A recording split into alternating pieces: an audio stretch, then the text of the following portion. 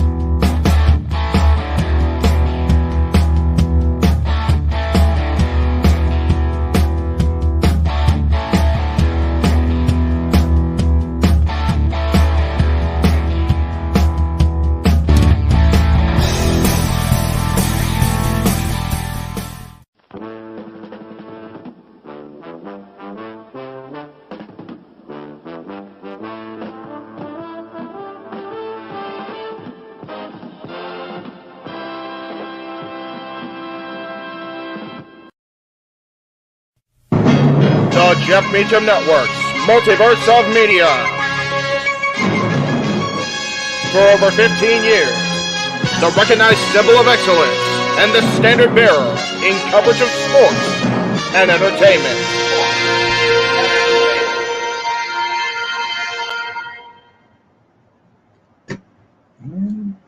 Don't know why that's showing the damn graphic there, but anyway, that's preview for next week. I don't know why that was up, just damn technology. Anyway, welcome across the Jeff Meacham Network, Multiverse of Media, as well as NoDQ.com, the entire NoDQ galaxy. Thank you all for watching our exclusive coverage of SummerSlam 2023 here on the Jeff Meacham Network. Before we get going too far into this, I do want to make a brief statement regarding yesterday's episode of Simply Predicting. No, that was not on my channel specifically, but it was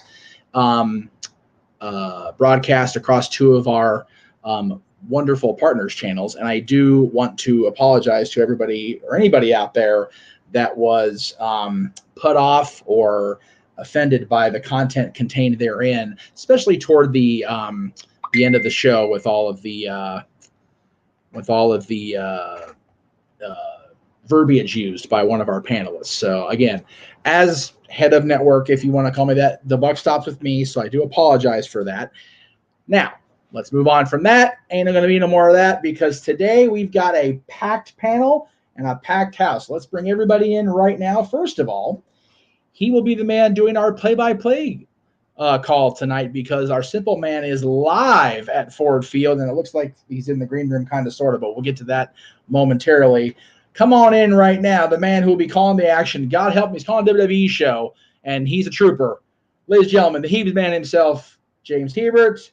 How are you, sir? Good to see you as always. Hello. I'm doing good, and I'm ready for what they call the biggest party of the summer. I literally minutes before we got on the air, I finished watching all the SummerSlam hype to get prepared. So I am ready to go.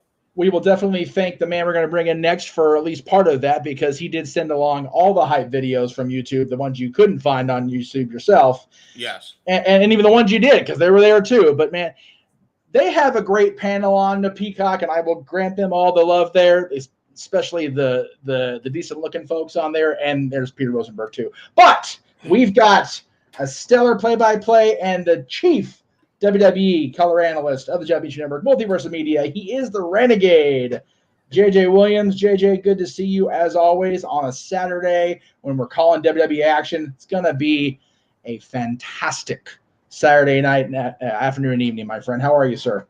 I am doing well, as I always love to see. It's good to be seen. Yes, there you go. James, I appreciate you taking the time to watch those videos. I know you're not very well versed in the modern day WWE product by your own choosing, and no one begrudges you that.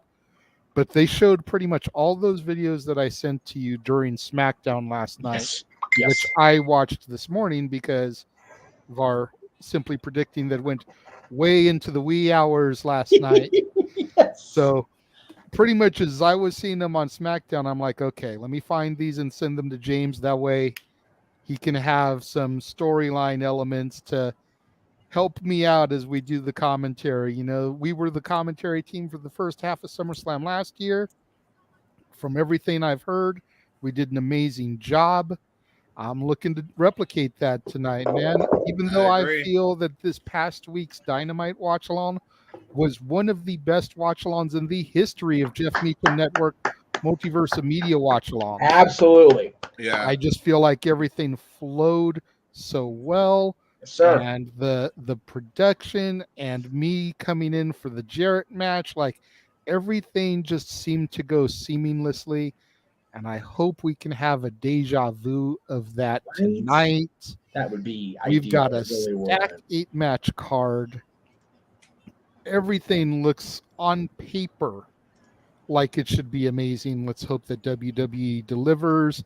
I and agree. That certain people don't have their hands too deep in the cookie jar where it ends up getting messed up.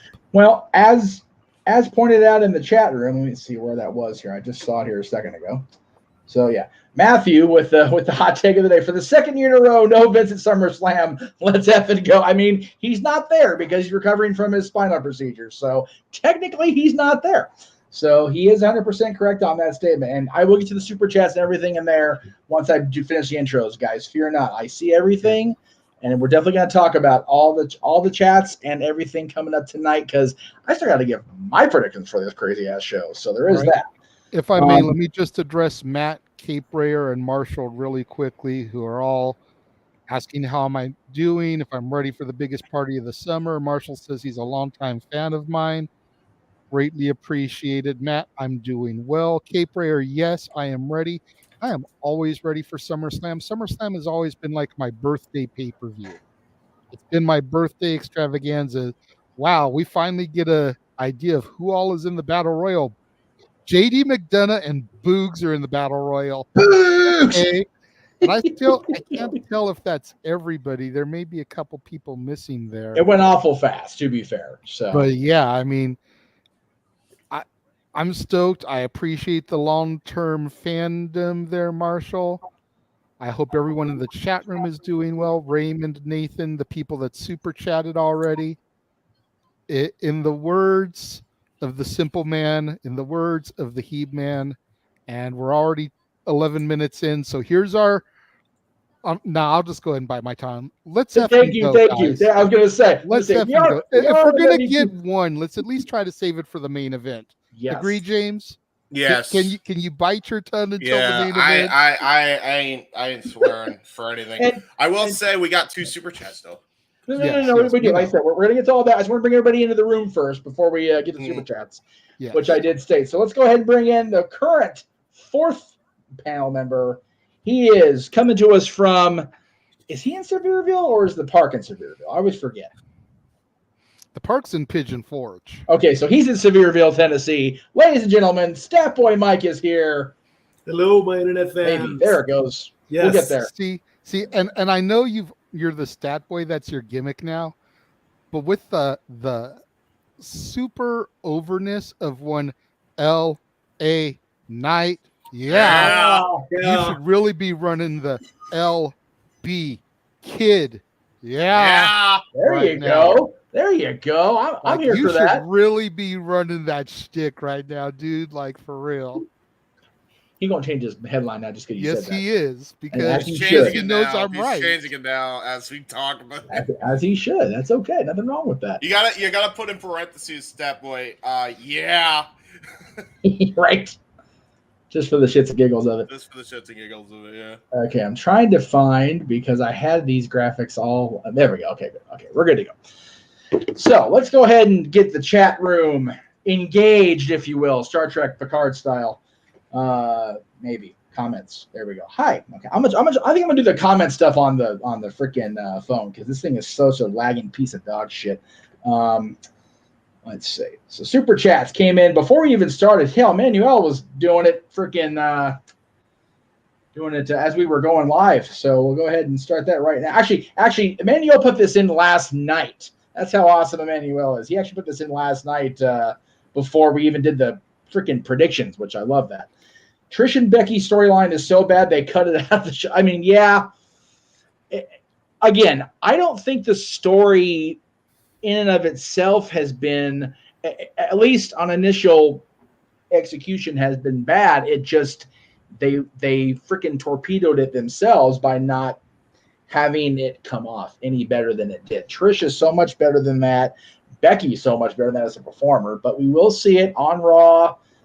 What is it? Not this coming Monday, but next week is when they're going to run it back. In Canada.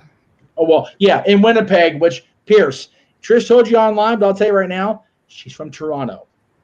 Not every Canadian gets the hometown reaction in all of Canada. Okay? Trish probably will because everybody loves Trish. And thank you, Trish, for pointing out Adam Pierce's idiocy in that. Thank you, Trish.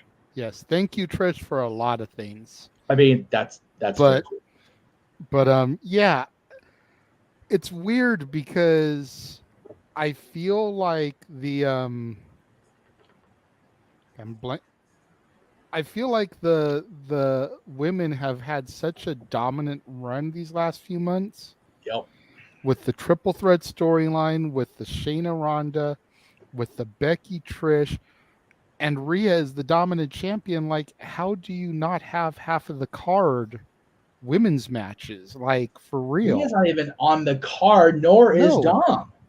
No. Well, Dom I can kind of get as the North American champion for NXT. Well, but right. There was also talk about bringing the NXT to a mainstream pay-per-view and trying to help boost the NXT visibility. Yeah. Right. So Dom having an NXT North American title match at SummerSlam would be freaking huge. Yeah. But Mommy is like the biggest thing in the women's division, period, right now. Yep. And bigger than Asuka, bigger than Charlotte, bigger than Bianca, bigger than Trish, bigger than Becky, bigger than Ronda, bigger than Shayna, and she's not at the second biggest show of the year. Yeah, that's kind of, and I had people argue with me. Oh, well, her and Charlotte has such a great match at WrestleMania. How can they can follow it up by having her defend the title at the biggest party of the summer? Charlotte's there. Charlotte's back. Why can't Rhea go? And then Daniel, I will get to your super chat when I talk about the preview for the match you super chatted about. So I will go ahead and actually, looks like we got a spammer in the chat, Jeff. Of course we do. I need a freaking moderator in there, and he's not there, and it's okay. I'm trying to get queued up again. I'm trying to work the. Oh, there it goes. All right. Well, there you go. That's happy. That's just delightful. Wow. He's across multiple channels at that. Look at this. All right. Let me give me one sec. I know, guys. I'm sorry. We're doing this. We're doing our thing here. I'm gonna try to go on here and have it so I can. But if there's a loud feedback, just give me a second here. There we go. Yeah, he's been. We're blocked. So.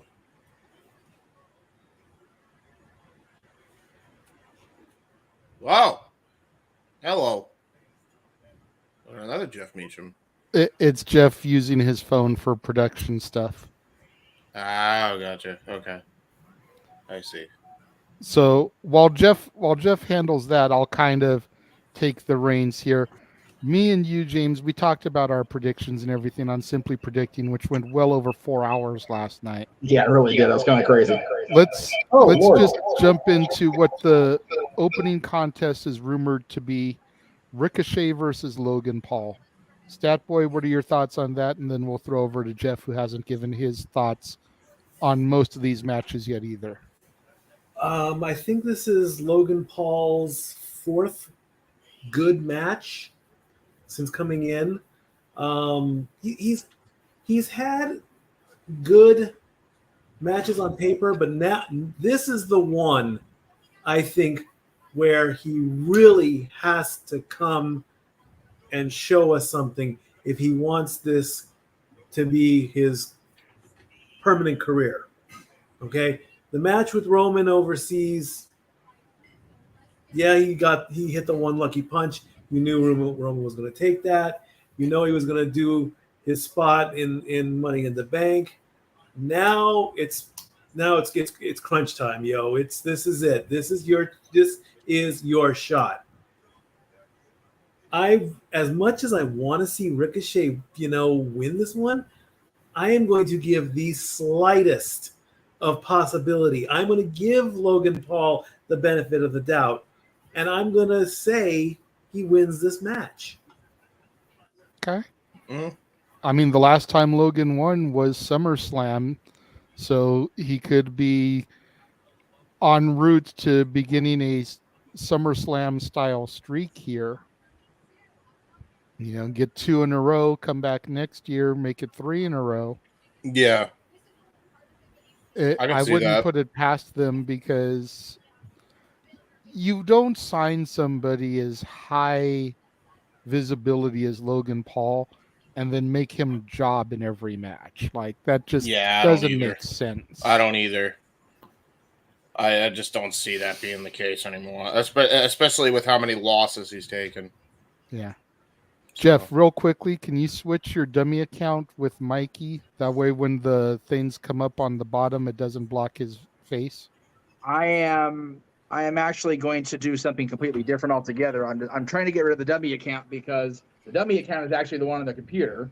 So I am working on to get rid of that, which can probably just do here very simply. Aha, yes. Okay, now, joining us from the green room is Team No DQ. Ah, what's up, Noah? Hey, what's up, guys? Good to see you. I don't know if y'all can hear us, but we're here. We can hear you. We can hear you. Hey! What's up, boss man? The Simple Man and the Boss Man together. I love it. So, yeah. It's pretty loud here. We can't hear you. I don't know if you can hear us, so we're here. We can hear you okay. They can't hear us, Jason. There's no point in saying we can hear you. All right. We can hear you. That's not helping, but that's okay. It's James being James. Yeah, the arena, just so y'all are aware. Wow. Can I see it? Get a solo shot of this. Oh, wow. Look at Okay, that. yeah. Okay, Yeah. let's see. Look at that. Whoa. Yeah, It's go ahead. crazy here. I'm not going to lie. It's pretty crazy. So, there's the arena in case you all want to. Okay. Fans Production's are not helping. filing in all There over you the go. place. The boys are here. I dig it. There you go. I dig it the most, guys. Very cool. Very cool. That's cool. So yeah, Awesome. It's pretty wild. That's awesome. Well, it's always Again, good to I see can't you guys. call, so if you need me, Yeah, man. You're good. You have a good time. Don't worry about it. Good question from Cape Rare. What's the attendance right now? I'll have to. Wow, he is all kinds of sideways. Yeah, he's having a great time. You can Yeah, tell he by the is. frustration That's on his awesome, face. dude. I love it. That's Yeah. great. That's great. And a whole Oh, bunch of people there. somebody Jesus. there. I think from Wrestle Talk. That's a Wrestle Talk boy. Hello. There you go. Somebody's there. Is that Robbie Vice? I can't tell. I don't know if that's Robbie. We can't hear you now, Noah. I don't know if you. I'm going to see you can hear us. We Yeah. can't hear him rather. I can hear everybody A-okay. Well, okay, Mikey, thank you. Talking about Noah being there live, dude. Pay attention, please. Noah. Noah, can you hear us? No, We can't hear you. Well, Okay, he there we go. That's why. There you go. All right. So People are coming Well, through. on behalf of the entire multiverse of media, we hope that Noah, Aaron, and the rest of the No DQ team have Yes. a blast there tonight. Yes. Absolutely. I'm jealous that they're there in a stadium show, man. I've been there for SummerSlams. I've been there for Manias, but I've yet to be in a stadium show like that. 50, 70, 90,000 strong. Yep. That's a bucket list, man. That's got to feed the need. That's it. Now, Noah, if you're probably not watching because you're probably back doing the live thing, but thank you, Noah, for coming in. We appreciate it. So anyway, I'm gonna go and do the comments real quick here before we get back to the matches. Jay, I know you were trying to go over the Logan Paul match real quick, but I want to make sure I acknowledge We got everybody. 40 minutes. Yeah. Okay. So, God damn, mother trucker. I need to mute that chat first of all. Because now that we're on the air, I don't need it anymore. All right. So hello to. I'm gonna go ahead and run the comment hellos here real quick. Son of a bitch. Matthew's here. Hello, Matthew. Hello, Cape Rayer. Hello, Acers. Hello, Matt Helms. And again, Matt's always there with the comment of hit that like button, hit the subscribe button, turn the notification bells, guys, please. Matt Marshall's thankful for SummerSlam. It's not Thanksgiving, but we'll be thankful. That's okay. We'll do that Survivor Series too. Cape Rayer says, James, good luck, buddy. Big shoes to fill. You know what, though? James is a masterful play-by-play guy. It's just WWE is what it is, right? So, Nathan says, ready for the biggest party this summer. Raymond says, hello, Jeff and crew. Thank you, sir. We got the comments from them earlier. Marshall said, again, earlier, JJ mentioned this earlier, I'm a longtime fan of JJ's and a viewer of the Championship Network as well. Thank you, guys. Thank you for watching along with us, Marshall. We appreciate that very much. Matthew with the comment about the Battle Royal, which we'll get to momentarily. There's only one person in the Battle Royal. That's L.A. Knight. Yeah. Attaboy. There we go, guys. Very good. Stat Boy wearing the pink and black. Cape Rayer loves that. Mikey's comment went across all channels. I understand why some people have that setting, some people don't. That's very bizarre to me. Catherine, of course, my buddy Kat's here. Thank you, Trish, because we love Trish. Matt says, sadly, most women's storylines have been bad. Asuka's still the third wheel of Charlotte Bianca. That's a sad truth. Rhea can't have a match because Raquel is injured. Shayna and Ronda are the only ones working. Yeah, it's kind of sad. Okay, Raymond, again, stay on contacts, but no, probably not. Let's see. Why can't they book the women correctly? I hate the half-hazard. Yep, good question. All the spammers I got rid of.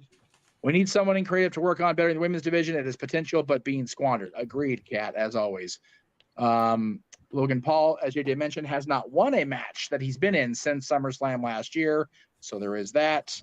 Cape Rayer's predictions for Logan Paul match that Logan wins. Acers is saying Sam Urban gets injured during the match, leading to Logan Paul's victory. Very, very interesting possibility there. Let's see. Noah's live at home of the Detroit Lions. Yes, we weren't going to mention that on purpose, but yes, he's at the home of the Lions, which, that's not Noah's fault. Screw the Lions. Anyway, looking forward to hearing American Badass figure be right.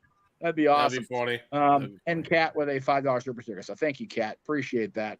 We also have the Tilla and Davis as well. Tilla is there and Tim Davis as well. Yeah, I got those already. go. I'm trying to mute the chats that way I don't keep getting freaking bothered with during when I'm trying to produce on the phone, which I wasn't kind of having to do.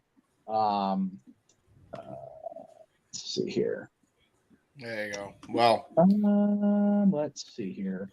Okay, so all right, so should everybody watching in the NoDQ Galaxy, there apparently will be a NoDQ review tomorrow because they're blowing up my my chats in there as well. So there is that. So very cool that they're going to be around. There it is. That's what I wanted to do. Thank you. Mute everything until I say so. Kindly screw off. Thank you very much. Okay, now we get back to work. Cool. All right. So let's see. I think Matthew was trying to say the WWE women's division is a bad place, but it's not as bad as AEW's right now. TNA has the best, or Impact Wrestling has the best booked women's division in the United States. There's no dispute. Yeah, no doubt. Impact Wrestling's women's division has been the standard bearer for a long time. Whether it's in-ring work or the physical appeal of their talent, or a combination of both. Impact hits all the points across the board, at least for me. We definitely JJ Mike, I know you don't watch Impact near as much as Noah or the rest of the team, but that's just how I've noticed it. So they're talking about a Bray Wyatt return in the chat room. We'll see if Bray shows up. I don't want to speculate about Bray Wyatt because speculation of Bray Wyatt leads to nothing but disasters. I did also want to briefly, since there were a whole bunch of them in there, let's see how far that went. Okay. Okay, cool. Let me see if that'll show up. So these are just some of the shots we've gotten from our friends on the ground. I don't know why that's not showing all of a sudden. That's not good. Well, I can't seem to get there. It goes. Okay, cool. So we're going to add that. Let's see if that works. There we go. Yes. So that was Noah's shot from outside of the stadium before he walked in. He also took some pictures at the FanFest thing. That's the DX tank, the infamous DX Jeep, if you will, from 1998. That's Undertaker's hearse. Based on the picture, it looks like it's a post 2004 Undertaker hearse, not one of the older ones. Right. And then, of course, Eddie's lowrider with that cherry red car. I love that car. I always love seeing that. It's really cool to see that there. Let me move me down here, and I'll move everybody else accordingly here momentarily. There we go. Okay, cool. And then Aaron actually posted this and sent it to us in the chat as well. That's the group that he is there with as well. But also, Caitlin and Lady Aaron from the Ladies in ODQ are also there. So, like I said, a whole bunch of folks there. It's wonderful to see everybody there on the ground. Definitely looking forward to seeing how everybody enjoys the show during the what do you call it? During the wrap up of Mike Night. Jesus Christ. Sorry, Jay. Let's see here. Dun. Why are WWE's demotion of Kevin Patrick is not demoting Kevin Patrick? He's so annoying. He should be doing commentary on Level Up instead of SmackDown. Well, Kevin Patrick is on. Oh, did they make those changes official today? Did I miss that?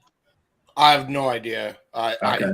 I think so. He might be on there. I don't know. Okay. We'll find out. We'll see.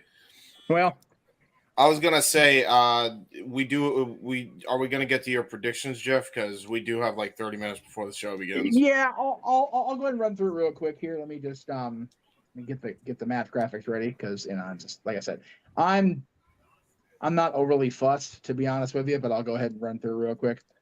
I did say last night during Simply Predicting, golly, that's horrible. Man, that's bad. It's gonna be a long stream here. Well, while I'm on camera, it'll be bad. I think it'll be okay when we're not. Anyway.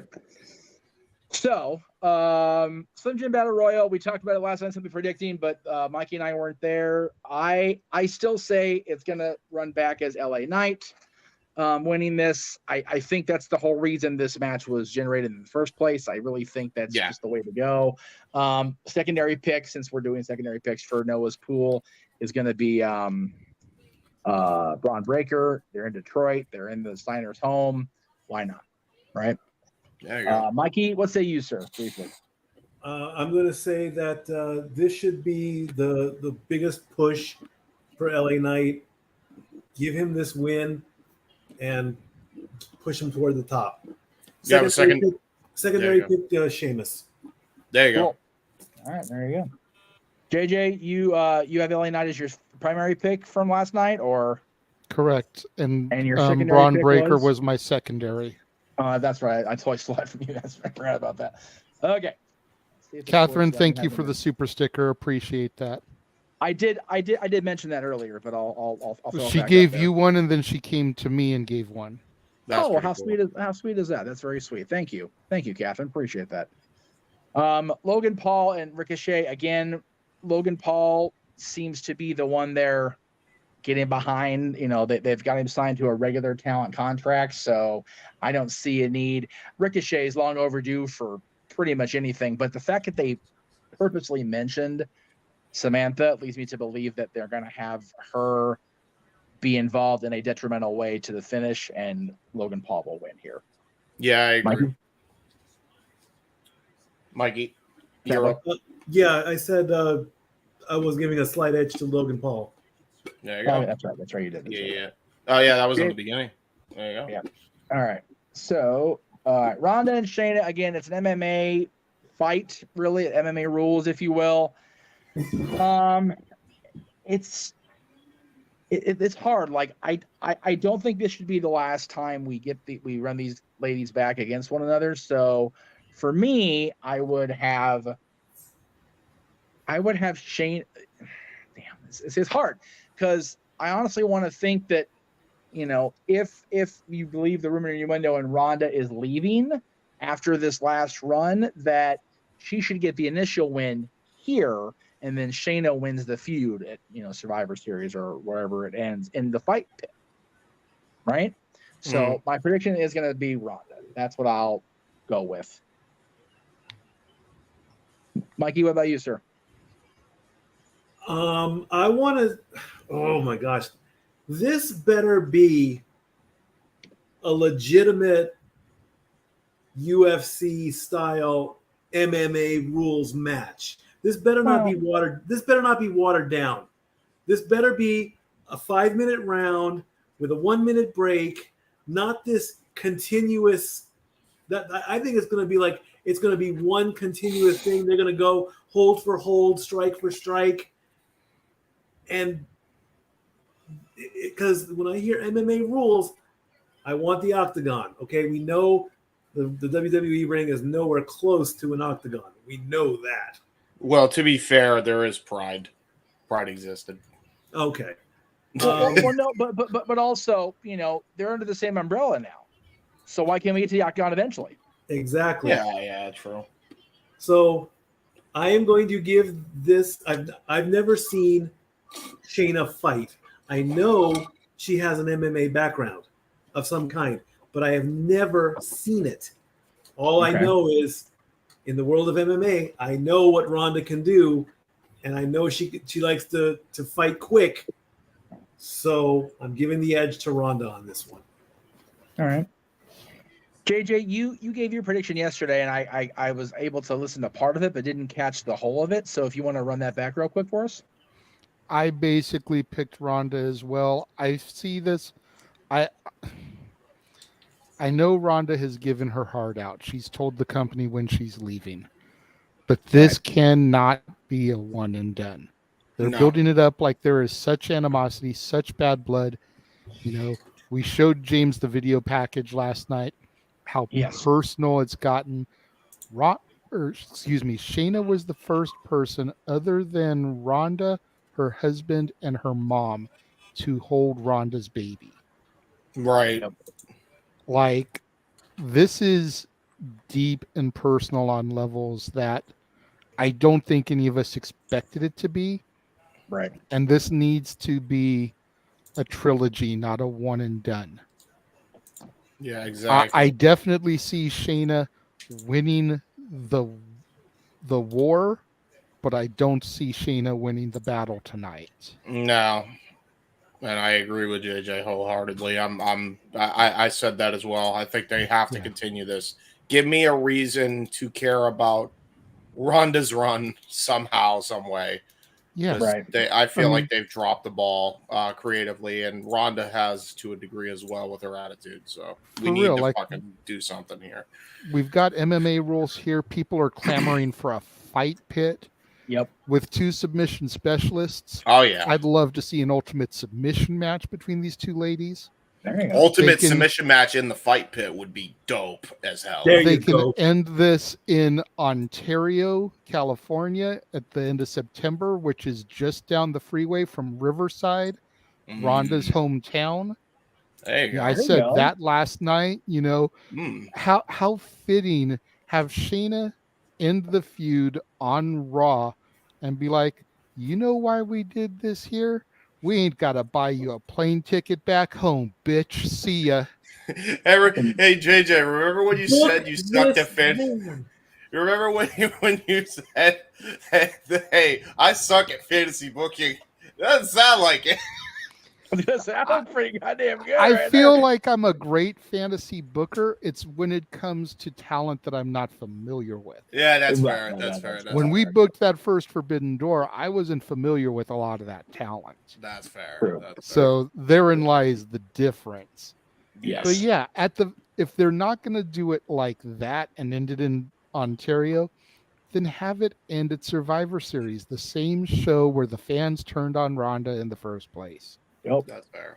Full circle. There you go. Y'all turned on me. Y'all turned on me at this event. I've turned on you. F y'all, I'm gone. That's right. Deuces. All right. This one. Okay, so this one I'm gonna talk about for more than just a quick hot take here. Let me just say my prediction right away is Gunther retains because he's got to be the one to beat the honky tonk meter. He's got to be that guy. Right off the bat there, I'm going to say that. But I think that it was these 2 and Sheamus at WrestleMania, correct? Yeah. Okay. As much as that was good, I think this one's going to be great. Agreed. Drew's long overdue for a singles premium live event showcase. Because think about the last big singles match he had on a premium show. It ended with him and Tyson Fury karaokeing off the air. I'm just saying, kids. All right? This one's going to be a fight. And if you're an indie fan or if you've seen these guys on the indies against one another or even against anybody else, shit is going to go down in this match. Like, this is going to be something truly different. I wasn't blocking my own face on my prediction. I really don't care because I want to get the chats up there while I'm talking about it. This is going to be a fun battle, a fun fight to watch unfold on television.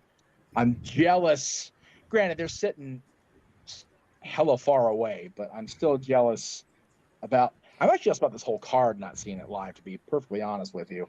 Catherine, again, I'm not seeing the indies, but I'm just excited. Yeah. I did not have an opportunity to see Walter in PWG, but I had friends that did. And this is before he got lean and mean. Nor did I see Drew on the indies because he primarily ran the indies in Europe. He was barely, not a whole lot of indies here. But both of these guys, when they have the ability and the option to flip that switch, they can go. And it's going to be one of those situations, I think, for these 2 boys tonight. Stat Boy, what say you, sir? We are on day 421. We're Nice. almost at the 30-day mark to break the record. Make it a good fight. That is absolutely true. Yes. Let the 30 days go. Give them another match. You can't. Oh, you're right. Right now, if you want Drew to have the title and let Gunther go to the finish line to get the number, Let him have it. He's at 30. He's a little bit more than 30 days away. Yeah. I'm going with Gunther on this one. I want Gunther to do this. Yeah. I also we all want to thank do. everybody in the No DQ Galaxy and then across the multiverse. We've got we've got a large audience, and we're just doing the pre-show. This is awesome. I love this shit. This Do we is great. really? Thank Hi, you large all. audience. Yeah, I'm the they autistic are- one. Okay. This is we've got a great mix across. Yes, it's primarily mine and the No DQ channels, but everybody has somebody watching on their channel. So thank you guys again for tuning in as you had the last few shows. Like, we've got a good mix across the board for all of our watch alongs recently, and I can't thank you guys enough for that. So thank you so much. Everybody loves somebody sometime. And y'all that know how my week's been, I could use the love somehow. It's true. There you go. We're not karaoke yet. That's 2 weeks from the night. Yes. Now, Were you privy to my statement on this match, Jeff? I was not. So please enlighten the audience that's watching today, because we have a big one. So So yes, I say Gunther retains, the mat stays sacred. yes. But what I pointed out last night on Simply Predicting is, to Mikey's point, September 9th, which is a Friday, will be 455 days. That'll be the day that Gunther officially passes the honky-tonky meter.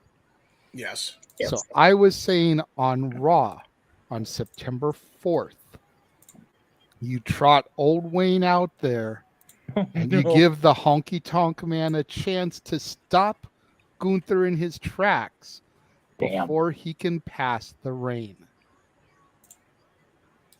You've got Gunther on the cusp. He'll be just a couple of days away at that point. Right. And here comes Honky Tonk Man to try to prevent it from happening. Right. And Gunther being Gunther makes short work. Like, I'm talking shorter than Ultimate Warrior at SummerSlam 88. Oh, shit. Good reference. But we have that moment where Honky Tonk's music hits and he comes out and people are like, oh crap. Right. Here comes the record holder. He's going to stop this from happening. And then the Raw after, September 11th, we have a celebration in the ring for Gunther held by Imperium. Yes. And Gunther says how he's defeated everybody. There's nobody left for him to beat. And they drop Ilya Dragunov's music. Oh, let's friggin' go on that. Jesus. And That's Ilya good. Dragunov, just a couple days after Gunther passes the record, dethrones him for the Intercontinental Championship. Absolutely. I love That'd be it. great. I love the storytelling. Again, sign this man. Sign him. I'm just saying, y'all. I'm just saying. This filter stuff is scary looking. Which filter stuff? Oh yeah, the Roman filter. Yeah, dude, I agree. Yeah. That is some Okay. creepy stuff right All there. right. So, Ah! Mikey, Jesus Christ, dude. What the fuck am I looking at? Mikey, we only get one. And he just stole it. Oh, well, Thank you. can't swear. It's okay. It's going to be interesting trying to see James call. It's going to be interesting to see James call an entire WWE show now that he can't say the F word. So here's where I'm standing on. Okay. During the pay-per-view, the premium live event itself, it is what it is. Like we're well past the 10-minute mark. He's not going to get demonetized on his end if he does. Just, it'll be fun to watch James try to contain it, but at the same time, don't stifle yourself in the creative process either, brother. You know? Yeah, I'll try. Hey, listen. You though, I got randomly doing it over a damn Snapchat filter, mucker father. It freaked me out. I'm sorry. Well, you should be, because I had a great joke to throw in there about the filter, and now it just got blown. So now I'm double mad at you. Well, I mean, what else is new? What was the No. joke? If you could just censor yourself. What I was going to say was, let me rewind it back. So, for those of you watching on Peacock, at the time I was going to make the joke before Mikey cut over it, and I agree with the multiple F-bombs, but the way it's going to happen, not necessarily. Anyway, if you're watching on Peacock, I definitely recommend watching the Cody documentary. Can't say enough how great that documentary was. I can, however, dissuade everybody from using that filter that Rosenberg used, because golly, was that frightening. Oof. No. Bad. Yeesh. Anyway. That's where the laugh would have happened had I not had the joke stepped over. Oh, I kid myself. Anyway, there you go. All right. All right. Women's Championship, as represented by the WWE Women's title on SmackDown. The Empress of... Is she still Empress of Tomorrow? Because, she's been champion, a bunch of times. So, the Empress. The Empress Asuka, the Queen Charlotte Flair, the EST Bianca Belair. So, spoiler alert for later for my predictions, both cash-ins go down tonight. For the record. In this case, I'm going to rescind what I said last night. I don't know if I said it on air or not, but I meant to. I'm going to say the cash-in is attempted and thwarted unsuccessfully. Yeah. I don't want people to believe that I'm saying Charlotte will win just so Charlotte can be champion again, because I know nobody else wants that, and I understand that. My thought last night was Io cashes in and on Charlotte and becomes champion. Right. I have this horrible feeling. What is it? By the way, I keep hearing. Anyway, Don't worry about it. But my unfortunate thought process is it's going to be an attempted cash in, and Io will somehow be thwarted unsuccessfully as a result of Bayley's machinations somehow interfering in the process. And that's where we'll see the implosion 1 year later of Damage Control. So that's where I stand. Charlotte becomes champion again, and as you said last night, JJ, Bianca gets pushed further down because Io feels she has a right to the championship because she was, screwed by her buddy, but that derails her plans for the moment. Asuka feels she deserves a shot. Bianca feels she deserves a shot. So there's 3. We still get the 6 women involved. It's just Charlotte gets a couple of week or whatever's a month reign, just so we can have everybody but me be annoyed at the promos of her being champion for the 15th time. Or 17th, really, because I still count her NXT championships, even WWE doesn't. So, Mikey, what say you? Yes, I was critical of the joke stealing, but please, I want to hear what you have to say about this women's championship match, because it's the only women's championship on the line tonight, which is BS in and of itself. I'm going to say Asuka retains, holds on to the belt a little bit longer. I don't think that this could be another first for the women if Io turns a triple threat into a fatal 4-way. True. So I'm okay with that. Right. But I can agree that I do not see her winning. So I really don't want to see Charlotte win another title just so she can get closer to number 16. Bianca is the new residential hometown favorite. Yes. Tennessee pride, go Vols, all that kind of thing. But I also don't like the way the story is going, how, I lost the title, I need to get it back, bring in Charlotte. I never lost it. They both have a legitimate claim. So I'm going to say Asuka keeps it around for a little bit longer. So I didn't know about the Kairi Sane report till Matthew just threw it in there, which shows you how much I renewed DQ did today. Sorry, boss. If Kairi Sane's returning, I'm more willing to believe that the cash-in fails, and when her and Bailey implode, Kyrie comes in to save the day, and that's where we get Io and Kyrie together.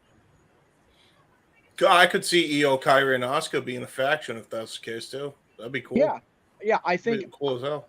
Yeah, I think Asuka loses the title. I think Io's cash-in fails, and that's when the two of them and Kyrie go, okay, enough of this bullshit. So, and there you go. Shayna, see, the problem with that, Ratnick, is Shayna, I think, is, and again, it really depends how her match with Ronda Rousey goes tonight. I'm sorry, I got distracted because Kathy Kelly's on my television. I got all flustered. I apologize. Okay, that's a little bit overkill. I don't think we need to see Io's Kairi Sane as a referee necessarily. I think we need to get her back in the ring. But again, everybody's got their fantasy booking scenario. JJ, you mentioned last night about Io cashing in and what would end up being I think we came to the math. It would be a 6-pack challenge at Payback or Fastlane. Is that what we kind of came to last night? Yeah, more or less, that these 3 women would be involved. Io, Bailey, which is 5 women. Oh, okay, 5. Sorry, 5-pack. I could. But again, I'm sure you could also figure a way to work Shotzi in there with the way she's been kind of terrorizing Damage Control. Yes. More specifically Bailey than anybody else at this point. Right. Right. But yeah, I think they're going to use this as a way to keep Charlotte's win streak at SummerSlam intact.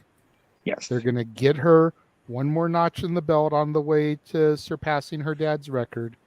But I think they realize and recognize the fact that the fans don't want her as champion. So they'll use the opportunity to do a successful cash-in and get it off her.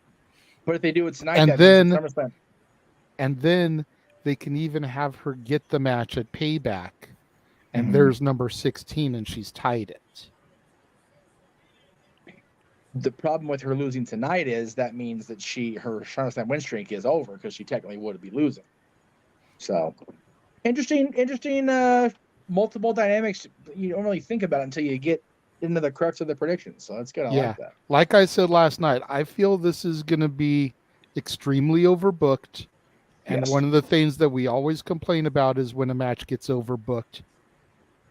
But I don't see any way for this match to avoid it, with there being 3 people already in the match, right? And the Money in the Bank holder having a running buddy, right? Like, you already factor 5 people into this match, like right. Yeah, exactly. Yeah. So, and then, like I said, Bianca gets pushed back, like you so eloquently pointed out. Yes. And it's like, what's going on here? And that leads to her heel turn. Yes, exactly. That part I agree with 100%. That should be the scenario, because we need to get her to commit. Like, okay, she's a heel again. And Dattila with interesting breaking news I was going here. to say. So apparently this Kairi Sane thing is really like happening like right now. Yeah, and let's take it for what it is, because, you know, internet journalists being what they are, I'm not trying to discredit what Dattila is bringing to us, but we always try to take rumors like this at face value until we see the proof is in the pudding, so to speak. Yeah. But to the point that was made earlier, Roman made his return in 2020. Becky made her return 2021. Damage Control made their return last year. Could Kairi Sane be one of the big returns tonight? Could we get a return of the Kabuki Warriors? Even if Io wins, what's to say we can't get Kairi, Asuka, and Io all together? Yeah. And as far as you asking if Asuka is the Empress of tomorrow, yes, the way WWE has been booking her, she's the Empress of yesterday. Right? Sad to say, but it's true. Oh, it is true. For those of you who watched SmackDown, did the Profits officially turn heel last night? Like, was that a thing? I don't know if it was an official heel turn, but after the tag team match, they did come in and make their presence felt. Definitely. And then stood next to Bobby Lashley at the top of the ramp. You know? we don't officially know if they're heel. We don't officially know if the Hurt Business is back and if the whole stable is a heel. I would think they would want to have a face stable to potentially play into the demise of the bloodline. But Right. who knows? I mean, I don't think we'll get official answers until we get an official microphone promo. And we also need a strong heel factor. The bloodline is truly dissolving, so there is True. that. So, all right, where are we at here? Yes. 7 years in the making, and we got like 9 minutes, so I'm gonna run through these really quick here. Fergal. Yeah, freaking Fergal. We be Fergaling up in here. That's strictly for Natalie when she shows up, so there is that. She's here now. Okay, cool, very good. I think he wins. So I think he wins and retains the title. And no, I'm sorry, I think Balor wins the title from Rollins. There's no cash in. I'll be back. Yet. I say Damian Priest cashes in on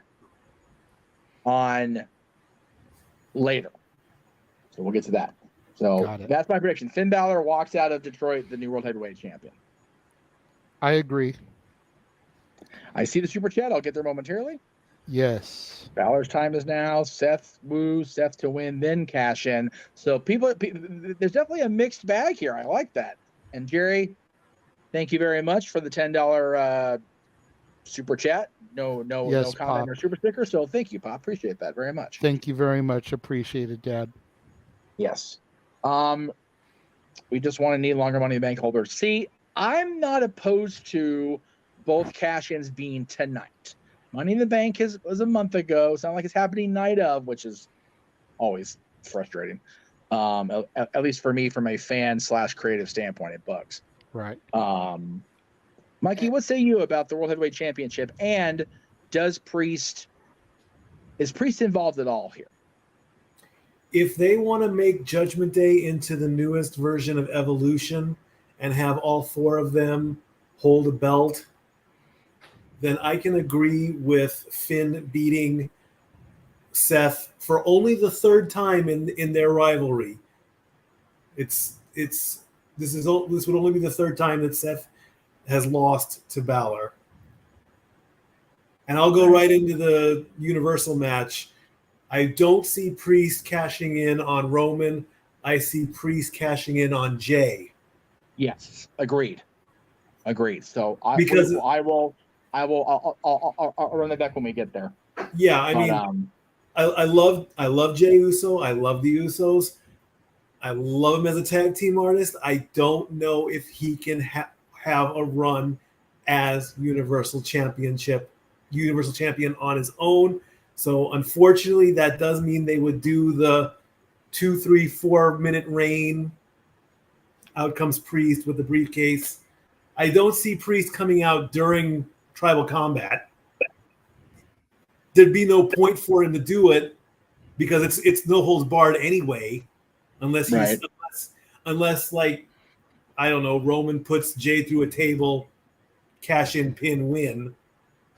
But it's Tribal Combat, so only the family can get directly involved, is my understanding of it. So, but yeah, that's, again, as Kat pointed out, that's a great theory. I don't disagree with it. But yeah, I think however things lay out tonight, we're going to see everybody in Judgment Day is going to have some sort of goal before it's all said and done tonight. And I did confirm this is the 30th 3-0 that these two have fought each other in one way or another. That's some bullshit in 7 years. But then again, Randy Orton, John Cena had like 300. Not Seth and Finn, Roman and Jay. Oh, okay. Well, we're not on that matchup. I know, but time is running short, so I had to get it in quick. Okay, fine. All right, so good. Let's go ahead and talk about this right now. I say Jay wins, becomes tribal chief, and they have to play that scenario on television, which is going to be fun to watch. But then he loses the title to a Damian Priest cash-in, and Priest shocks the world at the end of this show. That's my prediction. That's my That's my thought process, is that Damian Priest walks out of here the WWE champion or Universal champion, whatever the hell they're calling it. Undisputed Universal champion. It's one belt now. Change the damn name. Son bitch. Get rid of the That's other my two while prediction. you're at it. But I say Priest.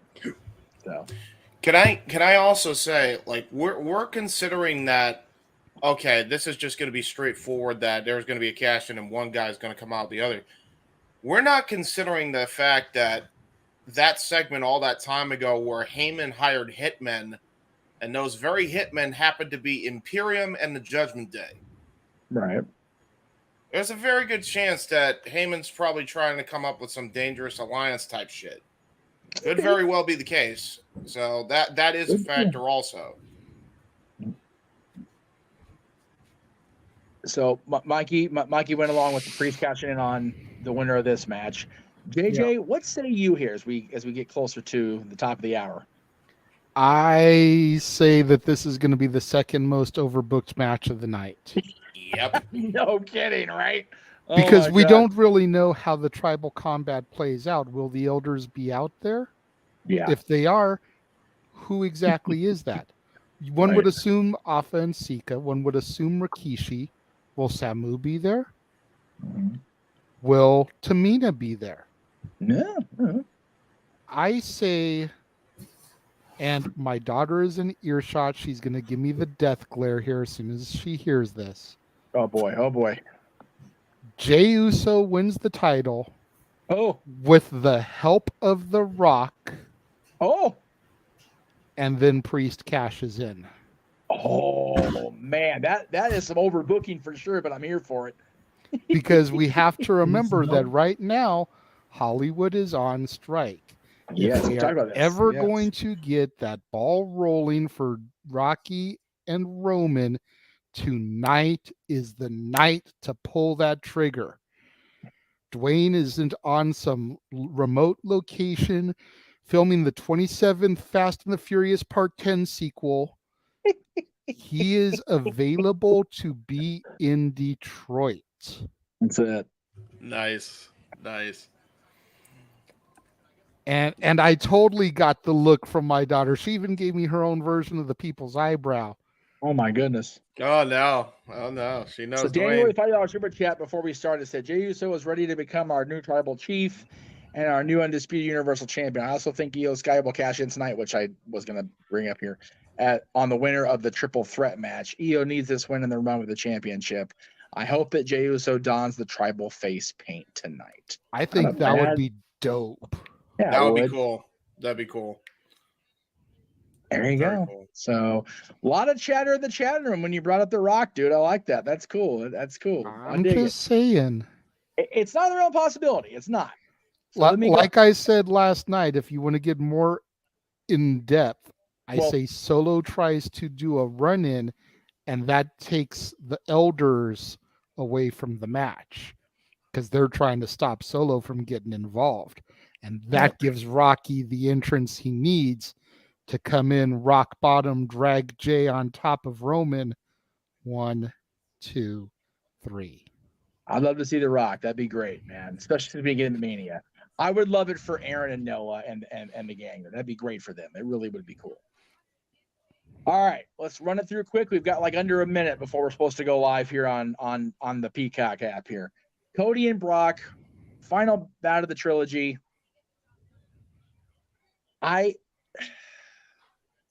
You know what? I'm literally gonna toss a coin because I can't decide on this. Can I speak really quickly then while you get the coin? Cody finishes his story with Brock. Bray Wyatt returns Bray versus Cody for Cody's next feud. All right. I rise to flip the coin without calling heads or tails. So heads will be Cody wins. Tails will be Brock. Because I'm just over this. That's a beat ass looking coin. Jesus. It is heads. There you go. So Cody wins. And I agree with the Bray Wyatt scenario. I'm actually here for that. That'd be cool. All right. So Cody, everybody's saying Cody. There we go. Cody across the board here, and we are Stat boy, what say on. you? I just realized we should have synced. We'll do it as soon as they say forever. I'm gonna pause. Okay, cool. There you go. Perfect. Stepboy, what say you? I think either we lost him or he's off camera or something. Okay, I got the FBI warning. Okay, as soon as the FBI warning comes off, I'm a pause. Let me know when it's off on yours. Shit, it was off on mine. I'm on forever now. Okay. Okay, you're on forever? Right. Yeah. Okay, Just hold on then. then. Yeah. Just do forever. Because I'm obviously behind you. Let me know when it's about to leave forever. Let me know when it's about to leave forever. Okay. Then. Now. Forever. Okay. WWE logo together. Okay, got it. I think we got it. All right, Mikey. I don't Even if I'm just like a half a second behind you, it's fine as long as you're in the lead because you're the play-by-play. Yes. So once again, everybody, welcome to our coverage of SummerSlam 2023 here on the Jeff Meacher Network. You know what? I'm gonna use this as a selfie stick because this is not working. I can't get to be straight. There we go. Hi. So welcome everybody to SummerSlam 2023 here on the Jeff Meacher Network, Multiverse of Media, as well as the NoDQ.com YouTube channel for the Big Four, the biggest party of the summer. We got everybody watching across the multiverse. So thank you all for watching. Everybody's got somebody watching again, as we have been for the last few shows. They're showing highlights of SummerSlam's past and present right now. It's going to be a hell of a night, folks. On the call for play-by-play for the first time in a long time, for WWE especially, the He-Man James Hebert. In the upper right, on the color analyst side of things, our WWE analyst par excellence, the Renegade JJ Williams. They are live at Ford Field in suburban Detroit, Michigan. Noah Foster's there. Aaron Riff's there. The ladies of No DQ are there. It is a big, huge night. The biggest party of the summer for WWE. The second biggest show of the year after WrestleMania. Gentlemen, as they say, let's go. Let's effing go, because we're not going to use that right now. But are we ready, boys, for this? I'm ready to go. I've been ready. Let's go. It's kind of cool seeing Kid Rock do the opening video. Yes. You know, people will say Detroit what they will about Kid Rock, but with his history with WWE, with him being a Detroit native, it just makes perfect sense for him to be involved in this. Yeah, WWE Hall of Famer. Let's not forget that. He was inducted. So, which was controversial at the time, but I completely co-sign with it, honestly. You know, Charlotte with all the hype vehicles, the beautiful yacht yesterday, the nice car today. It's like, man. Hey, she was the only one not training. I'm just saying. Everybody else was. That's right. Yeah, you know. Hey, she don't need to train. She's Charlotte Flair. Yeah. Oh my God. That's right. She gets victories based on her name. She doesn't have to do any work. Thank you, Jesus. I agree. You handed it to me, Jeff.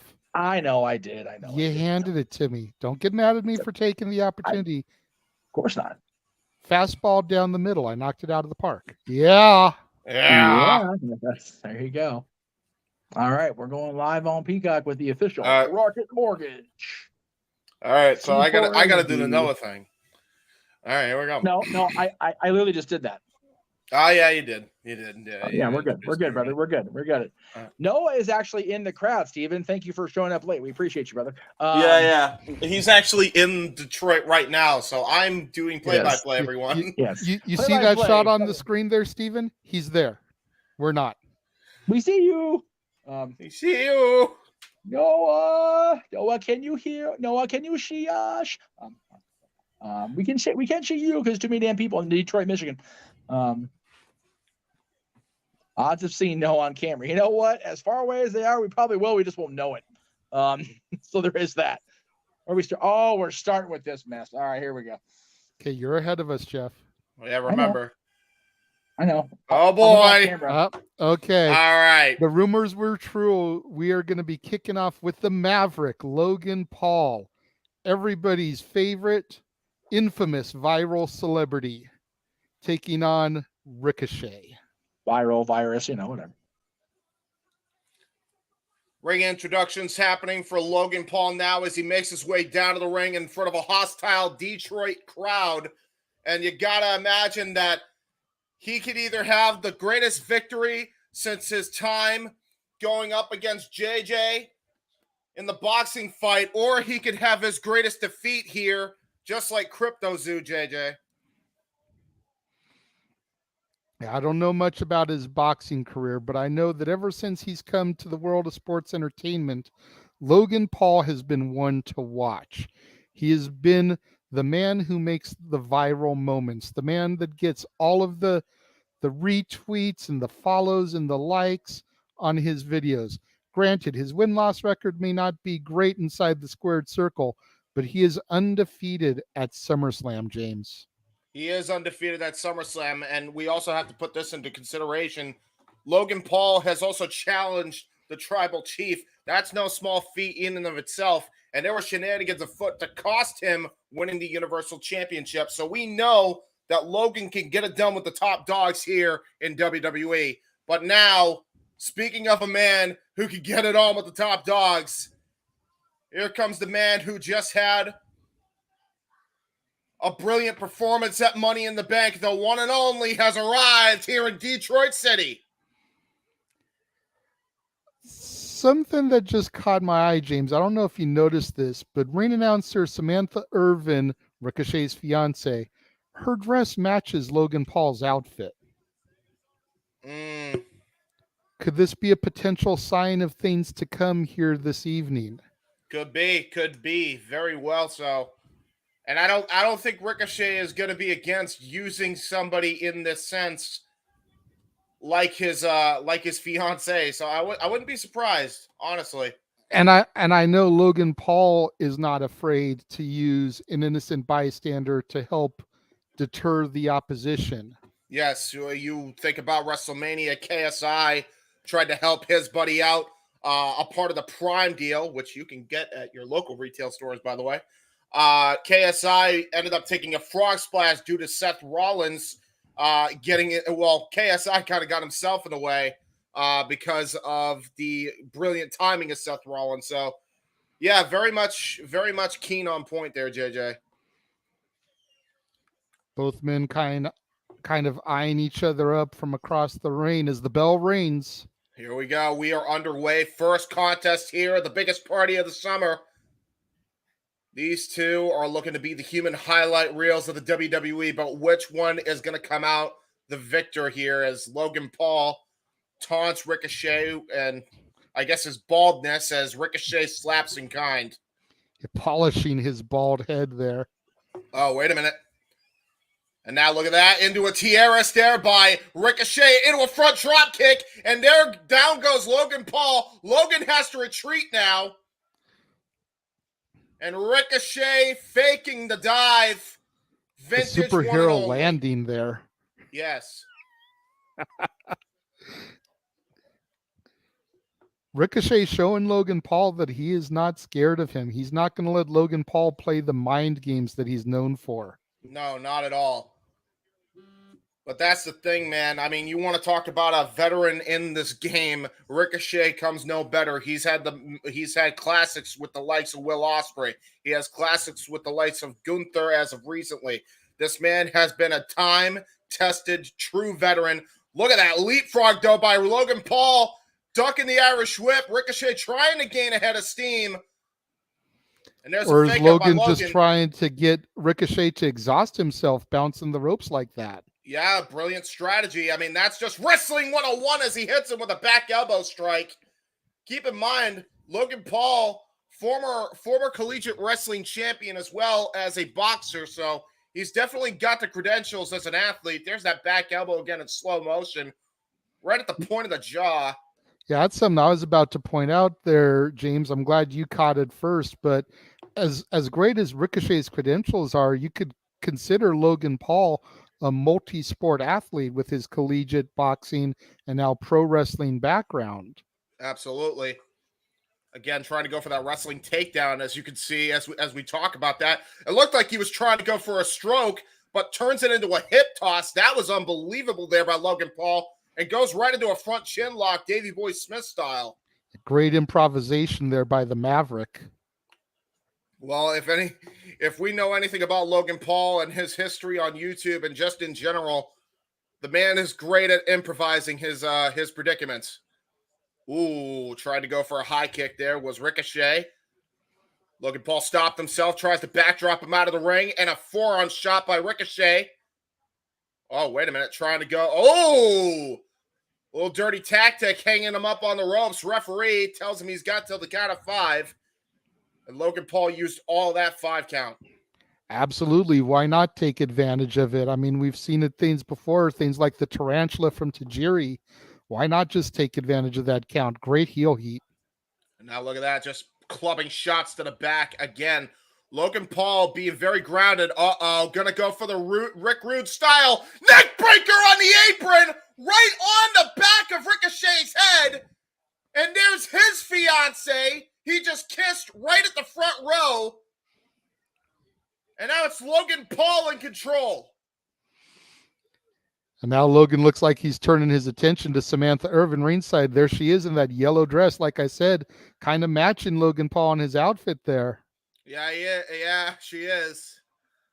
That's interesting for sure. Ooh, what a body shot though, and another body shot. And here the boxing acumen coming in to play, very reminiscent of Undertaker with these strikes in the corner here by Logan Paul, and just going for those body shots now. Yeah, right short, to the kidney. quick jabs. Great way to wear down the core there of Ricochet. Yeah, the boxing background of Logan Paul, man, you could say his boxing record is just as good as his WWE record, which means not very. But, you know, that boxing regimen in the wrestling match, that is not to be trifled with. I'll tell you that right now. And there's the "You Suck" chants here by the Detroit faithful here at WWE SummerSlam.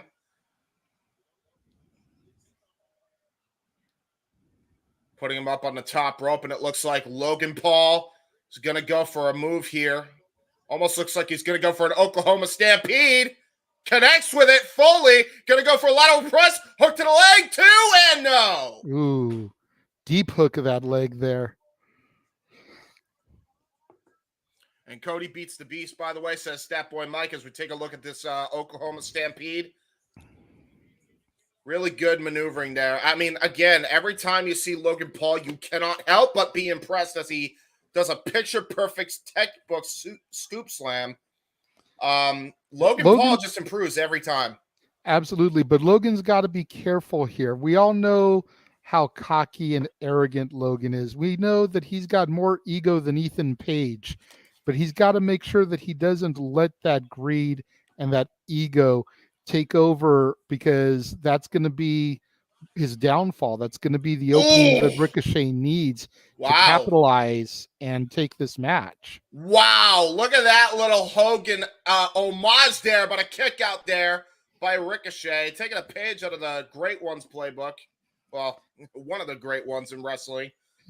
Forget Logan Paul, that's Hogan Paul. Hogan Paul, there you go. Brother, dude, Jack. As he goes for a suplex here. Ricochet counters out of it, though. Using his weight to his advantage. There's a spine on the pine. A spine buster by Ricochet. And now just stomping away at Logan Paul. Finally getting an advantage here in this matchup. Wait a minute. Logan Paul paying tribute to one of the greats. Here goes Ricochet with the most electrifying move in sports entertainment, but he turns it into a standing moonsault. Kick out at 2, though, by Logan Paul. Bit of a people's moonsault there by Ricochet. Absolutely. And now we got Logan Paul. Irish whip there. Back body drop. Picture perfect by Logan Paul. That landing wasn't picture perfect, though. Did you see the way Ricochet's leg landed? Yeah, take a look Watch at this. Again. Right on the hip. Oh, my God. Ooh, Jesus. That's how you twist an ankle, pull a hamstring, and then if you can't stand, you're done for. Now, there's that springboard lariat. Brilliant there by Logan Paul. Just a springboard clothesline. Logan talking to somebody at home. He keeps pointing to his eyes like, are you watching? You watching this? Yeah, he's always talking about that camera, always concerned with the people watching at home every time. No matter Well, if it's YouTube, boxing, wrestling, it doesn't matter. we also know that Logan wanted to have this match early because he's supposed to be going to a fight for his brother. Could he be taunting and talking to him Whoa! through the screen? Tried to go for a Spanish fly off the apron, no, and Ricochet countered it, and now they're both striking, and there's a Spanish fly by Ricochet on the outside. Spanish fly has always been one of the prettiest moves I've ever seen in professional wrestling, period. Yes. Best I've ever seen was Frankie Kazarian, though, getting to see that up close and personal at Pro Wrestling Guerrilla, what he used to call the flux capacitor. Yes, exactly. And now look at this, though. Oh, my God. Logan Paul just took his leg out from under Ricochet and tossed him onto the outside face first. And now going back into the ring, and it looks like he's going to go for a dive here. Buckshot lariat. Buckshot! Still better than Adam Page. Don't at me. It's factual. And there's a prime handed to him by a fan of Logan Paul's, and he's just pouring the prime bottle all over Ricochet. As we take a look at this brilliant maneuver here, that was brilliant by Logan Paul. All of that momentum from that clothesline just leveled the one and only. Logan Paul going up to the top rope here. What has he got in store? Gonna go for a dive here. Crossbody connects with it. And now it looks like he's gonna go for his own moonsault. Hook to the outside leg. There's two, and a kick out by Ricochet. Both men putting everything on the line in this contest here this evening. And this is just the opening match, James. Absolutely. It really is. It really is stealing the show early on. That's exactly what their MO was when they started to have this match in the first place. Their goal was to steal the show. Keep in mind where this all began as well, JJ. This started at the Royal Rumble this year. It started getting really hospitable during Money in the Bank, which you and Noah called, and he almost damn near killed Ricochet with a Spanish fly through two tables. And now he's trying to really one-up him here again. But Ricochet's having none of it as he finally fights back with those boxing strikes, exchanging forearms and shoulder first into the post. Brilliant maneuvering by Ricochet. Yeah, Ricochet so mindful of his ring position that just comes with the territory being a veteran. And Matthew, I completely agree with that. Needs to start trademarking it as the Logan Lariat suing Adam Page for his poor man's version. Nice. But look at this, though. What the hell is Ricochet planning on doing here as he got him on the top rope? What in the hell is this? Oh, wait a minute! Oh, swinging neck breaker! Both men are down. Both men are worse for wear. It looks like a car wreck on the 15 freeway here. Look at this again, just brilliantly. I almost thought he was going to go for an Oz cutter. Shout out to one of his old rivals in Will Ospreay, but turn it into a neck breaker, swinging neck breaker from the top rope here. Both men just worse for wear off that. Referee checking both men while they're down. Hasn't begun to administer a 10 count yet, which kind of surprises me here. Well, I mean, considering the landing that both men just had, I don't blame the referee for checking on both men first. Safety first when it comes to the athlete, as Ricochet is now going for the high and low kicks. And a knife edge chop to follow, going for an Irish whip. Logan Paul reverses, springboard, into a back elbow, shades of the Chijiri, and a kip up by Ricochet. He kips up like he's not even phased. Forearm shot by Ricochet. Irish whip. Going for a shoulder thrust. This time that one connects. And Ricochet looking like he's going to go for a springboard here. Into a phenomenal forearm type maneuver. Just leveling Logan Paul. And now Ricochet going for the standing moonsault press. He got it. 1, 2, and a kick out by Logan Paul. Ricochet's got to be wondering, James, what it's going to take to keep the Maverick down at this point.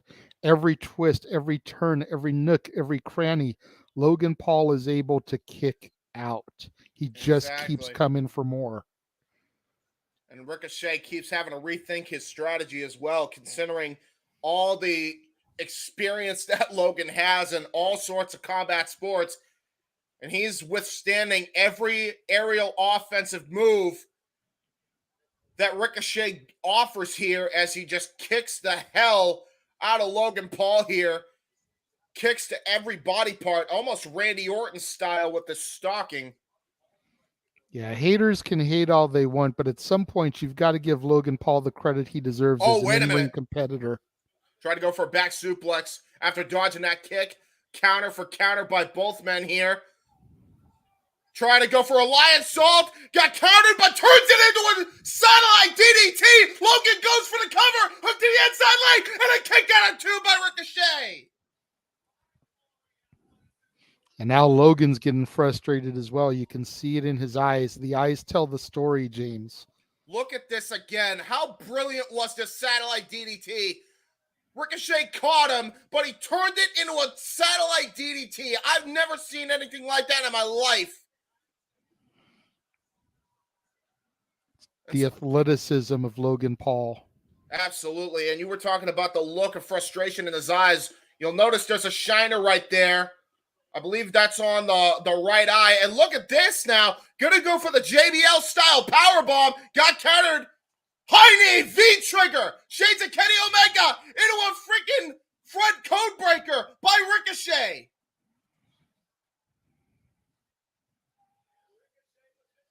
Ricochet setting him up.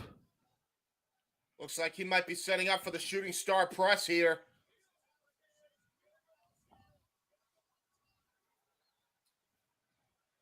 And the crowd is absolutely electric for the one and only as he climbs to the top rope.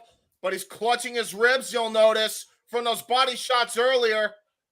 Oh, wait a minute. Gonna go for a Macho Man taunt into... Oh, he got caught out of the air out of the shooting star! And a kick out by Ricochet after getting caught. Trying to go for the shooting star press. Logan Paul got the knees up. But Ricochet had enough wherewithal to kick out. And Logan Paul looking like he's very, very pleased with his handiwork here, but he's still got to be trying to figure out what it's going to take to put away his adversary.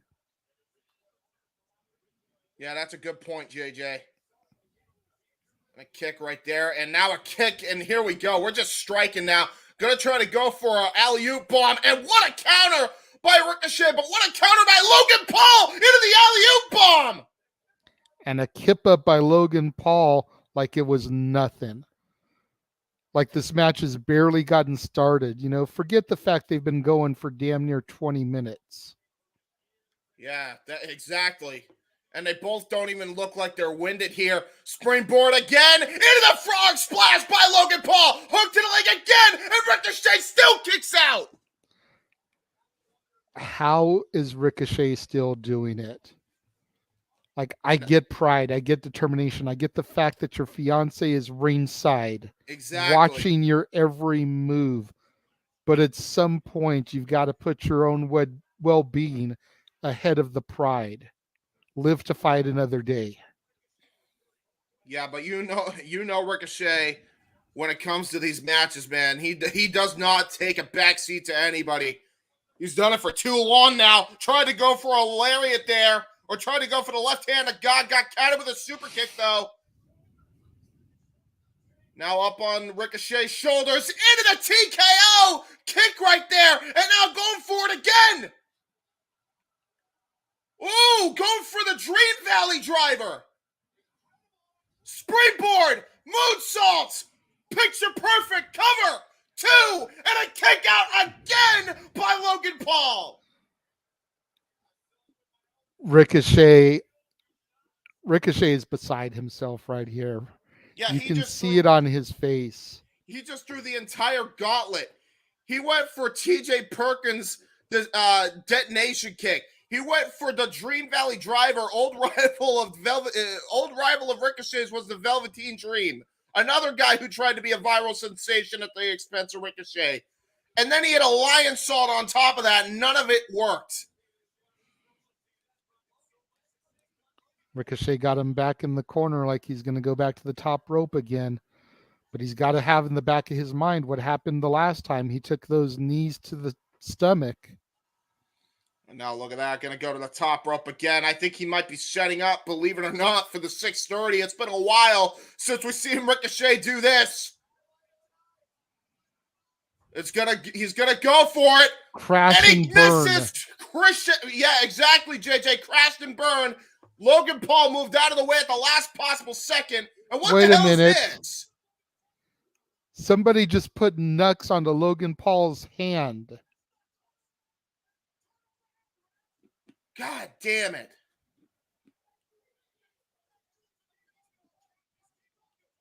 Nah, come on, man. Oh, come on! Right in the head! And that might be it! 1, 2, 3. Logan Paul does it, and he tucks the evidence away without ever being caught. Logan Paul with the dirtiest win that I've seen in a long time. But Logan's prophecy came true, James. Samantha Irvin just announced Logan Paul as the winner of the match. He's asking her to do it one more time. Come on. One more time. No, it's okay. The arrogance of the Maverick. Yeah, the arrogance is, that's one way to put it. How about the ego?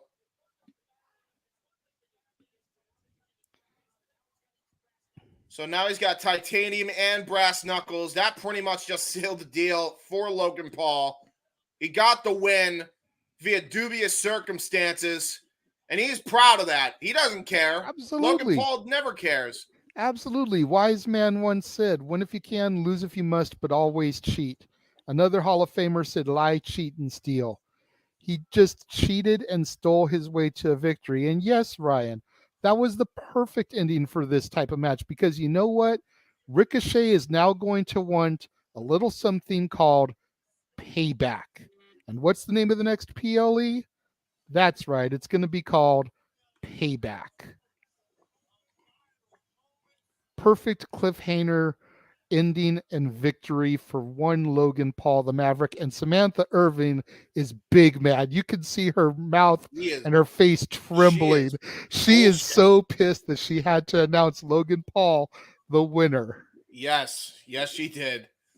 And in the most dubious circumstances as well, but dubious or not, Logan Paul reveling in the embarrassment and taking the prime bottle from one of his fans as he heads to the back. And we'll see if this continues onward as the year goes on here in WWE. Shenanigans, but would you expect anything less from the Maverick? Absolutely not. Of course not. This is a perfect finish. Now, Logan is fan of using a-holes. Of course he cheats. The Astros get no quarter, at least on this side of the multiverse. That's for damn sure. Well, Logan also has cryptos, which isn't going well. So, there is that. Well, that's his problem. Yeah, that is. He needs to pay some people back. Yes. Crypto's always fraud, though. It's not finally. Hey, you know what? My guys are masterful announcers. That is not my wheelhouse of skills. So that's why they do the hard work for me. By God. That's fair. What in the hell is? No, wait, I'm sorry. I forgot. I'm ahead of you guys. Go ahead. Whoa! What the hell is this? Who does Sheamus think he is? Stone Cold Steve Austin? You know what? Truck? Hey, you know what? Let him have it. Sheamus with a monster truck coming into the arena. Why the hell wouldn't he, man? He's not even on the card tonight. Wasn't he? He's a freaking. Hey, he's in the Battle Royal. That's not true. He's in the Battle Royal. I forgot about that. I forgot he's in the Battle Royal. I forgot about that. Okay. I cannot believe they're using Born to Be Wild, by the way. Official theme, you can find it on Apple Music, Spotify, or, on vinyl like it used to be, but, Hey, you know what? I agree. I mean, vinyl's a thing again. Why the hell not? Get your vinyl at Hot Topic today. Hey, you can get them at Walmart or Target, too. Where's... did they sell it at Newberry Comics as well? I think they sell vinyls. Probably. Very likely. Are they doing this match now? Yeah, why not? I seriously doubt it. Wow. Okay. I guess we are. Yeah, they're showing the graphic. It's next. Shit. All right. Well. All right. We'll do There we go. Well, we talked about it earlier, JJ. I mean, the saga of Cody versus Brock.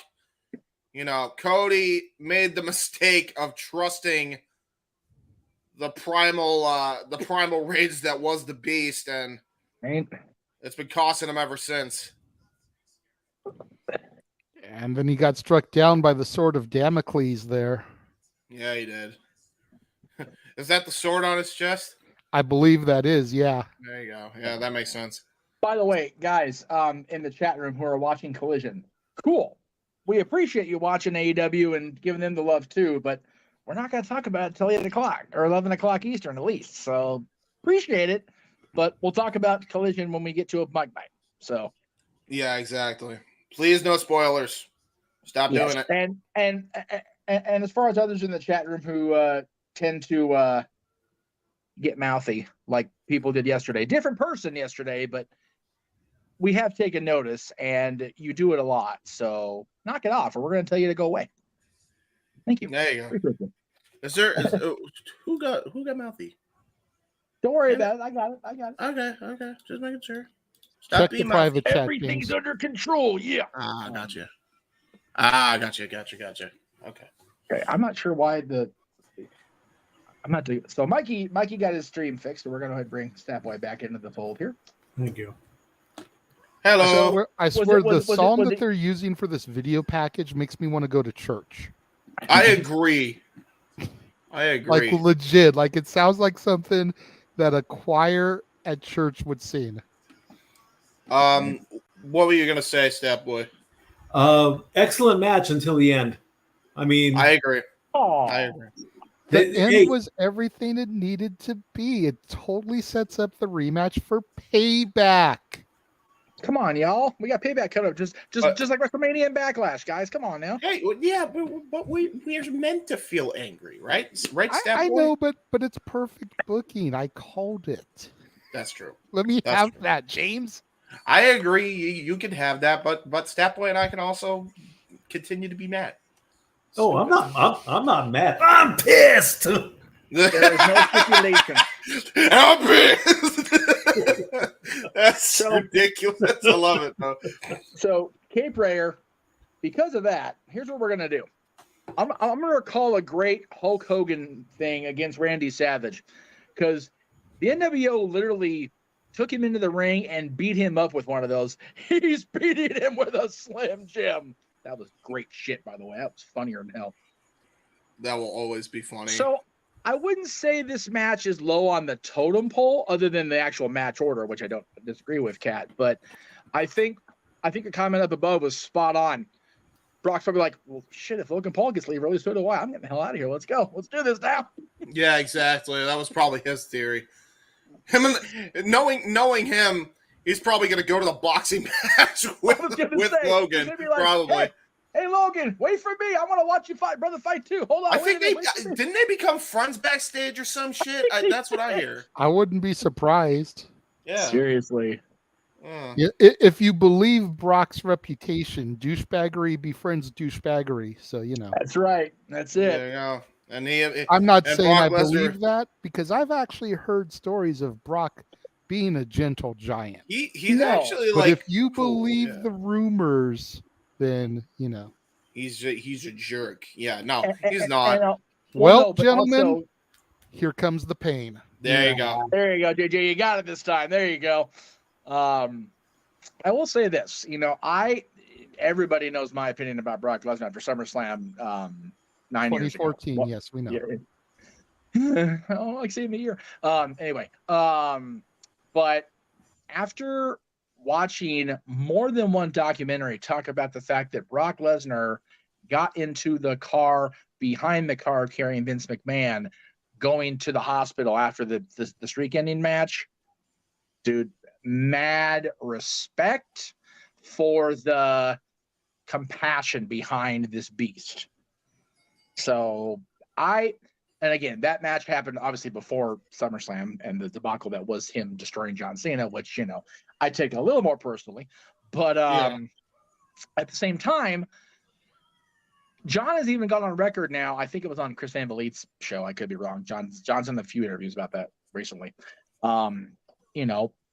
It just got out of hand, but I thought it was more out of hand than it was supposed to be. It turns out not the case. It's just John's right in the description of it. How can you possibly have somebody that literally beat the streak have a competitive match with any damn buddy, even John Cena? You can't. He's got to go out there and whoop that ass. So again, just go a little out of hand. But this one, I think, is going to get even more out of hand, if we're being honest. Oh yeah. Well, speaking of which, Brock Lesnar's stalking the ring right now as we're talking. As he do. And he's just looking. He's at this point, you almost got to think, JJ, he's just waiting. He's just waiting for the American Nightmare music to hit. I'm almost wondering if he's going to either bum rush the ring or if he's just going to wait UFC style, Heath Herring style, and just spear him the minute he gets in. Yeah. I think he's going to try to spear him the minute he gets in. Yeah. Almost give him a false sense of security. Oh my God, those lights are a seizure warning. Right. Well, as far as this comment goes, I said it last night, Emmanuel. I'm gonna say it every time I'm on camera and Brock's out there. From the neck up with that hairstyle, he looks stupid. From the neck down, I'm not telling Brock Lesnar he looks stupid. Okay, I have to interject here with a little bit of a ha-ha because, as you guys know, my daughter's here. Yes. You guys know her love for a certain fictitious hockey team that was formed in 1992 via Disney. Uh-huh. She heard them announce that Brock is from Minneapolis, Minnesota. Oh, Christ, here we go. And made a comment about how he would have been perfect as a Bash brother. So I did my research. Brock is 46 years old. So you deduct 31 years to 1992, he would have been 15. He very easily could have been part of the District 5 hockey team, and he could have been a Bash brother with Fulton and Portman. And now I can't unthink that. You're wrong for that, Williams. You're wrong for that. You know what I'm right for, though? Whoa! Whoa! Yeah, pause for a second, JJ, because I know we're slightly out of sync. No, and not now. Just pause and then unpause quick. Then well, you're good. Unpausing and pausing quick on different devices is challenging. So that is fair. Hello, Joe. Good to see you, brother. Hello, Joe. How's it go? Hey, you know what? Hopefully we hear another whoa, and then we'll definitely. We got you. We got you. All the woes. All the woes. And apparently I have Jeff to thank for singing the words for this song in my daughter's presence, because it is his fault that I'm not allowed to sing along with the song any part except for the woes. This is accurate. And there's number one trending on the formerly known tweeter SummerSlam, by the way. Yes, here we go. We're about to get it again. Okay. Whoa! I think we're definitely synced, guys. Good. Cool. Yeah. Right, good. There we go. Yeah, we're good. Yeah. So the last time I was at the house, not the episode where I fell asleep during Raw, but the one before that, when Cody came out, I was embracing my niece and just adrenaline, just totally hamming up the whole chorus, and just didn't make her very happy, to say the very least. So yeah, that's 100% my bet. I own it, but it's funnier and shit, so it's okay. So Cody, I'm hoping I can convince my daughter to do her due diligence and watch the American Nightmare special. Yes. But considering the way that she feels about Cody, I don't think she's gonna subject herself to 2 hours of biography. I will talk to her off air, but I'll say it in front of the crowd here before they get ready to start this match. If ever there was a way to appreciate or understand more my love and affection and closeness with the Runnels family, it's this doc. Oh my goodness. I don't know if they got to the crowd shot yet, but let me know when they get the crowd shot of who they show in the crowd. Cody's mom. I was going to say, Shelly's there. Wow. Oh, God. She was there a couple of weeks ago when Brock decimated I know. Cody. That's, I hate when she's, they were in Atlanta, Georgia. Mm-hmm. Yep. All right. Well, we got the match coming up here, so we're going to get ready to go. I don't know how to feel about this, but oh, wow, here we go. Cody Rhodes bum rushing. He's not even going to waste time. He's the one doing Heath Herring. There's one. German suplex. Oh, no. Production room, can we get a suplex count here? Yeah, exactly. German suplex number 1. And wait. Oh, wow, there's a jawbreaker there by Cody, though. But Cody really can't allow Brock to try to get momentum. He's got to come out with fists of fury to try to Ooh. tame the beast. Yeah, great Dustin Reynolds Disaster style kicks. uppercut. 2 disaster kicks on top of that. Gonna go for a third one, it looks like, but just got caught with a pounce by Brock Lesnar, period. Right in the gut. And now gonna go for another German suplex to follow. No. Oh, wait a minute. There's Taking him into the corner for those shoulder blocks. Yep. And this is vintage Brock Lesnar. What does this remind you of? Hello, SummerSlam 2002, when he first won the Undisputed Championship, just wearing down the Great One. Now he's wearing down the American Nightmare, but misses that shoulder charge. Now Cody Rhodes going to the outside. There's a tope suicida. And Cody Rhodes in control for now. But for how long is the question, JJ?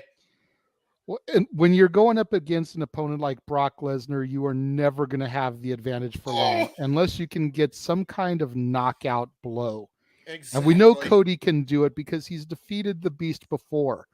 But as long as the Beast incarnate, as long as Brock is in a vertical base, Cody is at a disadvantage.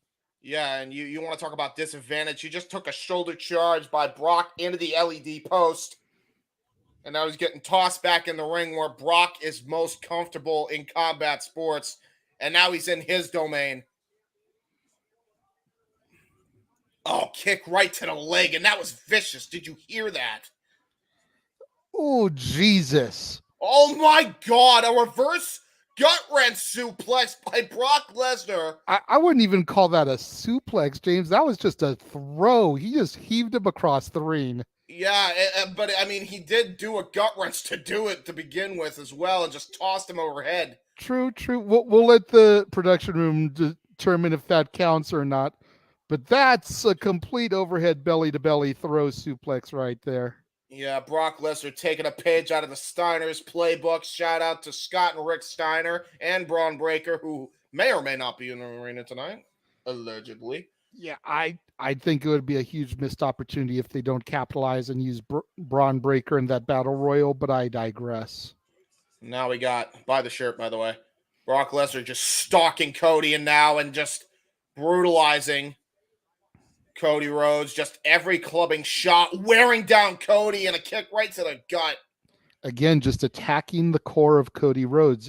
If your lungs are hurt, if you have a hard time breathing, then it's going to be hard to go longer than just a few minutes, especially against someone like Brock Lesnar. Vertical suplex there, so that's another one to the count. Yeah, shades of the Dynamite Kid with that suplex, going for a cover. There's 2. Ooh, 1 count actually there. That was a 1 count. And now look at this, man. I like what's crazy about this. Also, I think I see there is a cut on Cody's left shoulder. That might have been from the LED post when he was speared right into it. So he is already opened up here. And now what the hell? Oh, my God. Just using this UFC background into another German suplex. Second one of the matchup. But you'll notice, JJ, he actually took a page out of Cash Wheeler's playbook to get that German just getting right in front of him when he tried to get the upper hand and get towards those ropes. And there's Cody's mom ringside just kind of covering her eyes a little bit. She can't bear to watch her baby boy get treated this way. Yeah, I mean, and we know Brock Lesnar's another history. strong arm German suplex. Yeah, that's 3 right there. Yeah, and we got to talk about this as well. You know, Brock Lesnar, he is no stranger to tormenting mothers by beating up their son. Remember in 2003, he did this exact style beatdown, and he's not even using a 10th of the beatdown that he gave on Zach Gowen. Zach Gowen, the proverbial one-legged man in an ass-kicking contest. Absolutely, and especially with Brock Lesnar, who's more than just 2 legs, I'll tell you that right now. And a knee strike right to the gut, the diaphragm of Cody Rhodes. Just trying to pull himself up. He's struggling to get to vertical base, and there's another German suplex. Yeah, Brock Lesnar going to that well every single time. And he is just dissecting Cody with every German, every suplex that he gives the man.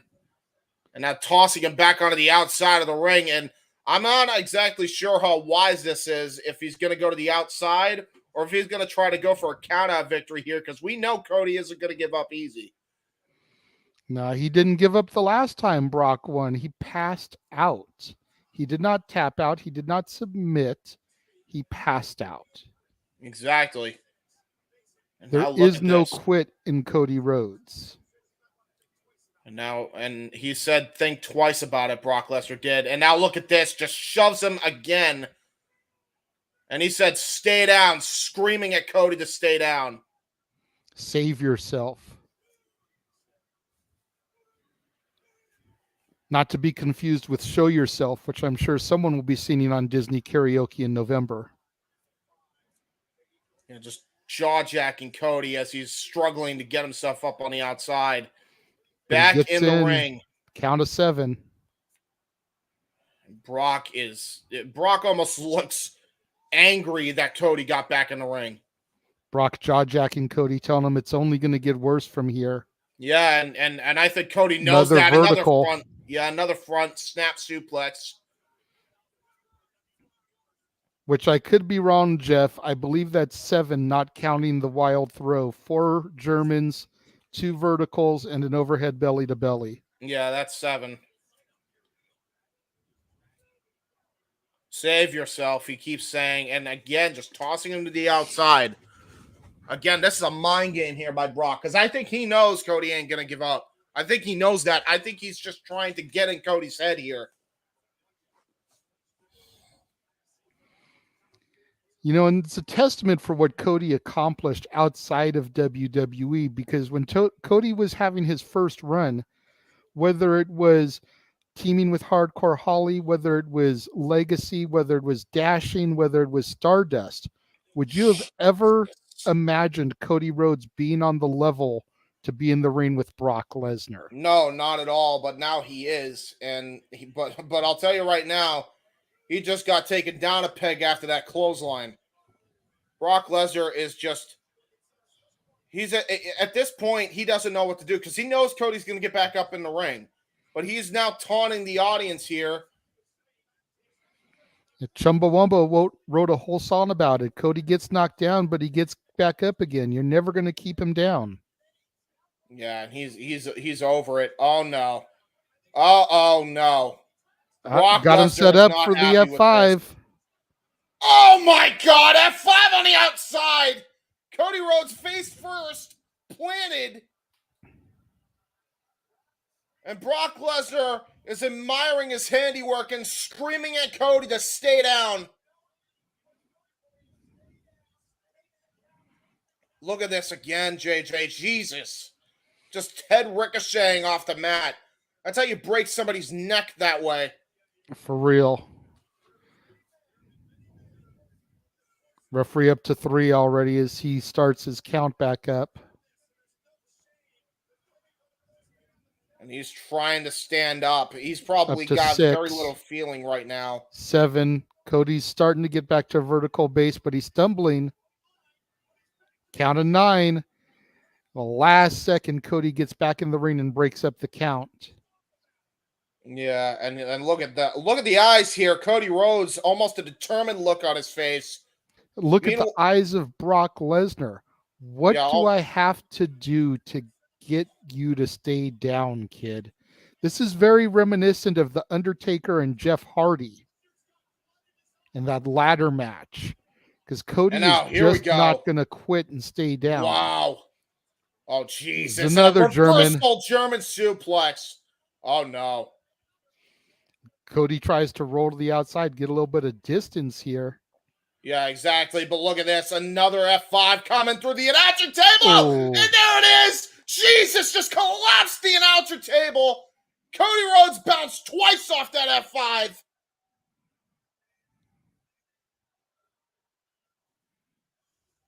And take a look at the way he lands here, JJ. Look at this. I think he landed his knee on a monitor, so he may have an injured knee on top of everything.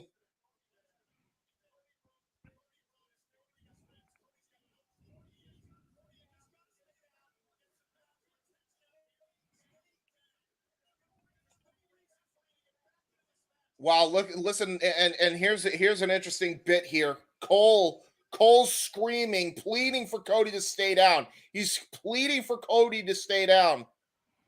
But Cody is not going to quit. He has fought too hard. And just dives under the bottom rope. And look at Brock. Yeah, Brock is beside himself. He's perplexed. I almost thought it was for mind games, but I'm not sure. I think he thought this was going to be an easy fight. Cody is not going to take a count-out loss to Brock here. Cody's got the heart of the lion, the eye of the tiger. He just will not give up. You're literally going to have to put a bullet through Cody to get him to stay down. Not that I'm recommending that, WWE writers. Let's not go there. Well, yeah, and especially don't give Brock ideas, because he's never been exactly one to be PC for WWE for any damn reason. And now look at this. Cody just trying to strike him, but again, just that vicious strike. Here we go, another overhead belly to belly. And again, just brutalizing Cody. Look at the scars. Look at the scars on Cody's side here. I have seen those scars up close and in person, my friend, being a former wrestler myself. And now it looks like he's going to try to go for another German suplex here.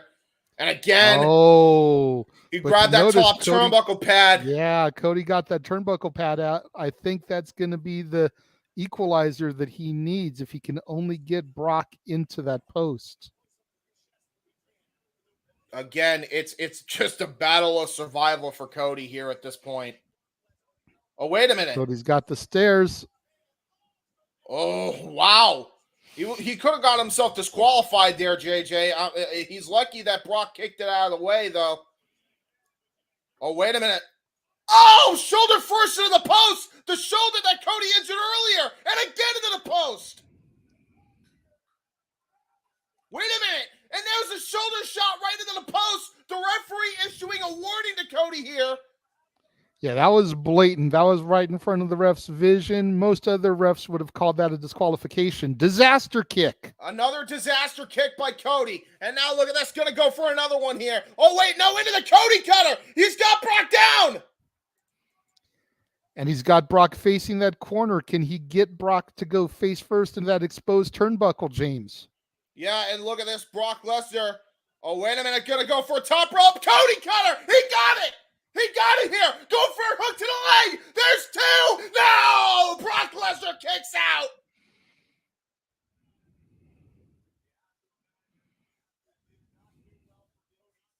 Look at the elevation of this cutter, too. And this was flush. Brock Lesnar took that all on his skull. He might be out, but he still had the wherewithal, probably on instinct, to kick out of that Cody cutter. Ryan, this is not a no DQ match, but it's always at the referee's discretion. You don't want to call a disqualification when there's something this much of a blood feud, this much of a deep rivalry. Tried to go for the, sorry to interrupt you, JJ, but Cody tried to go for the crossroads and now just got counted in the Kimura lock. This is just not good for Cody in this position right now. And that's on the injured pectoral muscle, JJ.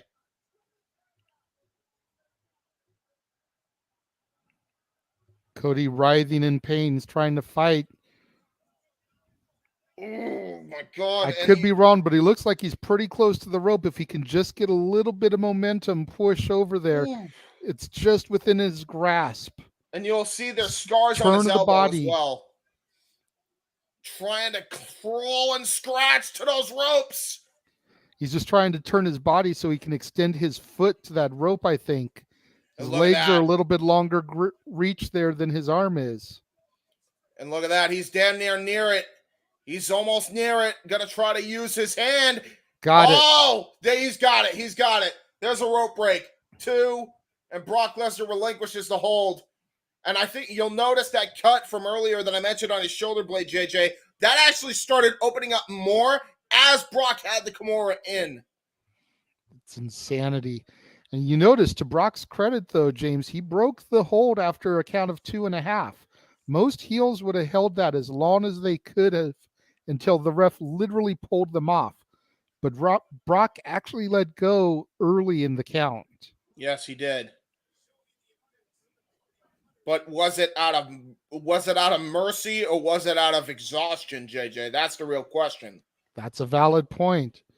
Cody just stumbling, trying to reach for Brock. Brock's got him up again for another F5. Uh-oh. And look at this, though. Oh, into the post! Right into the chest! Oh, hammerlock, Kimura lock! Into the Kimura by Cody now! What a great reversal of fortune this could be, James, if Cody makes Brock tap out to his own Kimura lock. Yeah, very good point, JJ. And also, you'll notice that there is wear and tear on Brock's body. And you wouldn't notice it, but there is a tear in Brock's MMA shorts. Something that Cody's got to be careful about, though, is the sheer strength of Brock. It would be very easy for Brock to shift some momentum, pin Cody's shoulders down for a potential 3 count here. Yeah, look at this. Brock Lesnar sweating in pain, though. Brock Lesnar is in a tremendous amount of pain, but there it is. There's that strength you talked about. Just shoving him off. Didn't even need a rope break. But has the damage already been done? Well, it's very smart strategy by Cody. I mean, take away, the arm and you take away a lot of Brock Lesnar's arsenal. Any submission hold, the F5, suplexes. Cody trying to get some momentum behind him as he gets back to a vertical base here.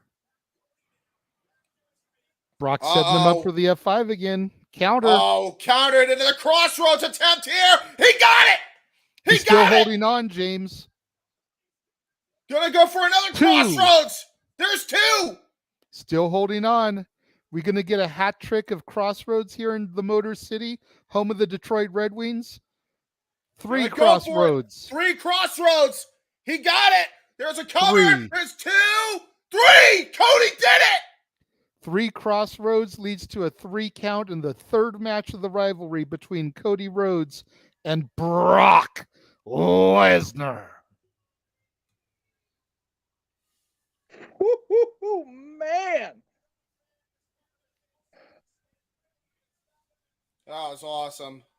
I did not like being ahead of y'all on that. That was bullshit. Having by the way, reactions, even though I wasn't on camera. Yeah, JJ, let me know when you hear a whoa, because I think we're slightly out of sync again. Oh, Jesus. Lights go out, I'm home. Whoa. Okay, so you got to pause. Oh, wait, no. Do you? Do you have to pause? Oh, no. Oh. Hard times breed better men. Yeah, you have to pause. Yeah, I was right. Sorry. Hello. Take my freedom. Okay, I paused after freedom. All right, I'm paused. I stalled again. I'm sorry. What's that, Mikey? I stalled again, so. No, You're that's also okay. acting like a mucker fudder. The biggest concern is me and James. As long as exactly. we're close enough, and even as long as he's ahead and I'm behind, then we're okay, because he's the one calling the play-by-play action. If the color man is ahead, then we need to pause for a minute or 2. Yeah. Oh, wait a minute. Look at this. Brock Lesnar taking off his MMA gloves. I think we might actually see a show of respect from the Beast here. Cody Rhodes has done something that not a lot of people have done, and has gone the distance with Brock Lesnar.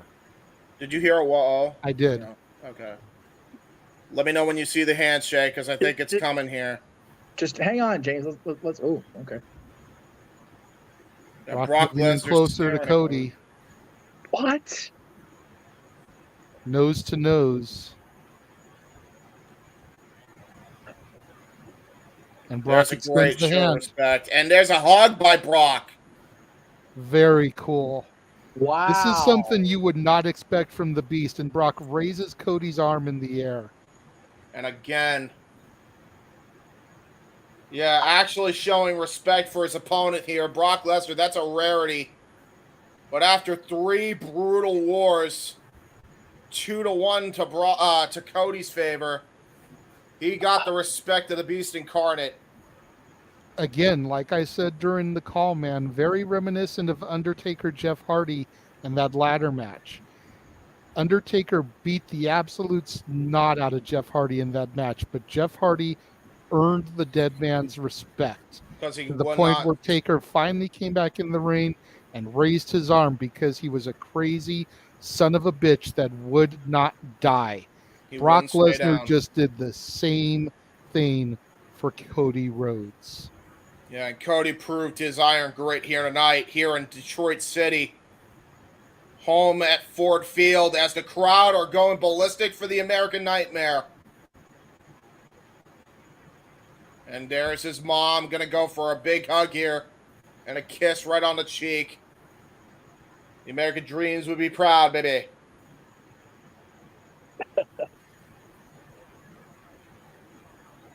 That was a war. Still Yeah, spending a lot of yeah. time with Cody here. Is anything Yeah, that's a good point. further going to happen here? That's a very good point, you know. You get nervous when they do stuff like that. Right? Not awful. We're so cynical. We're so cynical. Wrestling has made us into the cynical assholes. Look at us, We man. are. It's awful. It's so bad. Whoa. The rare move that a wrestler actually signs something at ringside. You don't see him do that very often. Oh no, Cody does that shit all the time now. And we go to Yay. commercial.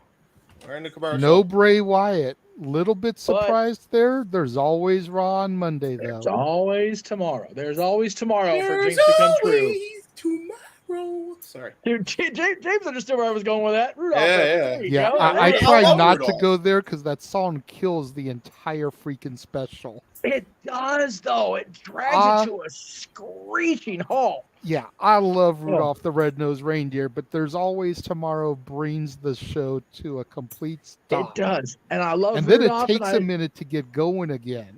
Yeah, it does.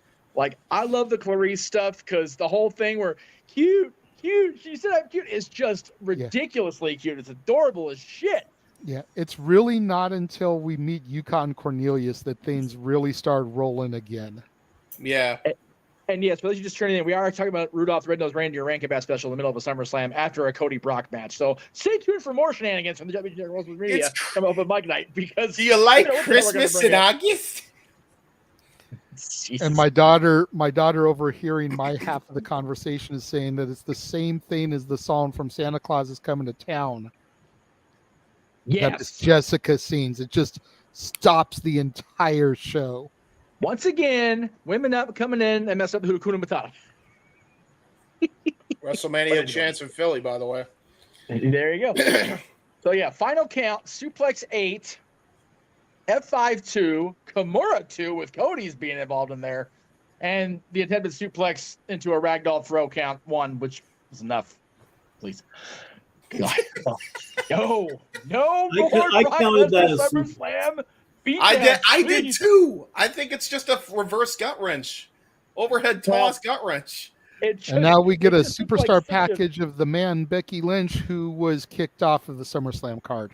Yeah, so let's just showcase that she's not on this card by Yeah, doing the whole 2 years she had a superstar package. grand return at SummerSlam, and this year she's not even on the show. Yeah, she makes her big In a return in feud with front of Trish Stratus, the Hall of Famer. Yeah. Okay. She makes her big return in front of me and my dad and everybody else there 2 years ago. Last year, she has an unbelievable defense against Bianca, which featured a match against Bianca, which featured the return of Damage Control in that role. And this year, let's showcase her on Peacock. People. And I know Continue. Go ahead. Continue, we're on to Jeff. the show now, so it doesn't matter. But yes, I agree with Real Wyatt here. Great match and great gesture. I would be very surprised if these Bray Wyatt rumors are true.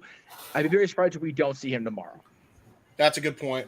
Well, tomorrow is Sunday, so I doubt we'd see him tomorrow, but Monday. Hey, you know what? Social media is still a thing. You never know. His X account may blow up tomorrow. You never know. Still used to going into that sort of thing. And there always could be a backstage segment also. They could do some kind of something backstage, catching up with Cody Rhodes, getting his thoughts on the match with Brock and the show of respect afterwards. And we pan over and there's the rocking chair with the lantern. Yes. This night is not okay. I know I'm ahead of you guys. So I'm going to go ahead and say anyway. they're showcasing both of them. Like they're actually showcasing the rivalry. Like this is just more throwing it in the face. Like what the shit, people? That's stupid. Yeah, what? Why you Hello, do that? Ken. Good to see you in the chat room. Yes. Hi, Yourself, hi. Stay on topic, Mr. Ken. I'm watching you. Stay on target. Stay on target. And also, no spoilers of Yes. Collision. Stop Yes. it. No eight. Yes. Yeah. Most of us aren't going to be able to watch Collision till tomorrow. Yes. So please here we go. don't spoil anything. Battle Royal nonsense. Here comes. Let me get my Slim Jim ready. Right. That's it. Why is the Miz here? Why? Because he's in the match. He is a 2-time champion. Right. And he is awesome. And even by Noah's admittance, prior to Gunther, the last person to make Noah give a shit about the Intercontinental title. That's fair. Why is Riddle wearing? Looks like he's going to a swim meet. I was about to say, why is he wearing Speedos? And there's LA Knight. Yeah.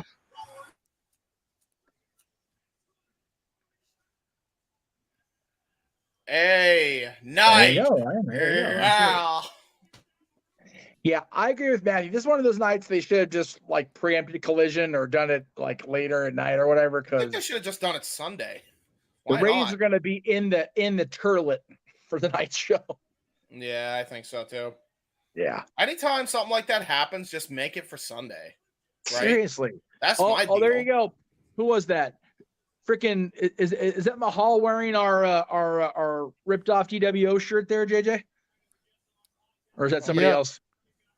I can't tell who it was, but yeah, Detroit totally making us realize once again they watch our shit. There you go.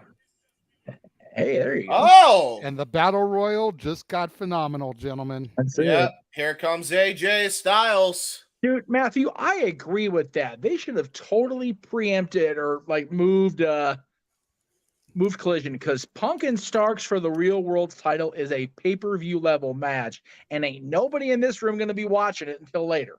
Yeah. Yeah. Exactly. Yeah. There you go. Wait. Yeah, there you go. Thank you, Dog Faber. Oh, yeah. Snap into it. Oh, goodness gracious. He's eating his Slim Jim. There it is. We're going full bore into the promotion from the corporate office. Yeah, we're talking Slim Jim with JJ meat slapping meaty sticks or whatever the hell they say on this damn Big E nonsense. Yeah. What is this meaty Big E men bullshit? slapping meat? I don't understand why you gotta be so erotic nowadays in pro wrestling. I understand we're in a little bit of the Macho Man for the Slim Jim Battle Royal. You gotta love that shit, right? A little bit of Rock as well. Why not? They are actually like putting this battle royal over like, oh man, Slim Jim must have dumped a shit ton of money in the WWE pocket for this. Good grief, man. And judging by the fact that it's 24 frames per second, it's definitely produced by Slim Jim too. Oh wait, it went to 30. It went to 30 frames per second out of nowhere at the last two segments. I don't know what the heck happened there. Yes. Oh wait. Oh, there. Everybody's What? So We're there's on no the Braun Breaker. Well, wait a minute. Wait.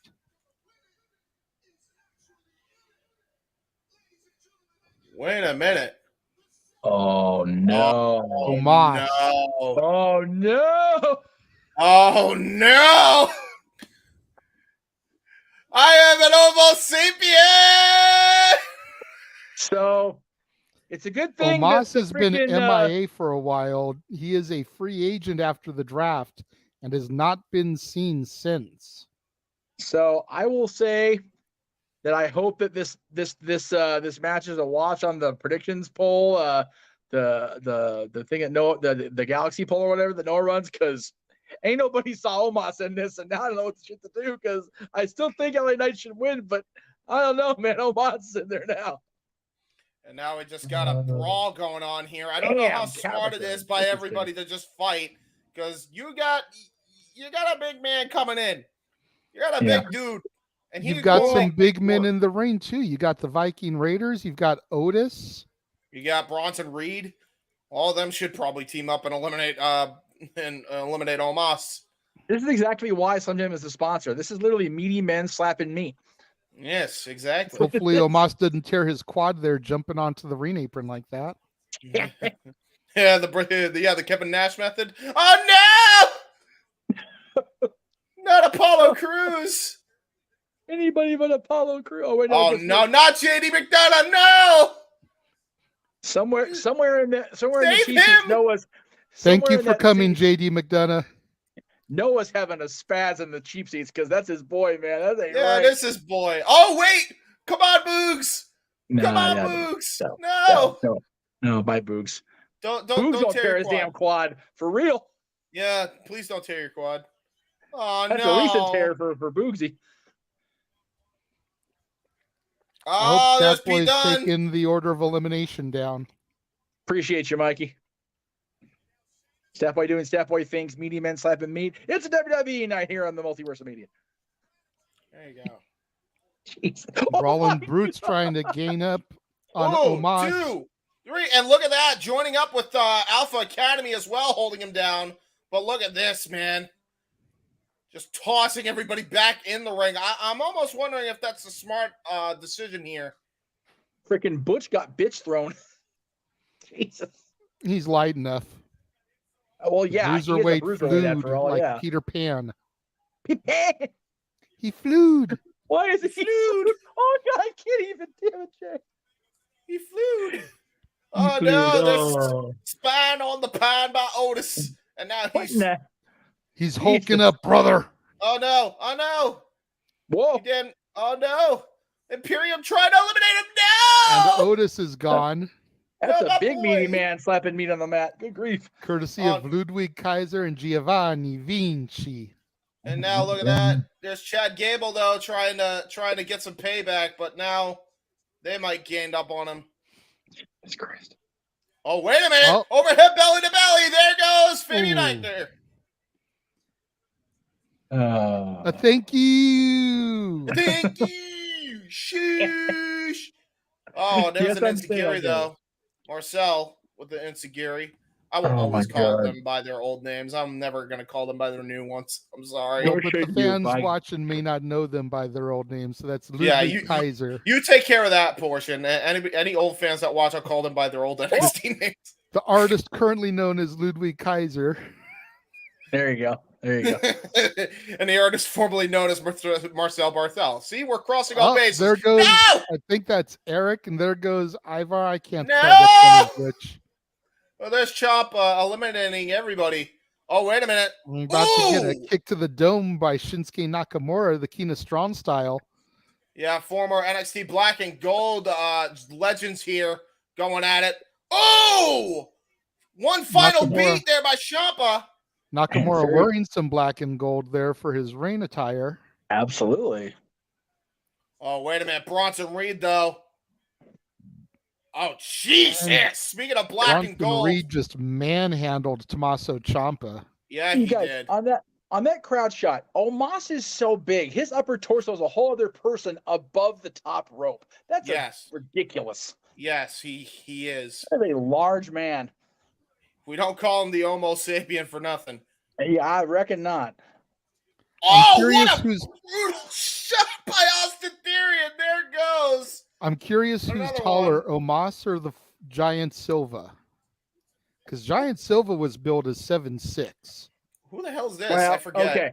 Well, From the oddities. Oh, A-Town down, and there goes whoever that was. Yeah, let's put it in context. El Gigante / Giant Gonzalez was a legitimate 7'7". Oh my God! There goes Theory, eliminated by Santos Escobar, the man who will challenge Theory for the United States title next week. Wow. Because, Karrion Kross. couldn't put the U.S. title match on SummerSlam. No, you know. And there's Karrion Kross eliminating Santos Escobar. Or Becky and Trish, or a Rhea title defense, or Yeah, I know. Chad Gable and Ludwig Kaiser going at it. Chad Gable just got smashed in the face, and now he might get tossed out. Oh, wait a minute. Chad Gable's going to skin the cat here. Uh-oh! Kaiser in perfect position. Oh, no. He might get taken out here, and there he goes! Oh no! Athleticism of Chad Gable. Thank you. Thank you! Jesus Christ! Sorry. Now look at this. Now Riddle and Pete Dunne, the former Broserweight tag team, trying to take out Omos here, trying to chop him down like a tree, but oh no. Oh no. Oh no, there go the Broserweights. The Bruiserweight and Riddle. Yeah, the Broserweights. The Broserweights, yeah. Oh, Yeah, Broserweights. I members. missed that. I'm members. And then choke Ooh. slam the hell by Omos on Damn. the poor Chad How did Gable. Chad Gable not go through the mat on that one, for crying out loud? And Damn. there's Grayson Waller. He's about to get tossed out of the outside. Or no, there's just a big, powerful slam, military press style. Oh no! Could have broke his LA Knight, tailbone. Oh, wait a minute. No, There's no. LA Knight, though, and here we go. Just trading strikes with the big man. The crowd going Don't- on their feet. Don't engage him, Sean. No, don't do it.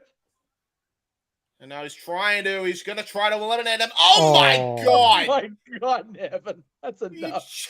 just Omos standing tall, and everyone's starting to get a little offense now. Bronson Reed with the clothesline, Killer Cross with a forearm shot. And a bro kick by Sheamus with a bro Sheamus. kick. And a phenomenal forearm by AJ. And now everybody going to go for it. Going to try to eliminate him. Ironically, Omos's former tag team partner there. Him and AJ were tag champions together. And there he goes. Omos has been eliminated by the entire field. The big man is gone. Now the Was biggest that threat Cross? you I would thought think that was is Bronson Reed. I thought that was Cameron Grimes for a second. That's Killer Cross. Oh my God, he looks Oh, wait a terrible minute. there. Oh, look at that tag team offense out of nowhere by The Miz and Grayson Waller. What the hell? Could we have a little something for him in here? I think so. And look at that. LA Knight a bit taken aback as well. And there it goes. Oh, wait a minute. No, Chad holding Gable's on. still holding on. Oh, wait a minute. There's LA Knight now just clobbering Grayson Waller. Jesus. Miz trying to toss him out. But wait a minute. LA Knight holding on. Oh, shit. there. And there LA goes the Knight. Miz. Oh no! Showing the Miz why LA Knight is awesome. Yeah. Yeah. LA Knight's face was great. Like, the hell you did, bitch? Oh, what a knee strike. There And goes there goes Grayson Waller. Grayson Waller. Oh, no. Freaking Sheamus need Waller back to freaking Europe. Well, there goes my faction idea. I don't care. Oh, Jesus. B-rolled them, did Bronson Reed, Sheamus, and LA Knight down. My God. And there's Karrion Kross and AJ Styles. Their history tumultuous. But there's a Pele Pele kick. kick. And there goes Karrion Kross. Ah, damn it. So we got Chad Gable, we got AJ Styles, we got Bronson Reed, we got LA Knight. Yeah. Yeah. And we Wow. got Sheamus. Trying to go for a German suplex here. But doesn't get it. Bronson Reed And eliminates there Chad goes Gable. Chad Gable. He Oh, fought wait a minute. valiantly. And now trying to eliminate Bronson Reed here. LA Knight Grabbing that is. tree trunk of a leg. Right? And the crowd really rooting here for LA Knight. Oh, wait a minute. Trying to take him over the top rope here with a front suplex. Chris Benoit style. And he eliminates him. Wow. LA Knight call, rolling back James. under the bottom rope there. And now Sheamus and AJ Styles trading strikes here as LA Knight catches his breath. There's a Irish tilt-a-whirl curse backbreaker. backbreaker. And there's an Oklahoma Stampede tilt-a-whirl there by Sheamus. And now looking for a bro kick, it looks like on AJ Styles. There's a discus clothesline reversal, though, by AJ. Oh, wait a minute. Now LA AJ Knight goes up tosses and him over from LA Knight. Possibly setting up for the phenomenal forearm here. Oh, wait a minute. Carrying Cross, holding him down. And there's Sheamus with a brogue kick. And AJ Styles has been eliminated. Back to their history again, guys. All that's left is LA Knight and Sheamus. Oh, man. Well, that's how they ran that back the other night. And LA Knight just hit him with the Oklahoma Stampede of his own. And I think he's going to go for LA LA Knight. Yeah. Into the elbow. Boom. Empire elbow there by LA Knight.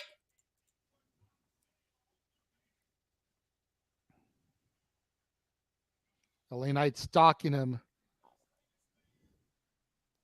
Yes, Ryan Waller got eliminated earlier.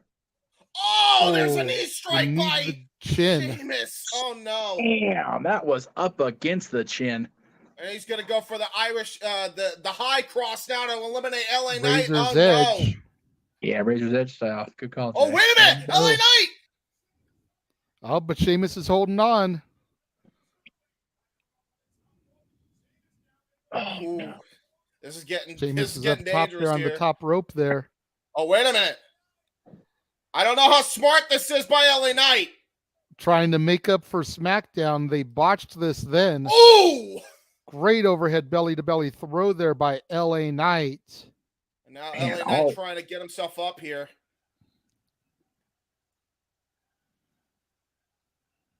And the crowd going nuts. And there's a clothesline. LA Knight won. He did it.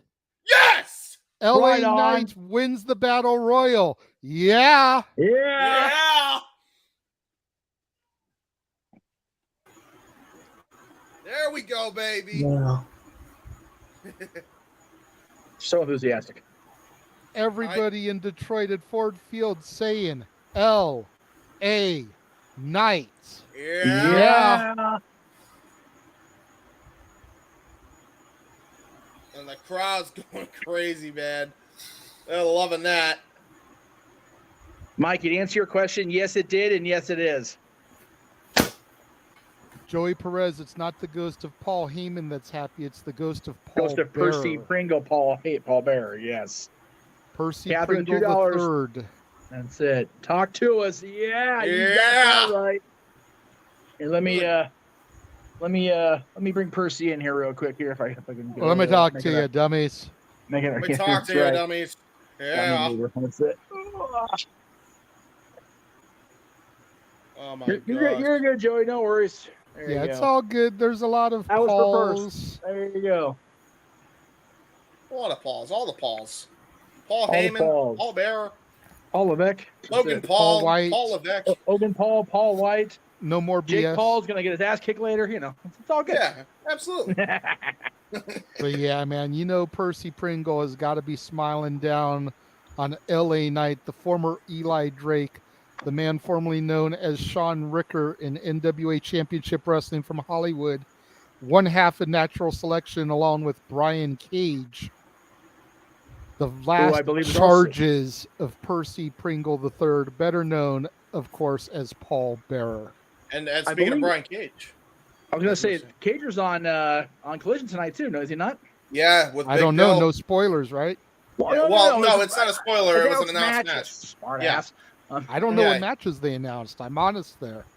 Well, I think it's FTR against whatever members It's of the local embassy or FTR whatever. versus Yeah. FTR versus Brian Cage and affiliate member of Mogul Embassy. Big Mogul Bill. Embassy. Okay. And now we yeah. get a Slim Jim commercial with Randy Big Savage on the Bill. TV in the background. Oh, you gotta LA love Knight that, and right? Bianca Belair, and it looks like, folks, it's time for some MMA rules. Oh boy. As the hatred spills into Ford Field of this deeply personal rivalry between the baddest woman on the planet, Ronda Rousey, and the Queen of Spades, Shayna Baszler.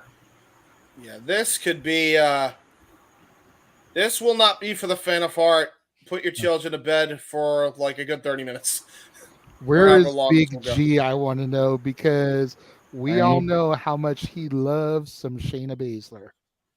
Yeah, Mikey, when you're if you want to be on camera, let us know, because your TV's coming through pretty loud and clear. So since we're starting the match, I'm going to go ahead and Mikey, you're muted right now, so just hang on.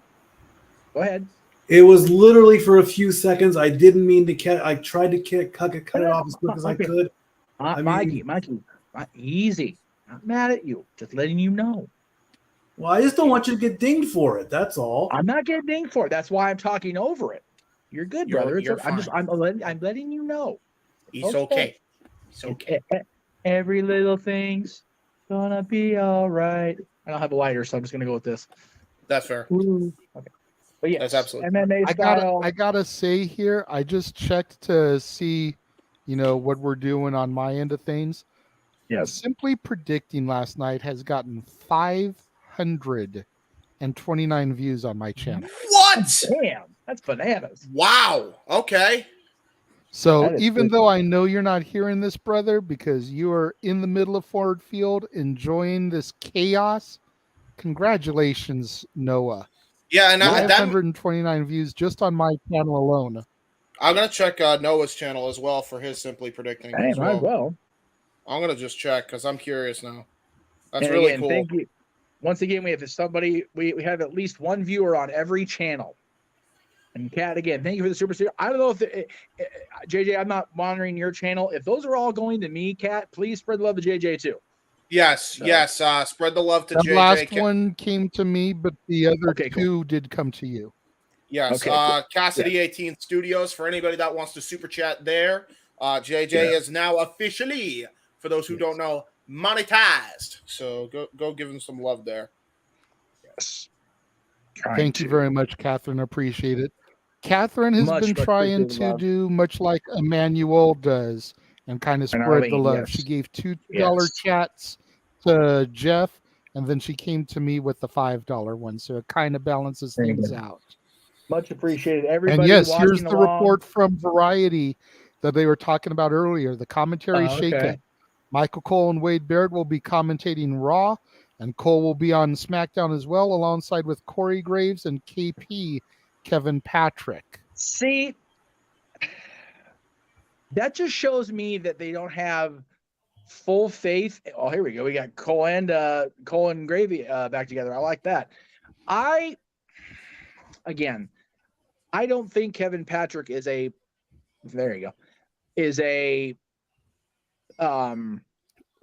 pick for having being on. Well, man, she is walking. She is wearing her karate gi, her judo gi.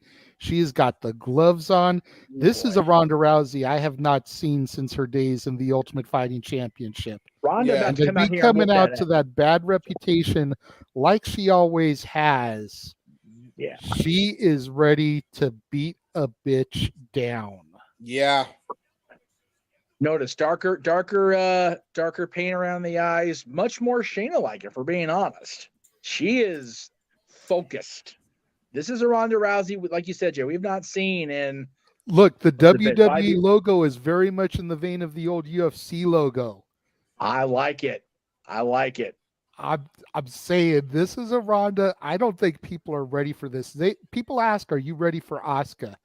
People are not ready for this Ronda Rousey we're about to get right now tonight. Oh, you have to remember, this is Ronda's first singles match in a long time on Premium Live Event, and also her first singles match on a premium event since the merger. Yeah. So this is Ronda bringing UFC much into the forefront, coming full circle. Why is she wearing her wrestling gear though? I'm curious about this.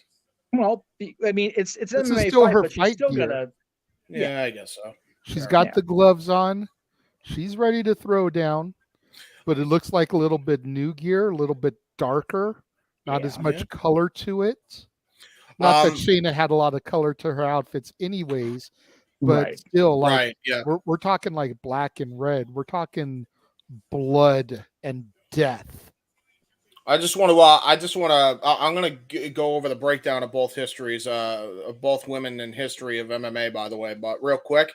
So, Noah has on his channel 436 views on that Simply Predicting, and add that to the 531 views. Yeah, he's at 967 right now and counting. So, congrats to him. thank you to everybody for those two channels. That's 1,000 people watching last night. That's friggin' awesome. That's really cool. Appreciate it. Thank you all in the multiverse of media. That is absolutely mind-boggling. Oh my God. And look at the stare down here. Real quick breakdown of both women's stats here in MMA. Multiple time Strikeforce champion and Shayna Baszler. Multiple time UFC women's champion Ronda Rousey. And the multiple time women's champion between the both of them in pro wrestling in various different companies. So there's a lot of combat experience between these women here. Ooh. Not even going for a handshake or a fist bump Nope. here. Nope. That's customary. A tap of the gloves, show of respect before the matches. I don't know if you heard, James, as you were rattling all that off. Referee said no countouts, no rope breaks. Only way to win is via pinfall or submission. Right. That's not how that go. Okay, so knockout or submission? Is that it? Maybe he said knockout. I'm hoping Okay, that's a knockout or submission. Yeah, okay, so it is knockout or submission, as it should be. There's a nice judo takedown, and look at this. Ground and pound now by Ronda Rousey. And again, another takedown. Oh, wait a minute, looking for a Kimura, Shayna Baszler, but Ronda Rousey able to get control here. And another judo takedown, but it got reversed there. Shayna was able to shift the momentum there, use some of her body weight. I do believe Shayna weighs just slightly more than Ronda. Yeah, she does. So she's definitely got the weight advantage. Got counted into a waist lock and liver shots. Again, we saw that earlier with Brock Lesnar and Cody. Now we got something to think about, James, is we saw in that video package, Shayna was always Ronda's sparring partner. So if anyone is going to know the weaknesses and how to exploit Ronda, it's going to be Shayna Baszler here. Yeah, exactly. And look at this. And now both of them. I'm not sure if that's a scar or face paint on Ronda's cheek there. Could have some early bruising there. I think it's face paint, but I digress. Either way, both like women right are there not by going to her hold back. ear, it's kind of purplish. And there's a nice leg kick right there. Just kind of taking the ground game or taking a standing approach here is Shayna Baszler. Remember, I believe we got 3 5-minute rounds here. There's another left kick right to the leg, right to the hamstring by Shayna Baszler. Trying to keep control here. On the ground, What a high kick, and that man just knocked Ronda out. Ronda goes to the outside. She could be out on her feet. Gonna have to see what Ronda does here. And remember, nope, she still has enough wherewithal to get back in the ring. She's good to compete still. She's just telling the ref to back her up a little bit, give her a moment to get in there. Oh, Shayna's going to take that opportunity. Nice double leg takedown. Oh, into a leg lock too. Brilliant maneuvering there by Shayna Baszler. And Ronda has been in a leg lock before. Remember, she actually was in a hold similar to this from Holly Holm, which was her first UFC loss. But look at that. Ronda trying to counter and attack the knee of Shayna Baszler.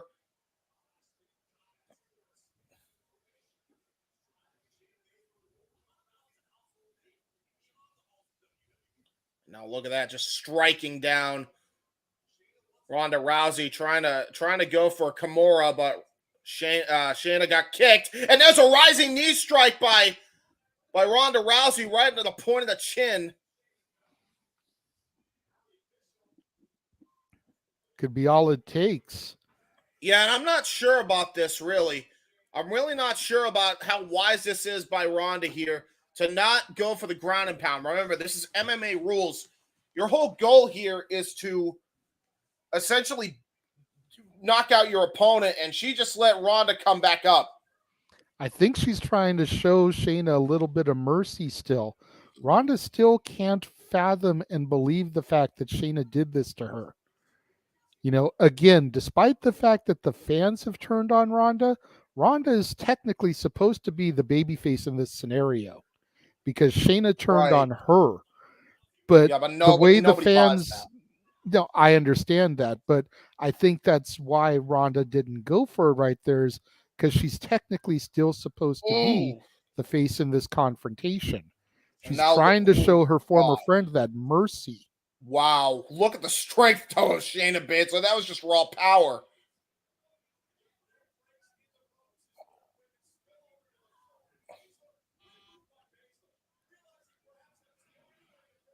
Apparently, the live crowd is chanting boring for this match. First match that's not getting a good reaction, but that was to be expected from this live crowd in a Ronda Rousey match. Yeah. And not to mention as well, I mean, you got to consider they're not used to seeing an MMA bout in the confines of a wrestling ring, period. Not since the days of Pride FC did we see anything in a ring like this. And Shayna's been pushed and held down for so long. I don't know how many people buy her as a viable threat to Ronda Rousey, despite the fact that she's been the dominant force throughout this rivalry so far. I think all those things combined are possibly going to lead themselves to the crowd reaction. And Shayna's looking like she might not be able to continue right now. So if this match gets ended this way.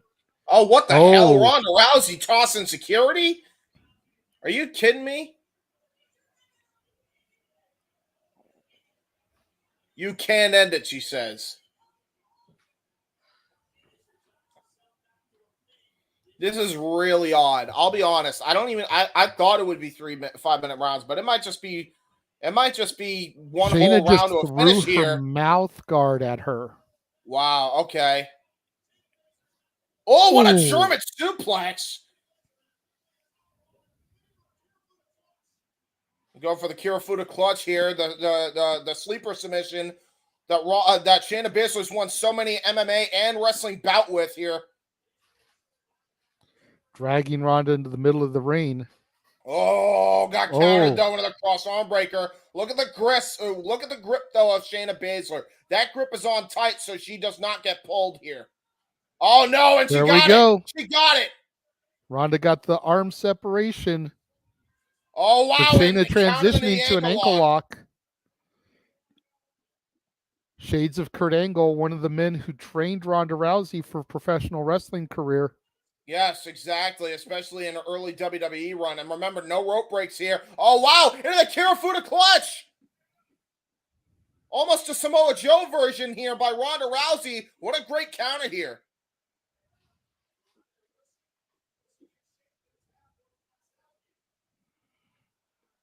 Ronda doing everything she can to get Shayna to pass out, but Shayna keeps fighting.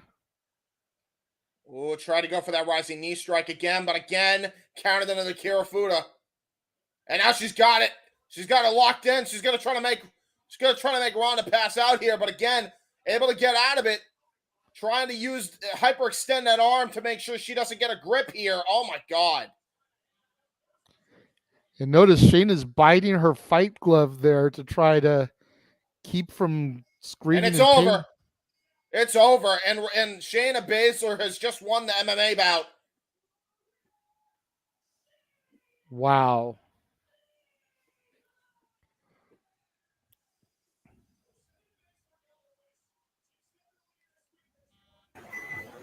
I'm not going to lie. That was still very unexpected for me. Yeah. And Shayna looks like she's almost in tears from having to do that to her former friend.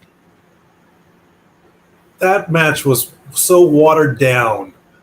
That was that you are no Holly Holm. The Holly Holm kick did much more damage than that kick that Shayna did.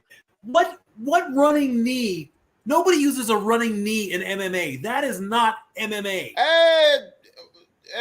Hold on. Not like that. Not where you boost off of someone's leg. No, that's fair. Hollywood. Come on. And she passes out, really? Come on. Yeah. No, I agree. But you know I what? believe they said it was an MMA rules match, not this was going to be an Ultimate Fighting Championship bout. So get your shit right. That's fair. Well, yes. Definitely MMA rules match, but...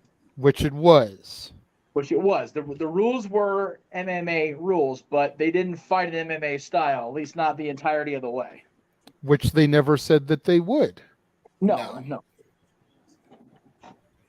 I think the problem is it should have been in the fight pit if they were going to do a match like that, though. That's my only... Or the Lions Den. Yeah. Yeah, well, maybe we still get there yet. Probably. Pardon my lack of on camera. I had to put the phone down, and the laptop kind of is what it is right now. So Because at the end of the day, Ronda can say that she didn't make her submit. that's right.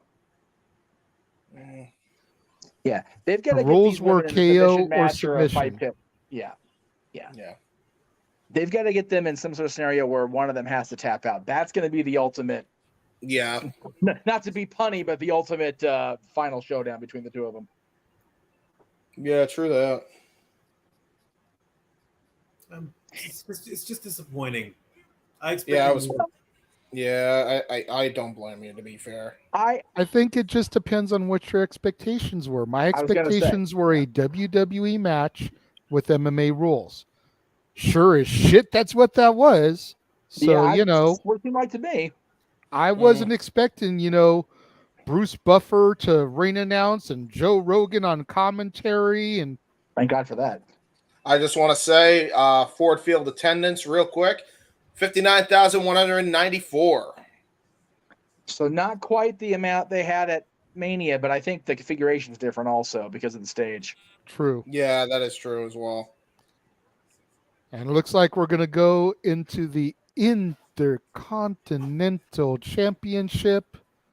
The Ring General Gunther and Drew McIntyre.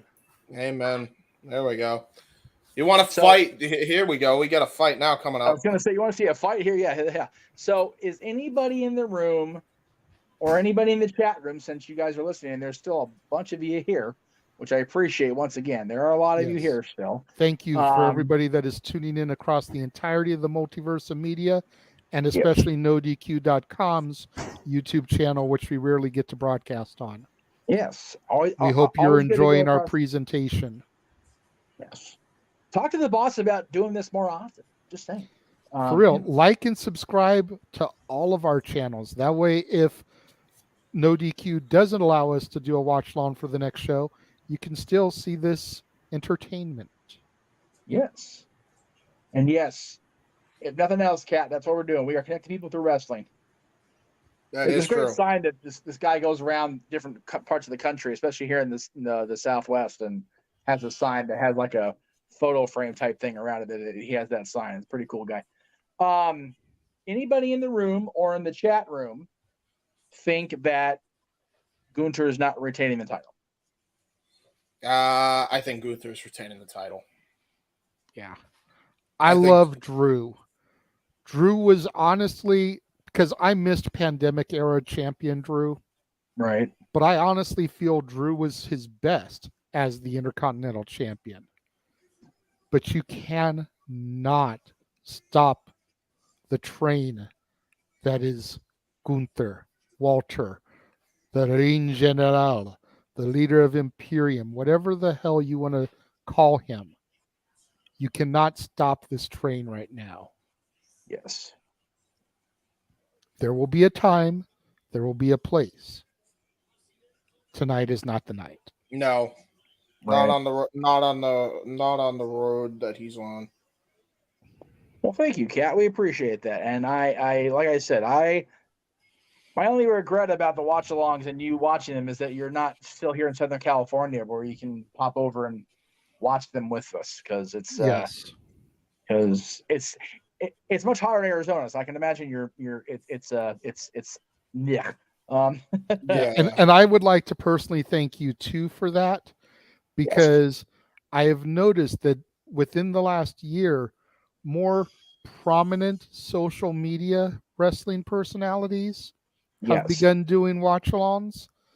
So the fact that you are staying loyal to us and coming here when there are, for lack of a better term, and I'm not trying to discredit us, Aaron, NudiQ, anything, but higher quality personalities out there that do that means a lot to me and the multiverse as a whole, Catherine. So thank you.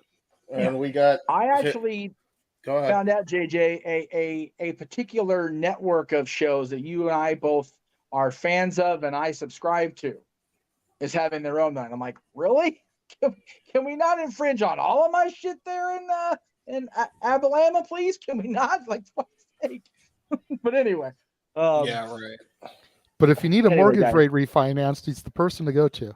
Yeah, please go to him for all that shit. By the love of God, do that, because Lord knows that's his bread and butter. If we're being honest. Yeah, and look at Damn, this. you taking all my shit away on the wrestling side. Christ's sakes, Thompson. Anyway, have fun, y'all. It's gonna be good shit. Yeah, and I was about to say, Drew McIntyre making his way to the ring, and you got a guy that says Claymore Walter's head off. I'm going to call him Walter just because I can. But he's Gunther in this line of work This is one that I'm a little bit easier with you calling Walter as opposed to Gunther, because even I feel that the Gunther name is just kind of silly. Yeah. But for when it comes to like the other Imperium guys, like it's hard for me to keep their other names straight. So this one, it's kind of cool for me. I don't care. All right, cool. And we got I'll Drew still say McIntyre. Gunther for the newer fans, and you can say Walter, and the people that have been following for a long time know we're talking about the same person. Yes. And maybe we can call him Walter Gunther. Walter Gunther, the Gunther Walter. Let's call him G-Dub. Yeah, G-Dub. Yeah, G-Dub. Walter. Yeah, that's his nickname going forward. I just feel like that should be rolls his name. better. I just imagine now Walter just going full on like NWA, and I'm not talking about the wrestling promotion, just being like, right. I'm G-Dub. Here we go. Quiet for the entrance. Yes. Ladies and gentlemen. And if you guys out there missed it, go back to Noah's Horseman panel, because he did a dead-on Ludwig Kaiser impression to introduce this match for predictions. Yeah, man. He did really, really good there. All right. Here we go. Learning General Walter. See, and just this right here is every reason why I feel that Ludwig Kaiser is the MVP of the stable. Save nothing of Gunther, who is the dominant champion, on his way to surpassing the honky tonky meter in like 30-something days. But you get Kaiser on that microphone, and then he's a hell of a utility player in the ring.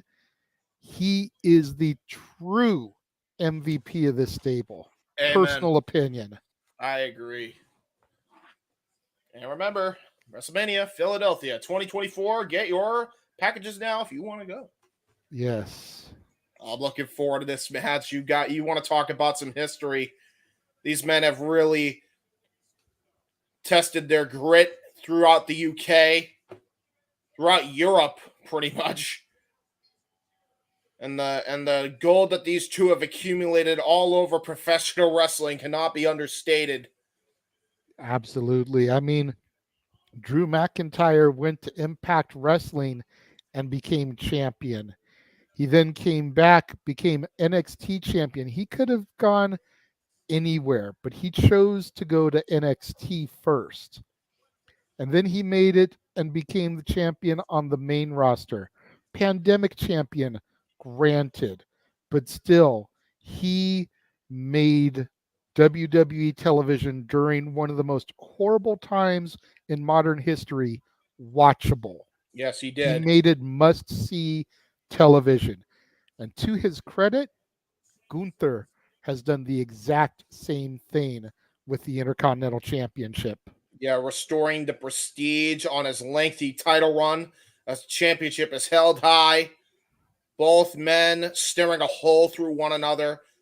There was no love lost since WrestleMania early this year between these two men. And the bell rings. Yay, we're in perfect sync. Look at that. Great. Love it. Now we got a stare down here still. Walter pacing around. He almost looks a little bit timid to make a move on Drew first. We know the proficiency of the Reign General, but he looks a little bit hesitant to initiate the first strike, the first lockup. almost like he's waiting for Drew to come at him so he could sidestep and take an opportunity. That's true. Drew asks him, "Are you ready?" Are you ready? Look at that. A little bit of respect here. And there they go. In that regard. And there's a collar and elbow tie-up. Vicious here by both men. And it looks like Drew McIntyre barely is winning that. And Walter with a headlock. Getting bounced off the ropes here. And a shoulder tackle. Another shoulder tackle. And Walter gets floored by Drew McIntyre. I think that just took the ring general by surprise. Possibly. I almost think it was a little bit of a botch. I think he was supposed to stay standing, but he just lost his footing ever so slightly and ended up falling down to the mat. However, that makes him look weak. It makes him look vulnerable. Could Drew potentially take advantage tonight? A nice toe kick, though, and a European uppercut. Now trying to go into the striking routine here, and now into a headlock takeover. Trying to bring this thing to the mat here. Gunther just using his brute strength to wrench down on Drew's neck. Yeah, and you'll notice that Drew McIntyre attempted a head scissor to try to get out of it, but that headlock is really cutting off some circulation of the brain. Drew McIntyre has forced to stand up in this. And now trying to go for a back suplex counter here. And there it is, fully connects with it. And Walter now rolling to the outside of the ring, going to try to rethink some strategy here. Oh, wait a minute, but Drew McIntyre not giving him that reprieve. Go to the outside to meet him. You cannot give a body like Gunther the opportunity to catch his breath. No. If you do not stay on him, you lose. And now there's another toe kick by Walter and another European uppercut. Second one. And, Glasgow kiss! There's a headbutt! I'm not going to lie, dude. Looking at their frame and their abilities, I would love to see Walter and Claudio Castagnoli. Yeah, no doubt. Just brutalized him right on the bridge of the nose. It looked like that headbutt caught Walter right there. Oh, wait a minute, though. Look at that. Oh, shoulder first into the post and head first. Walter was able to get an armbar temporarily on the outside. Oh, no. Back suplex out of the stairs. And I believe Drew McIntyre's back may have caught the edge of that top step. And Walter rolls back into the ring. Take a look at this again, JJ. Look at the way he lands. Boom. I don't know. I think he was able to get just enough spread of his back and his shoulder blades that he didn't take that the wrong way. Yeah, but keep in mind the size of Drew McIntyre's back. That was still at an angle. That's fair. That's fair, but I don't know. I really tried to pay attention on that replay, and I think that he was high enough angled that he didn't get the edge there. Oh, and there's if anything, the edge got into his tailbone as opposed to his back. Well, now Walter's just striking him after that penalty kick right to the upper back. Now targeting. That's the prime target for the ring general right now. Intercontinental champion in firm control. And there's some liver shots and a shot right to the face. Drew McIntyre trying to gain an upper hand, but just leveled with a knife edge chop. That's vintage Walter right there. Take a look at this again. Jesus. Everyone talks about how horrific it must be to take a chop from the Big Show, Paul White. I think I would rather take a chop from the Big Show than Walter. Yeah, exactly. And that's a fair point, Jeff, with the casket reference there. Oh, my butterfly gosh. suplex. Butterfly suplex by Walter. Taking a page out of William Regal's playbook with the butterfly. Remember, he was famous for that, especially from the top rope. There was a standing variation of that move there, but a kick out by Drew McIntyre. He will not go down easy. And it makes perfect sense that he would use a move like something William Regal that executed, considering Regal's history with NXT and the black and gold brand. Yeah, exactly. It was a short arm lariat that leveled Drew McIntyre, picks him up in another short arm lariat that drops Drew McIntyre down to a knee. Drew looks like he's taking some short breaths there, like he's having a hard time getting his breath back in. Walter Yeah, just dishing the pain.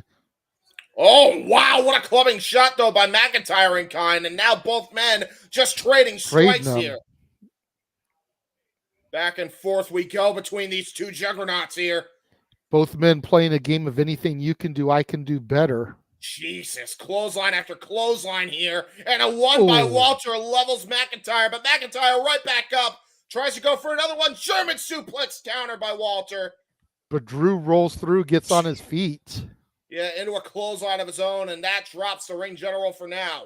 Look at the fire in Drew's eyes. Yeah, just took a German suplex all on his back, almost adrenaline taking over, and into his own clothesline from hell, shades of JBL.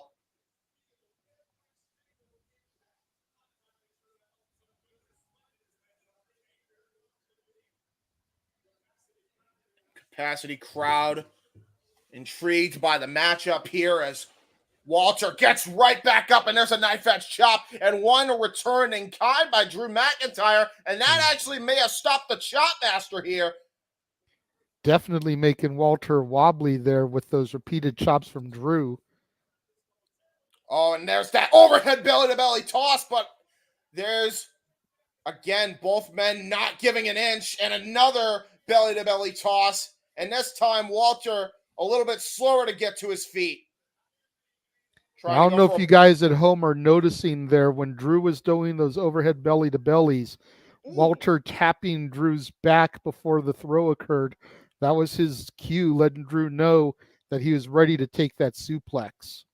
Yeah, there you go. And by the way, there's that kip up there. That was after a neck breaker there by McIntyre. Very SmackDown versus Raw-esque. Dodging that chop into the neck breaker. And now a kip up. Going to try to set up for the Glasgow boot here. It's going for the Claymore. But dodged out of the way did Walter. And there's that shotgun drop kick. Going to try to go for a power bomb. And now there's a counter by Drew McIntyre. Going to try to get his own power bomb, and he got it. Jackknife version. And a future shock DDT. Cover shades of when Drew was Intercontinental Champion many years ago. But it was not enough to get the fall, JJ. Would have been an awesome throwback if that had done it, but not quite this evening. And that was a brilliant combo move, honestly, by Drew. So nothing to be ashamed of there. But was not enough to get the Duke, at least right now, this early on in the match. Here we go. Drew setting up again. He's got the three fingers up, calling for the Claymore. But Walter. Gunther rolling to the outside. Very smart maneuver by the man known as the Ring General. And now look at this, though. He's not going to take that flying down. There's a tope con hilo by that the giant Scotsman that is Drew McIntyre, sending Walter back into the ring. And you wouldn't think that a man that size would be able to pull those maneuvers off. Drew does it so effortlessly. Oh, wow. What a brilliant counter, though, by Walter. Trying to go for the Claymore kick. Got caught with a drop kick into the powerbomb. Going for a cover. There's one. There's two. And a kick out by Drew McIntyre. Wow. This has got to be one of Walter's toughest challenges to date. You can see the look on his face. Ooh. Dropping those knees to the face. And now he's going to go for the top rope, probably, and looking like he's going to try to go for that big splash. We've seen him finish many opponents off with this maneuver, and he's got all of it. Going for another cover. There's one. There's two. And another kick out by the Scotsman.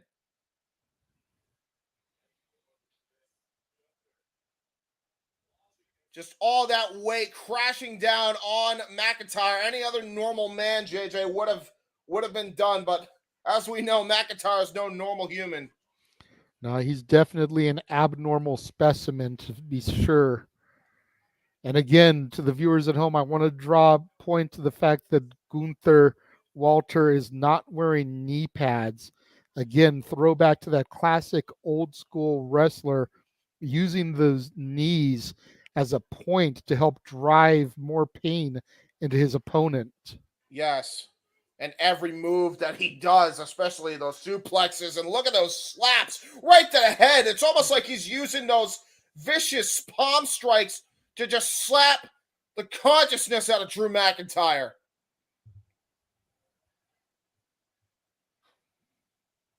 And the knife edge chop gets Drew stopped. blocks the chop. Wow. So, nah, buddy, we're not doing that one. Oh, My and a knife turn. edge chop again. And now here we go, a chop exchange. Both men's chests beat red so far. Oh, here we go. The crowd wooing along to every single one. Shout out to Nature Boy. And here we go, chopping right here in Ford Field. Oh my God, look at this. McIntyre actually is getting the upper hand, but now it's Walter's turn to try to get the upper hand. Dodges it. Claymore! He hit the Claymore! But was he able to get all of it? There's two and a kick out by Walter. He wasn't able to get all of it, and I don't think that cover was nearly enough. I think that might have been on instinct by McIntyre. Drew can't believe that he kicked out of the Claymore. I don't think many, if any, have prior. Exactly. Even Gunther, I think, is having a hard time believing that he kicked out. It may have just been on pure instinct. And again, trending #1 worldwide across all social media right now, SummerSlam. Ford Field at a capacity max limit here. As Drew McIntyre is pulling himself up. Both men seem exhausted, finally reaching that point. But this is exactly where Walter's comfortable. He's been in this position before as UK champion and as Intercontinental champion, and even as WXW champion. He has had lengthy title reigns before. He has gone an hour plus at times. There's another knife edge chop by Drew McIntyre. Yeah, just my short time watching Walter, Gunther, however you want to call him, he seems to have that third and fourth gear that when you think he's down and out, he just finds the energy from out of nowhere to be able to continue coming. This could get dangerous here. Both men on the top rope here. Walter trying to block it, and a knife edge chop right to either the face or the chest. And here we go. Both men just slapping the taste out of each other here. And it looks like, again, is he going for a blonde bombshell? Oh! Got hung up on the ropes. Watched him. And into a again splash. With the splash. Possibly going for the lariat. Short arm lariat, Stan Hansen style. Gonna go for a powerbomb to finish it off here. He got it. There's one. There's two. Three. And it's over. Hell of an opportunity. Hell of a fight by Drew McIntyre, the Scottish Warrior, but it just wasn't enough tonight to get it done. The Reign General retains his Intercontinental Championship. My goodness. Yeah, that was a fight and a half that Drew McIntyre gave him, but it was to no avail. The reign continues. The honky-tonk meter closer to being reached as the Reign General stands victorious over his opponent tonight. I could be wrong, but I think the only match I've gotten wrong so far is Ronda Shayna. Yeah. And if memory serves me correctly, we've got the two men's titles and the women's title left. Everything else has been done. You are correct, sir. Yes, sir. Well, I realized the banner wasn't up there as you said that. That's probably why we didn't know, because I didn't put the banner back up. That's my bad. A lot of folks are perfect picks so far, which, you know, unfortunately that indicates a very predictable show, which isn't necessarily a good thing. But the show's been good. I think the show's been good so far. Yeah, absolutely. Man, dude, if Walter's chest is that red, how the hell does Drew's look? Christ's sakes. Yeah, exactly. After all those chops. Those boys would light each other up like Christmas trees. That was, my goodness. Yeah. Hey, it is Christmas in August, apparently, according to us. Well, yeah, there you go. Yeah. Whoo-wee. That was something. And I believe this is a hype package here for Payback, it looks like. Yes. Yes, no rest for the wicked across WWE or across the multiverse of media, because like we keep telling everybody, next week is the one weekend that there's not a, well, at least there wasn't a special premium show or a special episode of Black Knight planned until I threw the curveball at Mansfield and all the other Hulk haters, brother. So yeah, we got that show next week, which we'll talk about later. We've got Open Mic Night, British Invasion karaoke in 2 weeks, and then we just start hitting the ground running with freaking watch-alongs left and freaking right. Absolutely. I'm here for it, man. I'm looking forward to it. As am I. I'm interested. I mean, I guess they're going to consider the women's title match, for lack of a better term, the cool down, which is puzzling. I don't know if it'll be the cool down. It depends. Maybe all three of these matches are banger after banger after banger, as Sheamus would say. Well, maybe, but I'm old school. I feel that the world title should be the closers. Yeah, I agree. So, I'm old school. Old school is cool, like Roddy Piper said. I know I did a Randy Savage accent for a Roddy Piper comment, but we'll go with it. Yeah, whatever. Yeah. And look at this. Look at Finn. He angry. I am definitely more appreciative of the world title than I was when I first saw it, because I thought, oh God, poor man's big goal, but man, it's grown on me. It really has. Yeah. I still think they needed to define it a bit. Like they should have had a little bit of like black outlining to really highlight the relief work a little bit more. But that's fair. That's fair. And I definitely wonder if making the story about Priest and his potential involvement more than this quote unquote 7, or at least equal to the amount as they're doing it for the 7-year itch, is just problematic. And I say that because I still, my God, there's so much left to be answered here. I really don't want, because if Jey Uso wins the title here or defeats Roman and then freaking, Priest cashes in, then does Jey still remain the tribal chief because he got pumped at the end of the night? Like, where does that lead for Jey Uso? It puts him back down a peg or two again. So we'll see how it goes. That's up for debate, because he still dethroned Roman. Yes. True. Yes. So by that logic, he still should become the tribal chief.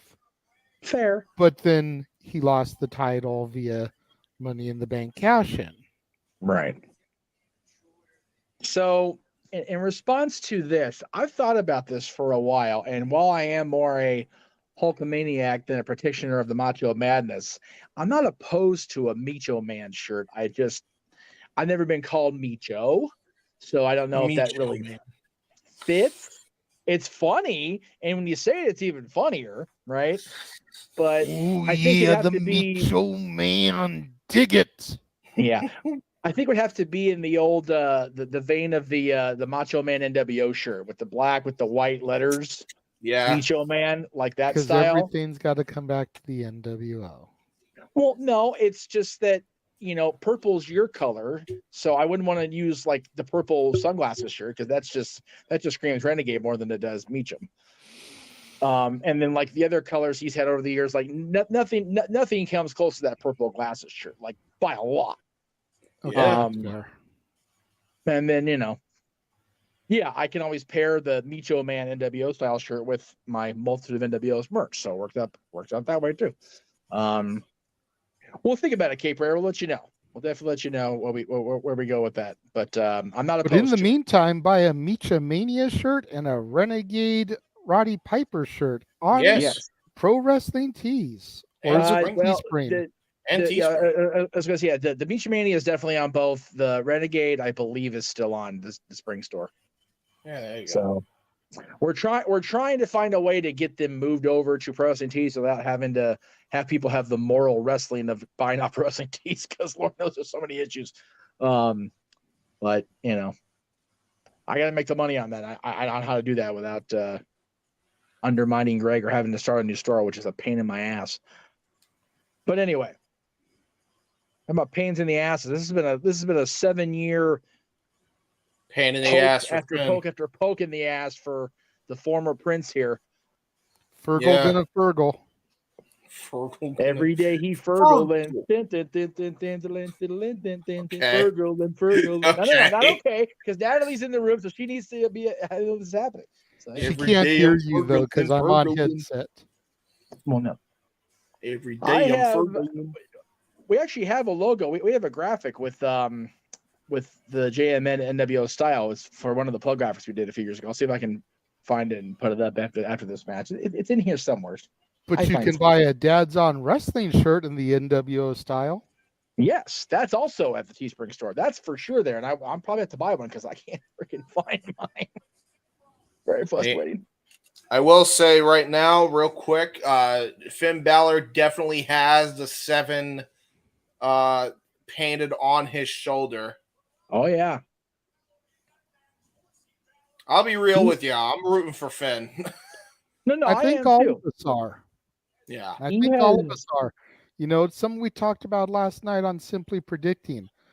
While we thought that we needed to have Seth have a long run with the title, really establish this new championship, they've backed Balor into this corner where if he doesn't win, where do they go with him?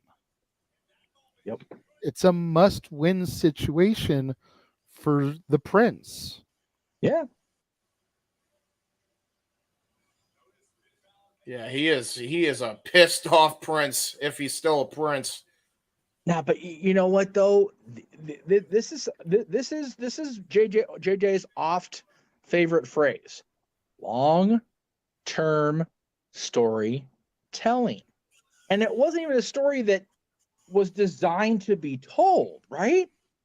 Because nobody predicted that Rollins would, buckle bomb Balor into a one-day reign of oblivion. It just happened Right. anyway. Well, I mean, anybody that realized how dangerous Rollins is with that buckle bomb is would have seen that. Steve Borden can attest to that. So, oh, burn it down. dude, this experience live was something else at WrestleMania. I will definitely say that. That was some trippy stuff. All right, guys, have fun. We will. Seth Rollins, the current world heavyweight champion. A 7-year odyssey between these two men. Seth Rollins went in there as the ultimate villain, and in that time period, Finn Balor, the fan favorite, former NXT champion by that point. And boy, how the times have changed. And you'll notice, JJ, Seth Rollins wearing the same jacket that day when he injured Finn Balor for the Universal Championship all that time ago at SummerSlam. I did not catch that because I wasn't watching at that time. It's got to be playing into Finn's mindset. Look at him. Yeah. Look at the expression on his face. He's like, "You bitch." Do you remember he's screaming at Finn? Seth saying, "Do you remember? I never forgot."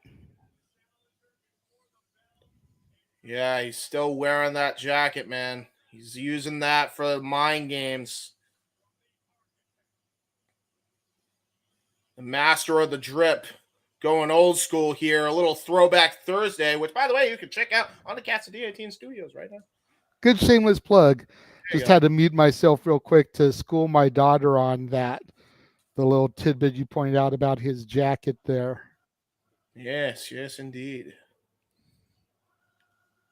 So, yeah, great storytelling here. And look at this. Seth Rollins just soaking it in. He's like a statue right now. He's like the statue he was supposed to receive when he was with the Authority, but it was Sting instead. Mm-hmm.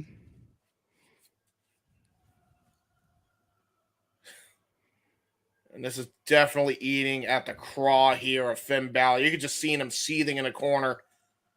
Seth Rollins just eats up this crowd reaction. And here we go with the ring introductions.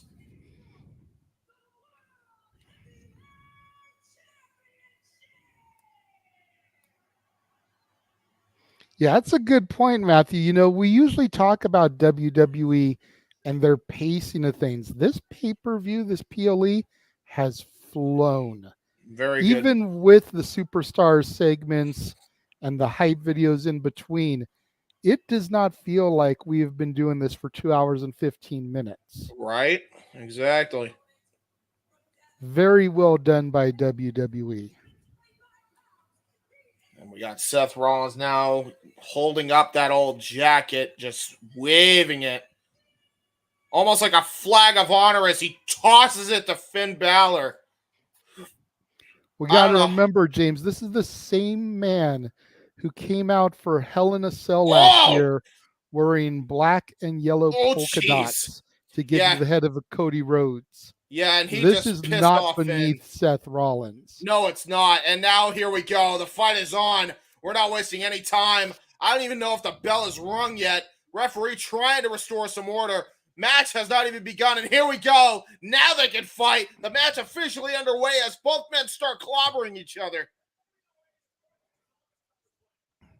Both men trying to get the early advantage here, just trading punch for punch. Yes, they are. Yeah, and here we go. They're just striking each other. Brutal, brutal style. There's a knee strike right there by Seth Rollins. Reversal of the Irish whip. Yeah, from the Irishman. But there's a back elbow strike there by Seth Rollins. Seth Rollins in control for the moment. But how long will that control last? Exactly, especially when you consider the caliber of performer that is Finn Balor. There's a knife-edge chop. And you've also got to factor in the fact that Balor's running mate, Damian Priest, is there, I'm sure, with the Money in the Bank briefcase. Exactly. And there's Seth Rollins, Irish whipping in the corner into a forearm shot. Another Irish whip in the corner, another forearm shot. Seth Rollins going to try to go for a suplex here. Countered there by Finn Balor. Orchestrating and constructing every move of this match so far.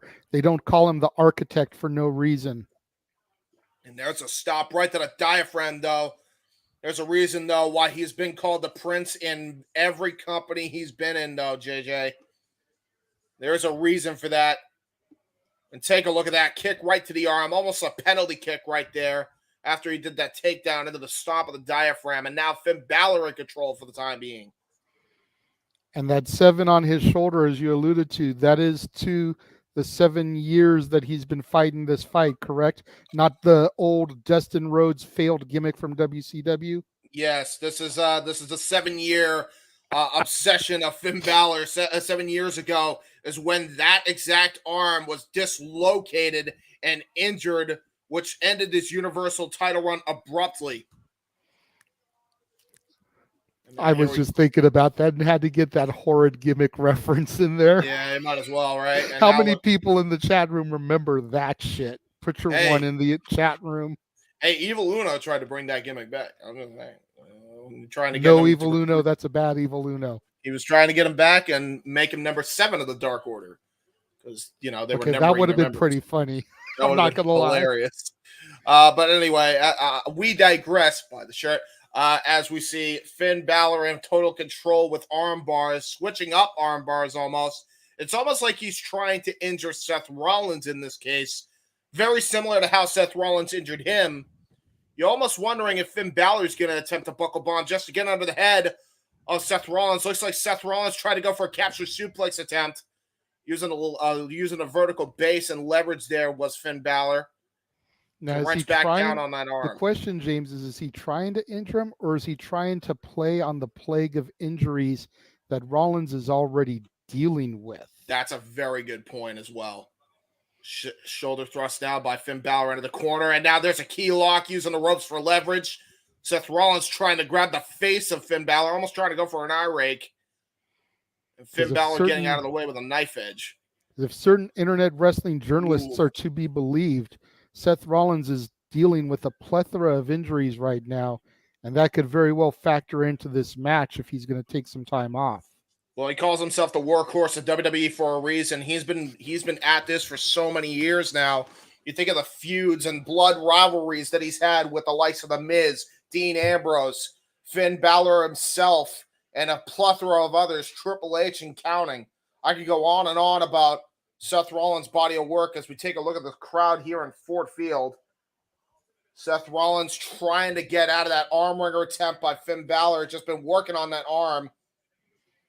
But Seth Rollins not able to break that grip. But there it is that time with a slap right to the face. Workhorse of the company is accurate. If memory serves me correctly, and Statboy can double check this fact for me, Seth Rollins has defended the World Heavyweight Championship more times than Roman Reigns has defended his championship in 3 years. There's an Irish whip counter again, by the way. As you say that, JJ, into a Russian leg sweep, and now into the Fujiwara armbar. Great, brilliant technical wrestling here by who is, in my opinion, no disrespect to JD McDonough, the Irish ace of WWE. And great positioning here, too, because Finn is right there by the ropes. So it's very easy to try to keep Seth away from it. As I say that, and Seth tries to reposition his body. Yeah, brilliant maneuvering there by Seth Rollins. And you'll notice, too, Finn Balor was using some joint manipulation tactics. Shades of Pete Dunne there of the Brawling Brutes. The bruiserweight, better known as Butch to the modern day fans. Yeah, exactly. Just taking a page out of all of his former rivals' playbook as he uses the pinpoint of his elbow right to the chrome dome of Seth Rollins. Well, to your point, Finn Balor, former multi-time NXT champion, and I think a lot of people that either don't know or they forget how much time Balor spent down in the black and gold NXT.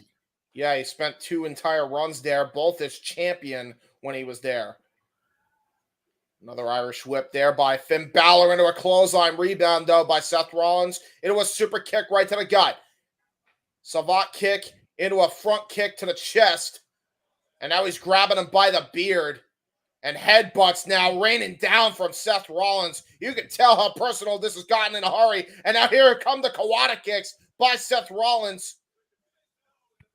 And now there's a discus lariat. Going to go for a cover here. First cover of the match. There's 2 and a kick out there by Finn Balor. And you got to wonder, as this match progresses, JJ, what does Seth Rollins have to do to keep this momentum going against a challenger like Finn Balor? Well, you got to try to take him down. You've got to try to ground him.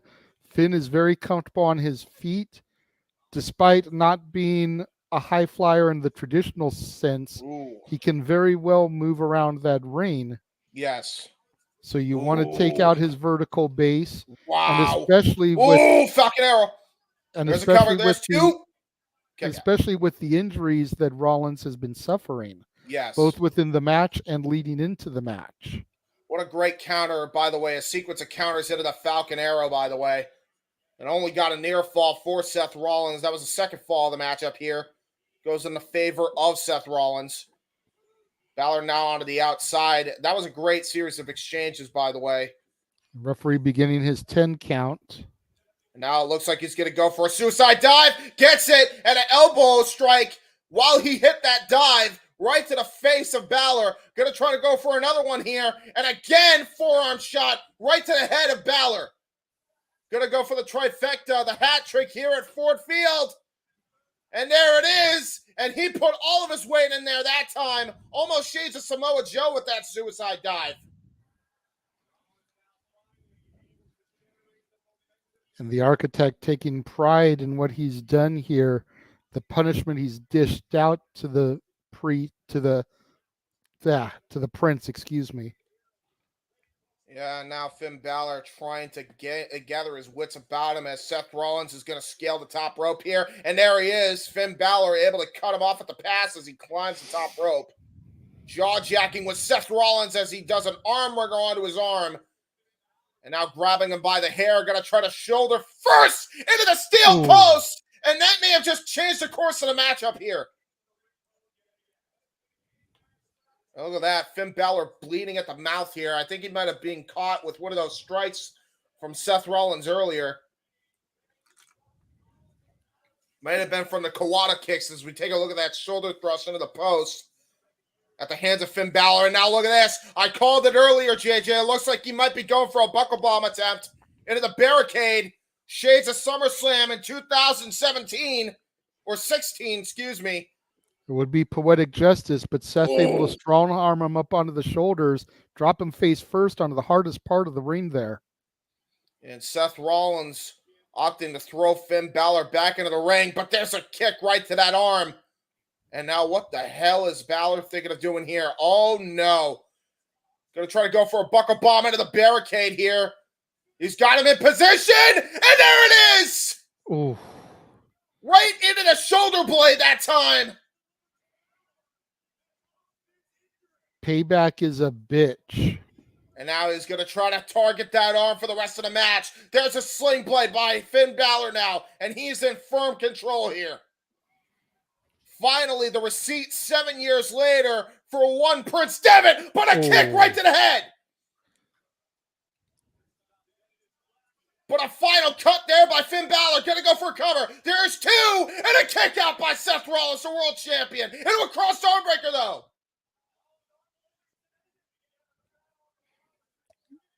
Seth wiggling and writhing, trying to get a little bit of a break there, a little bit of a reprieve. But Balor's got it locked in too tight, too deep. Rollins looks like he's ready to tap here. Yeah, Seth Rollins is in a bad way. That arm is definitely being hyperextended. He's trying to keep it straight right now, but his shoulder has got to be in excruciating pain. Keep in mind, he took the buckle bomb on the barricade, and he took a shoulder thrust into the steel post, the LED post. But there's Seth Rollins able to counter it. There's a cover and a kick out by Balor. Uh-oh. Oh, no. Gonna go for a buckle bomb of his own to the turnbuckle. And now he's gonna go for it again. Into Running the other buckle corner. bomb. Oh, boy. And now it looks like he might be going for frog splash. He's feeling froggy, JJ. Boom! Picture perfect. There's a cover. There's two. And a kick out by Balor. And to your question, Real Wyatt, I think it's just you, bro. This SummerSlam has felt on point.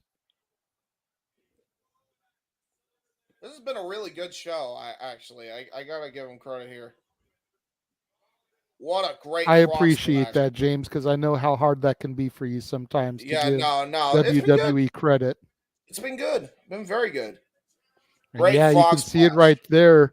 Balor really bleeding from the mouth there. And you almost wonder, was it the Kawada kicks that busted his lip, or was it necessarily some internal damage from Finn Balor? And that can't feel good if that's the case with that frog splash.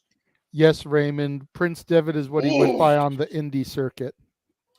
And now he just hit a oh my God. Just taking a page out of Cassius Ohno, the former Chris Heroes playbook, into that back elbow strike. Ooh. But there's Finn Balor with the counter of the curb stomp into the double stomp of his own now.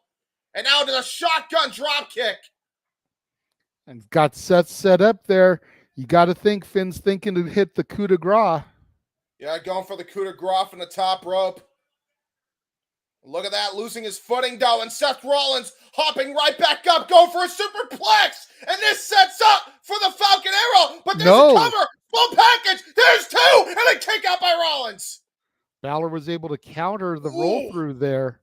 There's that Inoki-like insecurity, but there's a Pele kick counter by Finn Balor, both men down and exhausted. Pele, of course, the signature of AJ Styles, a man who took over the reins of the Bullet Club from Finn Balor. Oh, and well, consider this as well. Has been a signature for Finn Balor for many years as well. Both men down, both men clutching their heads as we take a look at the capacity crowd here at Ford Field. And the challenger, Finn Balor, trying to stir here. He is back to his feet here as Seth Rollins just gets back to his feet. And now we are going to be trading strikes here. Knife edge chop by Seth Rollins. A body shot by Finn Balor. And here we go. Firefight is about to take place here in Ford Field. Look at the scars on Balor's back there. Yeah. Yeah, you got to imagine that's just from the wear and tear of this matchup. There's a discus elbow strike again by Seth Rollins trying to go for another one. And there's the shotgun drop kick again. And now look at this. Again, Balor's got him set up. Can he execute it this time? Yeah, and he might have him here because he landed right on his head and his shoulder. And there's a coup de grace, but countered by Seth Rollins. Going for a pedigree attempt here. And hits it. This could be it. Going for the cover. Lays into it. And a kick out by Balor. Not enough body on body there by Seth Rollins. They're too lackadaisical. Seth is spent. If he had been able to get a hook of the leg, deep cover there, that might have been it. But there was not enough there for that to do Finn Balor in. Wait a minute. Uh-oh. Here comes Damian Priest, Senior Money in the Bank. Yeah, and look at this. He's repping a Puerto Rican style shirt with his logo on it. He is there. He is observing this. Seth Rollins now distracted, but there's a schoolboy by Balor and a kick out by Rollins. Oh, now here we go, trying to go for a TKO, it looks like. And now there's another cover by Rollins. There's two and a kick out. Oh, there's a shot. Oh, my God. And a pedigree by Balor now. This might be it. Hook to the leg. There's two. And there's Seth Rollins kicking out. Finn cannot believe it. Priest cannot believe it. Priest saying from the outside, are you kidding me? Yeah, and he hit that flush as well. Balor cannot rest on this. He needs to get on top of things. He needs to deliver the coup de grace to Seth that could very well be what it takes to put him away at this point in time. He has Seth Rollins dead to rights here. And now here comes Mommy and Dominic, the rest of the Judgment Day. Yeah, Ronda Rousey, the current women's world heavyweight champion. And there's Dominic, the North American champion of NXT. He's giving him the money in the bank. And he's saying, use the briefcase. And Finn Balor is hesitant. Oh, wait a minute. Balor just got, oh no, curb stomp. That might be it.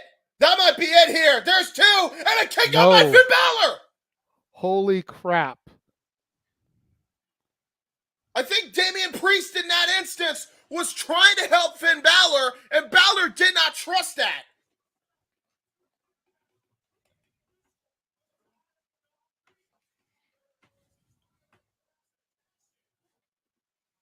And now there's the cover there. Or no, I'm sorry. That was the replay. Things have absolutely gotten chaotic, and it looks like Seth Rollins trying to go for a Phoenix Splash, but trying to take out the rest of Judgment Day here. Dominic now getting a savate kick. And then a curb stop to Dominic. Oh, sling blade. Shotgun drop kick. He's got it. If he can hit the coup de grace, it might be game, set, match here for Balor. 7 years. Boom. Coup de grace. He hits it. He hits it. Cover. Two. Oh, my God. Seth Rollins kicked out. How the hell did Seth Rollins kick out of that? Don't look surprised, Balor. Go up top and do it again. Yeah, exactly. Finn Balor needs to stay on him. I agree, JJ. He is still in position. Go up top and do it again. Do it as many times as you absolutely need to. And now look at this. And wait a minute. He's looking at Priest. Is he going to do this? I think Finn Balor is calling for him to cash it in so he can insert himself into the matchup here. Or wait a minute. No, distracting the referee instead. And now here it is. He's got the briefcase. But wait a minute. Oh, curve stop on the briefcase. Seth Rollins taking away the evidence. There's one. There's two. Seth Rollins retains the world title.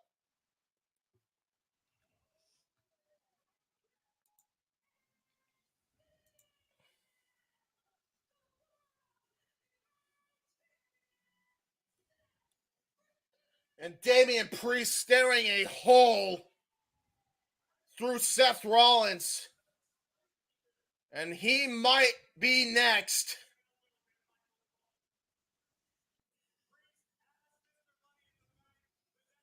And Damian Priest almost beside himself, like he knows what just happened. He obviously has been trying to help Finn Balor. Finn Balor didn't want the help initially, but then he demanded the briefcase come into play and distracting the referee. But Seth Rollins took advantage when Balor tried to grab it, kicked away the evidence after the curb stop on the case, and that was enough for Seth Rollins to get the W. And a dejected Damian Priest tells the entire story right there.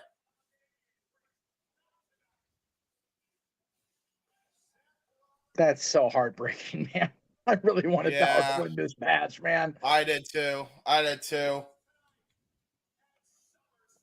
Seth Rollins with another successful title defense. And Balor looking at Priest as Priest shakes his head in dismay.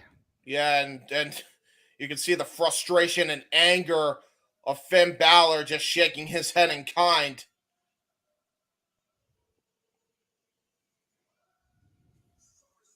So there you go. That's the match. And now look at this. I think they're playing video games, Mr. And Alpha drinking Academy. Mike's Harder lemonade. Well, there's your product placement. Another sponsorship. Wait, hold on. Maxine Dupree is a part of Alpha Academy now? Yes, sir. Has Yay! been in it. Oh, yes. Yay! Otis got the blonde again. Yay! They basically transitioned from her trying to get Otis to join the Maximum Male Models to realizing that the Maximum Male Models was a steaming pile of Triceratops dung straight out of the original Jurassic Park and moved her into Alpha Academy. Yes. And Chad Gable has been working with her a la Andre Chase and Thea Hale Chase U, and been teaching her some stuff, and she's really kind of been coming into her own as a competitor, even going as far as to defeat Valhalla, the former Sarah Logan, more than once in a match now. I was going to say, at least Maxine's actually winning her matches, the big matches on television. You know what? You shush it right there. Shush! No. Shush! No. Thea did not get the job done. Not her fault, but didn't get it done. No! Wait a minute! They're locking him OVW style. No! I was going to say, don't ship back to Louisville. There's nothing there to ship to anymore. I mean, there is. And let me ask you this, sir, while you're over here sipping the Kool-Aid of one Maxine Dupree. I will not. When was her last pay-per-view PLE match that she won? She hasn't had one yet. She hasn't had one yet. Thea wins her TV matches. She just has come up short at the PLEs. So until Maxine Dupree wins a PLE match. Did I not say in the process of laying blame that it was not Thea's fault at the Great American Bash? Mr. Chase, and I was trying to say before I got tucked over with the whole, what do you call it? The damned crate thing. Mr. Chase has a receipt coming. You watch. That's fair. And you don't like that. And I get that because you don't want Chase U to break up and you don't like the Thea Hill thing of her turning heel. And I agree with you on that for the record. But if they're going to do it, as long as they do it right, I'm not mad. If Thea comes in there and just drops Andre like a bad habit and still stays with Duke, then we've got something. Then we got something there. And yes, Daniel, there is still the possibility of Damian Priest cashing in tonight, but without Balor having the world championship, it seems almost like why? Yeah. If you're not going to have all the Judgment Day have the gold, it seems kind of futile for them to do that. Except then it would show that Balor has always been the weak link. That is true. Again, still possibilities in the air, my friends. Even now. I need to get this graphic off screen because I realize we're already off that. So. Yes, he is. Where am I going here? There we go. Okay. We are going to the Triple Threat Women's World Title. Well, I'm sorry, Women's Universal Title match. I'm just gonna call it the Women's Universal Title. Can we just call it that? No. So it's very much like the old Grand Extension era. So loud, staticky over there. There we go. SmackDown is the WWE Championship labels because Mikey. I muted you on purpose, dude. It's staticky as shit. Yeah. I don't know why. man. I don't know. I don't know why. It just is, dude. I'm not sure. Like I said, I will like when I'm done doing my spiel, I'll throw it to you so you can talk over it. The WWE Championship and the WWE Women's Championship are the labels on SmackDown, although Roman's is still a multi-named, layered, whatever the fuck. But on the Raw side, it's the world titles. Okay, there you go. So there you go. And Ken Raymond is talking about his picks for the night, not Seth's records, just for you clarification. Anyway, Stat Boy, what did you think of the match? Yeah, there you go. I was fine with the match. I was just a little curious as to what was going on with Finn and Damian. That's all. Yeah. Well, they're continuing the story. Excuse me while I go to the toilet and barf here. Oh, God, with you. As the drag queen Charlotte Flair makes her way to the ring. What? Whoa. I want to hear you talk no more on this guy's show on Tuesdays about playing favorites and dragging down the non-favorites. Because every fucking time Charlotte Flair comes on our television screens, you're up her ass about something. So you know what, Mikey? I'm going to tell you what, right now, Tuesday night, brother, when I come back to the Stat Boy Sports Bar, I'm going to find every Dallas Cowboys reference I can and just make it 90 minutes of Cowboy shills. Because screw this shit. Well, I do have a topic about the Cowboys. So I know you do. Not only the Cowboys, it's praising Jerry Jones. I'm going to have a grand time now Tuesday. In my defense, Jeff. No. In my defense. He does get a defense. You know, when I say it, it is all in jest. When the football fanatics in the sports bar get on it, they have malicious intent and are coming out guns blazing. Mm-hmm.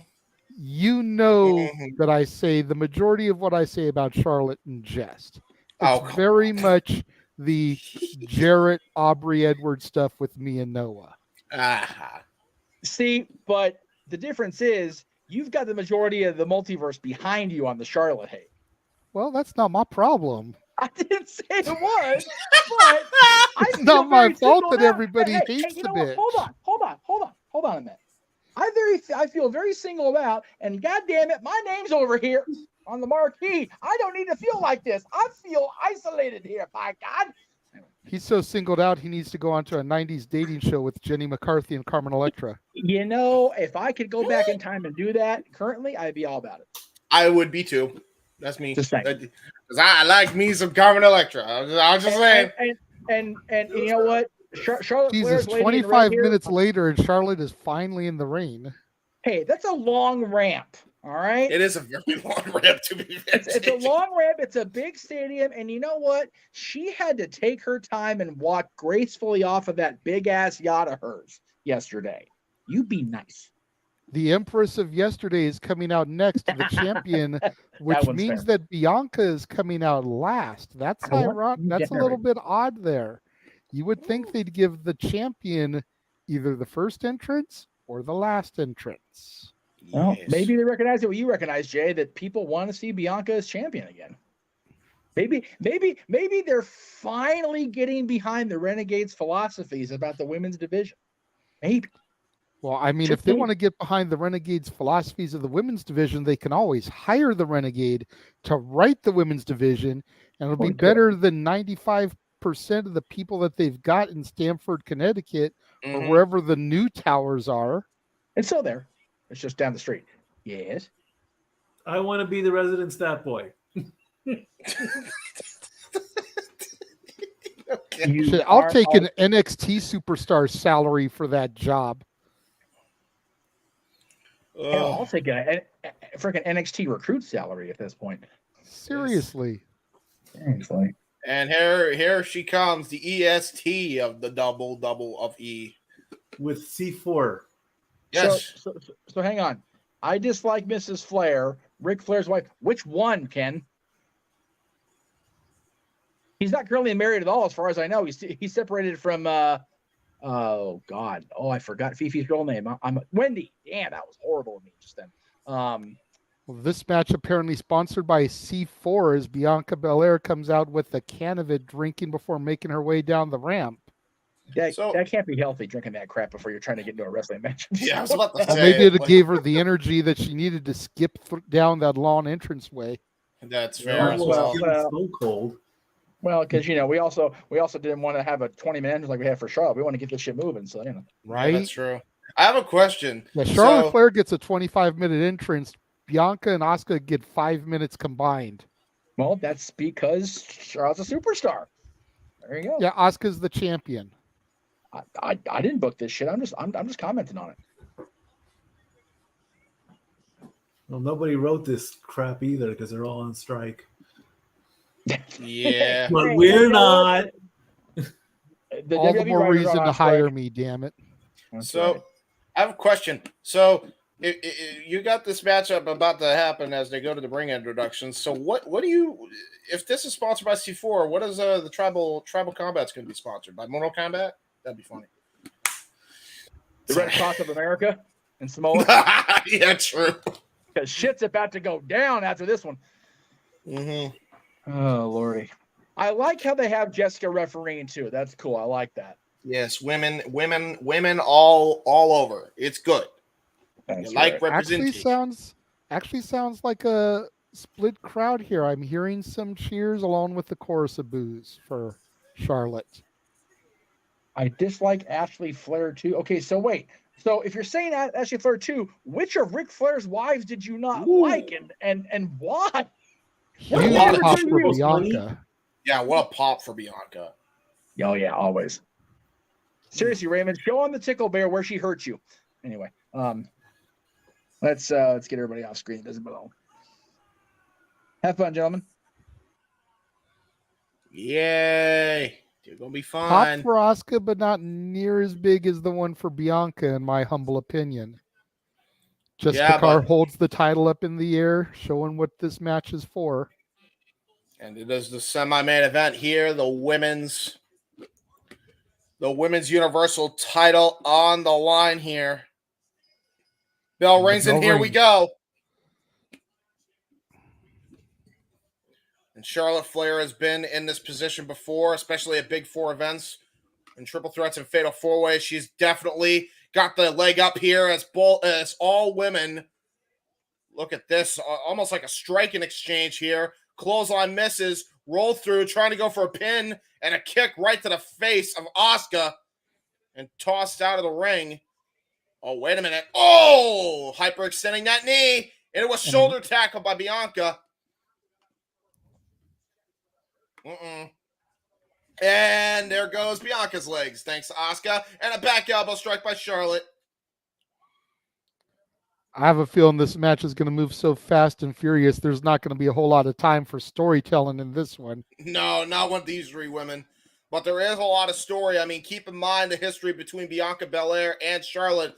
But Asuka and Charlotte Flair's rivalry, that dates back all the way to SummerSlam of WrestleMania 34, where Asuka was dethroned of her undefeated streak by Charlotte. There's a cover and a kick at it, won by Bianca. Bianca Belair with a front roll here. And some would argue that Asuka hasn't been the same ever since. Oh, wow. There's Charlotte Flair taking a page out of Goldberg's playbook into a knee strike right to the gut of Bianca Belair. I will say maybe Charlotte's idea, maybe she has been training. You'll notice the abs on the woman. She's definitely in ring shape, but there's Asuka with that drop toe hold onto the apron, and now Asuka coming in, and there's a crossbody to both of them by Bianca Belair.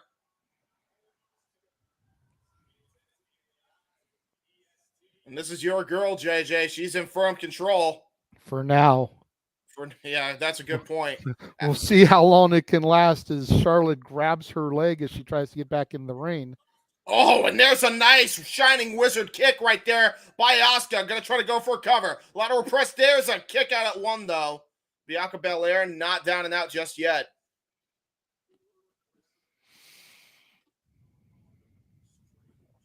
Now grabbing the arm, trying to maintain wrist control as she just kicks Bianca Belair right in the face multiple times.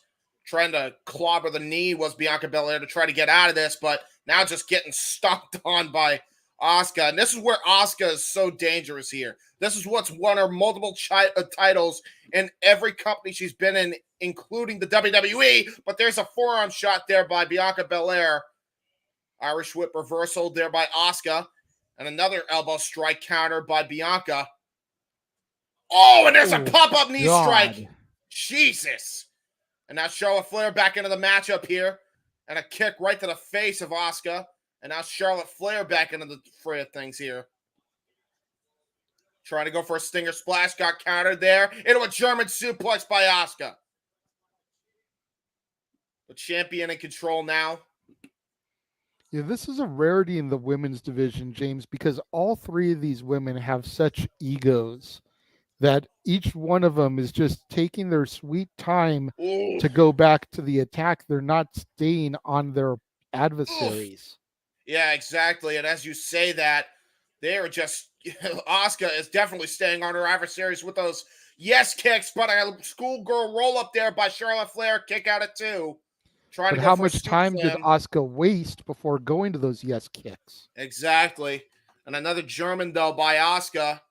And now it's just her and Bianca in the ring. Charlotte Flair trying to go for some reprieve. And now a waist lock on by Asuka on Bianca. Elbow strike to the face. Looks like she's got a counter here. Trying to go for a stalling suplex into a small package roll up. There's two. And a kick out. I believe that's the first near fall. Asuka. That might have been the first near fall of the matchup there as well, JJ. So that was a brilliant counter there. There's a hip check there by Asuka, but a cross body by Charlotte Flair, and the elevation was picture perfect. You got to give the woman credit, JJ.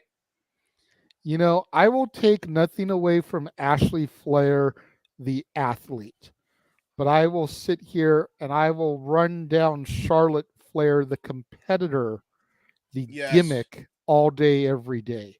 Because at the end of the day, she should not be this close to surpassing her father after only 7 years in the business.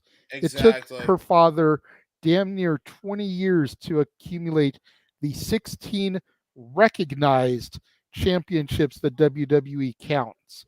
And she's done it in a fraction of the time. And now what the hell is Charlotte doing here? Especially with other family pedigrees that have come in the WWE before her.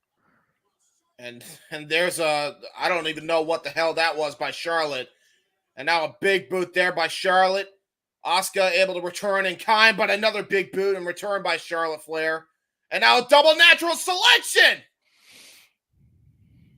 Going for a cover on both women here. There's two and a kick out by both women. Trying to get the win, a decisive win on both competitors there.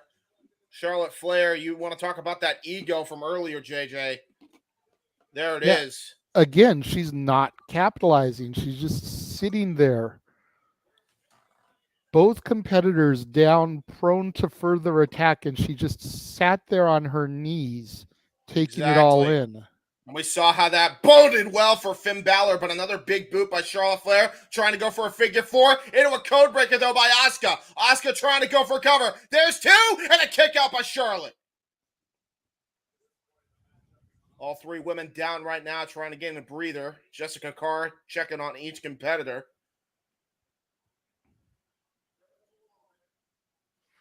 You can see Bianca there moving her fingers, trying to get a little bit of feeling back in it. We take a look at that big boot replay by Charlotte, straight into the code breaker there. Yeah, but a kick out by Charlotte, and now here we go. We just got a firefight right now on the ground by all three women here, and now they're just all going at it here. And let me just say for the chat room, please, no jokes about how all three women look comfortable on their knees. Can we not go there? Oh my God, come on now. Jesus. I know the people that we get in the chat room, James. Just want to try and cut it off at the pass. That's fair. And there's a nice clothesline there. Asuka grabbing Bianca's ponytail there. And now there's a shot right to the face. Again, everybody just clobbering each other. Now it's Asuka and Charlotte in the ring right now. Champion and one of the challengers as they both strike each other down. You want to talk about a grudge from many years ago. That's a 5-year edge there between Charlotte and Asuka. But there's Bianca going for a neck breaker into a DDT combination on both women here. And connects! Your girl is in control right now, JJ. Absolutely, as she kips up to try to maintain dominance, rallying the fans by twirling her braid like she does. Yeah, she is. And there's a nice shoulder thrust. What a brilliant sprint there right into the shoulder. Using her track and field background. And there's those clubbing shots to the back. Charlotte trying to cover up the back of her head. Oh, and moonsaults off when Asuka comes in for it, avoiding the contact. Great maneuver. Yeah, and a backbreaker into a spine buster. Both women are down and out right now. In position, going for that handspring moonsault. But both women get the knees up. And a spear by Charlotte. And now Asuka trying to go for the left kick. And she's got the Asuka lock on Charlotte. Asuka lock on Charlotte. And Bianca has rolled to the outside of the ring. I don't even think she knows where she is right now. I don't think she knows that Asuka has got Charlotte in a prone position here. And now Bianca coming in. And now there's the springboard moonsault. Breaking up the submission attempt there by Asuka, the champion. Yeah, I mean, it's great maneuver and timing there by Bianca. You got to figure Charlotte was on the verge of submission. But the problem here is look at the way that Bianca's clutching at the knee, though, JJ. Your girl might be injured here. Gonna try to cover both ladies, though. Wait a minute. She's gonna try to set up, I think, for the 450. And she's definitely walking gingerly on that knee. This is a bit worse for wear here. You gotta wonder. Oh, wait, there's Asuka. And Asuka just drilled. Nasty fall onto the outside there. Yeah, and she landed on the apron on her knee, but now Charlotte striking both of them down. And now it looks like Charlotte may be thinking for the triangle moonsault from the top rope here. We've seen her hit this in the past. And now look at that. Both women on the outside trading strikes as Charlotte is going to the top rope to ascend. Charlotte with a moonsault on Bianca Belair. But there's a left kick there by Asuka. And now Asuka tossing Charlotte Flair back into the ring. Going to the top rope. Going for a DDT. She might have it here, JJ. There's a cover. There's one. There's two. And there's Bianca for the save. Yeah, I saw that coming a mile away, James. Hell of a DDT counter there coming off of the top rope. But Bianca was too close for comfort. Let's take a look at this again. Now that I look at that, that may have been a frontliner. I can't really tell which is which, but it was a DDT effect. But to no avail as Bianca was able to break it up. Now Charlotte rolled to the outside, and it's just Bianca and Asuka in the ring. There's a front face lock. Oh, wait a minute. There's a kick attempt trying to go for Bianca's the KOD. got her up, setting it up for the KOD. Can she hit it? Yeah, Asuka, though. Look at this. Asuka trying to use her leverage on top to try to get her onto the ropes, and they're successful at it. And now try to go for the Asuka lock on the ropes. Shades of Tajiri, but innovated here by Asuka. But there's a big boot, and there goes the champion. She is out of the equation, and there's Bianca. She's got her hoisted up for the KOD. Oh, and Charlotte able to reverse out of it, going for a big boot. German suplex. Turns her around, drops her face first there.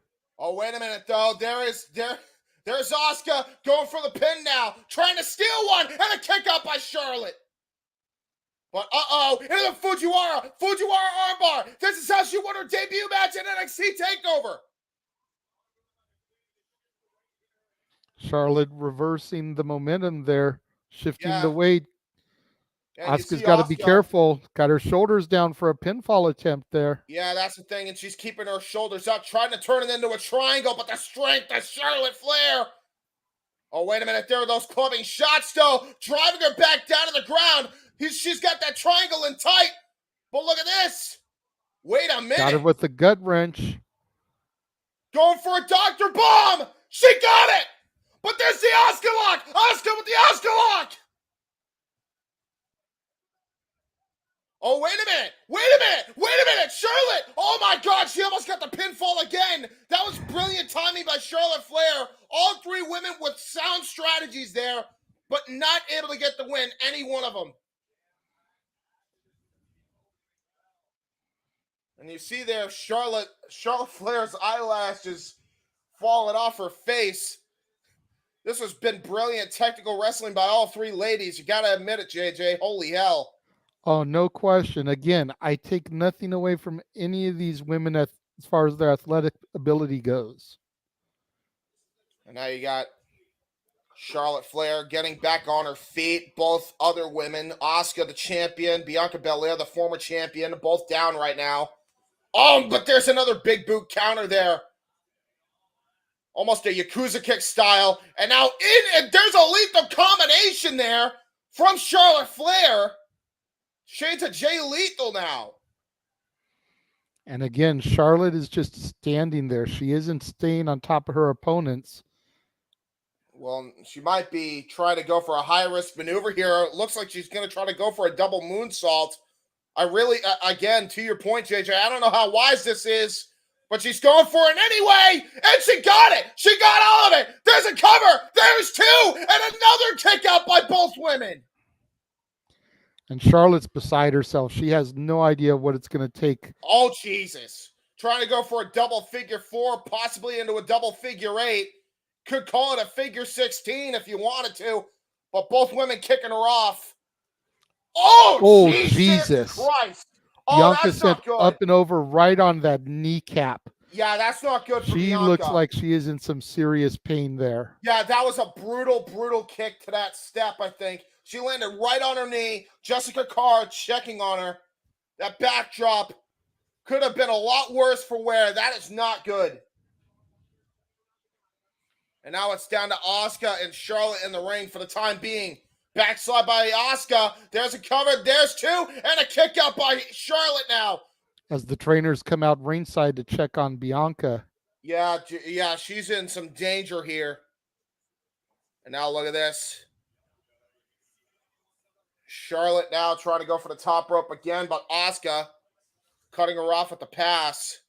And again, another story unfolding at ringside as trainers and referees are checking on Bianca Belair, seeing if she's even fit to continue at this point. Asuka with those strikes on the top rope. And it looks like she's going to try to go for a superplex attempt here. Asuka trying to get to the very top here. What is she planning here? Going for the high rent district is Asuka! Superplex by Asuka! And oh no, there's Bianca Belair now. I believe she's getting help to the back here. This might not be good. That might have been her chances out the damn window. You And see her both looking women are over her down. shoulder, looking back at the match still taking place as she's being escorted up the ramp. Yeah, Bianca Belair. This has got to be a heartbreaking moment here for Bianca. Especially when you see both competitors down in the middle of the ring right now. She's got to be beside herself with this injury because she could have taken advantage of that. She could have easily gone for a pin cover right then.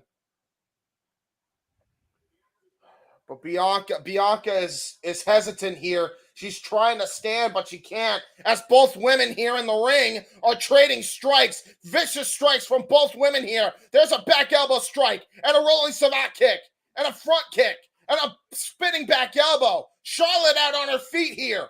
But there's a spear by Charlotte. There's a cover. There's two. And Asuka kicks out, saving the matchup for now. Charlotte's got to be wondering what it's going to take to keep the Empress of Tomorrow down. Yeah, and this is now turned into a one-on-one affair for the most part, JJ, as devastating as that has to be for you, and I'm sure for Bianca as well, as Charlotte's now putting on the figure four, perhaps going for the figure eight. I believe Bianca Belair is still trying to refuse trainers, and now she's crawling. She's trying to get back into this ring. She has a bum knee right now. I don't even think she can stand. She's trying to stop this from happening.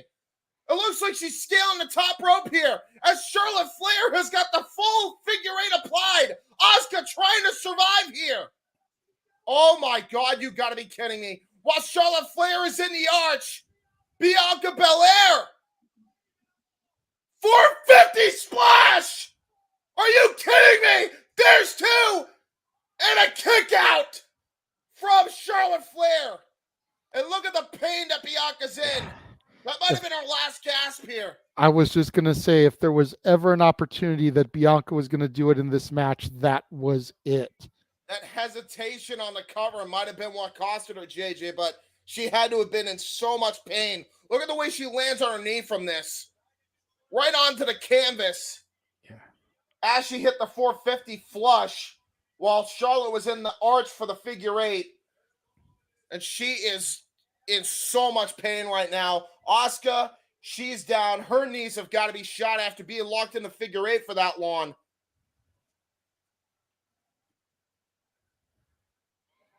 Yeah, I know I've said it a few times during my calls for WWE content, but considering where we are tonight in Detroit, Michigan, she felt that fire of 8 Mile, man.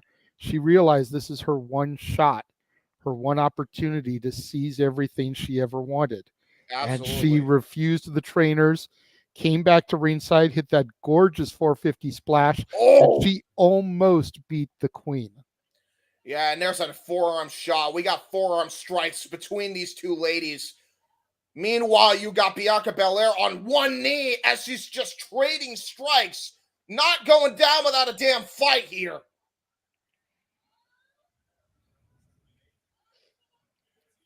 Oh, wait a minute. Got to try to go Bianca's for a KOD. got her up for the KOD. She's got it situated, but can she get the leverage underneath her with those bum knees?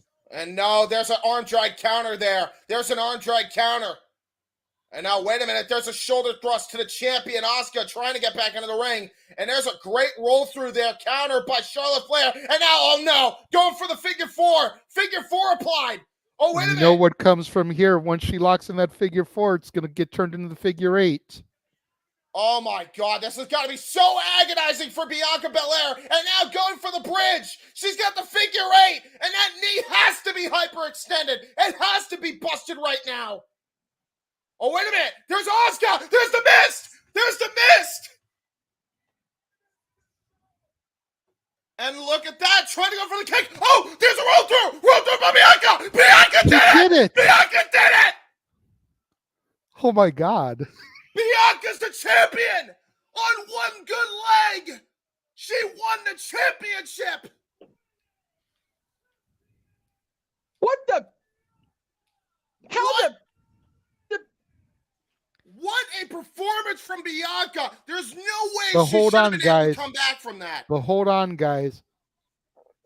There's still a Money in the Bank briefcase. That is true. Bianca is visibly hurt. Yes. Yes, and there's a hurt champion right now. Bianca Belair winning the championship. Oh my God, look at her. She can barely even stand. There's the Oh music. no. Oh no. It's about to happen, guys. Io Sky now running down to the ring. There's Bayley in tow. She is sprinting down. She is sprinting down. And look at this. There's Bayley helping out her running buddy from damage Using the control with the briefcase. briefcase.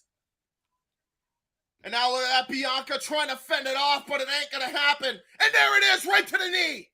Right to the knee and right to the head. Chrome Dome first off the briefcase. And she's cashing in. It's official. It's official. Oh, my God. Going up to the top. Get in the ring, lady Jess. Get in the ring, lady Ref. Come on now. Going for the sky moonsault. She got it. She got all of it. And the cover. 1, 2. Sky is the champion. Oh, good for her, man. Not the way I called it, but I'm not mad. No, I'm mad at it. And the crowd on their feet here at Ford Field in Detroit. Bayley celebrating with her damage control brethren here. Io Sky is the world champion. She is the universal champion, excuse me. WWE Women's Champion. There you go. You're good. Sure. I'm just going to call it WWE Women's Universal Champion. And there's Dakota Kai. There's Dakota Kai. Right on. My gosh. That is how it needed to be. That's how it needed to be. I love it. And look at that. Both women raising the hand. And you can tell Dakota Kai's still not at 100%, but she wasn't going to miss this moment to save the world here. Dude, they need to get an interview with Kathy Kelly, like exclusive backstage, because Kathy loves her some Dakota Kai anyway. She's got to be as happy as any of these three. That's awesome. Guys, it was 1 year ago the Damage Control returned. Yep. Dakota and Io have had 2 tag title runs since that day. And now Io Sky is the women's champion. You know Bayley took no small satisfaction of Charlotte being the one she whacked in the head first. Like, nope, not today, Queen. That was a great cash-in, by the way. Great storytelling from the women, by the way. Can I just say that? Wow. Mansfield, where'd you come from? Hi. Hi, Mansfield. On Storm storytelling. There he is, stealing catchphrases again. But you're not wrong in this case, Josh. Absolutely. No, for real. To be fair, JJ is on the air and had said it already, so he didn't even steal. He just kind of rode along with it. That's true. What do you think, Stat Boy, of the match? The match was amazing, especially at the end. Wow. Great match amongst all 3 of them. Definitely, 4 out of 5, or maybe even 5 out of 5. The attempt at the double figure 8, I would have liked to have seen if that could have happened. She's done it before. She's done it before. Yeah. That would have been cool. But hey, congratulations, Io. I mean, it's your first title, your first big title on the main roster. So this is your moment, and could have gone either way. It really could have. Could have gone either way. And despite the dissension within Damage Control in these recent weeks, ever since Io won the briefcase, there's no heel turn right here. No. It's a celebration. Legit surprise it's going down this way.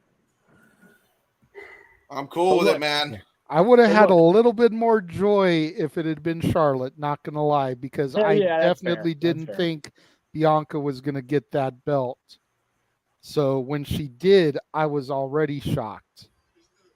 And then the cash in to come in, like, I literally have tears welling up.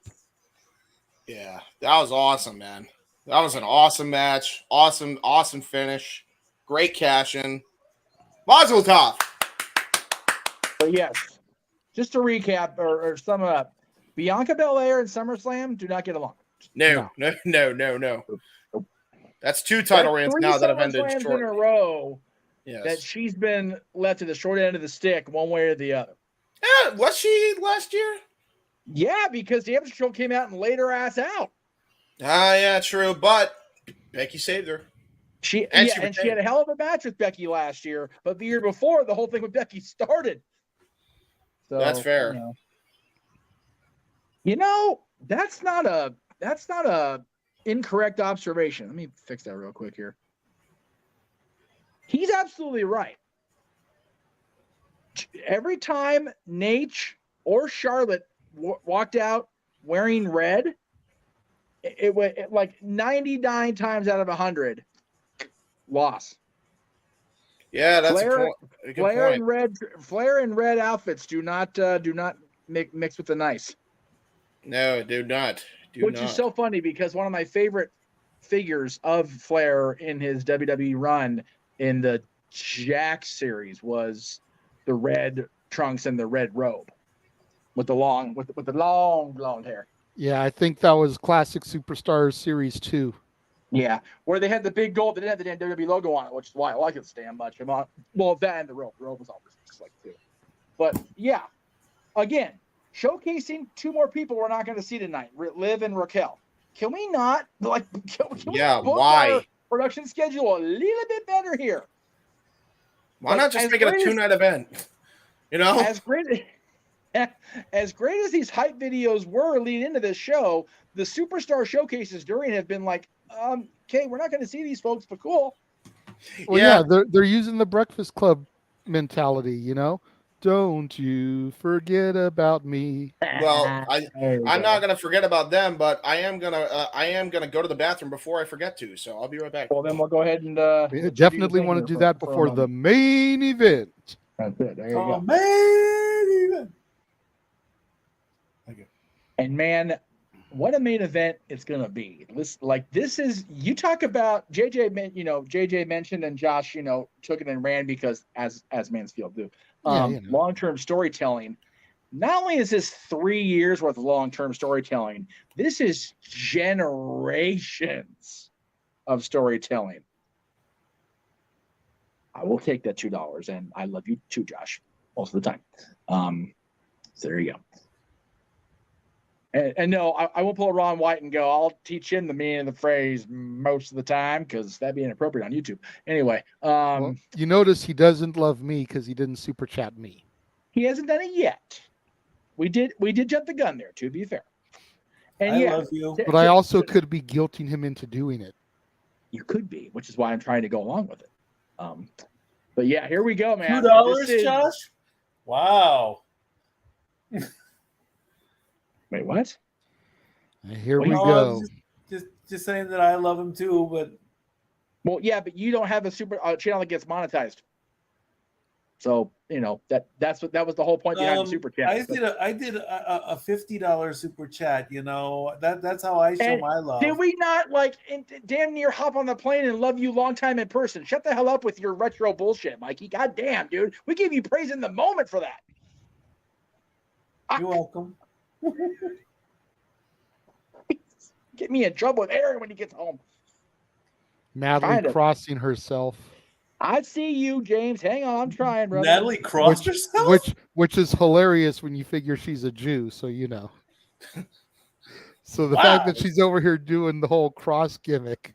Because, okay, ask her this. Is it more about Roman retaining? Is it more about neither of them getting freaking hurt like hell here? Is it more about Roman retaining or neither one getting hurt like hell? She said yes. Is the that's the appropriate answer. Okay. Even though we know how she feels about the Usos in comparison to Roman. I know. She gave the correct answer by saying yes. Well, because honestly, like the fact that the Usos dared to challenge the tribal chief or not, they're going to get hurt, but both guys are going to get hurt real bad here, real bad. This is going to be fugly, a lot fugly. Let me go ahead and get the graphic up since we're doing the hype video for it anyway. God, I always push the wrong thing on stupid phone here. And I'm going to have to try to keep my voice down because my no. lady has gone to bed now. Oh no! What a horrible timing! Oh no! Oh, wrong graphic. Ah! To be fair, I usually don't get as loud about some of the matches as James and Noah do, so it should be fine. Right. There it is. There we go. I fixed. He's okay. And yes, guys, don't forget, coming up after this match and a 10-minute intermission, 10-ish intermission, we'll be going live with open mic night. And to answer from earlier, JJ, we will be keeping the feed on no DQ. I have made contact. We'll just have to have the super chats fed accordingly from Aaron once he gets the payout, because if I try to stop it, it'll just like hell. I even had comments go spastic on YouTube a second ago. So Yeah, there you go. Fair enough. it's one of those technology nights that we're just gonna have to just roll with the flow. And let me just throw out there, because I did see the comment in the chat during the last match. I'm not going to address who said it. Yeah. Everybody has different tastes in wrestling. Yep. This man above me is one of the most adamant WWE haters that you will ever meet. Mm-hmm. Yes. And he's saying that this is an amazing show so far. This has been really good. Yeah.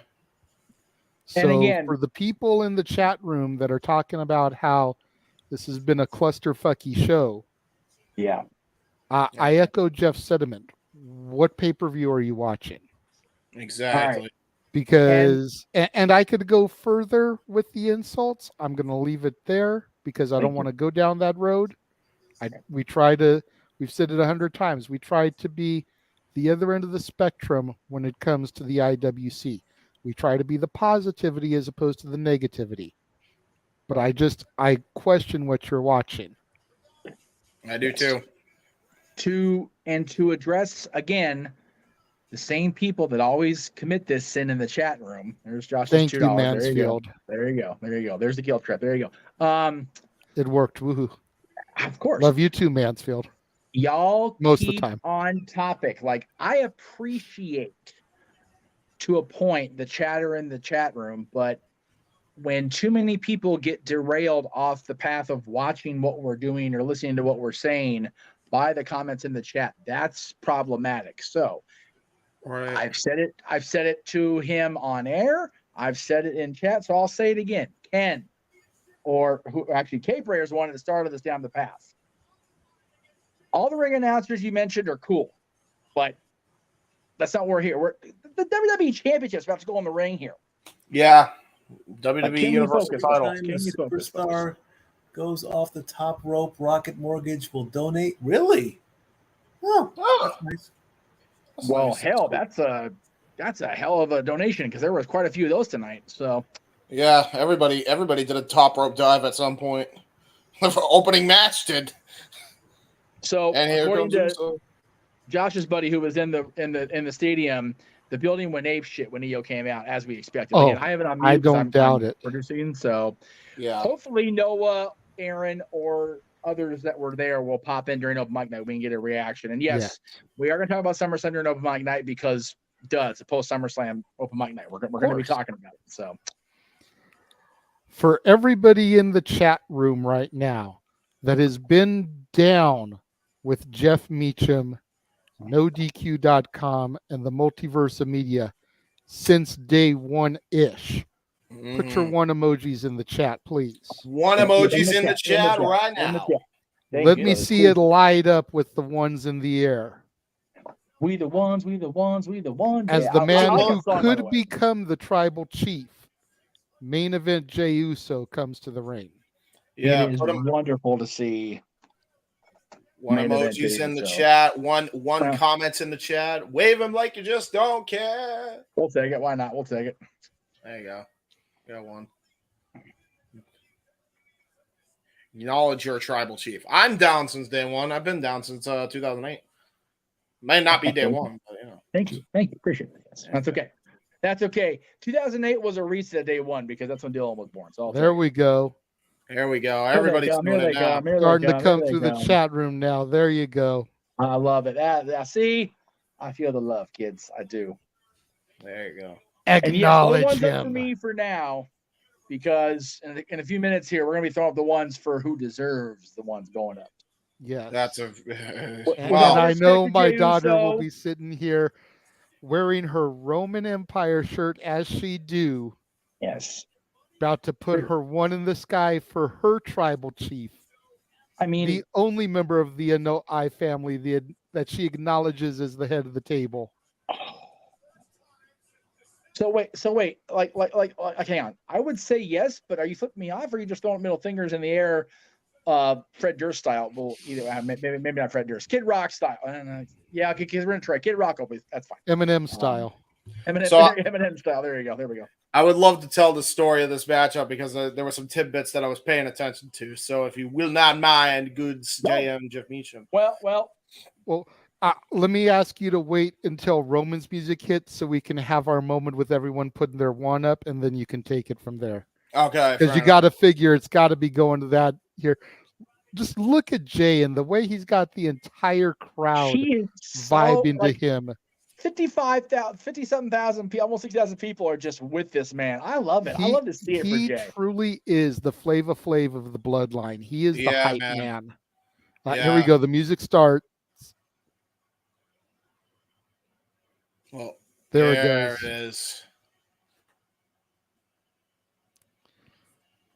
My daughter is on her feet. I'm only not doing that because I don't think you want to see that area all up in my camera right now. So yeah, we see a renegade.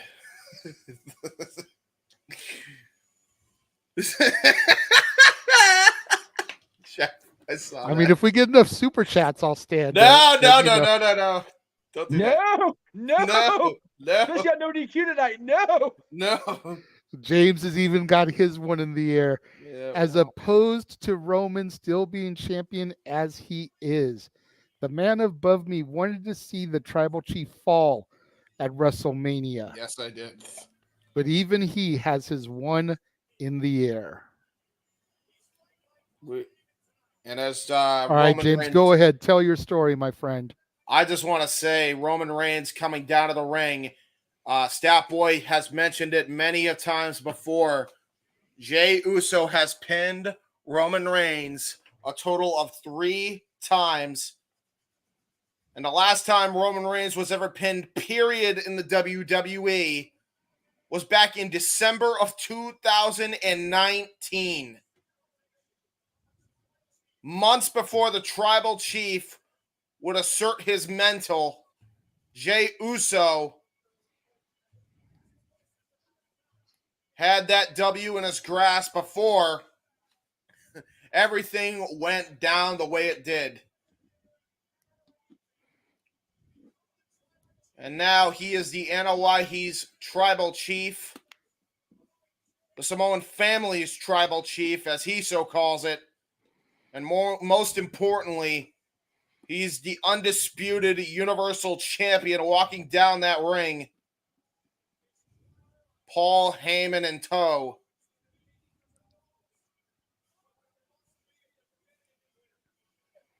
There are no rules in tribal combat, but there must be a definitive winner. This is going to be quite possibly a bloodbath, to say the least. I don't think this is going to be for the faint of heart. You're going to want you to put your kids to bed if they aren't already. Yeah, for real. If you didn't already during Ronda and Shayna, you need to put the kids to sleep now. And let me just point this out. Let me just point this out, James, because you left this little tidbit out, and it's something that a lot of fans forget.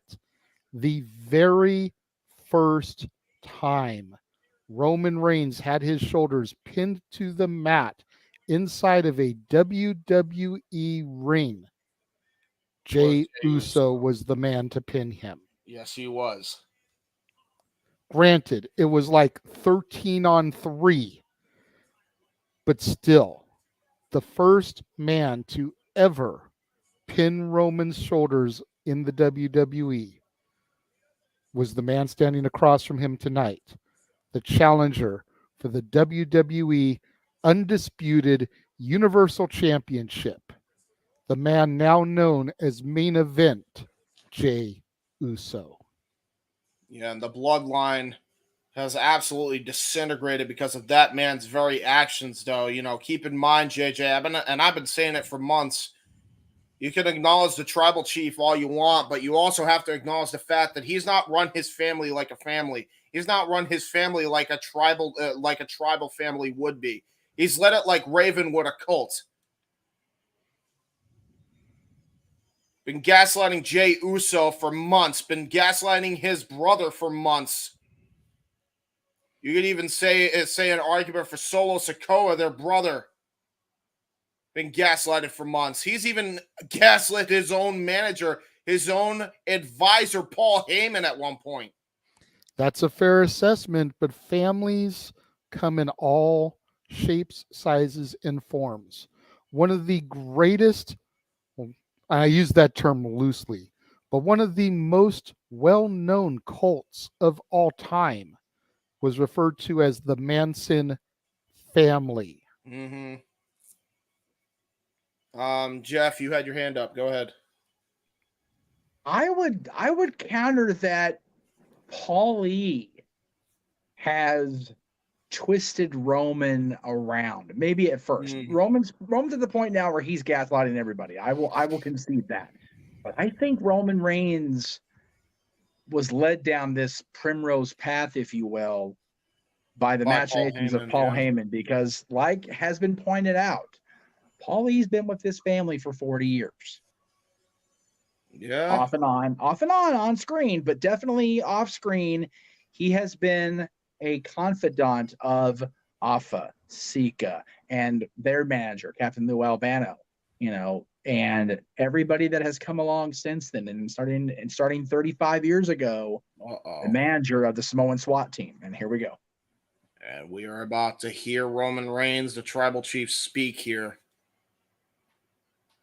We know what he's going to say. Of course. But to Jeff's point, you see the photos circulate from when a young Paul Heyman was under the learning tree of the Grand Wizard, Classy Freddie Blassie, and as he pointed out, Captain Lou Albano, the unholy trinity of WWF managers back in the day. And he screams, "Acknowledge me." Crowd throwing up the ones. And from there, everything just spiraled. You think about the head shrinkers, like he said, the Samoan SWAT team. You think about managing Brock Lesnar against The Rock and being involved in the family lineage that way. You think about 3-minute warning, all the way down to the bloodline. Jeff has pointed out before, we believe the only facet of the Anoa'i lineage that Paul Heyman was never directly involved in was Yokozuna. Every other branch of the tree he's worked with, stood next to, or across from in some way, shape, or form. Good point.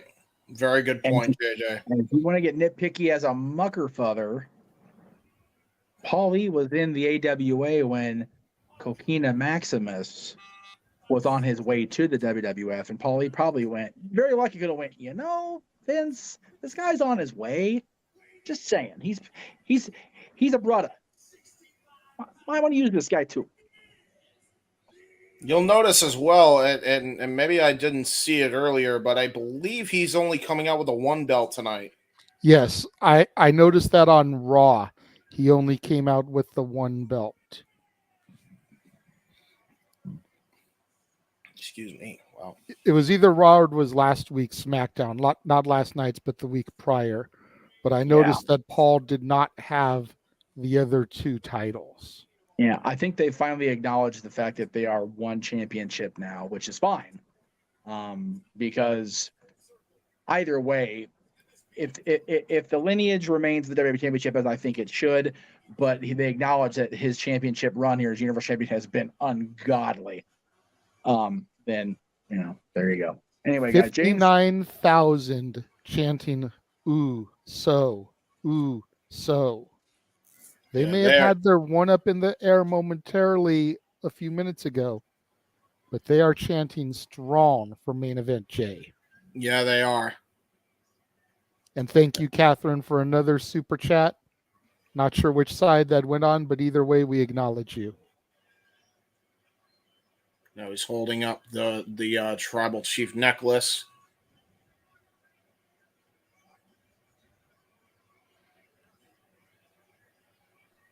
Look at Paul's face.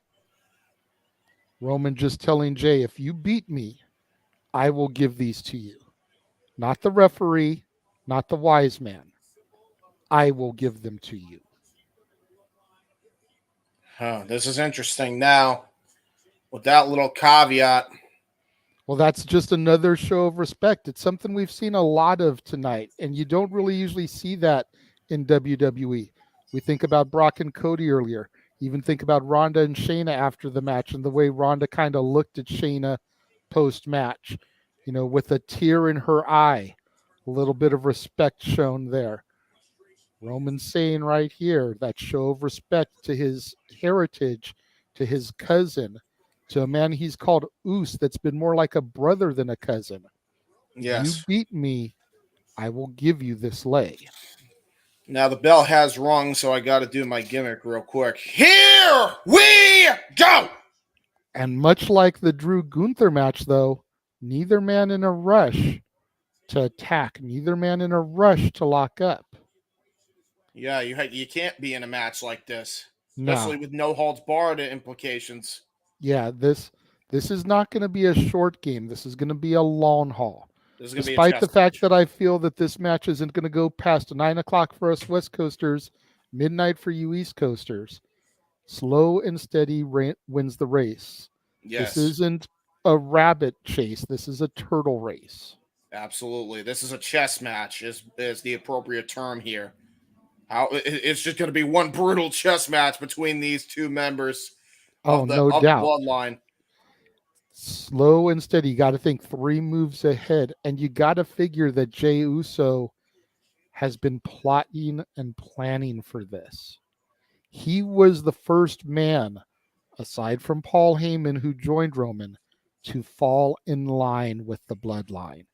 Right. Jey Uso has been beside Roman Reigns since day 1-ish, as far as this story goes. So if any man between Jimmy, Jay, Solo is going to truly be privy to the weaknesses of the tribal chief, it's going to be the right-hand main event Jey Uso. Very good point. And there's no man that knows Roman Reigns better, arguably, than Jey Uso, who has been the right-hand man of the tribal chief, as he has said. And not just no weaknesses from a professional standpoint, but from a personal standpoint. You got to figure Roman has fought and succeeded his fight against leukemia. Yes. Could Jey Uso try to play on that weakness? Yeah. The problem is it's in remission. How? Because at that point, the only thing he would have at that point is a mental game with Roman. Exactly. And another collar and elbow tie-up. Headlock there by Jey Uso, trying to bring him down to a knee. Successful. And then again, we have to point it out. We saw him earlier in the World Heavyweight title match. Could Damian Priest play a factor into this, regardless of who wins? That's a very good point. Because again, if Priest can walk out with the title, but Balor was unsuccessful, what does that say as far as that storyline goes? And what does that say if, we've seen people insert themselves to make it a triple threat match before. You go back to WrestleMania 31, Seth Rollins inserted himself in Roman Reigns' match with Brock Lesnar for the WWE World Championship. Yep. So that absolutely could happen again here. And then you have a pissed off bloodline united again, possibly coming after the Judgment Day. Which could lead into a certain November pay-per-view called Survivor Series War Games. Mm-hmm.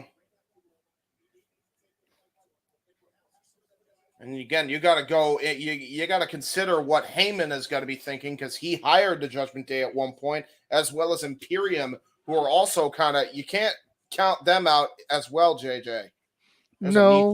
No, you can't count them out, but I would figure they would play less of a factor, being as how they are raw talent.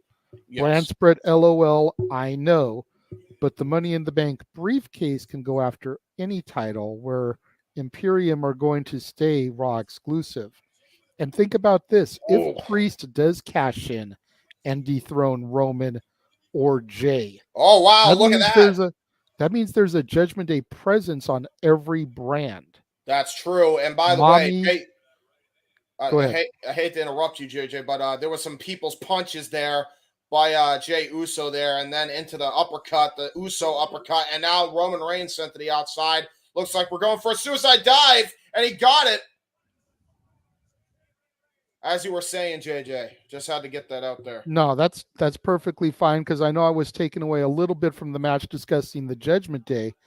But if Damian Priest is successful, you've got Judgment Day on top of all brands. You figure you got Mommy, Rhea Ripley as the Raw World Women's Champion. You've got Dominic Mysterio as the NXT North American Champion. And you would have Damian Priest as the WWE Undisputed Universal Champion. Yes, and that's really the key here. And you've got Finn Balor with nothing. Yeah, and that's going to play a huge factor in the psyche of Balor as well. There's so many moving parts on this entire deal. But right now, we got to focus on this match here, because right now we got Jey Uso in firm control of Roman Reigns. Just eyeing down the wise man. Remember, no holds barred in tribal combat.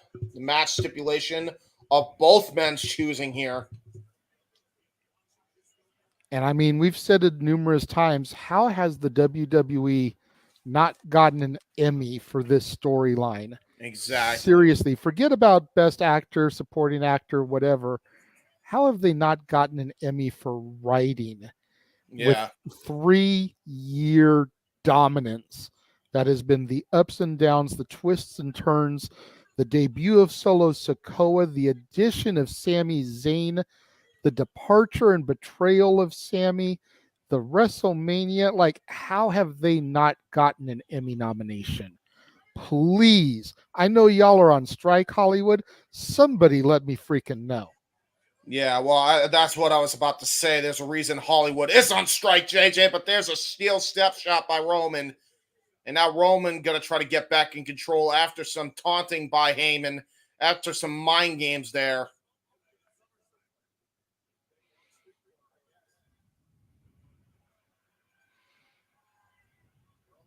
Detroit witnessing history in the first ever publicly viewed tribal combat.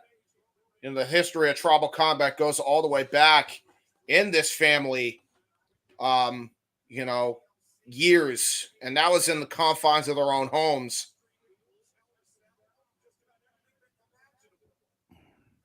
Roman Reigns just dominating Jey Uso right now. And there's an enziguri kick there by Jey Uso. Getting just a little bit of separation there from the tribal chief. Oh, just tossed him into the corner as well, JJ. Back first into the middle turnbuckle. Take a look at this again. Tried to go for a leapfrog, and boom. That's the power of the Undisputed Universal Champion as Roman tries to catch a breather here. Now Roman getting the booza affecting the tribal chief here. We saw that happen at WrestleMania. Cody damn near defeated him. It was the last title defense that Roman has had since.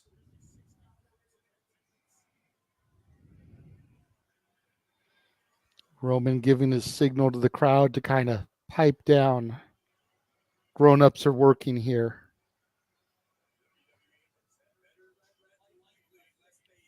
And now we have Jey Uso trying to get himself back on the feet, but looks like Roman Reigns sees the positioning, and it looks like he's going to go for the kick.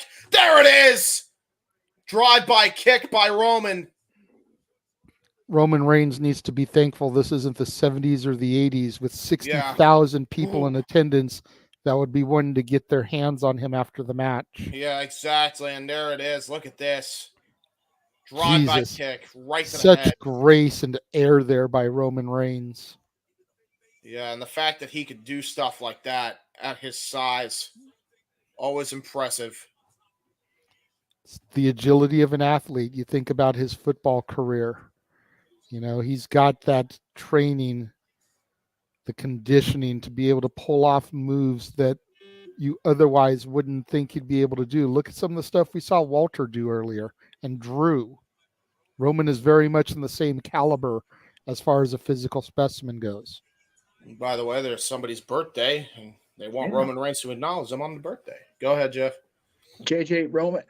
Roman Reigns is the, to not intentionally be punny, is the evolution of the Anawahi family. You had the big Samoan guys, the big, beefy, typical Samoan. Golly, What an uppercut. Samoans. And you had the Usos who, started out as, almost comicals, tribal characters.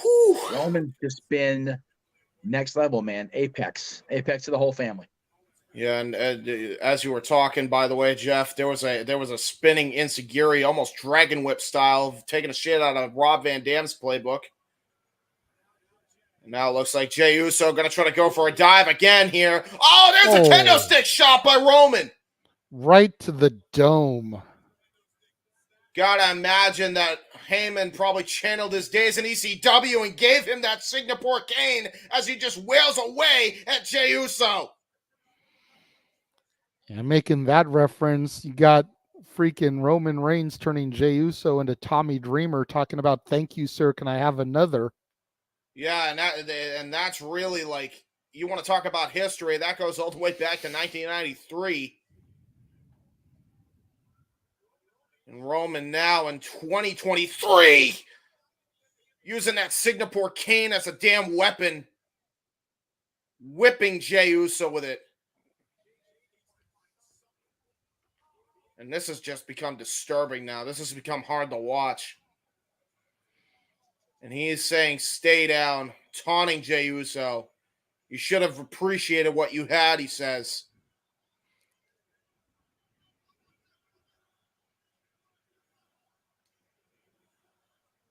Uso chants from the crowd. Are they saying Uso or you suck? Yes. And look at this, man. Look at that. Trying to move his head into...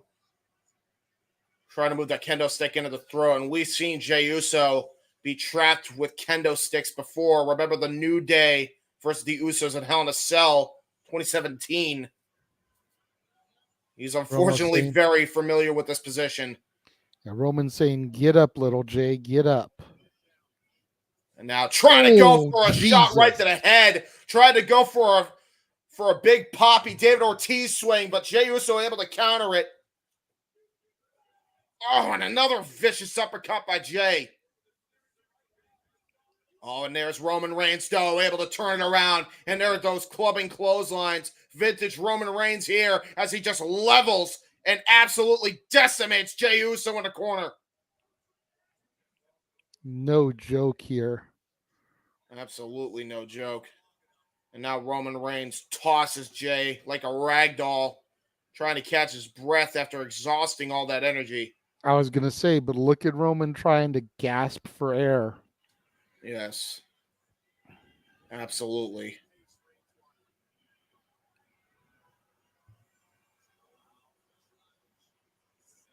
Now he's just soaking it in now. He's not letting the cheers and boos affect him. And now it looks like he's Superman punching it up. Locked and loaded, trying to get that Superman punch ready. And now going for it. Oh, kendo stick shot right to the ribs. Right to the ribs of Roman. And now Jey Uso's got the kendo stick. And now it's Jey's turn to dish out some punishment to the tribal chief. Jey Uso saying payback is a bitch, Us. Yeah, just brutalizing him, man. Brutalized him with those shots. I believe a couple of those shots, including that one, just went right to the chrome dome of Roman. Going for the air, Us into a tope con hilo. Yes, thank you to everybody that's tuned in across all platforms. We acknowledge you. Yeah, look at this, man. Look at the height and elevation. We've always seen Jey Uso do taker dives. I don't think I've ever seen him pull out, and crossbodies, I should say. I don't think I've ever seen him go for a flip dive like that. Well, there's a first time for everything, and if you're going to do it your first time, may as well do it on a grand stage in front of 60,000 people with the title on the line. Yeah, especially when you're fighting a guy like Roman Reigns, who's been on a dominant hot streak for 1,070 days with the Undisputed Universal title as he climbs and scales the top rope here. And there's a Superman punch counter! There's Superman punch counter! And there's a cover! There's two! And a kick up by Jay! We see the super chat in the room. Ratnick, thank you for that. No, actually, I think I'd be happy because virtually every match of Roman's ends with some kind of outside interference and shenanigans. Yes. So whether Roman retains or whether Jay becomes the new champ and tribal chief, if it is clean, I think I'd enjoy that even more. Yeah, I agree. If it's clean within the confines of tribal combat, I'm here for it. Absolutely. Absolutely. But again, great question, and thank you for the super chat. That was solid. That was a great question there, and I gotta say this though, it's not gonna end clean when you have a Damian Priest waiting in the rings. You know, you want to talk about tribal court, tribal kings. There's a priest waiting to strike, and that's fair, but that doesn't mean that the outcome of the scheduled match, can't be clean before the collusion occurs. That's true. Roman Reigns now looking like he's going to set up the spear after the Superman punch counter. And goes for the ooh-ah. Charging up for the spear. There's a nice counter into a schoolboy roll-up by Jay. There's two and a kick out by Roman. And there's a super kick. Number one. Start that tally, Jeff. Super kicks. And now look at that. Going to go to the top rope. Uso splash. Shades of Jimmy Snuka into the cover. There's two and a kick out by Roman Reigns. No, not yet. It's going to take more than one to keep down the head of the table. Absolutely. I think having James on play-by-play is even more heart freaking stopping for me. Jesus Christ. Yeah, sorry about that, Jeff. And again, I believe that Jay can do this, but it is going to take more than one super kick, one splash to do it. Absolutely, yeah. You don't have a 1,070-day run and then go down that easily. No.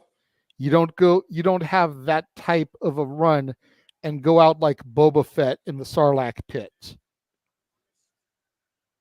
And now look at this. Oh, wow, Jey Uso was able to get a chair. And that was perfect. Yeah. Instead of going to the outside, he actually grabbed it from the apron position while still being in the ring. As you were saying, Jeff. I was going to say, definitely don't want to like Boba Fett because then you got to wait 30 years for him to get his freaking redemption. That's going to be a long ass wait. That's true. And they'll try to end his story in the process and call it non-canon while that happens. You're all wrong for that. Yeah, I am. But you know what? Who was more wronged? Boba Fett. Oh! And I think Roman just got his Boba Fetted with that chair shot right to the back. I don't know. I tried. That was the worst transition ever, but I'll take it. And now it looks like he's going to go for another shot to the back here. Roman Reigns in dire straits as Jey Uso's got the steel chair to the lower back of Roman. Ratnick, let's not throw that out there into the ether. I already get pissed off when it's freaking Young Bucks do that many in a match. Let's not get that in this main event. Yeah, exactly. And speaking of the Young Bucks, stay tuned for Open Mic Night when we talk about the Elite and their contract extensions. Yay! Yes, stay tuned for Open Mic Night as we will all be there. So stay tuned. Oh, and there's multiple chairs now as Jey Uso's just raining chairs here. Terry Funk Cactus Jack style. For real, like I'm having EC Dub flashbacks, and I'm sure Heyman is too, watching all those chairs go flying in the rain. Yeah, and he's nervous, man. Thank God this isn't Philadelphia. Yeah. No. Oh, wait, that'll be WrestleMania. I was about to say, it's worse. It's in Detroit. Yeah, I'm not sure it'd be worse. The fact that they in Philly or in Detroit, because at least Philly, their water's clean. Exactly. Paul Heyman trying to sympathize with Jay, saying, "What are you doing? He's your family." Yeah, come on now. Like he believes any of that anymore. And now Jey Uso looks like he's going to try to go for the superplex And look at that, stomping on the hand. You noticing that? Stomps on the hand to try to get the superplex formation. With all those steel chairs, shades of Seth Rollins, Dean Ambrose from back in the day with this. Roman countering. Yeah, Roman countering with those liver shots. While they're on the top rope, a Glasgow's Kiss variation, a headbutt right to Jey Uso. And an Itsugiri counter by Jey Uso.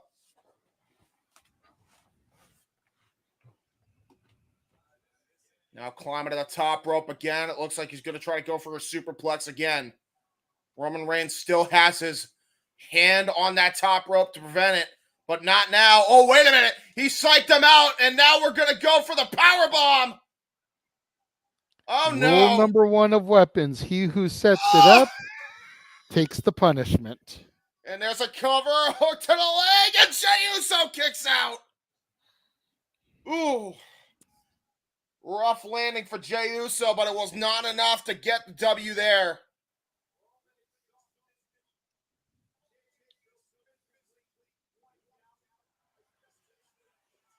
Oh my gosh. Again, there's a replay on that powerbomb.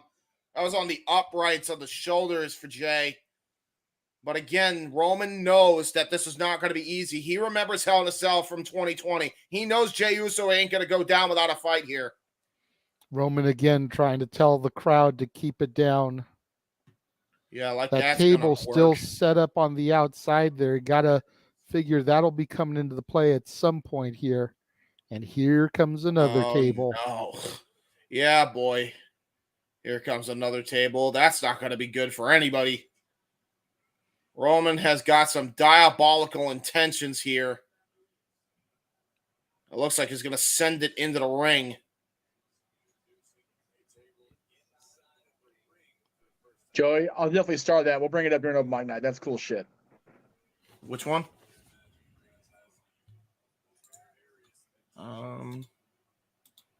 Yeah, I agree. Yep, that's about what I was expecting. Roman setting that table up in the corner. Oh, wait a minute, though. Look at Jey Uso, though. He's ready for the pounce. Uh-oh. Got caught trying to go for the spear. Roman Reigns trying to go for the Samoan drop. Uh-oh. Possible attitude adjustment attempt from Roman, but got countered. Stun gun by Jey Uso.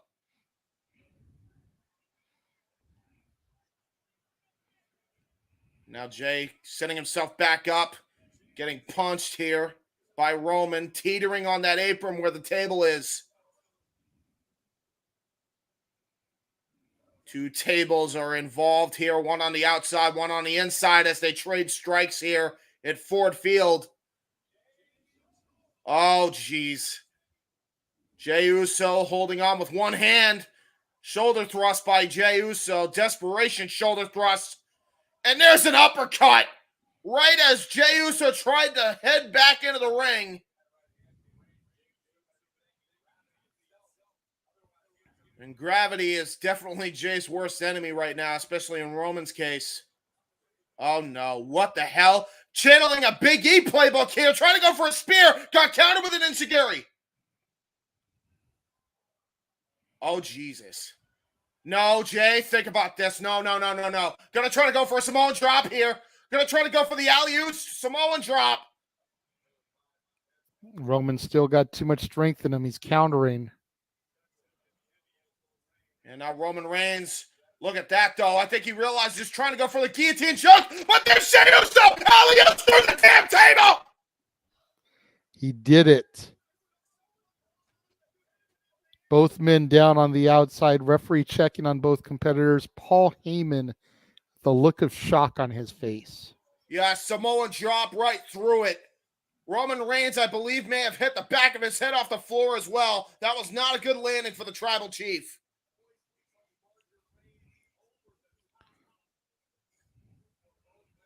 Referee using his discretion before he begins the count. And look at Heyman, almost beside himself, only due to, and I can't tell if he's beside himself that Roman's hurt or if that both men just hurt themselves off that. Jey Uso now crawling, looks at that steel chair, looking for something under the ring again. What the hell does he have in his hand? Oh my God, it's a strap. A leather strap has just gotten brought into play here. This Things is are not gonna going to get be ugly. good. Oh my God! Oh! Right onto the tattooed back of Roman. He might take off some of that ink if Jey Uso has his way. And look at that. Roman Reigns cut up at the elbow and another whip of the arm. Roman in desperate pain here. And oh boy. Now this is spilling out to the fans. You got girls here that are absolutely in awe of Roman at all. I mean, I'm sure your daughter can relate there. Oh, absolutely. There's reasons why she acknowledges her tribal chief. And there's an uppercut And again. very few of them have to deal with his wrestling ability. I'm sure. Maybe the fact that he looks like Aquaman. She would get on you if she heard that. Aquaman! Anyway. Yeah, sure, Marvel Girl anyway. And now look at that. Jey Uso trying to get the breather here with a water. This is getting dangerous here. And what the hell is he thinking here? Another table apparently by the sound stage here, or the production area, as all of the cameras. And there's Solo Sikoa! Solo Sikoa coming through the crowd. Everyone was wondering if Solo Sikoa was going to assert himself and interject. Here he is. Speak of the enforcer, he shall appear. Yeah, the enforcer of the bloodline here. Oh boy. And Solo eyeing that table there. Strategically placed. Yes. And you wonder if it may have been placed there by Roman and the tribal organization earlier. Gonna go for a rock bottom, and he does it through the table! And now it's Jay's turn to feel the wrath of the wood. Get your mind out of the gutter. Not that type of wood. Sorry. The only man standing right now is Solo Sikoa, and he's not even officially in the match. Yeah, and Solo Sikoa now. Just dragging Jey Uso's near lifeless corpse as Roman Reigns has got a prime opportunity to pin him on the outside here. Referee in position, demanding him to go back into the ring. And again, we don't know how tribal combat goes, JJ. I didn't know if it was false count anywhere, or if you have to pin your opponent in the ring. But it does look like from the referee here, you got to bring him in the ring to get a pinfall. Yeah, they didn't make that clear. That's why we were so confused in doing simply predicting and whatnot, because, you know, we were led to believe that potentially the elders could be involved. Nobody from the family was allowed to get involved in the match. And obviously Solo Sikoa has now intervened. Yeah, that's There's a lot of questions that were left unanswered as far as these rules go, the rules of engagement, so to speak. And I think they did that on purpose because they just kind of wanted to let these two men tell the story that they wanted to tell. Yeah, and this is disturbing, man. The way he's got Solo attacking his own flesh and blood, his own brother. And now you got Roman Reigns telling him to finish him off. Solo is in the ring right now. This is not good for Jay. But think about it. That table is still set up. Yeah, Jay can counter this. One. Oh, there's the spinning rock bottom again. Roman's gone through one. Jay's gone through one. I think it's Solo's turn. And now the referee trying to intervene, trying to get Solo to leave the ring here, but it's no DQ. There's no point for him to try and do it. Oh, no. And now he's lining up for the Samoan spike. But you almost noticed there's... Go ahead, Jeff. No, you're good. Call the action. I was going to say, you noticed there was some hesitation there from Solo almost. I don't know if I'd call it hesitation as much as looking for the seal of approval from the tribal chief, making sure he's okay with him executing it. Because there have been a couple times lately where Roman has stopped Solo. Oh no, going for the tag finish. Oh no, got pulled away in a spear. Jey Uso with a very smart maneuver here. And a spear from Jey. Into a cover. There's 2. Oh my God. Wow. 2.9. Again, it's going to take more than that. We're getting closer, but it's going to take more than that. Wow. Jey needs to stay on top of it, though. That table is still set up. A spear to Roman through that table could be all she wrote if Jey can execute it. And now he is armed with chairs, 2 of them. He's got 2 steel chairs. Jey Uso does. This is going to be insane here.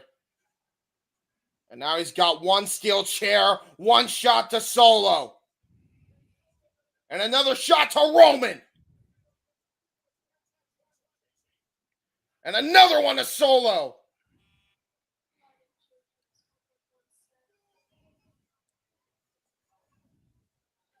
Oh my God, right to the gut, right to the gut. There goes Jey Uso. Oh my God, that's the area where he had, you were talking about the leukemia earlier. That's where it was located, JJ. And he's attacking that area with all the force he can with those jabbing chair shots. Shades of Stone Cold Steve Austin from WrestleMania 17 on The Rock, another tribal member. Absolutely. You know, we talked about it at the onset of this match. This is so personal. This exceeds professional levels. The main event, Jey Uso, the right hand, knows every weakness of the tribal chief. Oh, and there's a super kick. Super kick by Solo.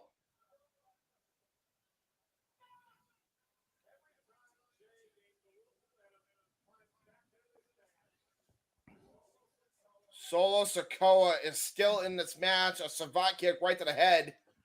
Jey Uso now down. Roman Reigns now back in control. But look at this. Wait a minute. Solo is angry at Roman.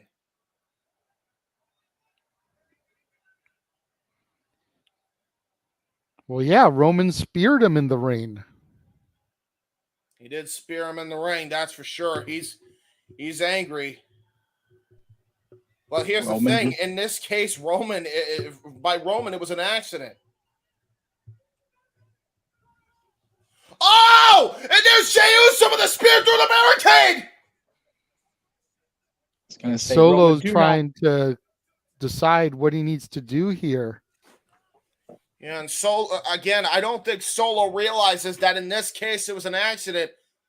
But he's got to be just as frustrated as Jey and Jimmy have been. Solo is at that proverbial fork in the road where he has to decide, does he stick with his brother or does he stick with the tribal chief? And right now it looks like he's going to stick with the tribal chief, but you can never be so certain with a man who calls himself Solo. And you want to talk about announcer tables. We already saw Brock Lesnar use the announcer table to great effect against Cody. And now he's about to do that to Jey Uso with a rock bottom. But Jey Uso counters. Super kick again. And now Jey going up top onto the barricade. And another Stone Cold Steve Austin playbook with a splash through the table. Shades of Superfly Snuka. I lost super kick count, by the way. I know for an idea where we're at. I think 2. I think we're at 2. No, actually, I think we're beyond that. 3 or 4. I don't know. And now trying to go for another spear. He got it. Oh, my God. Going up top again for the Uso splash. This might be it here. And there it is. He got the splash. Cover 2. And what the hell? Who the hell's that? Jimmy. No. Jimmy. Not like this. Oh my God. His own brother backstabbed him. His Because he own was flesh and always blood. jealous that Jay was the right hand, that Son Jay of a was the bitch. main event. This is heartbreaking to watch here. Oh my God. Brothers in arms, former world tag team champions. And Jimmy just stopped him from getting the win after championing them all this time. Keep your friends close and your enemies closer. Big brother Jimmy trying to put little brother Jay in his place. Fuck you, Jimmy Chance. There's my one. And a super kick right to the damn head. Oh, no.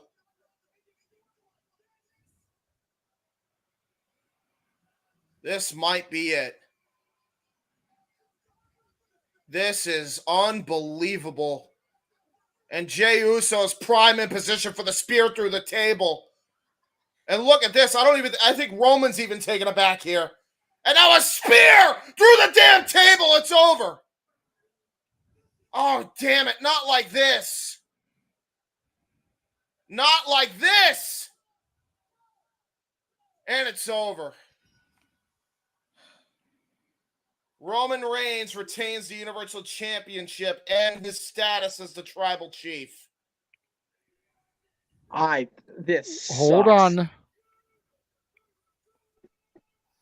Hold Yeah, on. It ain't over yet. Not yet. Until the WWE logo comes across the screen, it is not over. Not yet. Still got a Damian Priest waiting in the wings, possibly. But the story of this match here, this is the story right here. Yeah, Jimmy Uso making his return, pulling his brother off of Roman, taking his opportunity at the title away from him for jealousy. That is the story here.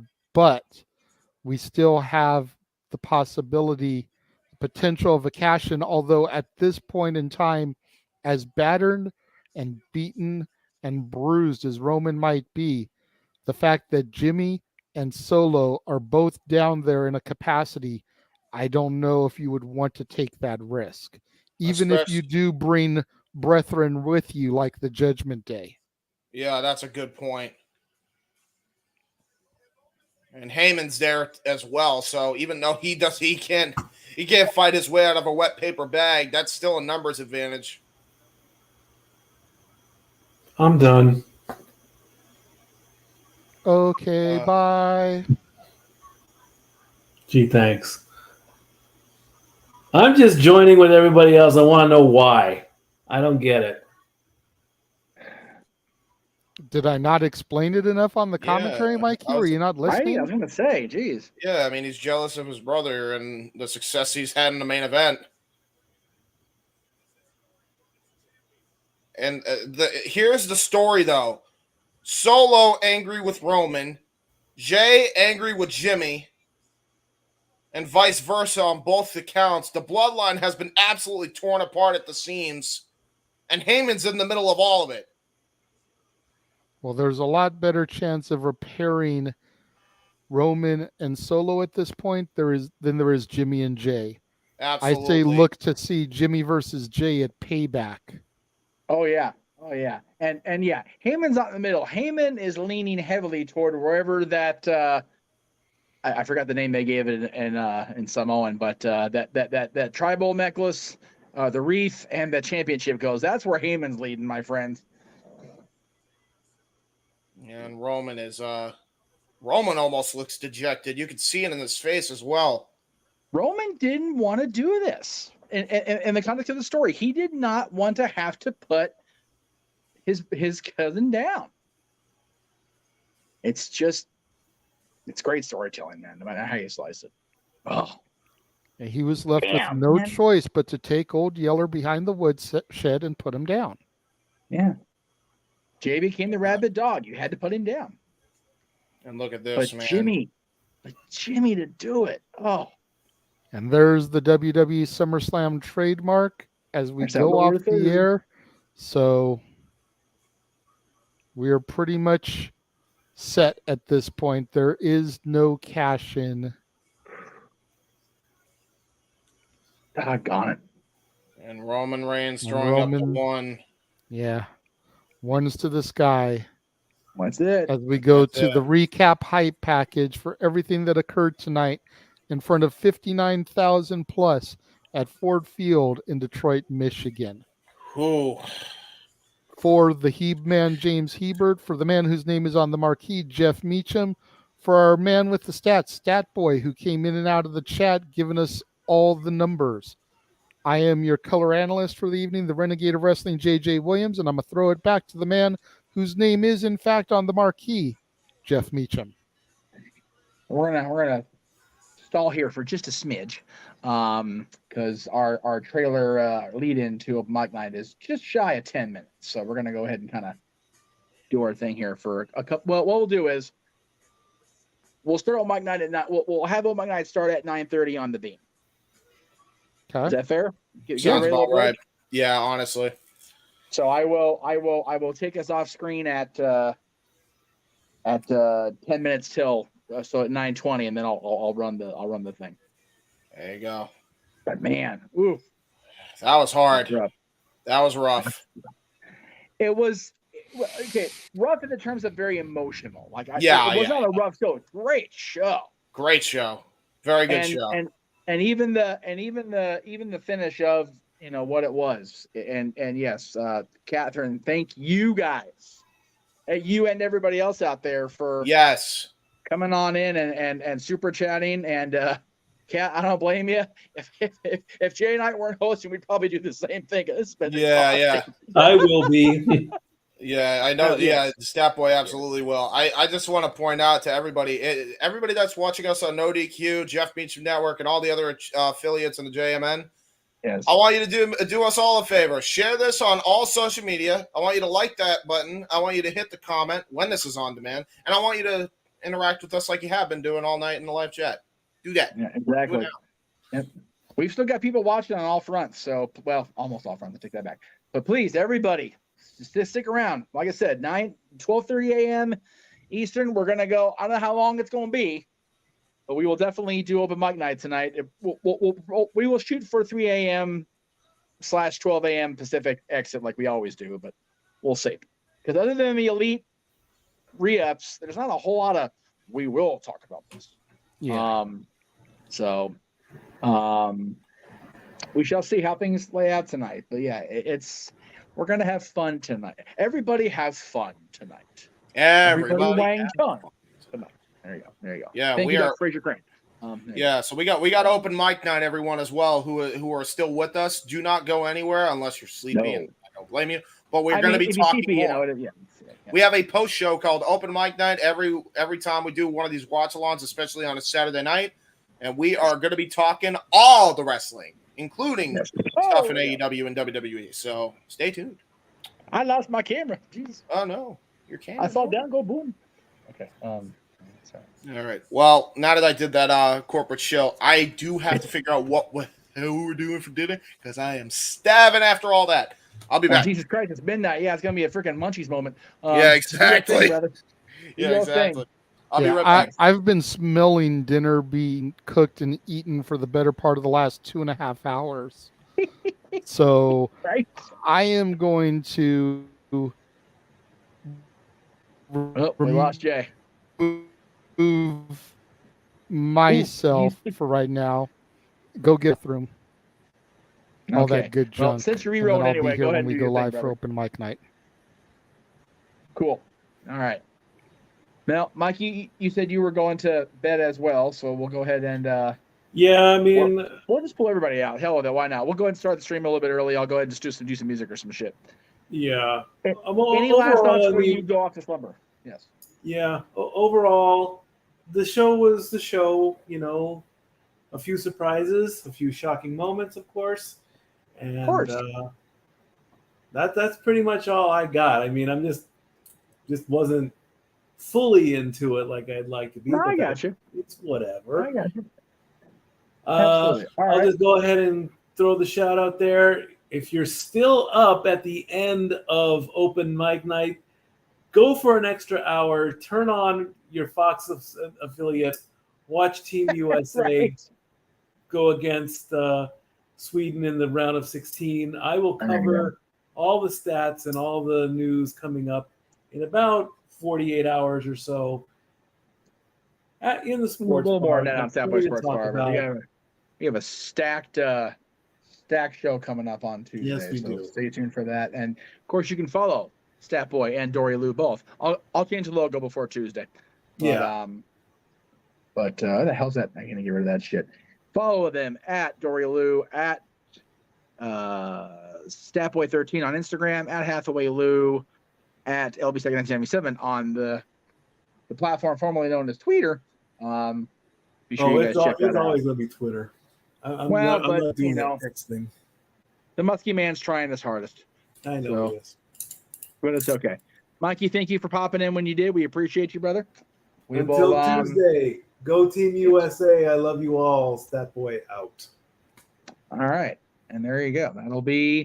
We will see you guys at 9:30. So that's 12:30 with open mic night. Stay tuned, everybody. We'll be back after intermission. I promise. Don't. The hell's my... There it is. Don't go anywhere.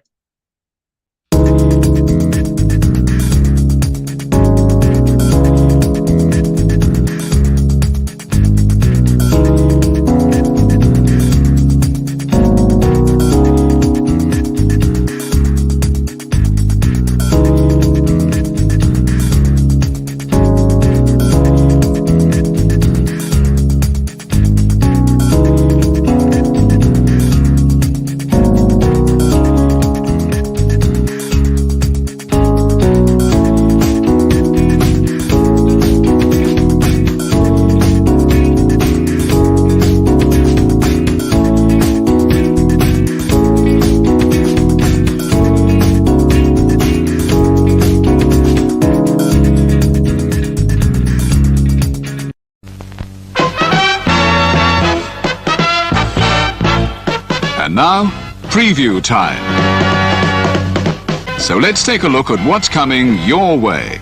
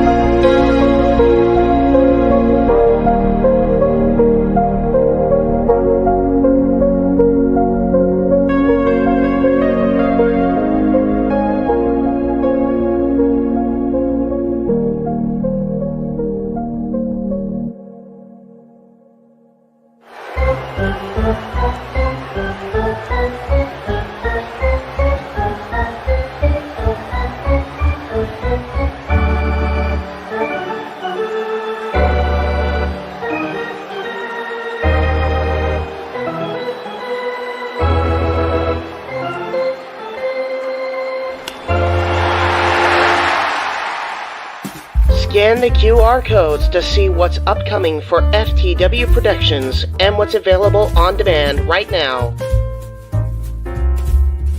Owen the Talkinator Studios series premiere of Owen and AJ Talks. Welcome to the FTW family, Zero Miller. Shared experiences re-airing on the new FTW main hub.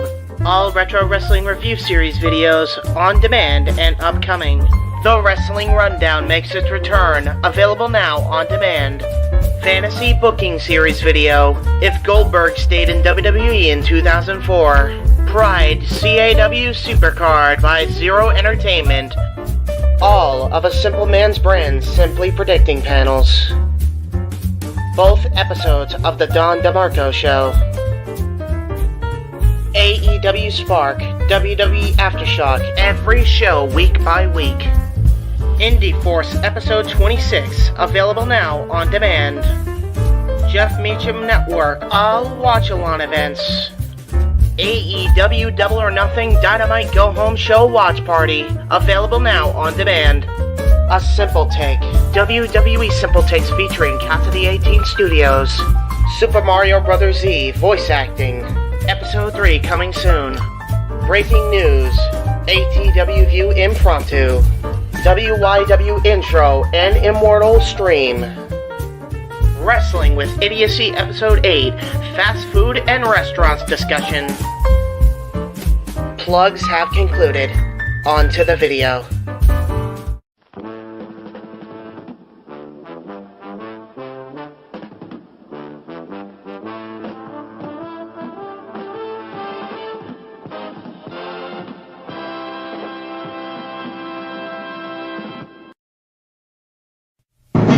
The Jeff Meacham Network's Multiverse of Media.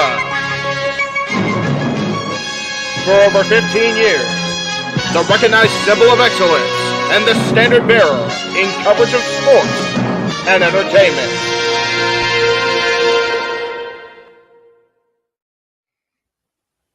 JJ, Jeff, you want to kick this thing off? Because I'm still trying to process everything here. Yeah, it's like, who wants to go first? Well, Come on in. It's open mic night with your host. you could maybe say there's really 4 topics, but it's split into 6. The Renegade, JJ Williams. The Sammy and Eddie Kingston thing, which one's the better smelling turd? And his panel of co-hosts. I am the founder. We'll call me that for today since we're going with the Jeff Jarrett love theme here this week, according to JJ. The West Coast Professor, Jeff Meacham. Karma is karma is karma. That's professional wrestling! Damn it! The Simple Man, Noah Foster. It's showtime! Yeah! How you doing, JJ? How you doing, Jeff? James. Yeah. And the He-Man, James Hebert. Imagine Bill Burr, Joe Rogan, Paul White, the Baldies. There you go. It sells itself. Get in there. Short his ass and shit the bed. He's not Amber Heard. Give it time, JJ. Give it time. Now, I'm sure Jeff has some stuff that Dumb move. Just don't pull this bullshit again. You get one. Tony needs to stop caring about the ratings. Bradshaw said as long as the ads are in place, we're not going to lose that third hour. Ring of Honor does not have to be AEW Live. They don't necessarily have to coexist with each other. We kind of saw that tonight to a degree. Along with a panel of guests. He is no longer glorious. Don't you bring that up. You want me to rant about what my NXT used to... No, we are done here for the night. I swear, James. Because you never know who may show up for open mic night. I leave our company in the capable hands of an extraordinary group of Superstars employees and executives. The first thing that came to my mind was, it's about damn time. Amen! I literally touched everybody in the state's trash. So it's horrible, you guys. Peyton's new thing is Dennis the Menace, but it's funny because she calls it Dentist the Medicine. That's great. When Elliot Taylor came out and did Born for Greatness live, I was popping my pussy, having a great time. I didn't care. I was having so much fun. Sit back, relax, and enjoy the show. Fuck Bill Belichick.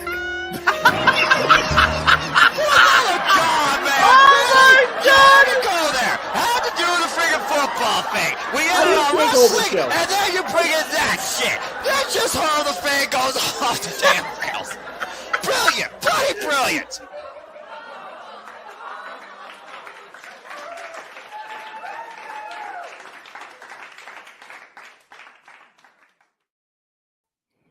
What is going on, everybody? Welcome to the Saturday Night Shenanigans that are Open Mic Night. I am your host, your moderator, but tonight, not your producer, the renegade of wrestling, JJ Williams. Going to go ahead and we're going to begin to bring in the illustrious panel. First and foremost, the man whose name is on the marquee, the man whose finger is on the button tonight, the West Coast Professor, Jeff Meacham. The fatigues are on. I know what that means. Wasn't a good intermission. We'll put it that way. But I digress. Buy the shirt like I did on Amazon yesterday. Not this one because I don't own this one, but I like this one for today. Hell of a SummerSlam. Hell of a call. Next, we'll bring in. What's that? I said hell of a SummerSlam. Hell of a call for you and James. Right on. Thank you.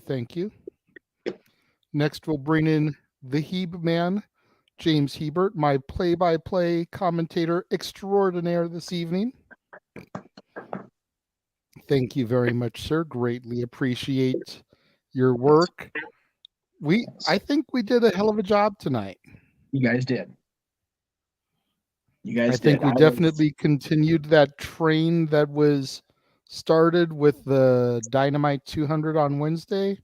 Agreed. Carried things going nice and smooth. Yes.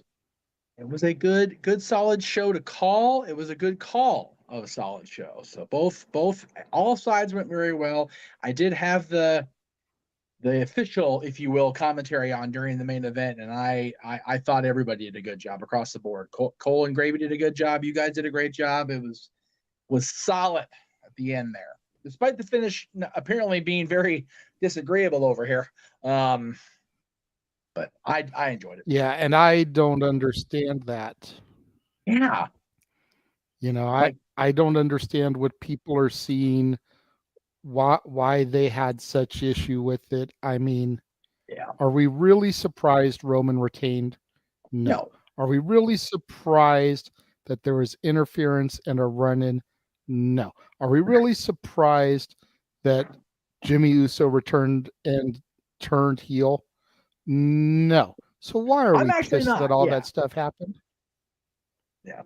I'm not talking about you. I'm talking about all the people in the chat room there. Like, seriously. Well, right. Yeah, there are quite a few disgruntled members of the Multiverse of Media fandom over here on the right of the screen here. And again, I don't understand it because I thought there's no easy. I mean, this is like Rocky IV. You know, after apologize, there's no easy way out of this. There has to be a cool, clear, captivating story to get this championship off of Roman Reigns at the end of the day. And they had to get away from the whole tribal court thing or tribal chief thing. They had to, once and for all, Roman is the guy in the family, one way or the other. As you have said almost the entire time, JJ, this started with Jay. It had to end with Jay. It had to end as far as the tribal chief part of it. Now we can get back to where we need to be. Focus on the WWE/Universal Championship. And if that means we go to WrestleMania and he's still the champion, as butthurt as I was about it, and some of us more than others, James, I'm actually okay with getting there with him as the champion as long as the payoff and the match with Cody or whoever at WrestleMania 40 makes it worth the extra weight. If we get into a flat ass finish in Philadelphia, number one, I'll be glad I didn't pay money to go and drag my kid with me because that'll piss my ass off. But if we get a flat ass ending on Premium Live Event and we're calling it, I'm gonna pull a James rant at that point if it ends up being a shitty ending. Because that's how do you flop such a great story with a flat ending? Which is why I'm not mad about this. This isn't the end. It's a turning of the page, new chapter. It's the start of a new inning. If we're going to use the Roman and Paul description from WrestleMania press conference, we just have to exercise that famous Guns N' Roses song, patience, folks. Absolutely. Before we go any further, is there anybody waiting in the green room that I need to know about to introduce? Not yet. We're working on. We are, from what I understand, Noah and Aaron and everybody else are trying to get to a quiet spot. Which, with 60,000 people, that'll take a minute. We did have a super chat come in during our conversation. If I was a hairless white Che Guevara, I wouldn't have any facial. Although no, Che had facial hair, but no, I am much balder than Che back in the day. Okay, I'm seeing some of the comments come in. I'm not going to put them on screen because they're not super chatted, but this was not even remotely close to the worst SummerSlam ever. Like, by a lot. Like, you guys. If you think this was the worst super, go ahead. No, you're fine. Go ahead. You're fine. If you think this is the worst SummerSlam ever, then you must get off on 25 super kicks in a match and 35 false finishes. Yeah. And before an atomic drop wins the match. Yeah. To everybody saying that, please go back and utilize your Peacock app and watch SummerSlam 1989, SummerSlam 1991, SummerSlam 1995, for God's sakes. That was a one-match show. And even then, it was a retread of a freaking great ladder match that, while delivered, it had to freaking live up to a WrestleMania 10 masterpiece. So it wasn't going to. I like this, Psycho Jet Black. As long as Jimmy doesn't rejoin the bloodline and at least Roman versus Cody instead of Roman versus Rock, I'm okay with the ending of SummerSlam. Thank you, Psycho. See, he gets it.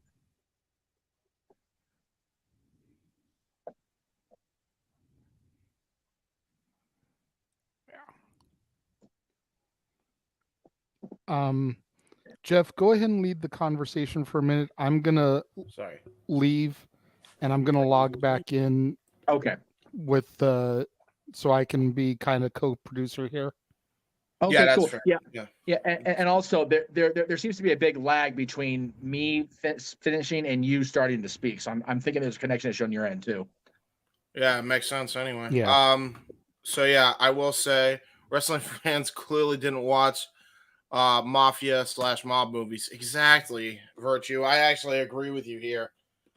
Let me highlight that since I'm because I honestly, since he is a part of No DQ, I'd like to highlight that because he's so right on the money here. Yeah. I wish he was here, honestly. But put these people in their place to a degree. Well, I mean that too. But yeah, Virtue, I'm sure will have a lot to say about this No DQ review tomorrow. So please check that out when it does come up, because it'll be a good show.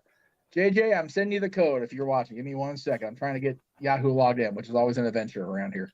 I'll also talk while you talk about it as well. Like, if I'm saying it's a really good SummerSlam, what am I missing? Because I'm the biggest critic probably of a lot of the WWE, especially the weekly product. No, if I'm saying the show's good, I mean, what's the problem here? Yeah.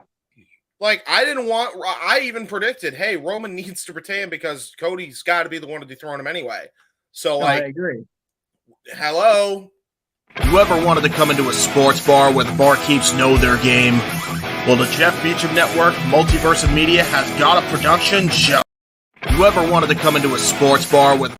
Jesus Christ! I don't know what happened there. Sorry, I that don't was know the what Step happened Boys. there either, man. I am so sorry, you guys. We're having major tech issues. I am sorry. Yeah, that was the Step Boy Sports Bar intro for those who Which was very well done, by the way. Thank you. Thank you. God, all right, JJ, I'm trying, brother. I'm sorry. We'll play that probably as an ad break or something. I don't know. Yeah, that's fine.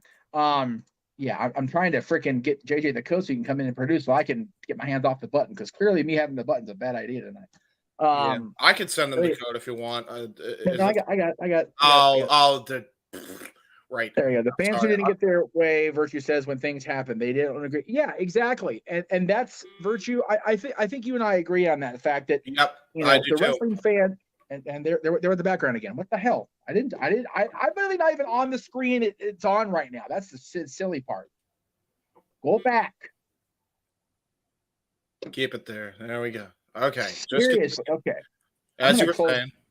Once JJ, okay, he's back now, so I'm going to go ahead and close everything out and not even be on the button. So JJ, the show is yours to control, brother.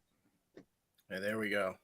So yeah, I agree with you, Virtue Man, for real, on everything that you're saying, and that's coming from a staunch WWE critic over here. So like, come on, guys, really. Yeah. There you go. I agree with Psycho here. I will say that, even though I tried to. Okay, now that JJ's back in the button, go ahead and let him moderate and control. Yeah, there we go. Okay. So yeah, JJ, hello, how you do? I will do my best. Hopefully, I'm still not having lag issues over here. Doesn't seem that way. No, you're good. Psycho with the $2 super chat saying, "I'm sorry that Ronda Shayna was a boring match. I didn't think it was boring. Yeah, I don't think so either. I thought it was everything it needed to be. I could see why people thought it was boring, to be fair. Although we're going to get better matches down the line between those two anyway. Let's hope, because I don't think that's gone by a long shot. Hopefully. Yeah. See, I think the people that thought Ronda Shayna was a boring match just are Ronda Rousey fans. Yep. They're part of the contingent that is turned against her. Yeah. True. It was not a boring match. And look, as I said on Simply Predicting yesterday, like, does Ronda deserve her criticism for how she's handled it ever since her being booed in 2018, sorry? Absolutely. But come on, dude. It's not that bad. Like, it's WWE, and they did an MMA rules match. We knew it was going to not be exactly like MMA. They weren't going to do a full-on shoot fight. What did you expect? Right. You know? At least, I don't know. It's just fans want something, and then they just chant boring. I don't know. Whatever. I thought it was exactly. Fun. I thought it was fun. I agree. Virtue, I look forward to watching you roast people in the review tomorrow night. Yeah, please. Virtue, you are more than welcome to come in here. Like, honestly, like JJ's still going to moderate, but if anybody in the No DQ review chat wants to come in here, I'm going to send the thing across. Yeah. As long as everybody keeps things, on it seems scripted. It is scripted. Yes. It's all scripted. It's wrestling, it's professional wrestling, it's sports entertainment. What the shit do you guys want? Holy hell. Okay, so clearly Hamp Connell wasn't paying attention for the last 6 hours or whatever. Aaron is at SummerSlam. He was at Ford Field tonight. Yes, that's why we are doing the pay-per-view recap and also open mic night. Yes, Aaron has entrusted us with the no DQ reigns for the night, and there you go. It's cool. Good stuff. That worked for me too, dude. Much appreciated. That's part of why I wanted to come in on this end. No worries, dude. No worries. Kind of wish I had me an Army shirt at this point. Well, I've got the other one here I bought. I can try to get it to you on freaking express shipping. I don't have to get there by the end of the night. I mean, I got a green towel. That's all I got. Everybody in camo gear. It's gonna be a pissy night instead of a good night. No, man. I had a good night. No. So, yeah, I have heard from countless people over the years. You can't satisfy all of the audience all of the time. Right. And I subscribe to that. Yeah. But a lot of people are having hangups about the Ronda Shayna match and the title match at the end that I truly feel are unwarranted. Yeah, come on, dude. Yeah, exactly. It's not like it's SummerSlam 05, bro. Yeah. Like, seriously. Yeah, and like I get what you're saying, Ken, where you thought it was going to be a slam dunk.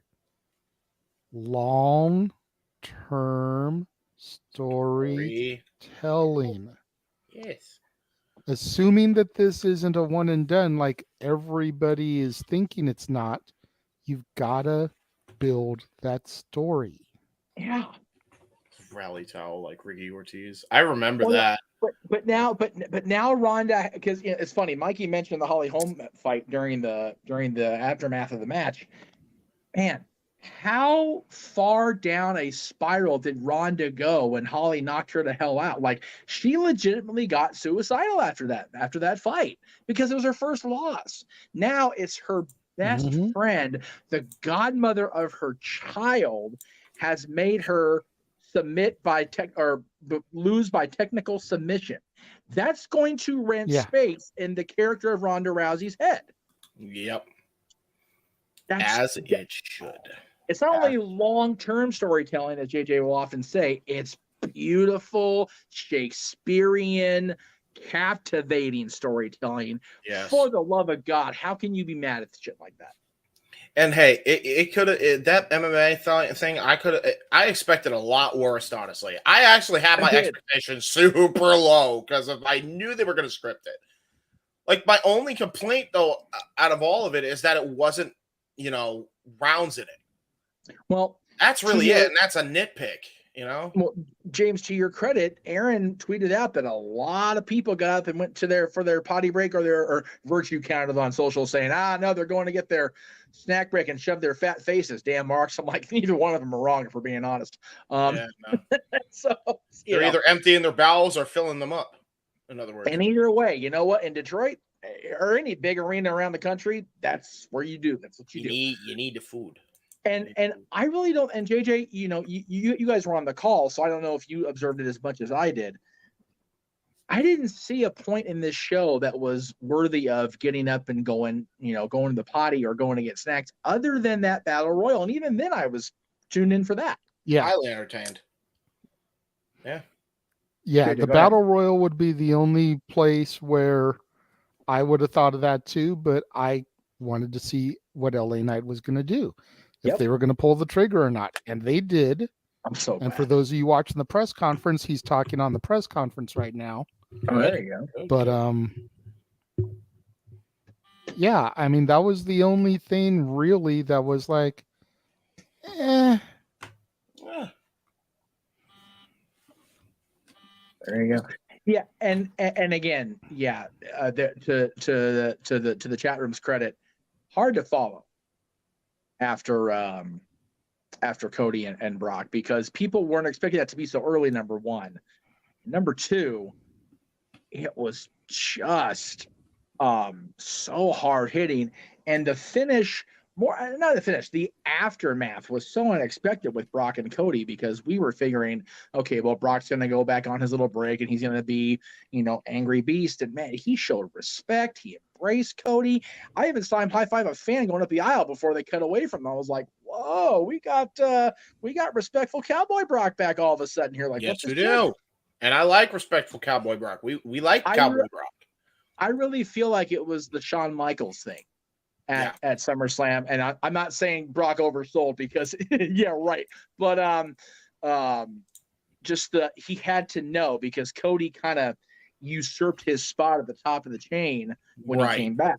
Yeah. And Brock just like, nope, not going to do it. Not till you go through me. And he did it. He beat him twice, and both times he beat it, it was pretty consistent. And Virtue, I did mention this, I think, yesterday. Brock is perfectly content going back to his farm and doing his farming thing and hopping on top of his wife drinking the wrong beer. So he's a happy boy too. So yeah, he's a happy camper. But yeah, we'll definitely there is that. So I am happy for whoever whatever happens with Roman next. Go ahead, JD. I know you've got production button too, but I'd like to go ahead and welcome to Open Mic Night, making his debut, Mr. Reliable, Walter Cruz. Hey, there he is. Hey, man. Hey, guys. It's been a long while since you and I have done a podcast together. Good Holy to crap. see you, brother. Walter, a new moderator around here, and first time on Open Mic Night. Good to see you, brother. Yeah. How's it going? It's going good, brother. I'm just going to say real quick, I'm going to go back off camera because I'm still eating after that long call, but I'm still on headset, guys. Right on. There you go. I don't blame you. So those of you who never watched No DQ Review with Walter, it's going to be fun because he's got the green screen up, but every once in a while he'll disappear, like his head will disappear behind the camera. It's funnier. Yeah. So there is that. Got a little trick. Walter, we'll also see you on the No DQ Review tomorrow, along with looks like Aaron, Noah, and either me or Robbie and Virtue, depending on, or Aaron, Virtue, you, and either me or Robbie Vice. And by the way, I'm perfectly content Robbie Vice gets it because he hasn't been on consistently, and I've been a pain in the ass. So whoever wants to go is fine with me. But since you're here, Walter, what did you think of the show? Having watched it back? Yeah, I watched it live. Right now, I got the Jake Paul, Nate Diaz fight in the background, but I thought it was a good show overall. Couple surprises. With the Oscar match, like once that got going, you can kind of tell what was happening in there. But I got that one and Finn Balor. I got wrong. Like I really thought it's like almost like they don't trust him or something. Like booking, like I think that's the wrong booking decision. I just think they have no faith in him or something, and something's going on. I understand he's a little older, but like, give the guy a good run. He had the title for one day. He got hurt. Like, let him get a good title run. But yeah, exactly. It was a good show.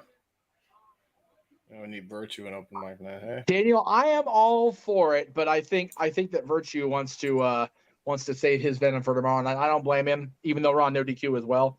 But so, I mean, I can ask you tomorrow, Virtue, if I'm on the show. But what about the Io Sky push now has you confused now that she's the champion?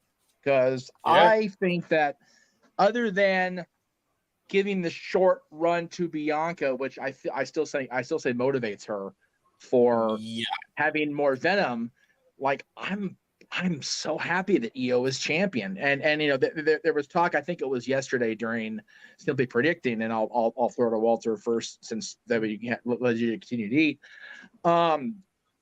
That the whole language barrier thing is an issue. I have no problem with it whatsoever because Asuka's pulled it off enough.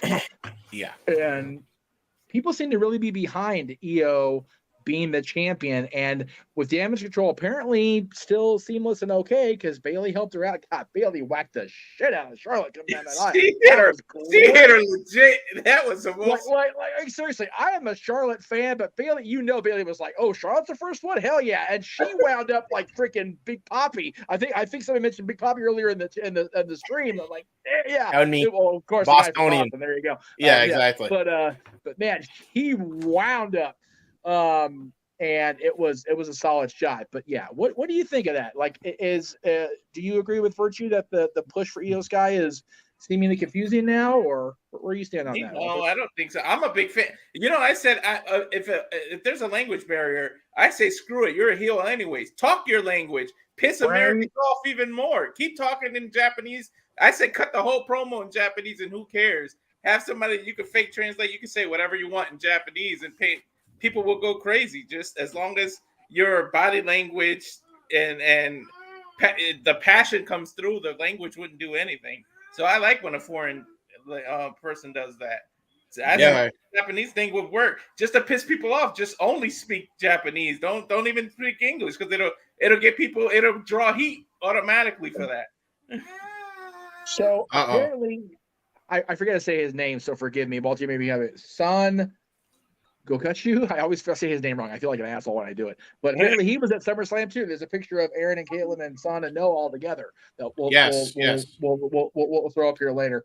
But big no DQ contingent at the stadium tonight. I'm really bummed I couldn't go. Yeah, right. Yeah, you it's know, sad. I supposed think to be working. all these people.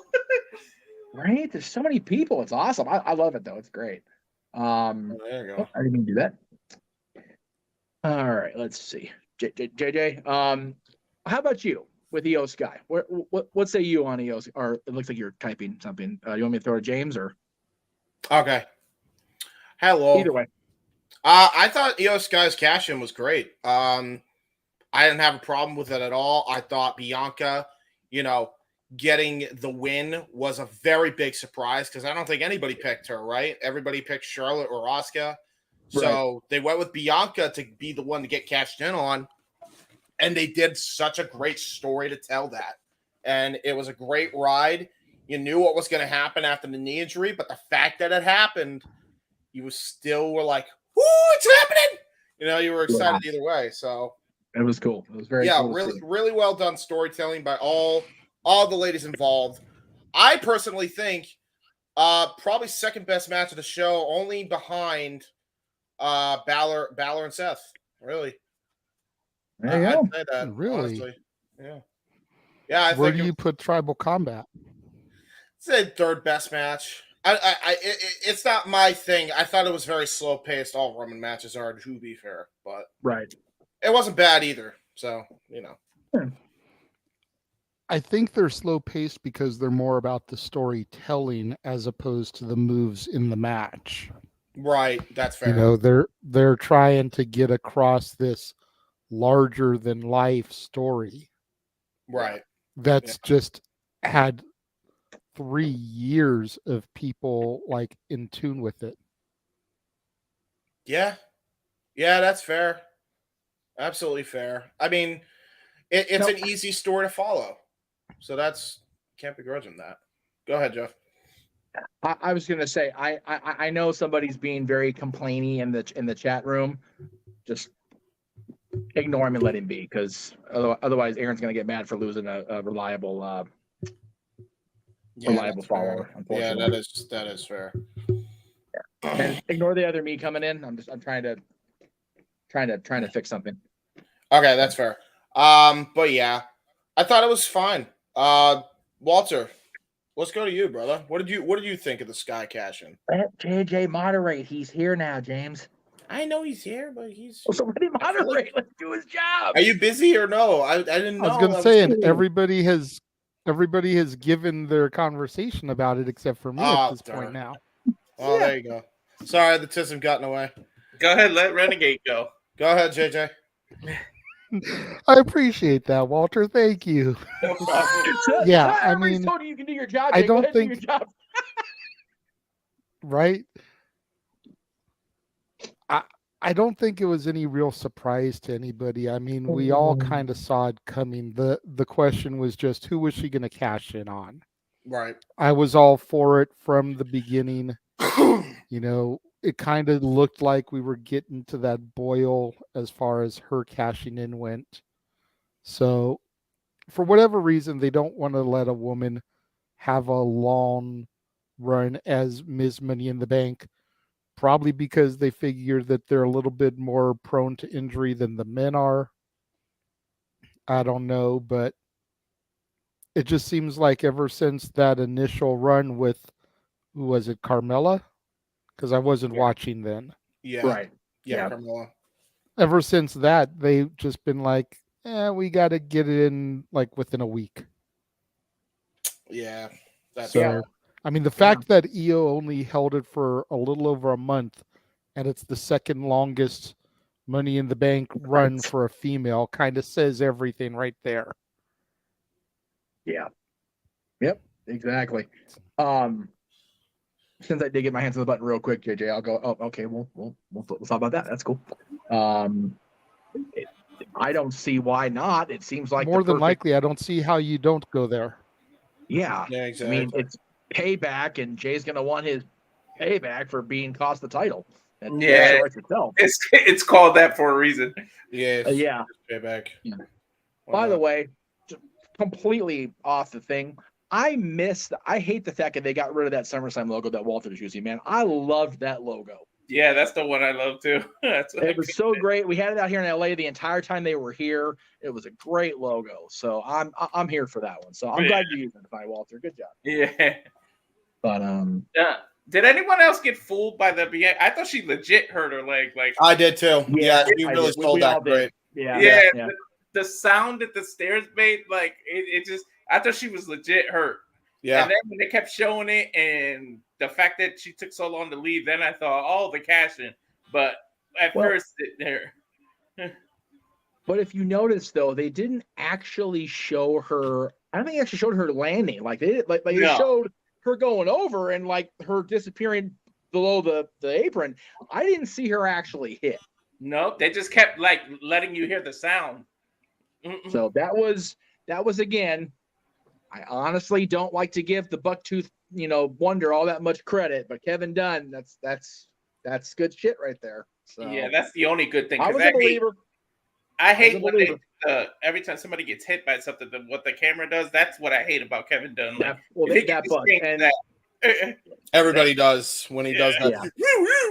But what's funny, Walter, and we mentioned this during the show. The hype videos for this show were fantastic. Yeah, they were. But then during the show, they kept Superstar showcasing people that weren't even on the damn card.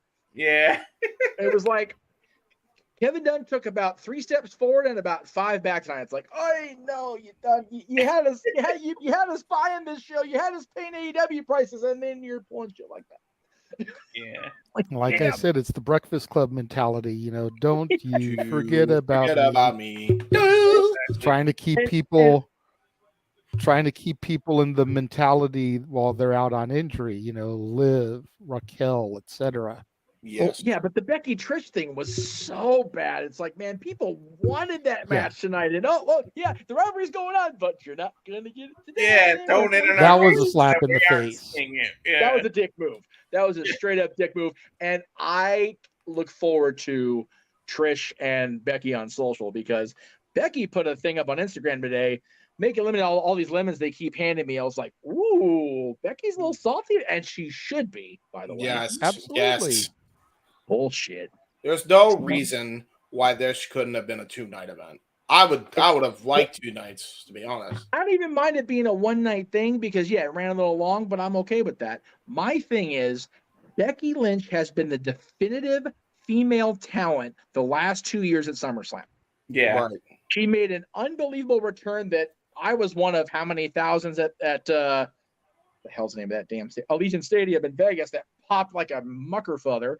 And then last year, her and Bianca tore it up again. So it made no damn sense that it was that she was not only apparently planned for it with a Hall of Famer. Mm-hmm. Let me be clear on that. But then it's just like, just kidding. We're gonna do it on TV because we're gonna be in Canada for it.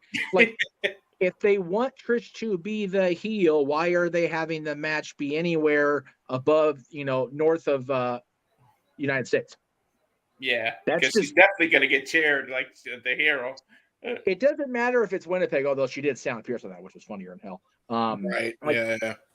Like Canadians cheer their own, man, no matter where they are in Canada. So exactly, they're always going there. Anyway, yeah. I would say one thing: the show ran a little long, but kudos for giving the women that much time. Yes, I agree. That was a good match, and they gave them a lot of time. Yeah. I think both female-centric matches were better than the majority of the chat room was giving them credit for. Yeah, I agree. Absolutely. What we got for with that in mind? Go ahead, GJ. Sorry. With that in mind, I would like to run through the producers for SummerSlam and the matches. Ooh, because I was able to find that generally here on the Multiverse of Media, we like to give the flowers to the match producers as we can come across them. Yes. So let me go back to that tab here. Mm-hmm. These are in no particular order. The Ronda Rousey Shayna Baszler match was produced by Sean Davari. Okay. And the women's triple threat was produced by TJ Wilson. Not surprised there. Not at all. Definitely no surprise on TJ. It doesn't surprise me that he was involved in the title match for the women. He's always very hands-on with the girls, and it makes sense that he would be in charge of the title match over the, at the end of the day, and I hate to use this, but the throwaway match for the women. Yeah. I didn't mention this last time you did the producer reveal. Where do you usually go for this one, JJ? I always forget what you tell me because I usually just go to Google, and I got this from Wrestle Talk. Oh, there you go. Yeah. Cool. Yeah. There you go. They tend to be more integrity than some. Yeah, for the most part. To be fair. Virtue, that's a terrible comment. Cody versus Brock was Michael P.S. Hayes. Yes, sir. Yeah, sounds about right. And Michael Hayes also had his hands in Tribal Combat along with Jason Jordan. Ooh, Jordan getting a little side producer gig with Michael Hayes. Okay. I'm actually not surprised by that one either. Jason Jordan's been a pretty effective producer from what you revealed on recent recaps. So, okay.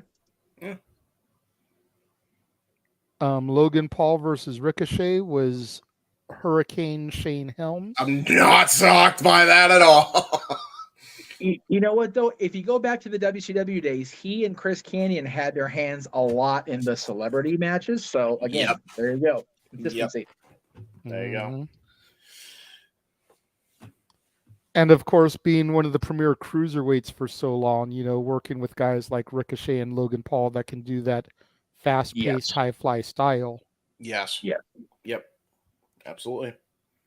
Jamie Noble was in charge of Seth freaking Rollins versus Finn Balor. Ooh, that's actually interesting.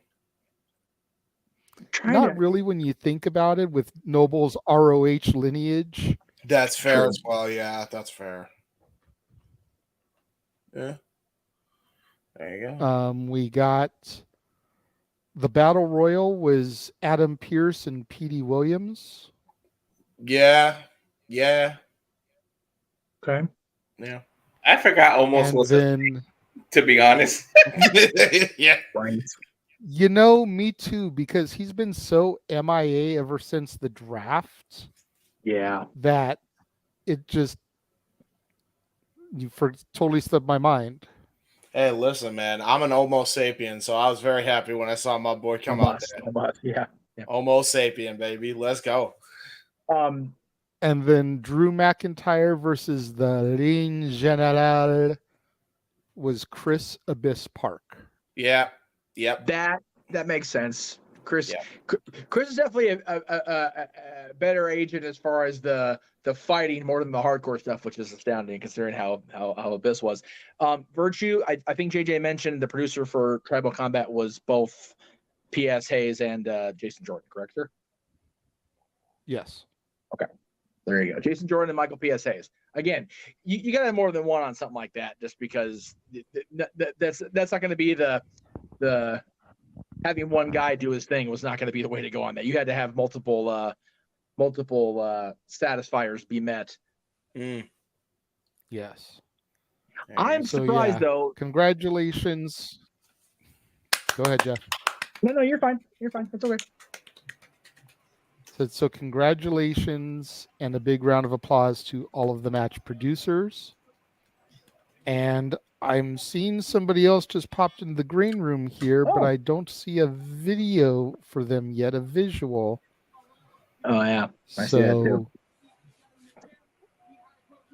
I don't know if it's maybe just a situation. I'll go ahead and I'll try to bring them in. See if it's a situation where maybe just being on camera is not something that can be done right now. But ladies and gentlemen, the simple man with the spectacular voice. There you go. Noah Foster is here. Hello, Noah. Can you hear us? Noah, can you hear us? Are you there? I'm here. I barely have a voice. I was gonna say, how can you have a voice when you're there live? Yeah, how you feeling, brother? Yeah. I'm absolutely exhausted. God, He's at work and he did like a marathon call for us. God bless Bro, him. oh my lord, you sound like Like, you I'm sound over like, here. Go ahead, JJ. I'm over here with lag and going rero, and he sounds worse than I do. There you go. That's fair. That's fair. Yeah. Well, While he's I on just wanted to screen, we'll go ahead and throw the picture up. There you go. It was great seeing them. Good times. All right. I just wanted to pop in and check on you guys. I look forward to engaging with you next week. I'm going to bed. I just got to my hostel. Adios. Yeah. Are you Let me just ask you really quick. Go ahead. This line is bad. Go ahead, Jeff. I was gonna say, are you gonna be on tomorrow? But JJ, your question's more important to know tonight. So go ahead. I'm sorry. I just wanted to ask you really quick, Noah, before you bounce out. From a live perspective, what did you think of the show? How would you rate it? What would you say the match of the night was for you from a fan live there in person perspective? Well, considering I haven't done it for 4 years, I give it definitely an A-. It was a truly great paced, engaging, energetic experience, except for Shayna and Ronda that basically sucked the vacuum out of the whole entire arena. That's and fair as far enough. as my favorite match, I gotta give it to either Gunther and Drew McIntyre, or honestly, the story the three women told in EO's cash-in 1 year later was probably the most perfectly set up moment of the night. So that's my simple take. Ahead of our simple take, JJ will do Tuesday. So there you go. There you go. Check that out on the Superman's brand, buddy. There you go. Good night, well, guys. You get you some rest, good sir. Thank you for popping in. We hope you enjoyed everything, and we will see you when we see you, good sir. Definitely. Have a good night, folks. Have a good night, brother. Hey, Noah. For anyone that cares, Jake Paul just beat Nate Diaz by decision. Of course he did. But he almost got knocked the hell out the last 2 rounds. I'm not surprised. It's Nate Diaz. Yeah. So both Paul brothers were victorious tonight. Yeah, and Logan's right next to Jake right now. He made it. We got Jeff, who is on mute, but he raised his hand. Hello. Yes, sir. I'm trying to type it out, but it won't let me because it's lag so bad.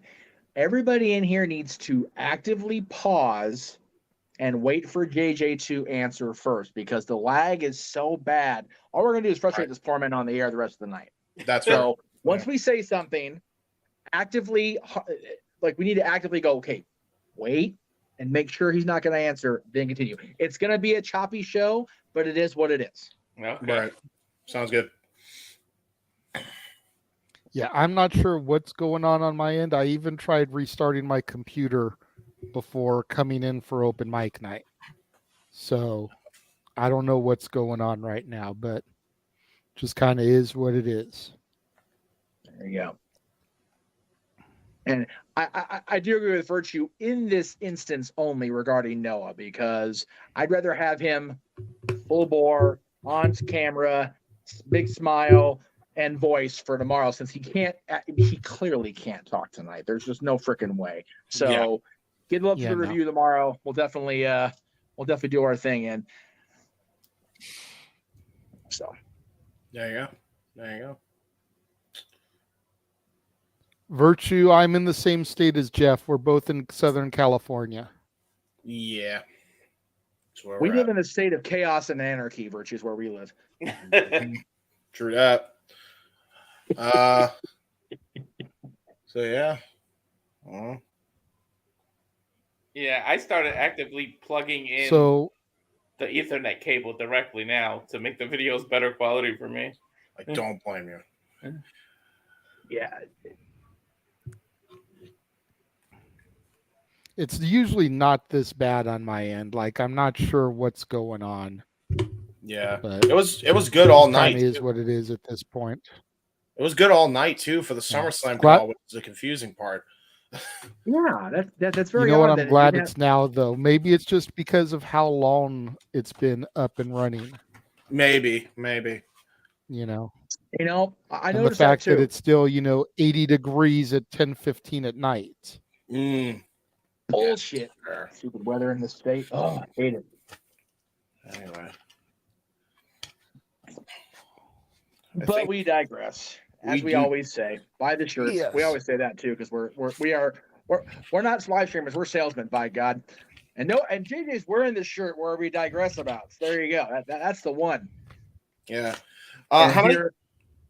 You know what? I just realized. How many tabs do you have open, JJ? That might be something to do with it too. He always has 40,000 open. That's the problem. You know what, Meacham? I love you. I am closing some tabs right now.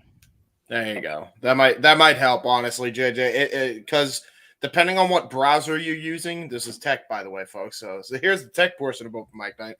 And from my experience, Chrome, if you're using it, and even Edge, they can be such resource hogs. Oh my God. Right. It's so bad. God, bad. There's a reason that every time I use StreamYard, I'm on Opera GX. There's a reason for that. There is a reason for that. Hey, at the end of the day, I was pissed. I had this hack all figured out, man. I'm trying to get this thing set up over here where I have a continual stream of Mickey Mouse content playing on my small monitor. I'm like, okay, it won't freaking save as a video file, so I'll hack this shit. I'll get a big DVD of it and just like have it on continuous loop. Chromebooks can't burn DVDs. Nope. I didn't know this until after I already bought the freaking cylinder. I went, shit. So I know at least there's one house, not the person I'm pointing to, but near the person I'm pointing to that still has DVD burning technology. So the next time my ass is over on that side of Victorville, I'm getting that shit done. Yeah, blame you. So like, I just want my stuff in my office. I don't want much. My God. There you go. Anyway. All right, JJ. So I know that we are trying to dance around having to transition from WWE because it was a good show. It was a solid show. But there was news outside of WWE this week that actually pertains quite a bit to, unfortunately, the fallout from last year in Chicago as we head toward All Out and All In before that. Yeah, So that's true.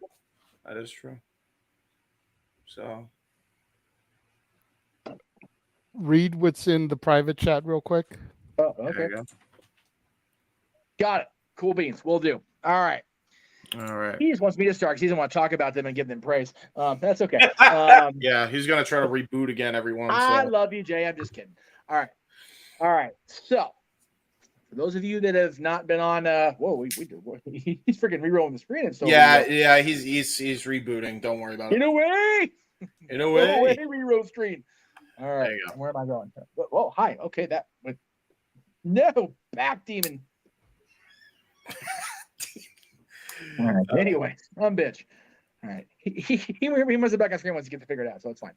So, can we do what I asked you to do, screen? Thank you very much. Christ's sakes. Good thing on No DQ, I'd be swearing more.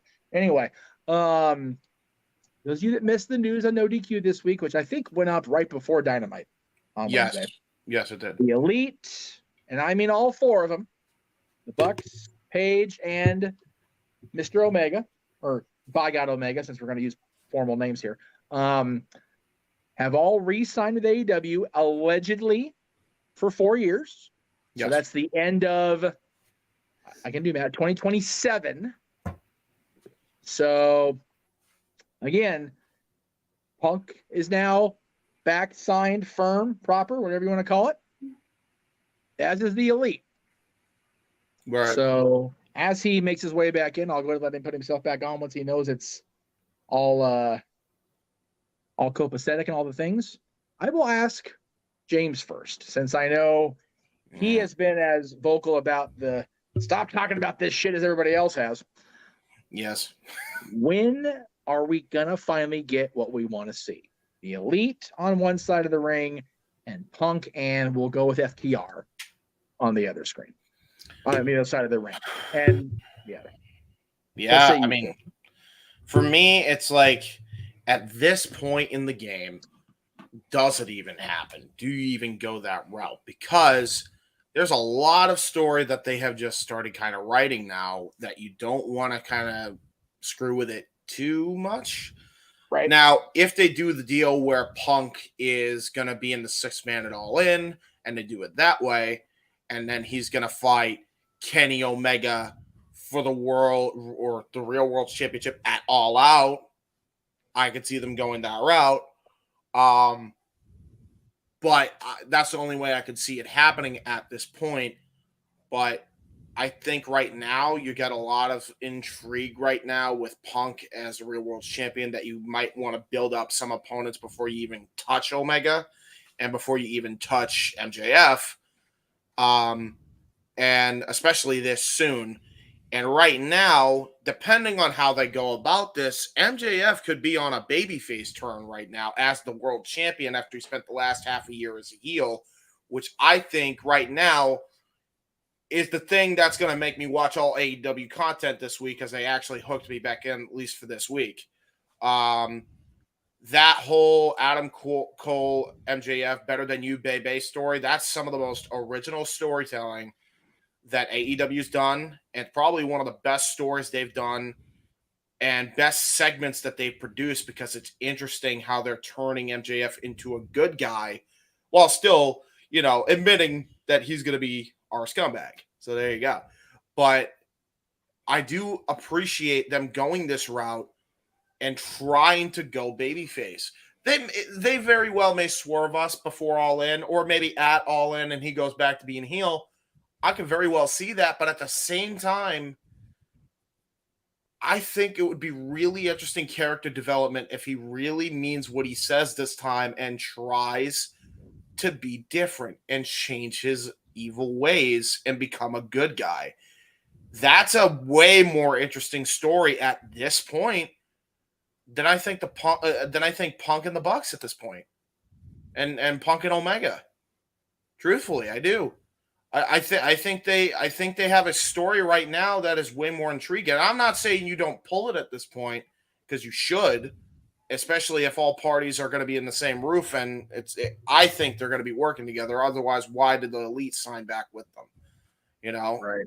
But we'll have to wait and see, because there's a lot of moving parts right now in AEW, and I don't think that it's really as clear cut as it would have been even 2 months ago, never mind 2 years ago. So right, exactly. And to your point about MJF, I loved his thing on freaking Dynamite. Hey, I'm still a scumbag, but I want to be your scumbag. I was like, was that the worst try to babyface turn in the history of the world? Because he didn't want to act like I don't want to be good, but I'll be an asshole as long as y'all cheer me. I guess I'm okay with it. Whatever. Yeah, exactly. I still think that's going to be an Adam Cole turn on, and people going, no.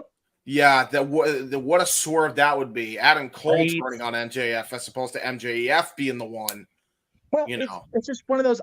It's almost so anticipated that it wouldn't be a swerve. You'd be like, oh, okay, saw that shit coming, but we'll see. Yeah. Well, Walter, what about you? Where are you on the Elite? Okay, now James, if you want to come back to talk about this with you after we're done going around the room, not only did they re-sign Walter, they retained their EVP status, which I know definitely chapping an ass or two over there. What say you about not only them re-signing it, but retaining their EVP status? With the exception of Adam Page. Yeah, I'm a little iffy about retaining it. I've been on the review plenty of times saying, if you're going to be an active wrestler, give up your EVP status. You can't do both. Stop trying to have your cake and eat it too. There's too much power to give somebody, and that's what caused the issue in the first damn place. I feel like that stuff with Punk wouldn't have happened if they weren't EVPs, because they would have been forced to do whatever the bookers or whatever the people in charge would tell them to do, and have to put their egos aside. But in terms of them signing, good for them. If it ain't broke, don't fix it. So I would have re-signed too. So so it was a good thing that they signed. However, if you want me to cough up $100+ with 2 pay-per-views back to back, you better start getting to booking something with Punk. And also, it's a little curious as to why Kenny would mention Collision, knowing that Punk was allegedly or supposedly only going to be in Collision to avoid being with them, and then he purposely mentioned Collision So you already started teasing. So you got to do something. But amen with that. Yep. Yeah, I'd rather see. I don't want to see the trios match. I'd rather see Punk have to go through Matt Jackson, then Nick Jackson, and then they get to pick. Then you have to fight Kenny Omega at a pay-per-view. So 2 Dynamites in a row. He goes through the Young Bucks and then gets to Kenny. Like you can make Kenny say, "Nope, you got to go through them before you can get to me," and make a story out of that. But like James said, there's too many moving parts. So you don't want to do it too close to all in and all out, because you got to see where you're going with MJF and where the real world's title comes in the picture, and then start doing the elite thing. If you book it well enough and make us wait, then it's worth the wait. But if you're going to make us wait and then throw some bullshit at us, then Tony Khan, you got backlash coming. Well, see, that's what I said about Brock. Or God, Cameron's got me doing it now. Y'all need to stop drinking. I need to start drinking here. Clearly, y'all need to stop drinking in the chat room. If we get Cody and Roman again at WrestleMania and it's a flat finish, Jesus, no, negative. Yeah. Same with this.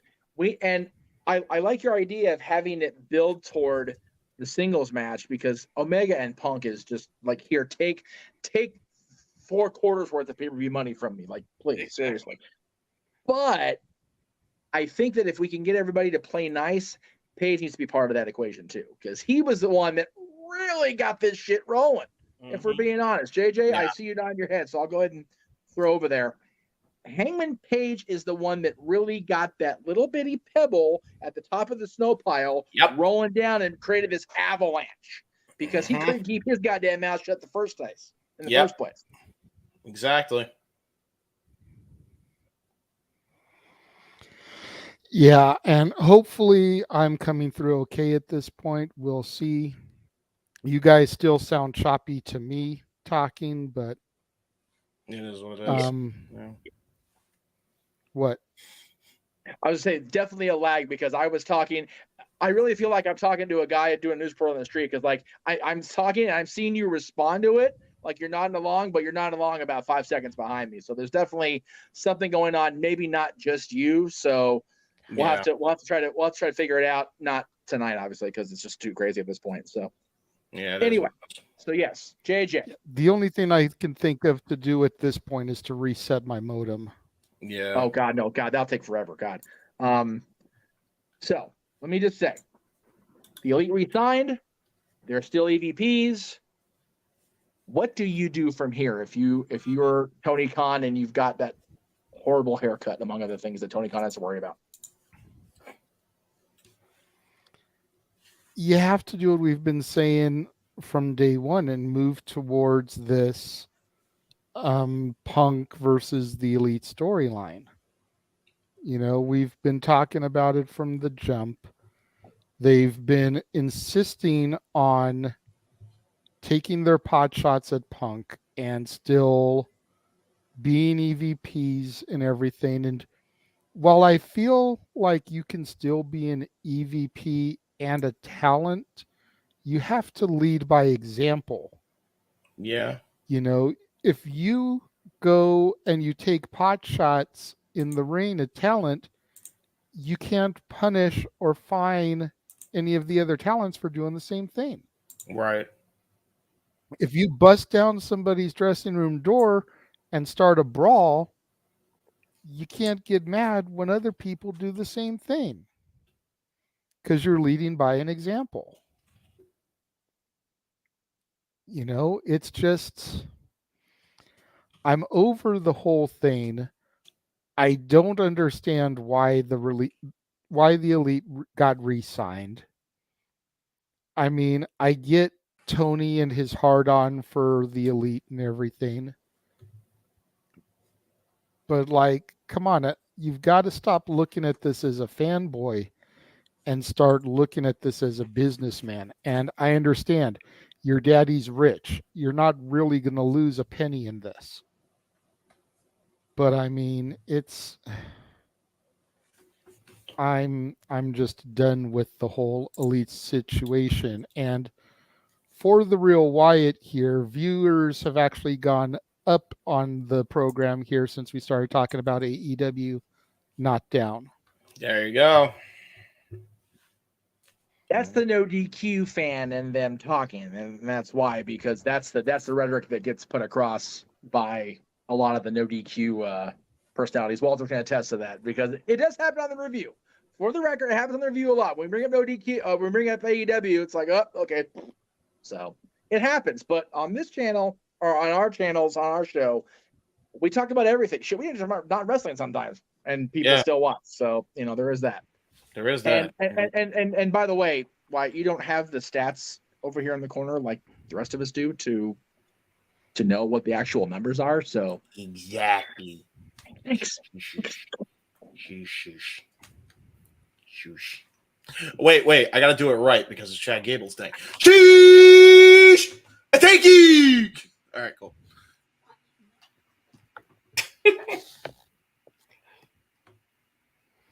I was done with my piece. Okay, cool. Okay, very good. I only was willing to bring up the Elite because I knew the contract extension was going to be newsworthy. But if I sit here and I go any longer on the Elite, I turn into what I try for us not to be.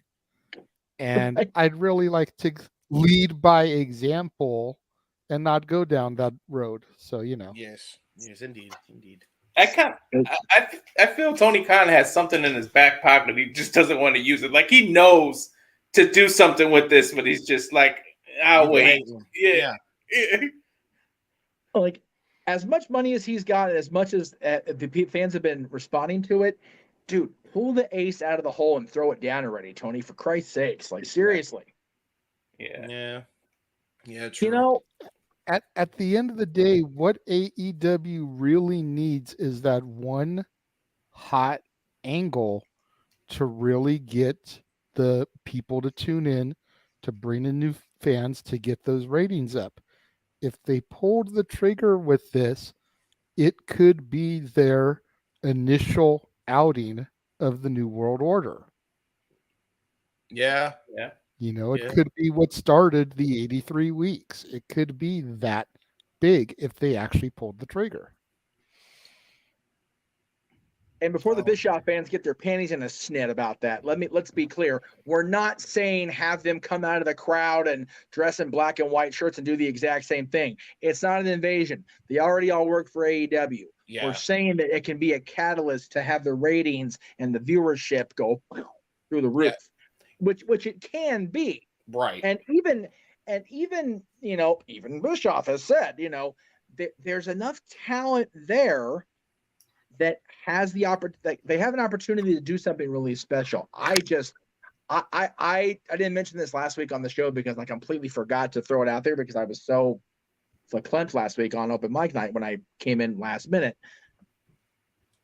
I am very surprised that nobody, because there was so much chatter when Punk actually first came back because he had gone out of his way to compare his status to Hall and Nash coming into WCW, and I actually put down Hogan at one point during one of his diatribes.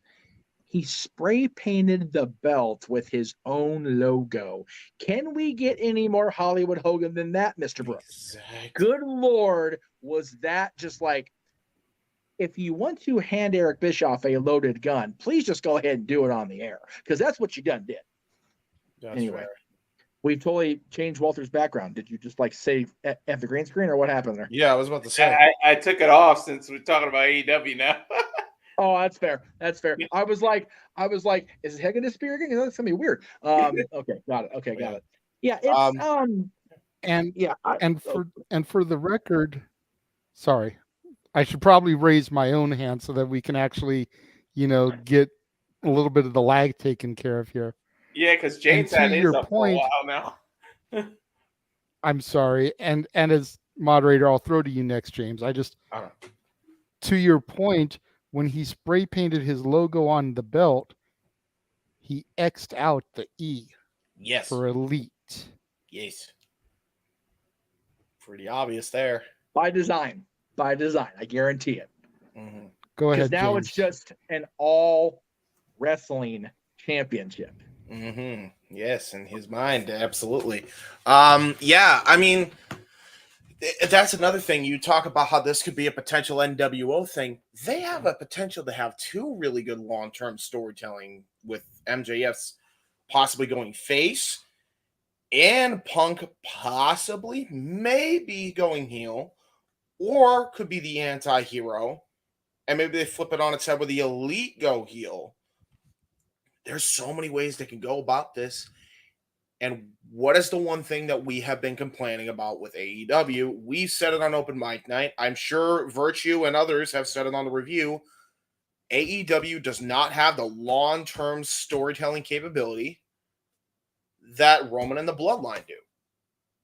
We could get that with MJF style and with Punk style. We could have two that could converge and then go on their separate paths and both do good for business. You know, it depends how long they want to commit to this Punk having the Real World Championship thing, because that's true. Because there's only two schools of thought. One is have them both carry it for a while, like have them make it where you get to, we'll say Double or Nothing, because even that seems a little long or even Revolution, because that's earlier in the year. And just have, but keep them apart. That way Punk can deal with his Elite bullshit and then move on to, okay, well, since I beat the Elite instead of be the Elite, I beat the Elite. Now I want my undisputed claim on the title back. And Max has been tearing up on the other side. The other side of that is, and that's been a problem, and that's been pointed out by more than just the 83 weeks, folks. It's for all that Tony said was, I'm not going to make the same mistakes WWE did. It's like, no, you're making them, and you're making them worse than they did. Yeah, to a degree. You just don't have to worry about it because you're not working for Warner Brothers Discovery. You're working with them.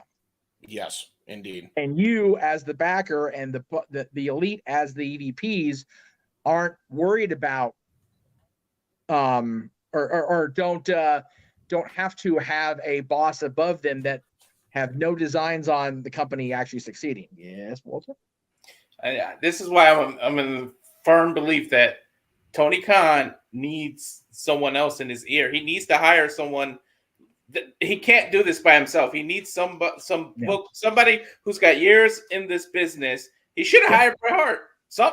Hired like a Jim Cornette. I'm not saying these specific people, but these people that have been in the business for a long time, like your Paul Heymans, your Jim Cornette. You need somebody to be second in command that knows how to do this so that he or she can help you to do these bookings right. Because Tony Khan's just a fanboy who's trying to do this all by himself. And you don't know the inner workings of, business as a human because what your father has done with his NFL teams and everything. But you don't know the wrestling business.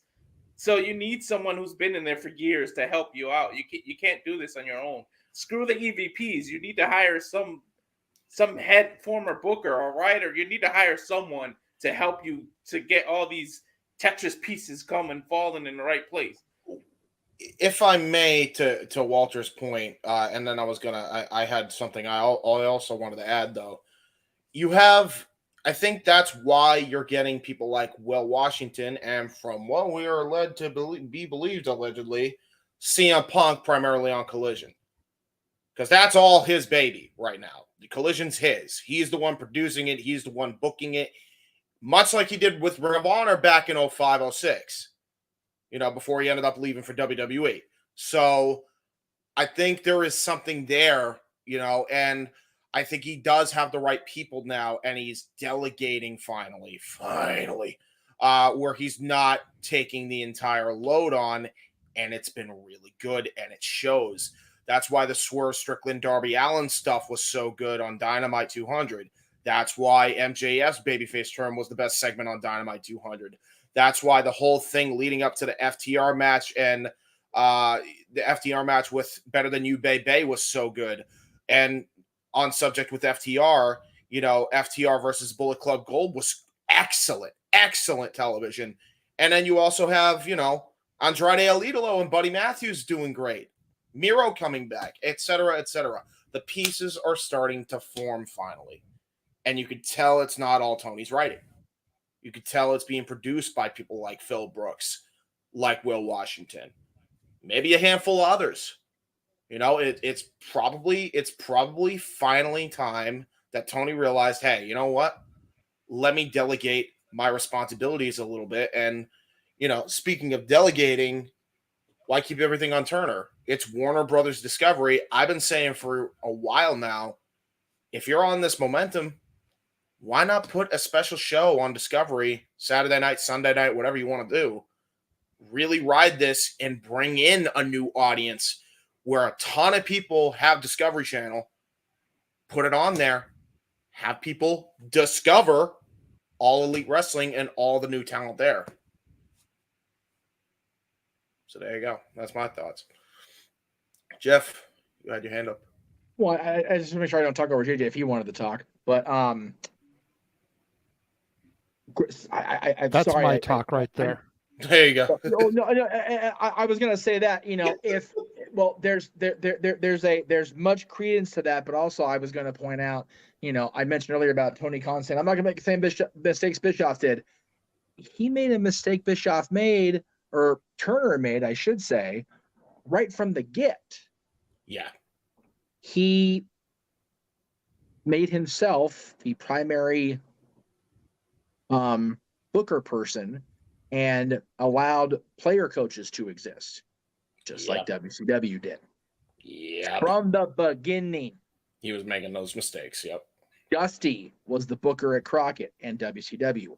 Ole Anderson was a play caller in WCW. Let's not overlook that faux pas. You know what's funny? We Nash. make it. Yeah, Kevin Nash. How about this? The only person that was successful with it, Jeff Jarrett, who you have in your company right now. Yeah, Jarrett. Okay. Seriously. Jarrett. Okay.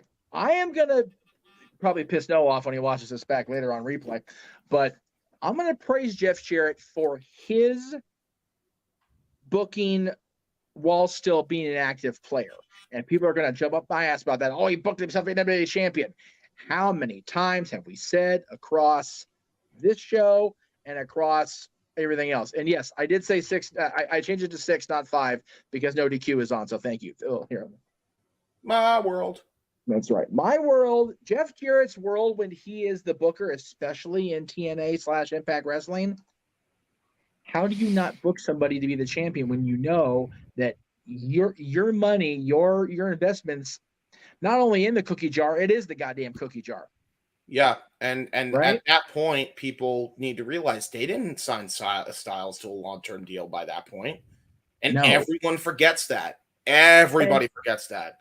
And when they did, and he was ready to either be better compensated or move on, he moved on. People will forever blame Hulk Hogan taking over the reins of that company, or at least taking over the creative reins with Bischoff for that company.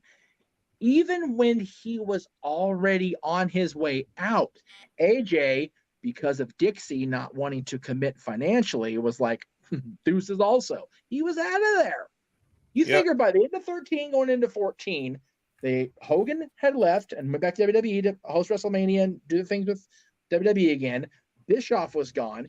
AJ left. Poor Nick Aldis got handed a ball to run in the field with, but the ball was freaking on fire like the bomb in Batman. Sometimes you just can't really rip on. Freaking thing was a smoking gun at that point. And then Eric Young as well. Poor guy. Yeah, all those guys that were there at that point, you know, whoever was going to be the champion, you know, and again, to Walter's credit in the private chat, Ken Shamrock being the champion because they wanted Dan Severn and Dan wouldn't commit because of UFC. Good way to go. Ron Killings, the first true African-American NWA World Heavyweight Champion. Yes. Great stuff. Jarrett being the champion, and then it went back, you know, Jarrett, Raven, AJ sagas. It was great booking back in the day. So, yeah, Jeff Jarrett being with AEW, but not actively in the booking. He's just doing the live event coordinating, which, again, also a master at. Yeah, again, also a master at. And another example of Tony Khan finally delegating. Well, putting the house show on Jeff's back. Tony saw how well Jarrett was doing with live events in the E. in WWE and went, Yeah. Okay, do it. Yeah, exactly. And you know, not to blow smoke up everybody's ass here, but I might as well. Jarrett and you know, of course, Conrad as well, but those two guys took what could have been a one match. Oh, this is neat, into a full blown event last summer, and got a lot of intrigue around that Ric Flair's last match show that we ended up, you know, doing a watch long on this channel on this multiverse. So, you know, Jarrett's promotional skills are great. JJ mentioned Vince Russo. Okay, I'm gonna do my weekly like Russo is not the devil, the end all be all of everything that is bad about wrestling. He just hates wrestling so much. I don't think he would want to come back. Number one. Number two, he despises the business so much he would do nothing but come back and be a disruptor rather than a helper. Is my only concern. I'm Same not with Jim Cornette on Vince Russo. I'm just saying that's the fact of the situation. Is he is so like the first line out of his mouth on Tuesday night on Dark Side was, "I hate professional wrestling, bro. Can't stand it." It's like, okay, well, first of all, if we did drink game, how many times he said, "Bro," we'd all have alcohol poisoning on that show alone. Yeah. He doesn't like it anymore. He's over it. He doesn't want to do it anymore. So Jeff Jarrett being in charge of creative or helping with creative, dude, please put it to paper. Yeah, exactly. Vince Russo wants to host a podcast and do his thing. Dude, do your thing, bro. Do your thing all day, bro. But goddamn, stay away from the freaking pencil. Yeah. Okay. I wanted to acknowledge Emmanuel super chat real quick. We got a $2 super chat from Emmanuel. Yes. And I will let Jeff take this because of the lag and my choppiness. Yes. What killed WWE? Because he went on to say that he never flipped the channel. So right. So there's a lot of debate over what ultimately killed WCW. But Turner, I subscribe to, and again, this is not a paid shill. This is not a he's paying me to say this or whatever. But Guy Evans wrote a wonderful, thoroughly researched. Wow, that was a hard word to say right now. Thoroughly researched book called Nitro, some of like the rise and fall, the unbelievable rise and the inevitable fall, collapse of Ted Turner's World Championship Wrestling. Great book, and actually talked to people within WCW, not that bullshit that R.D. Reynolds and Brian Alvarez wrote with their expert opinions. The death of WCW. What a beautiful addition to my living room as a leg stand for a wobbly table. That book was solid for that. Thank you, boys. Appreciate that. But Guy Evans' book, which is like freaking this thick, it's ridiculous. Ultimately, what killed WCW was, yes, the booking ended up being god awful. The last, we'll call it 2 years. Because 99 and 2000 were the drizzling shits. Writing wise, 2001 was just how long can we hang on before we're bought and pulled out of the freaking hole?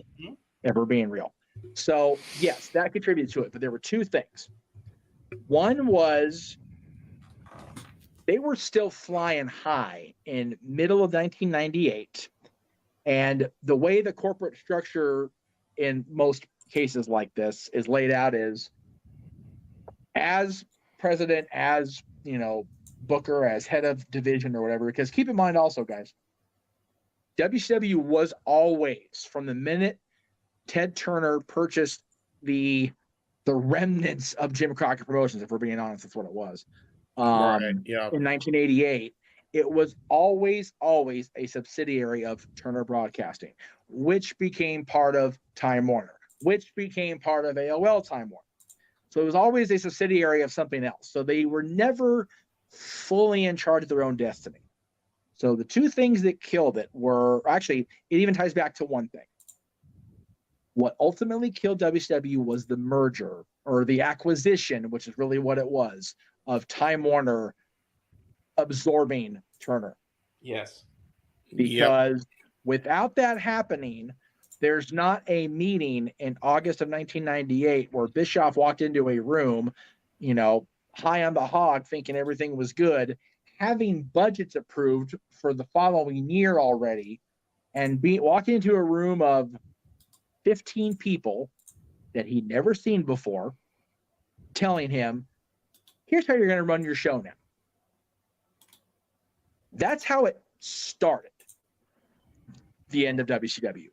The final, I wouldn't call it nail in the coffin, I would call a bullet between the eyes at this point. In 2001, Bischoff, having seen the writing on the wall and that Turner just didn't want the company to succeed, never wanted it to in the first place, kept having the rug pulled out in front of him, had garnered a number of people in on a pot, basically, to buy the company outright from Turner, or AOL at that point, AOL Time Warner. And the agreement to keep WCW going was hinged. It relied heavily on Turner retaining the shows, Nitro, Thunder, whatever they were going to be called, on Mondays and Thursdays, or Wednesdays in this case. And a gentleman by the name of Jamie Kellner, who had been in charge of Fox Kids for a while, basically revitalized that entire network, became the head of Turner Programming. And went, you know what, wrestling on our show, on our networks. Bischoff himself said on Confidential not too long after he joined WWE that without the TV rights, without the TV networks to broadcast the shows, WCW is worth $20. Yeah. Really. So it was the merger, which ultimately led to somebody else being in charge of the overall Turner empire, saying that they didn't want anything like that on their networks anymore. Flash forward 20 years, AEW's on Turner now. So James had his head up for quite a while, and then Walter will throw to you after that. I just wanted to say as well, to add to your point, the disdain for WCW as well started before Bischoff even took office, and that was because of Bill Watts. Bill Watts, I believe, had an issue with somebody. They claimed he was racist, and then fired. So okay, so that wasn't necessarily a killer of the company, to be honest. That was a commercial interrupted, Jeff. Oh, it must have been somebody that doesn't have a YouTube Premium, because I didn't realize. So if somebody interrupted me, I apologize. But basically, Bill Watts was just one of many captains of the ship, right? That just should never been. Again, another player coach. Yes, he wasn't wrestling, but he was still an active wrestler at one point, and he just had his tunnel vision on what made wrestling work. He should have never been in that position, because he did far more harm to that company than good. Well, yeah. One of the other things that helped close the casket on WCW were the god-awful contracts that these talents got to get. The contracts that had all the creative control powers, all the extended time. People, which is one of the reasons ultimately that the invasion never worked, because people got to get paid to sit on their ass because of these contracts they had. Who would want to go and deal with Vince McMahon's booking when you get to get paid the same amount of money to sit at home? Which is why you never got to see Sting and Goldberg and all these people, DDP, in the beginning of the invasion, because they had these fat contracts. So that was one of the other specks of dirt on the casket of WCW. Well, what I find funny is, and again, I don't have the exact numbers. I'd love to be able to go deep dive into them one of these days, now that WWE is public, and I can kind of probably figure it out. The claim was made that they didn't want to bring in the NWO and Flair and Sting and Goldberg because it would offset the pay scale for the guys currently in the company. Which, okay, you don't want to bruise precious egos. Fine. One of the claims was the money wasn't there. How much did the XFL cost? How much did the XFL lose WWE and NBC? How about WWF New York as well? They were drowning a lot of money too? I'm just saying. There was a opportunity to, and well, somebody's going to be butthurt. Get over it. Like, seriously, Invasion, or even if it goes all the way to Survivor Series, Austin, Undertaker, Rock, Angle, and we'll say Hunter. No, because Hunter was hurt. So it was Kane that was the other one. Well, but yeah, okay, Kane, okay. BOD. So BOD, Angle, Austin, and Rock against Dallas, Flair, Sting, and we'll even throw the outsiders in there just to have both sides of that particular coin on. And then you have Hogan in the middle going, which way is he gonna go, brother? Like, that shit writes itself and prints the money. Exactly. And then, everybody, they're gonna have their pay offset. How many bonuses are people gonna make? How much money is gonna fatten everybody's pockets off that match? Not that whole show, just that match. My God, get over it. Yeah. Sorry. So, and again, granted, there's probably a lot more to it financially on the story than I have access to right now. But you can't tell me that a match like that, or even a card book with those 10 guys in different matches, is not gonna fatten everybody's friggin' pockets. Yep. Bullshit. So yeah, the Invasion was booked terribly because and Walter's right. The contracts that were allowed to be issued, but again, you had non-wrestling people running a wrestling company. Yep.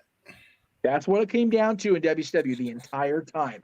And to the point I got back to when I started this little craziness, Tony Khan is a non-wrestling person running a wrestling company and allowing wrestlers to be player coaches. Exactly.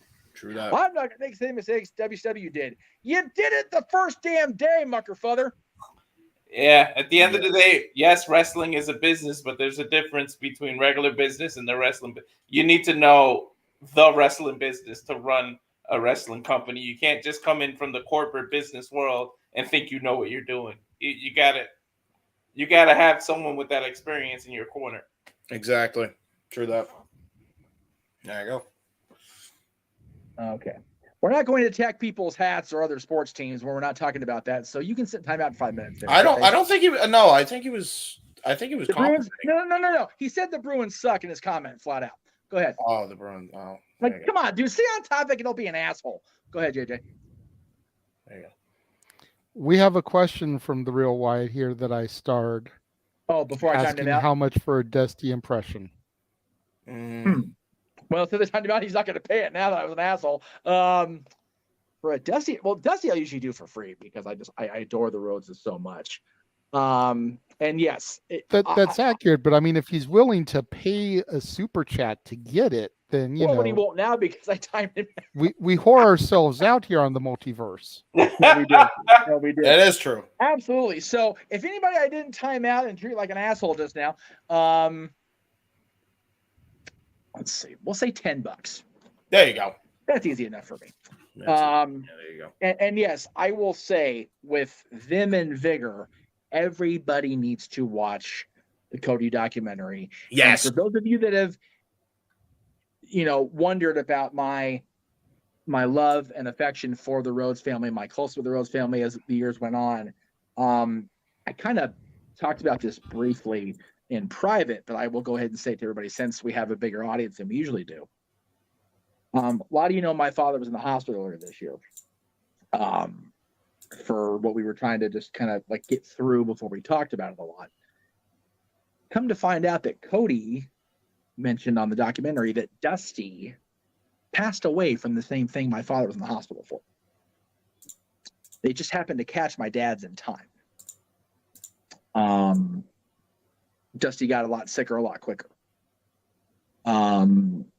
So knowing that as bad as it got and as scary as it got for my dad, how much worse it could have been. And rather than sitting there in the hospital waiting for the procedure to be over and knowing he was going to be okay, having to be like Cody and Michelle and everybody and sit there for 2 days and literally just watch him die. Yeah. Is something that will sit with me for a very long time. And having, since the documentary first aired, having had communication with the family, it's give it to me now. Damn. Don't ever take anybody or anything you hold close for granted. Noah always ends our shows, and he's not here tonight, so we'll kind of talk about it now. Don't ever let anybody or anything you hold dear, hold near, to go a day without knowing how much they or it means to you. Cherish your families, protect your mentality. That's why I'm wearing this, just to kind of guard my camouflage what I'm really dealing with today. Nothing to do with this. But just don't try not to go to bed with angry with family or loved ones or family friends that become family, because tomorrow's not promised, man. And it's that documentary. I told my private people this. I had to pause the documentary when Cody talked about Dusty's passing and the circumstances, because I was just floored. Yeah. I could not move on with my day. I had to pause. I called my therapist, and then I called my mama, because it was just that messed up. So, yeah. Dusty, I will always do an impression of, because I have such reverence and love for him, and because his voice is so ridiculous. But yeah. Anyway, I seen in the super chat, Mr. J. So if you would like to throw it up, we can definitely go for it. Okay, I'm away from that part. I'm a little bit further up, so I don't see it right now. Give me 1 second. I did want to address this gentleman real quick. I saw his hi from the UK. I'm not sure how to say your moniker there, so forgive me. I do see your other questions, but they tend to teeter on the more negative topic. And I stated earlier, I don't know if you were here for that, we try to stay away from some of the negative. So if you really would like us to discuss the topics that you put, super chat, simple as that. That's the way you dictate the conversation if there's something you really want us to talk about. Not by putting thoughts, guys, in all caps. Right. Because that's just going to have me ignore it. Right. So, we for the appreciate record. everybody watching. Now, let me scroll down to the super chat. Mm-hmm. Emmanuel with $2. Thoughts on Trish getting cut as well as Becky? Well, we're annoyed. Kind of goes to what that other guy was asking about. Yeah, we're annoyed about it, but it is what it is. Yeah, the bottom line is they've spent way too much time building this feud and this rivalry for it not to be concluded at the second biggest show of the year. Yep. Amen. Holding it off until they go back to Canada is just a cop-out as far as I'm concerned. I agree. Unless that is where she retires effectively. Then I will be okay with it. But even then, they should have. She's got about as many retirements as Terry Funk at this point. Yeah, I know. That's true as also. I don't know if that's what he was asking. What was he? Your thoughts on the Hall of Fame getting cut and future Hall of Fame? I'm thinking maybe I'm echoing on somebody's end for one thing. Yeah. But wow, that's really pronounced echo, whoever it is. Jesus Christ. Yeah. Okay. There we go. We're good. There we go. Cool. I think maybe he was asking about. Okay. Well. Okay. So. Okay. Well, then what? Just say Trish and Becky getting cut. Don't confuse the old guy. He's easily confused. Sorry. My bad. I'm older than you. I'm not sure where Walter is in comparison to me, but I know he's older than you too, I think. I think he is too. I'm a baby. You're the most found out baby ever lived, James. Anyway. Yeah, right. No, just saying. Just saying. We had to coach this boy like, we on no DQ. You behave yourself. I know. Like, you know what? We're 10 minutes in now. Whatever. It doesn't matter. Okay. If it's about Trish and Becky, it is. Yeah, it's not only insulting to both of them. And yes, Becky definitely deserves to be in the Hall of Fame at some point, even if she were to retire now. Hall of Fame career down the line, no doubt about it. But not only is the match getting cut insulting to them and to the fans, the fact that they showcased the rivalry during the event, it's like, dude, Bucky Beaver was on dick mode the night in the truck. Like, dude, Kevin, come on now. Right. Damn. Exactly. That was messed up.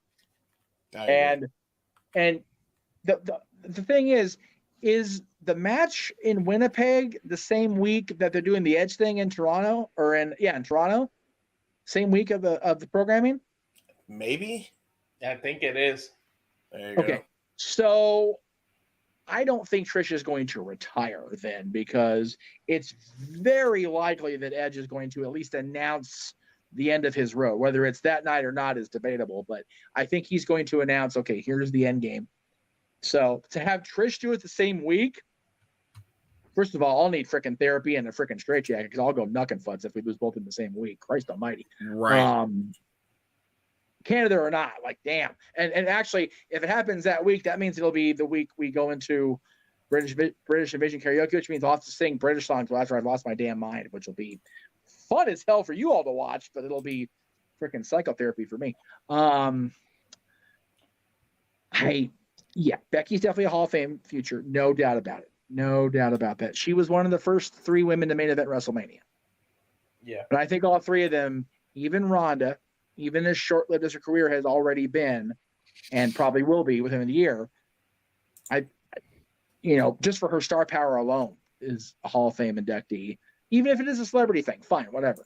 But Charlotte's there, Charlotte's name, yeah. As much as people hate on how quickly she's been pushed to the moon, as Cameron Grimes would say, she's definitely a Hall of Famer, and Becky is too. But yeah, the match getting cut was bullshit, and then promoting the rivalry was freaking Triceratops level bullshit. Like, yeah, right. Come on, steaming shit. Where's Lita in all this? Like, she was Trish's partner, disappeared, and you don't book anything of her trying to get revenge or nothing. Right. I'm gonna throw to Jay and let him answer that, and then we'll go ahead and move on, I guess. Well, I mean, you could always factor her into this match in Canada if you really wanted to. I mean, true. It's possible that maybe Lita was unavailable for this, and that's part of why they scratched it and postponed it.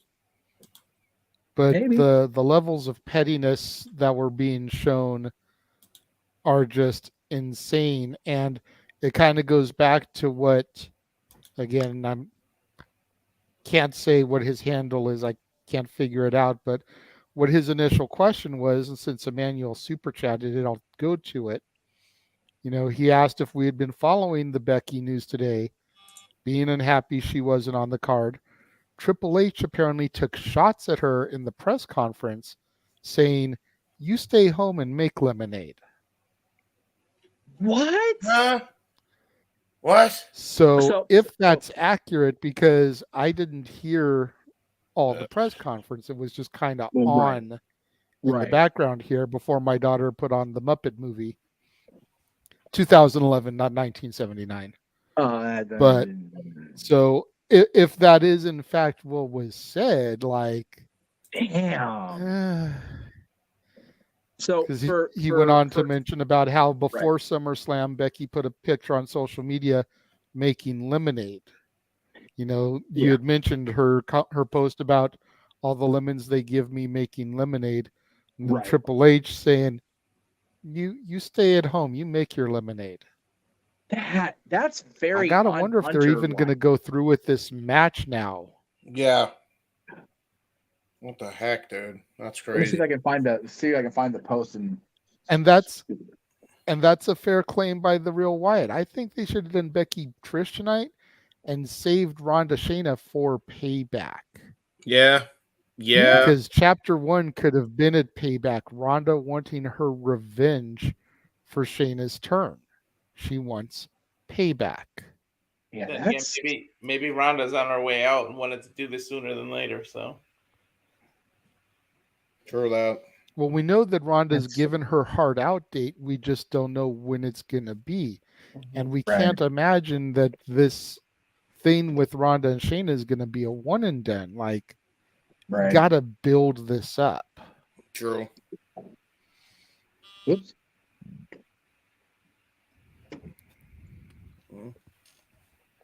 Wait, you good, Jeff? What's up? No, I'm fine. I'm trying to share that. I'm trying to share the post so people have context. There you go. Okay. See where we go. We get in post, everyone. Whenever it decides to load, technological issues. There she is. She's... So again, Mickey Lemon, with all these lemons I've been given, what's everyone else up to this weekend? And it's like, okay. Yikes.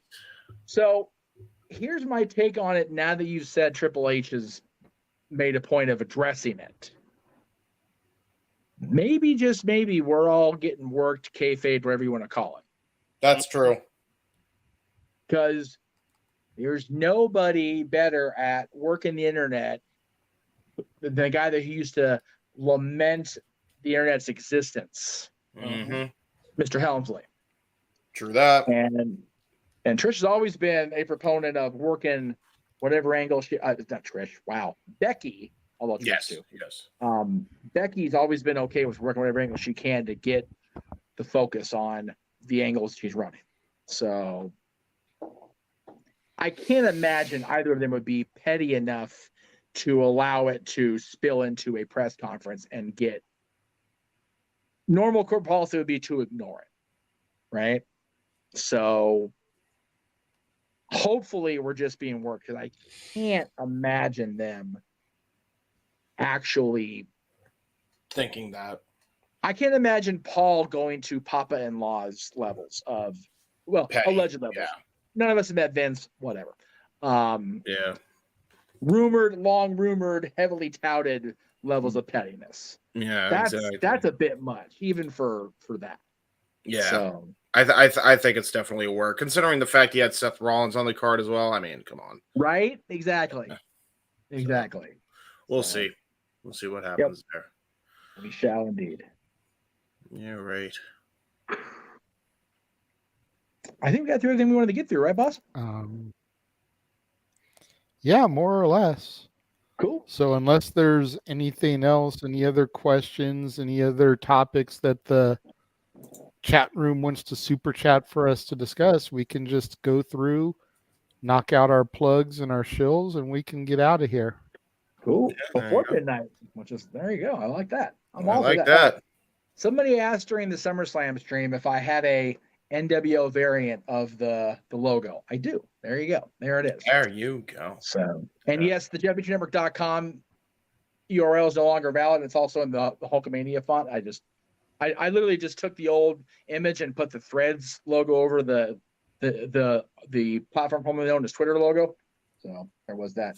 I did want to point out something to you that's in that room, JJ. So I'll go ahead and throw it up now. Certain somebody who used to be that bitch champion was at the PC for DDPY the other day. Miss Cargill. So along with Mark Merrow, far left, Dallas next to Jade there. So yeah, she's still getting her workouts in. We may see her back yet. Her and Bianca, maybe. Who knows? You know, no, she doesn't have to, because her husband's in the MLB. She don't have to. I was gonna say she is married to a very prolific, highly paid baseball player. She ain't got to do shit, and looking as good as she looks, she ain't got to do shit anyway. So there is that. Emmanuel, I don't blame your ass one bit, brother. Let's make sure everything else is out of the. Datilla just joined the chat saying hello. Hello, Datillas. We're getting ready to check out Datilla, but if you want to come in and really quick talk about SummerSlam or whatever you want to talk about. That's cool or too. Super chatting anything. Disney, we do anything here. Well, she's a part of the team, so she usually gets a welcome onto the thing. Datella, we were getting ready to just start doing the plugs and sign out, but like Jeff said, if you'd like to come on, give your thoughts on SummerSlam real quick, and then that way you can plug your channel. Let me know. I'll send you the link in Twitter. Yes. If you'd rather just stay in the chat room because you're tired, totally understand that too. Don't blame you at all. Actually, it's been a tiring day. No, but as I'm going to mention. Oh, there we go. We didn't see her tonight, so and it came from PW Insider, which is generally more reliable than your average wrestling journalist. So we'll see. I hope so. I hope she's back, and as long as she's happy being back stateside, then yes, I hope she's back. I'd be curious how they work her in now that it looks like Io and Asuka are going to be on opposite sides rather than paired together. Do you put Kairi back with Asuka? Do you put Kairi with Io and have her break off of Damage Control after all? Lots of possibilities here. Yeah, if she resigned and would have helped Asuka retain tonight, I would have loved it. Yeah. But again, to counter Virtue's argument earlier, I had no problem with the way they pushed Io. I'm okay with it. Yeah. Big fan of Io. Always have been. So the Cookie Warriors, there you go. Sky Pirate Warriors. Right? There you go. It was asked in the chat if we're going to talk about the AEW report that came out on the female side of things. Not interested. Just having worked with the person that was involved in that. It's kind of good. Like she's kind of full of it, to be honest with you. Just never been a fan of hers, to be honest with you. Just never really got along with her anyway. So it's kind of like, okay. I was anyway. The post I'm going to put up tomorrow and the show I'm going to do Monday. Basically everything's going back to where they're supposed to be on the lineup. Talk Wrestling's back on Tuesday nights, or the coming Tuesday. At least this coming week, we'll be back on Tuesday night at after NXT. The Greg Cherry Show will be on the next day with me, hopefully being there. At least I should be there.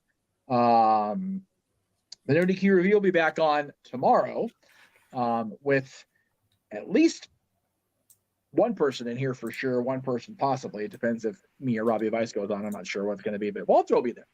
Walter will be there, Aaron will be there, Rich will be there, and then either there's and Noah Foster JJ as well. There Did I you came out for a second. Yeah, go ahead. It's time to check out. If both JJ and me are having issues, it's time to go home, kids. Anyway. Private chat. So okay. Well, there we go. We'll do that.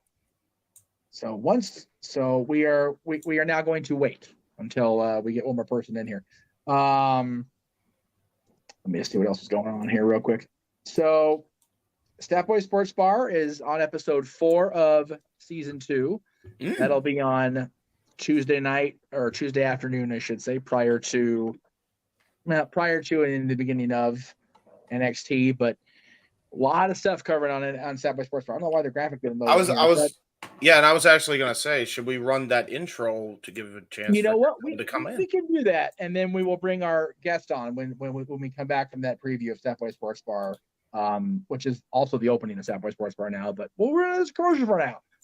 So if JJ's got it queued up, great. If not, I'll run it myself. Yeah. Sounds good either way.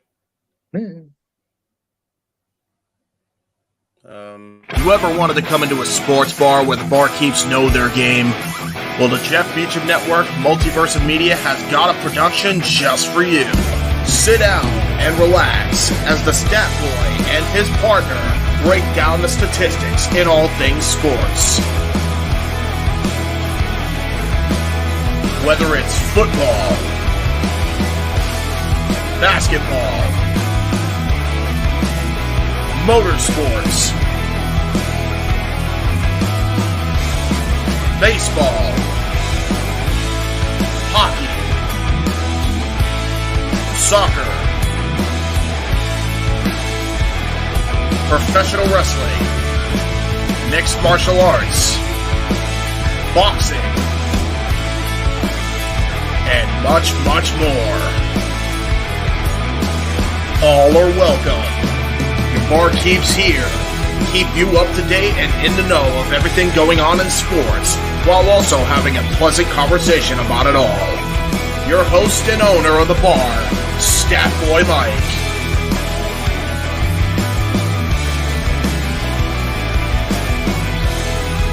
His partner in crime, Dory Lou.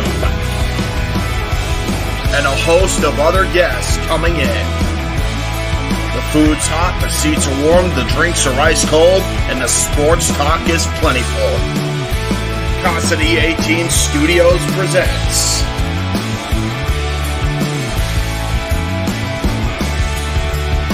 Stat Boy Sports Bar. Take a bar stool and enjoy the show.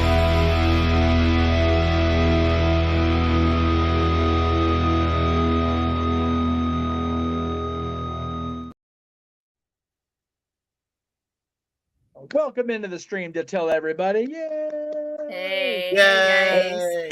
Before we get too into details, I just gotta say I actually watched it back the whole way through. I love that my picture with Stat Boy and another lady, Aaron, who used to work for the Power Players of the Ducks, is part of that opening, because that's one of my favorite pictures I've ever taken. Because I just love the fact that her and I's conversation got me to the point that JJ tried to get me to for so long about not all hockey fans are created equal. Some people actually just like hockey and aren't such Kings haters or Duck haters or whatever.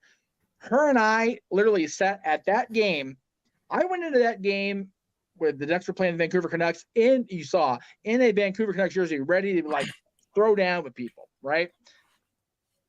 Lady Aaron, power player Aaron, her and I had a conversation for like 20 minutes outside of that damn building that isn't Staples Center. Just chatting about life, friends, hockey. It was like, all right, I can get with that. So thank you for including that picture, James. I appreciate that. Well, awesome. that's all Stat Boy, so thank him on that. I will definitely thank him when I talk to him again. I just thought that was really neat. That's part of the opening of Stat Boy Sports Bar, because that was such a fun day. I had a Lakers fan buy me like 3 drinks that day, so it was always good to get through a Ducks game with alcohol in my system, because damn Ducks. Anyway, Attila is here. She actually did a recap of SummerSlam on her channel, which we will definitely promote here at the end, but for sure. But thoughts on the show tonight, my friend? Well, before I give my thoughts, I have to say I don't know much about hockey, but I did watch the Kings lose to the Toronto. Was it the Maple Leafs? I don't know. It was a couple years ago. Why you gotta do that? He just gave you the floor, and you gotta upset the mayor of the multiverse over here. What are you doing? Oh, I'm sorry. No, you're okay. It's fine. We're joshing you. I wouldn't mind losing Toronto. They actually win the goddamn Stanley Cup once in a while. Right? That was a Triple H at Becky kind of jab right there. Yeah, that's fair. Right. So yeah. So my thoughts on SummerSlam. I like most of the matches. I'm happy with the winners. You know, I can't complain about the winners. I can complain about the matches. So let me talk to you. Okay. Yeah. Go ahead. So Ronda versus Shayna could have been so much more than what we got. I can agree with that a little bit. I feel like that match took the energy out of the crowd. Yeah, a little bit. But at the same time, it's like you don't want to give away your best match, even if it is a SummerSlam either. They're obviously going to tell a story. So, yeah. I really did like Logan Paul versus Ricochet. I thought that was a really great match to open. Yep. As far as the tribal combat match, I don't know about you guys, but I kind of thought they could have done so much more with that too. I was expecting, I wanted to see cameos from the Ananoe family. I thought it would have been a perfect opportunity to bring in cameos. You could have included Rikishi. You could have included some Wild Samoans. Hell, maybe even Nia Jax in there. The Rock, since Hollywood's on strike, like JJ said. But they didn't, and they could have done that, but they just chose not to. And I think that would have added so much more to the match because this is tribal combat. You would have thought that more members would have been there. Yeah, absolutely. I agree with you. The real Wyatt is telling me to preach. Yeah, I don't think it was bad though. I think a lot of people are hating it as a match. I think the match itself was a lot better, and I'm like the biggest WWE critic ever. Is it my favorite match of the night? No, not at all. Definitely goes to Rollins and Balor for me, but good match regardless. I thought it was yeah. Like I said, I just wish they could have done more. Yeah, fair enough. Yeah. As far as Rollins and Balor, that was match of the night. Very good. That was a really great match. 5 stars to me. Good shit. Okay. Good shit, pal. Oh, I'm 100% right about what? Real Wyatt? About the tribal combat. He's very against it. He's very against it. Yeah. As far as the SummerSlam Battle Royal, I'm really happy. LA Knight. Yeah. I'm really happy he won. Let me tell you, I would have been pissed if he would have lost. But I felt like the match in a way was like completely pointless. Like, okay, yeah, he won, but what's he gonna get out of this exactly? If it leads to something, great. If it doesn't, him and LA Knight, maybe they could do that. And I'm not gonna lie to you. I'm sorry, him and Austin Theory. Botch. Thanks, Ken. There you go. See, I agree, Ken. We all agree. We agree here. Yeah, you guys think I'm a hidden gem? You are a hidden gem. Yes. I'm not gonna lie to you guys. When I saw Almost come out, I was like, "Oh my god, he's gonna win." I was down for it, man. I'm an Homo sapien, man. I love him as a person. Sapien? I'm an Homo sapien. He won me over as a human being. That's why, man. Like, if you actually listen, by the way, Jeff, you're muted. But if you listen to Omos, as a, just talk about life, man, he's such a down to earth dude, man. I love him as a human. I will say the videos they posted when last time they were over in Saudi Arabia, just him going around the area with the other talent, that sold me on Omos the man. I was like, all right, I can get with this guy. Yeah, that's why I'm a Homo sapien for life now. That is the greatest truth that shouldn't exist. When I saw him, I knew they were gonna do the Big Show treatment and everybody ganged up. Right. Yeah, but he, you know what though? Good, and I think that a lot of people give him. I think he's trying his ass off, and I think he's really improved a lot since his debut as well. I think he deserves a lot more credit than he's given, honestly. Right. His best stuff, I will say, was with AJ Styles, and then Seth Rollins. Props to Seth Rollins. He gave almost a match of the night. Yeah. What pay-per-view was that? I forgot. What was it? Oh, wow, that's a good question because I don't even remember. I forgot that match, but I forgot what pay-per-view that match was on. It was a pay-per-view. Let me see. Let me Google versus Seth Rollins. Thank you, cage match. Was it WrestleMania Backlash? Oh, Backlash. Yeah, Backlash. Yeah, it was Backlash. Yeah, Backlash. The Puerto Rico Backlash. Thank you, Wyatt. Yeah. Yes. Puerto Rico. It was Backlash. He gave almost his best match to date. Yeah. So, by a lot. Yeah. But yeah. As far as the triple threat match in the women's, I'm like, okay, you take the belt off Asuka, you give it to Bianca, but then you had to cash in. So I can't complain about the cash in. I cannot complain about that. No. But it kind of makes me wonder with, PWI Insider reporting that Kairi Sane's coming back to WWE. Like, I thought it was so interesting that they took the belt off Asuka to give it to Bianca so Io can turn around and take the belt off of Bianca. Why not just have her take it off Asuka unless you're planning something? I think to be fair, I think they wanted to have something unpredictable, and so that's why they went with Bianca. I think the ending goal, Asuka, Io Sky, and if she comes back, Kairi Sane. I could see that actually being a triple threat for the world title, the women's world title at that point. Even though they just had one here, but that'll be good. I just want to see a heel Bianca go join your husband with Bobby's team. I would love to see that. Yeah, I'm just if they fully pull that trigger, I am here for the Hurt Business being that particular configuration. I'm here for that shit. I will say as well, give Cedric and Shelton a chance, though, please. For the love of God, please. Anyway, continue. At least Shelton. You want to leave Cedric out of it, okay? But at least Shelton. Give him something. Yeah. So to add to your point, James, sorry, I see Jay like many J's. Yeah, too many J's. J, and J. We got triple J right here. Yeah. Yeah. Ain't we great? Sorry. There's a bad jokes there that I'm gonna let go ahead and pass. Anyway, here we are. I'm just saying, triple J. You're not wrong. You're not wrong. Yeah. Oh, J cube. No, that's 4. That would be 4. Is J? What's 3? Just said J the third power. I can't. Yeah, J to the third power is around here, not J cube. But anyway. Yeah, exactly. Oh, okay. That was a bad joke. But anyway, we'll move along. I'm not very mathematical. Oh, cube. Yeah, I forgot. I forgot cube history. I'm not very mathematical. It was my worst subject. Yeah, hey, I was gonna say I'm shaped like a cylinder, but that's neither here nor there. All right. So to add to your point, James. Yeah, go ahead.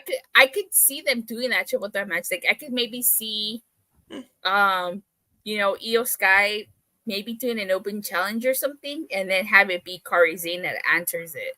Yeah, absolutely. Both of them. Why not? Just do it. Yeah. Wait. So Noah will absolutely love that. You and I both know that. Yeah. I wonder how Noah's doing. Voice is shot. Probably. Oh yeah. Yeah, he Io. really called in briefly, and he sounded like this. I'm like, oh shit! Sounded like a chain smoker, bro. Oh he wow! Like a chain smoker. He did. It was awful. I would love it if they eventually do like a Asuka Io arguing, yelling in Japanese, and then Kairi come out and be the voice of reason, and she gets the 3 of them together in a group, and it's because of Kairi talking sense into both of them. I agree, and then make it. Maybe they have the triple threat match. Whoever wins, and then they become a group, or they join Damage Control and actually up the numbers. Why not? Just saying. Mm-hmm. There you go. As far as the right answer in the private chat, J cubed. Okay, J cube. Yeah, J J cube. Okay, J cube. Like I said, I'm not very mathematical. Okay. Yeah, you're not Steiner. It's sure that it says how bad my math skills are. I'm with you, girl. I got you. Okay. Hey, listen, you're not Scott Steiner with Steiner math. It's okay. Yeah, we're not Scott Steiner and Petey Williams over here. Yes. Yeah, exactly. All right. As far as Cody versus Lesnar, I felt like the match started off slow. Like I felt like it was your typical Lesnar match. Yeah. Yeah. So, but I did like the fact that he did shake his hand at the end and like lifted his arm. So that threw me off a little. I'm like, I broke your arm. I did this, that, and all of a sudden, here's my respect. That was a little weird. I think it's JJ pointed it out earlier, and JJ, if you want to kind of take the reins on it, there's a reason. I think it's kind of Brock taking the Jeff Hardy Undertaker approach. Yeah, I get it. But yeah, I mean, it was totally one of those moments. It was a bit of a code of honor, show of respect there. Figure Cody came through ROH on the indie circuit as well. Yeah, true. It's just one of those things. And I want to apologize to Datilla in advance if I'm not speaking too terribly much tonight. There's a huge lag on my end. So in order to try to keep from annoying everybody else on the stream, I'm just kind of letting Jeff carry things and posting comments here to give my 2 cents unless absolutely necessary. Right. It's huge lag on my end. It's just insane tonight. Yeah. No worries. I understand. I know I've had internet trouble myself too. So no worries. I understand. Anyway, as you were saying, is that the whole card? Did you run down the whole card? I think I did. I think I did. So she did it. Yeah, it definitely was a like I said, it ended, relatively. Well, for you guys, some of you guys. Yeah, that's true. But for us, it was only like 9. Yeah. Right, and even still, we're still going to 12 o'clock on a Black night because we did get off on topics. Mm-hmm. But if anybody wants to catch the entirety of Attila's thoughts on tonight's show or any of the recent television shows, that's not what I wanted to do because it screwed me up so bad. Give me a second. Oh, here it is. Here we go. That's why. You can check out her YouTube page over at Rangers of Wrestling. Currently, she's got the current feature, if you will, was tonight's recap, of course, of SummerSlam 2023. But Attila, what else can we find here on your channel? Well, since we are in Power Month and we are celebrating 30 years of Power Rangers, I am doing every Tuesday a video on Power Rangers. As you can see, I did rank all the Power Ranger games from Mighty Morphin to Dino Fury, from my least favorite to my most favorite. This coming Tuesday, I will be doing an unboxing of the Black and Gold Dino Megazord. Yeah. Good stuff. Black and Gold Dino Megazord, you should do it behind an NXT background just for the shits and giggles. Right, there you go. There you go. Yeah, this is everything. There you go. That's what we got here. That would have been cool. So yeah, I did get a new banner and I got a new intro and outro. Yeah, you did. Look at that. That's awesome. I dig that. Look at that. It's very pretty cool. damn very cool. It's awesome. Don't you mean more phenomenal? More phenomenal. More phenomenal. Well played. Well played. Well played, young lady. Very good. So yes, you can check her out. JJ has his hand up, so we're gonna pause and let JJ get his comment in. That way we don't talk over him. Oh. We did get a super chat from Arlene close to 20 minutes ago that I'd like to address as well. Yes. Please. Go ahead and read it, Jeff. Yeah, because of my lag. We kind of talked about this quite a bit throughout the night. What do we think about Paul Heyman? What Paul Heyman said about the story being in the bottom of the third inning in the press conference? Did anybody watch the press conference? Did that get mentioned tonight as well, or just during WrestleMania? I guess I'm assuming she's talking about tonight's conference because I know he was on the dais. I just didn't get to hear his comments. Okay, well, Arlene, if you are still in the chat, which we appreciate if you are, or if somebody did watch the press conference, did Paul talk about it being the bottom of the third tonight? Because if that's the case, then we've gone literally part of an inning in 5 months or 4 months, which is frightening. Or half an inning or whatever it was. Now, if they're in the fifth inning, like Emmanuel was saying, then okay, I can see the progression there, going 2 innings in 4 months. That sounds more likely if the end of the line, if the bottom of the ninth is in fact WrestleMania 40. Agreed. Yep. I honestly don't have a desire to know. I am enjoying the surprise. I'm enjoying not knowing what's going to happen. I agree. I disagree with that because I feel like we're going to get to the point where people are going to get tired of this title reign because it's going too long, and eventually it has to come to an end. And I feel like the not logical conclusion would be WrestleMania 40. If it goes past that, I don't know what to tell you. You need a really good storyline to keep it going past WrestleMania 40.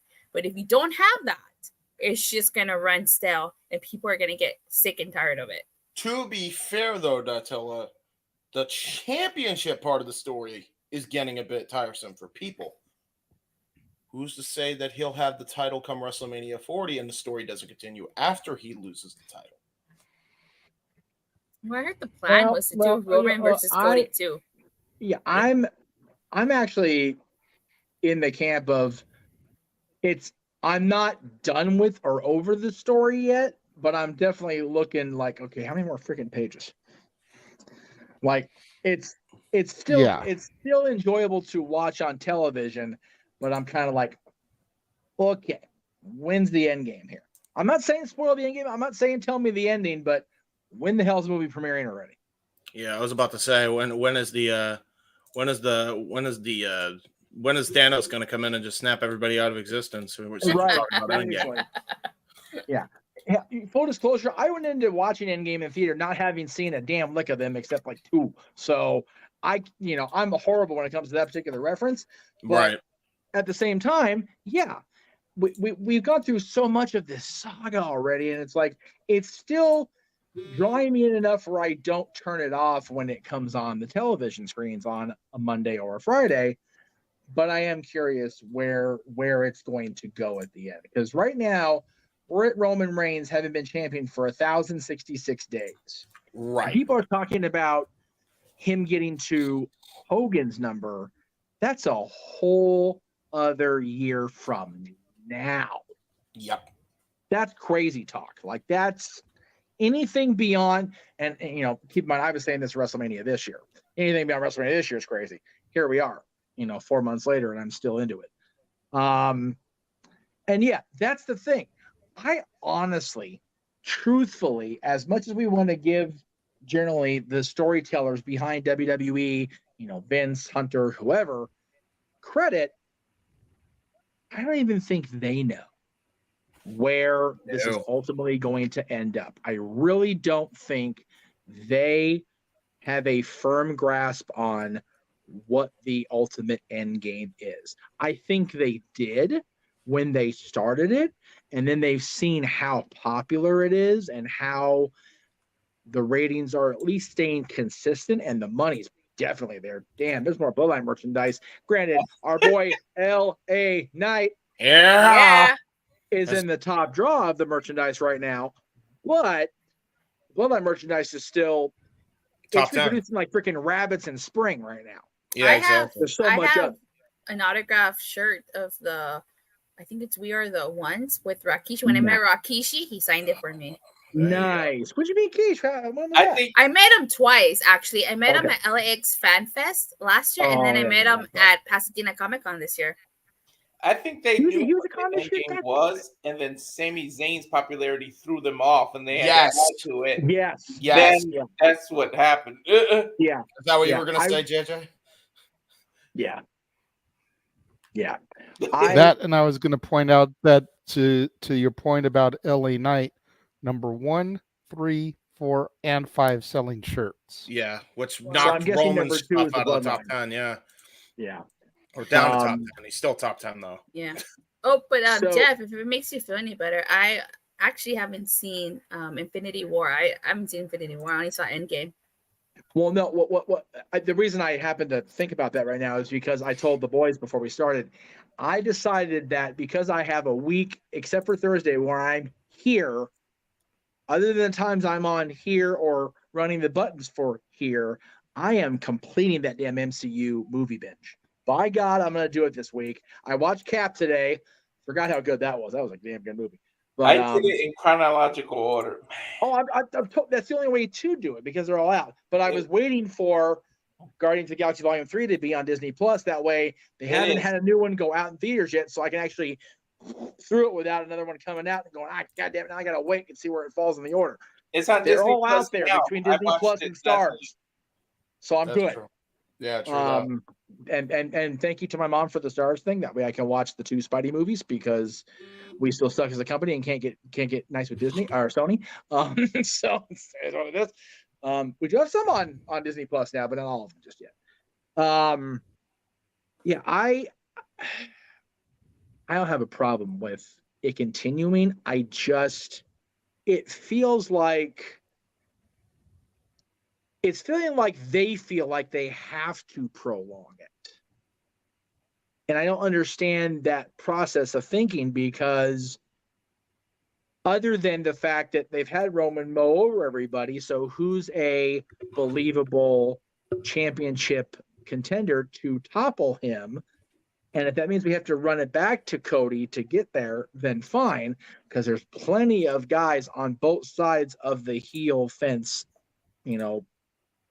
line to go against Cody, regardless of what side he lands on there at the end of things. Brock's always a player, and if Brock goes after the championship with Cody there, I haven't worn this hat in years. That's cute as hell. I love that. If there's Brock there's options. There are always possibilities, and that's what is most important to me, is that there are possibilities to be exercised. Right. Yeah, tonight threw me for a loop, definitely, because I thought they were going to go with, then Roman has to fight Jimmy, then eventually Solo, and Solo would do something. But now that Jimmy went back, they threw me for a loop now. So now it's like, where the hell are they going? Well, he's not. I don't think he's even joined the bloodline per se, Walter. I think he just is jealous of Jimmy's success. Yeah. Right. And wanted to get him away from that just so he can take him out himself. Yeah, I think the idea that it's not Jimmy falling back in line, it's Jimmy versus Jay. And there was that moment where Solo almost went wiggy on Roman. Yeah. So maybe they're building toward that too, which again wouldn't be exactly what we talked about, Arlene and Arlene's in the chat room, Attila and JJ and everybody, about having him face each of the bloodline members, but still play Solo. And then if Jimmy gets disgruntled enough, Jimmy just becomes not necessarily a viable opponent, more of a sacrificial lamb for the tribal chief, but it still happens. Right. We've got to get Roman past, and I'm not saying do it right now, do it all in a week or do it all in a month, but we've got to get Roman past the battles with the family. Because we had that tonight. It started with Jay. It ended with Jay tonight. Roman, however it happened, because it was still all in the family, the way it went down, Roman is the head of the family. He's the head of the table. He's the tribal chief. End of story now. There is no contesting that. And Paul Heyman's going to come out there and say pretty much the same thing on Friday. Just with a thicker accent than mine. Because I'm a Cali guy.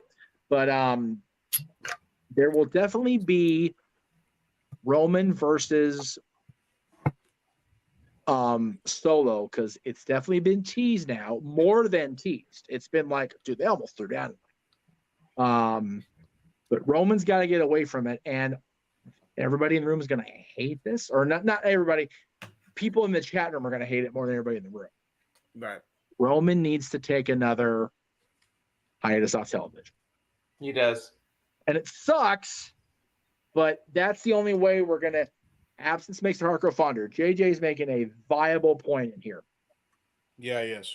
So sure. AJ is a Raw talent at the moment, if I'm not mistaken. Lashley's on SmackDown with the Hurt Business, or with the Street Profits, as is Sheamus. I want to see Lashley finish his business with Brock. Like, how do you just finish? He didn't get his revenge. No, and you've got a viable, and actually, so wait, did you say AJ and Brock or Brock and Roman? Brock and Lashley. I need Lashley to go back at the Brock like, hey, we're not finished. So yeah, I unfortunately think Lashley's thing with Brock was a means to an end. Like Lashley was kind of like, okay, Heyman's going to manipulate it where Lashley keeps Brock busy while Roman actually is the one doing that. So that's where I see that. So, I didn't know. I thought AJ and the OC were on Raw now.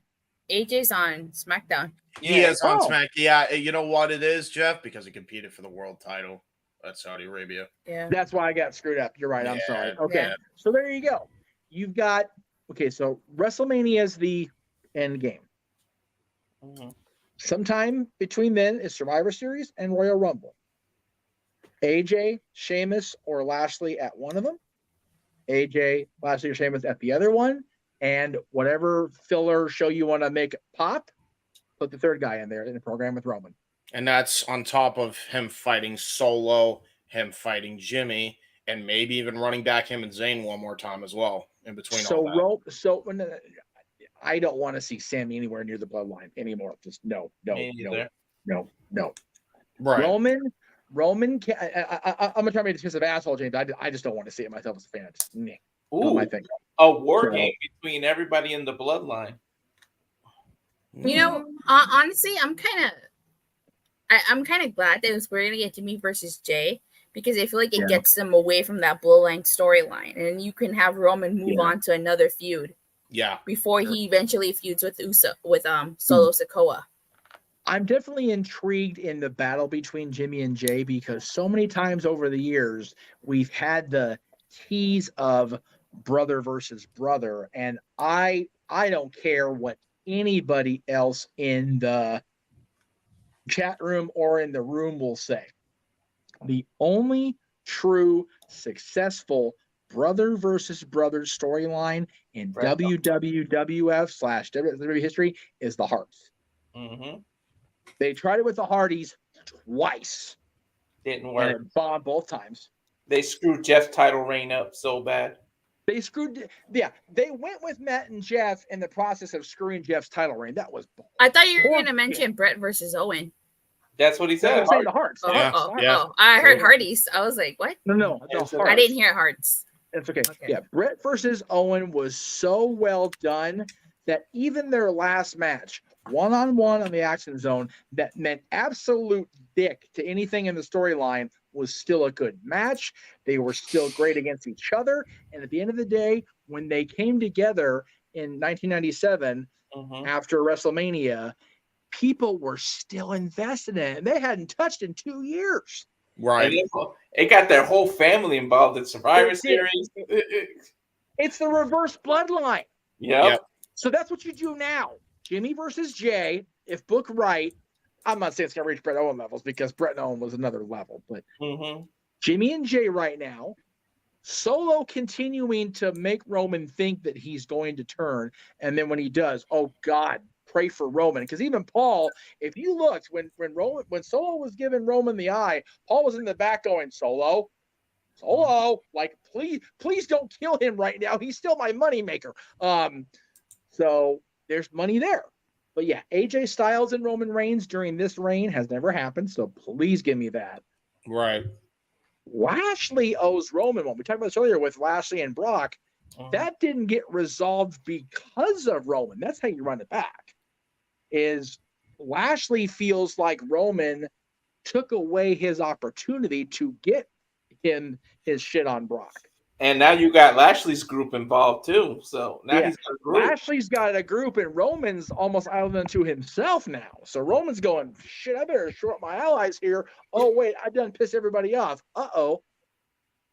And then you've got Sheamus, who, again, I'm not saying Sheamus is as obnoxious to think about the main event as he was when he was with Triple H back in, 2011, I think that was WrestleMania. You mean when he had the little braid on the goatee and stuff, and they did the Nation something? League of Nations, when he cast in at Survivor Series, that was god awful. True. But again, there's also something there, because he was the WWE World Heavyweight Champion, and Roman took that from him, and Sheamus became a freaking Vince corporate puppet.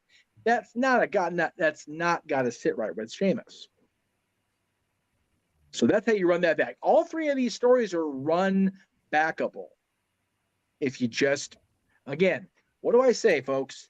It's not hard to book. It's hard to finance. And everybody involved in this is already under contract. Yep. You know something? I agree. It's not hard to book, but I don't trust WWE to book it correctly. Well, okay.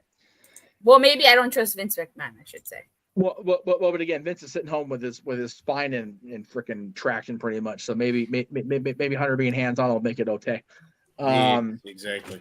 I can't wait to see where they go, because I think the end game is to get Roman the actual face reaction that they wanted all along. It's gonna all full circle.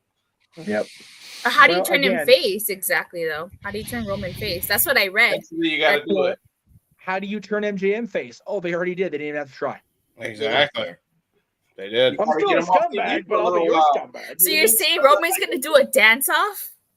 No, not yet. Okay. All right. Here we go. Ready for this? Here we go. If Roman Reigns does a dance-off on WWE television, I don't know what I'll do, but it'll be something worthy of a major super chat because oh my god, is that just the worst thing ever? No. You gotta make us miss him. Take him back off on TV for a while. Hiatus. You gotta do something. Exactly. Does the Too Cool dance as the tribal chief? Does the worm in the middle of the ring and then throws up the one? Oh my god.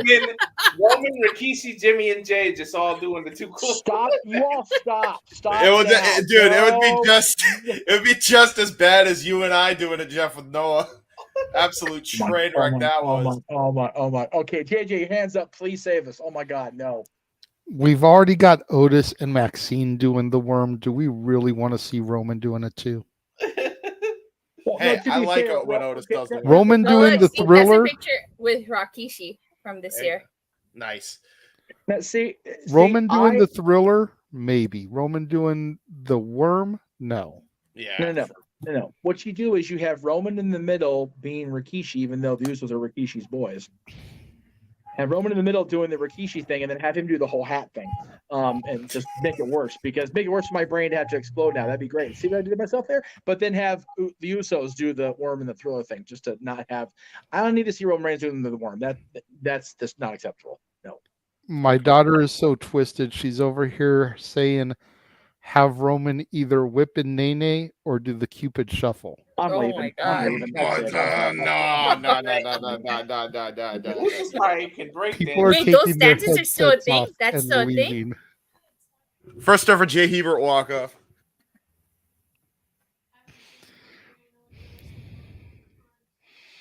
Damn.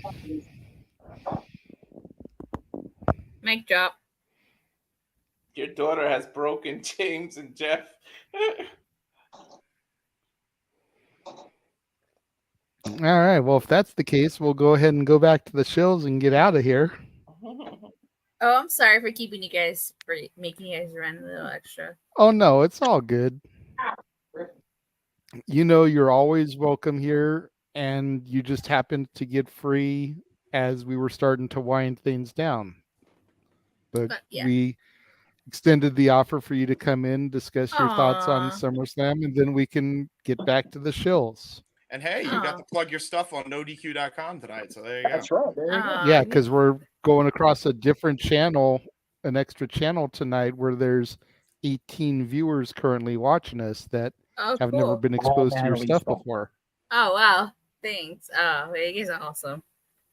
Yeah, it's all Natalie's fault. Natalie's driven Uncle Jeff to drink now. So thank you, Natalie. We appreciate that. Okay. So where were we in the plugs? Are we? I have no idea.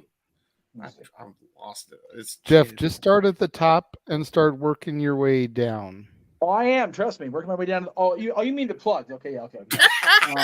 Yeah. Got it. Okay. So there's the top. There's everybody. First of all, let me go ahead and do that because that's everybody all at once. We can go ahead and get that. That's not what I want. Where'd the banners go? There we go. Get away. Thank you. Okay, cool. You can follow every channel you're watching right now, as well as the Tillas on YouTube. So there you go. At Jeff Meacham on YouTube, at Cassadine Studios on YouTube, at Dan516, at Jay Hebert Side 95, at Greg Sherry Brand, at NoDQ, DOTCOM, and our buddy Datilla at Rangers of Wrestling. You're not on Rangers Wrestling right now because we still haven't worked out syncing that up because it's technologically beyond my means because I'm a spaz. So we're working on that though. We are trying on that. We like to thank. Let's see where we're at here. Pretend remember, I'm not JJ's daughter. No, I don't know. No. No, Natalie. Just remember, this is all Cody's fault. We have to believe in Joe Henry on this channel. So I already believe in Joe Henry. No, I understand you do, but now it's okay. There we go. There is that. Noah's doing that in his sleep because he's so tired and his voice is shot to shit. So, but you can follow our buddy Josh. I don't know where this graphic is. We're going to use this anyway.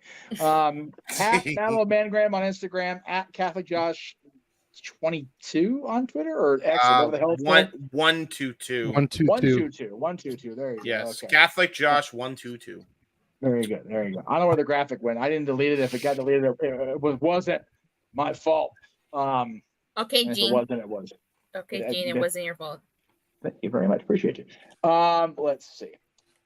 JJ over in the members section of the Castine Studios currently has his Renegades of Wrestling reviews. I think that's the next one down. There we go. Come on, scroll, you turd. Cool.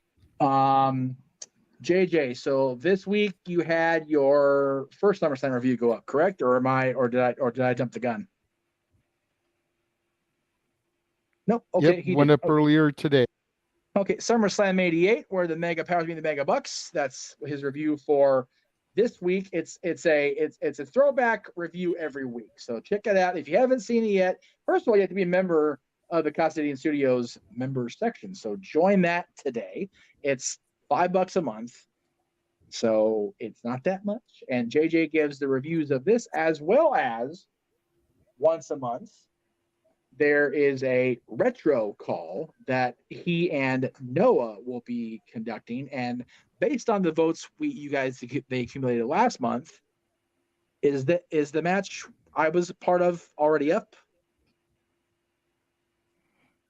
There it is. Yes, this is up.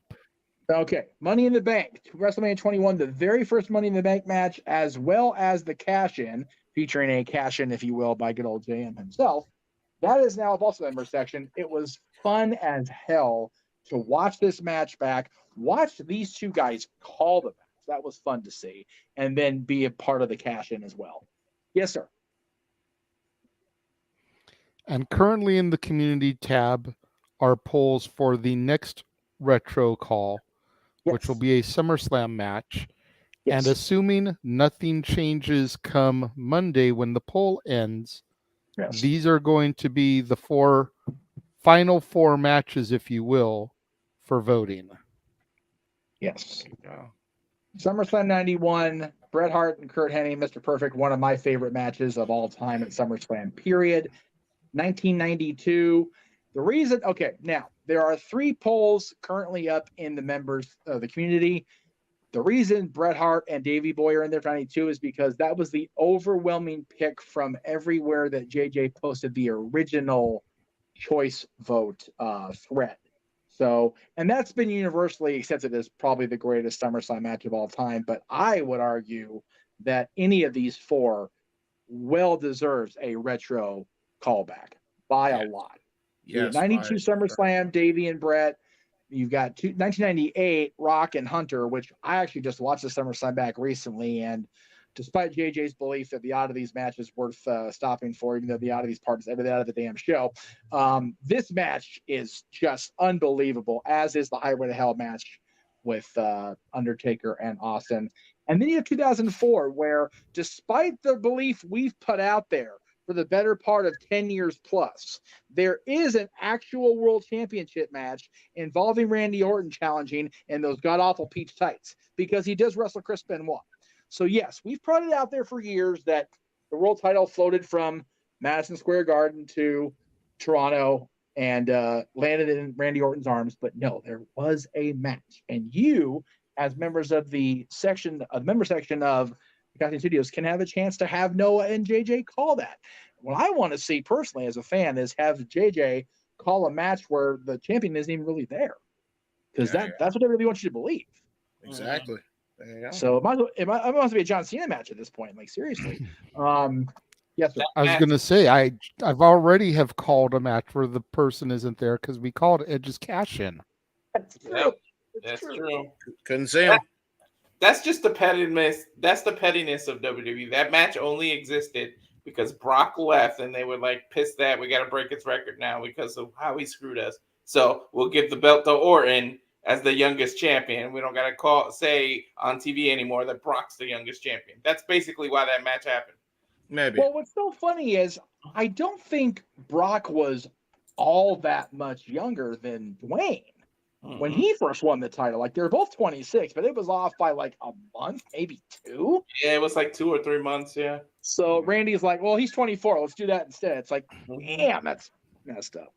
But anyway, I digress. Brock was 25 at the time. Yes. Oh, okay. So it was almost. It was 20. It was almost 26 though. He was still. He was 25. He was. Everybody forgets about poor Rene Dupree. He was a world tag champion. Damn it. Sorry. Well, as far as singles world champions, you freaking smart ass. I know. Anyway, yes, back to the show because those are more important than us trying to compare ages.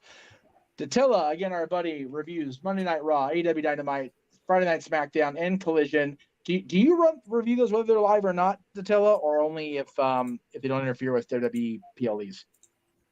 You mean the shows or Collision? Are you talking about Collision specifically? Well, Collision specifically, but do you like if there are weeks where SmackDown isn't live? Do you still review them even though it's not live? SmackDown, it is live. No, I'm saying if it's not live, on the off chance it isn't live. Oh yeah, I'll still review it. Okay, cool.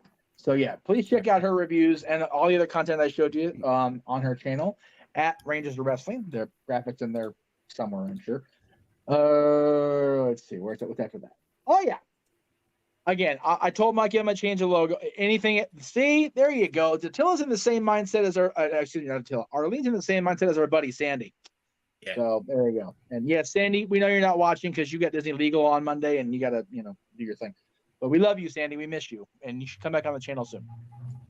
Where are we at here? Oh, Staff Boy Socials. Okay, I am gonna change the logo. Don't worry, I'm gonna put the new logo on there because James' logo turned out so badass. Thank you. At Doria Lou, at Staffboy13 on Instagram. If you're over on the X, rolling on that X, at Hathaway Lou, at LBStack1977. That's where you can find them on the former Bird special. Early Bird. You know what? We're gonna call it the Bluebird special page from now on instead of Early Bird. Speaking of specials, these are all the specials coming up during the month of August that aren't the usual fare, if you will, the watch-alongs. We had Dynamite 200 this week. We had SummerSlam tonight.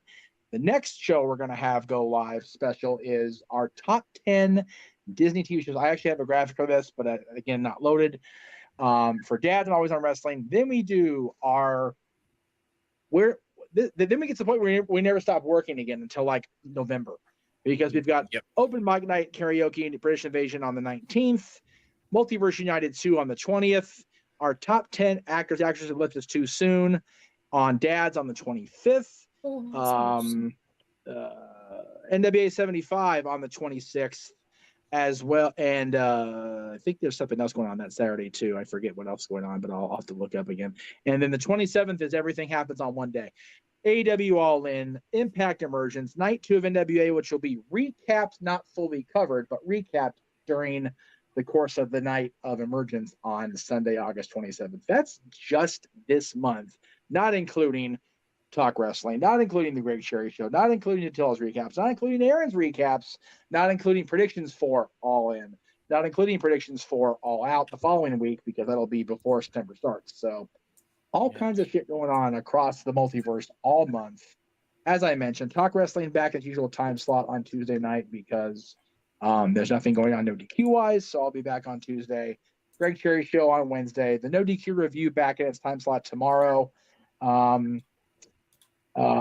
Is the Indie Force plug a current plug? Because I have this. No, in fact, I have my current plugs ready to go. So if you would not mind, good sir, they will be very quick because I skipped right to the part where we do not mind, sir. Feel free to load them as you will. Yes. So we have the newest updated FTW plugs here. So sorry, hang on, go ahead. Yeah, and here we go. This is what you can expect right now on demand for FTW Productions. Scan the QR codes to see what's upcoming for FTW Productions and what's available on demand right now. And this is updated, Owen by the way. Talkinator Studios series premiere of Owen and AJ Talks. Welcome to the FTW family, Zero Miller. Shared experiences re-airing on the new FTW main hub. All Retro Wrestling Review Series videos on demand and upcoming. The Wrestling Rundown and ATW View crossover available now on demand.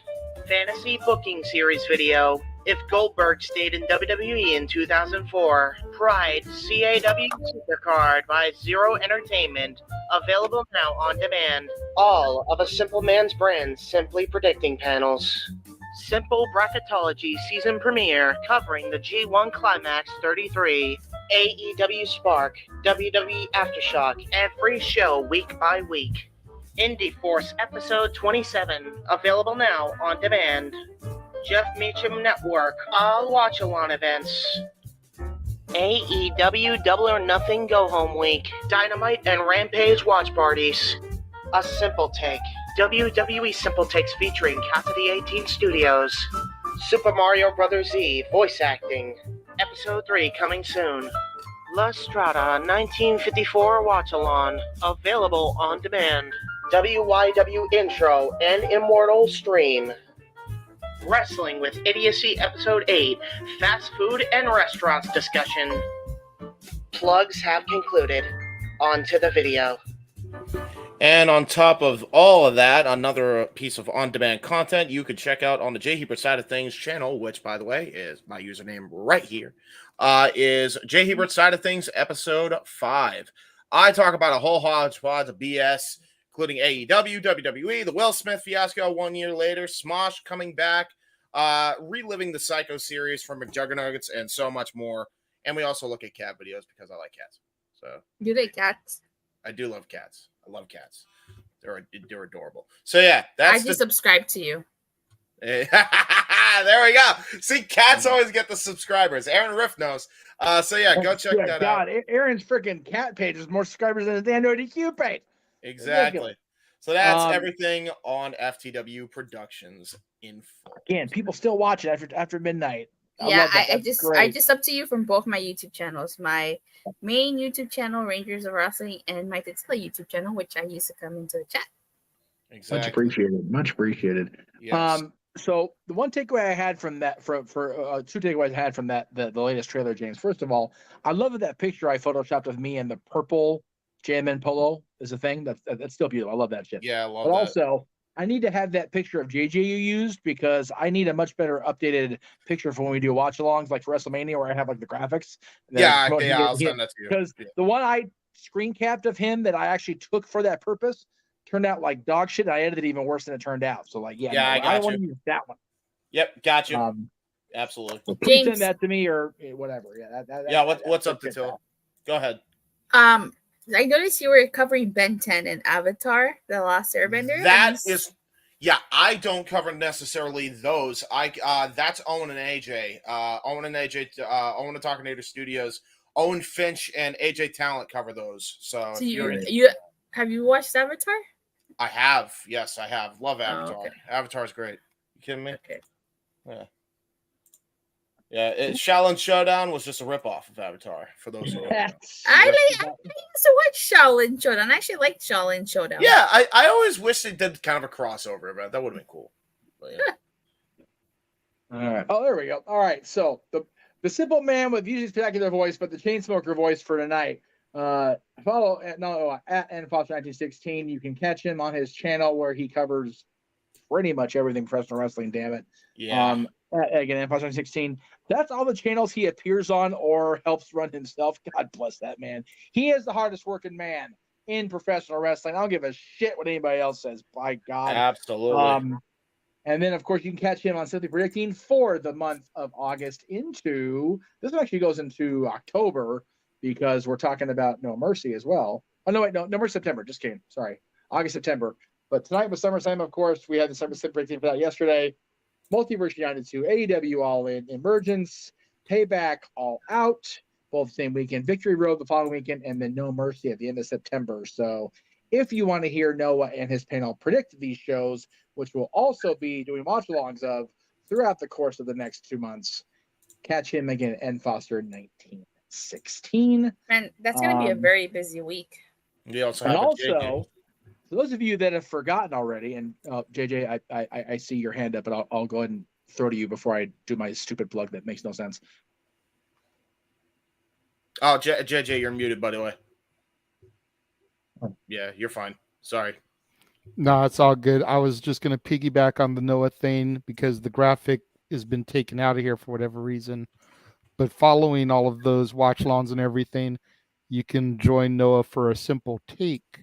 Yes. A little recap look back at the event that happened, Afterthoughts, a couple days removed of the bigger shows, generally WWE and AEW.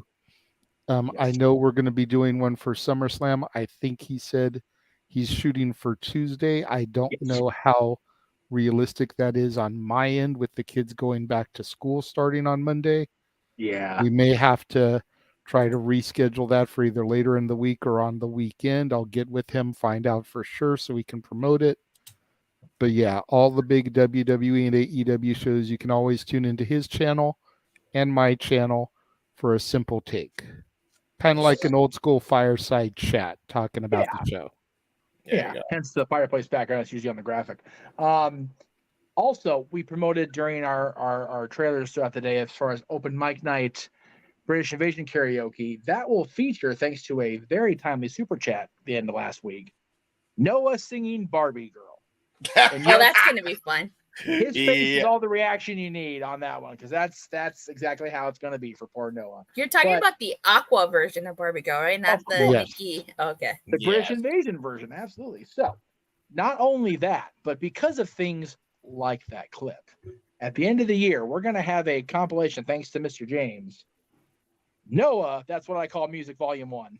Okay, yeah. That'll be a thing that we're going to play during open mic nights, year-end New Year's Eve shenanigans. And if you act right now, come Christmas time, you can also get, now it's what I call open mic night, which is all of us acting like dumbasses. Yeah, pretty much. Exactly. All the graphics, folks.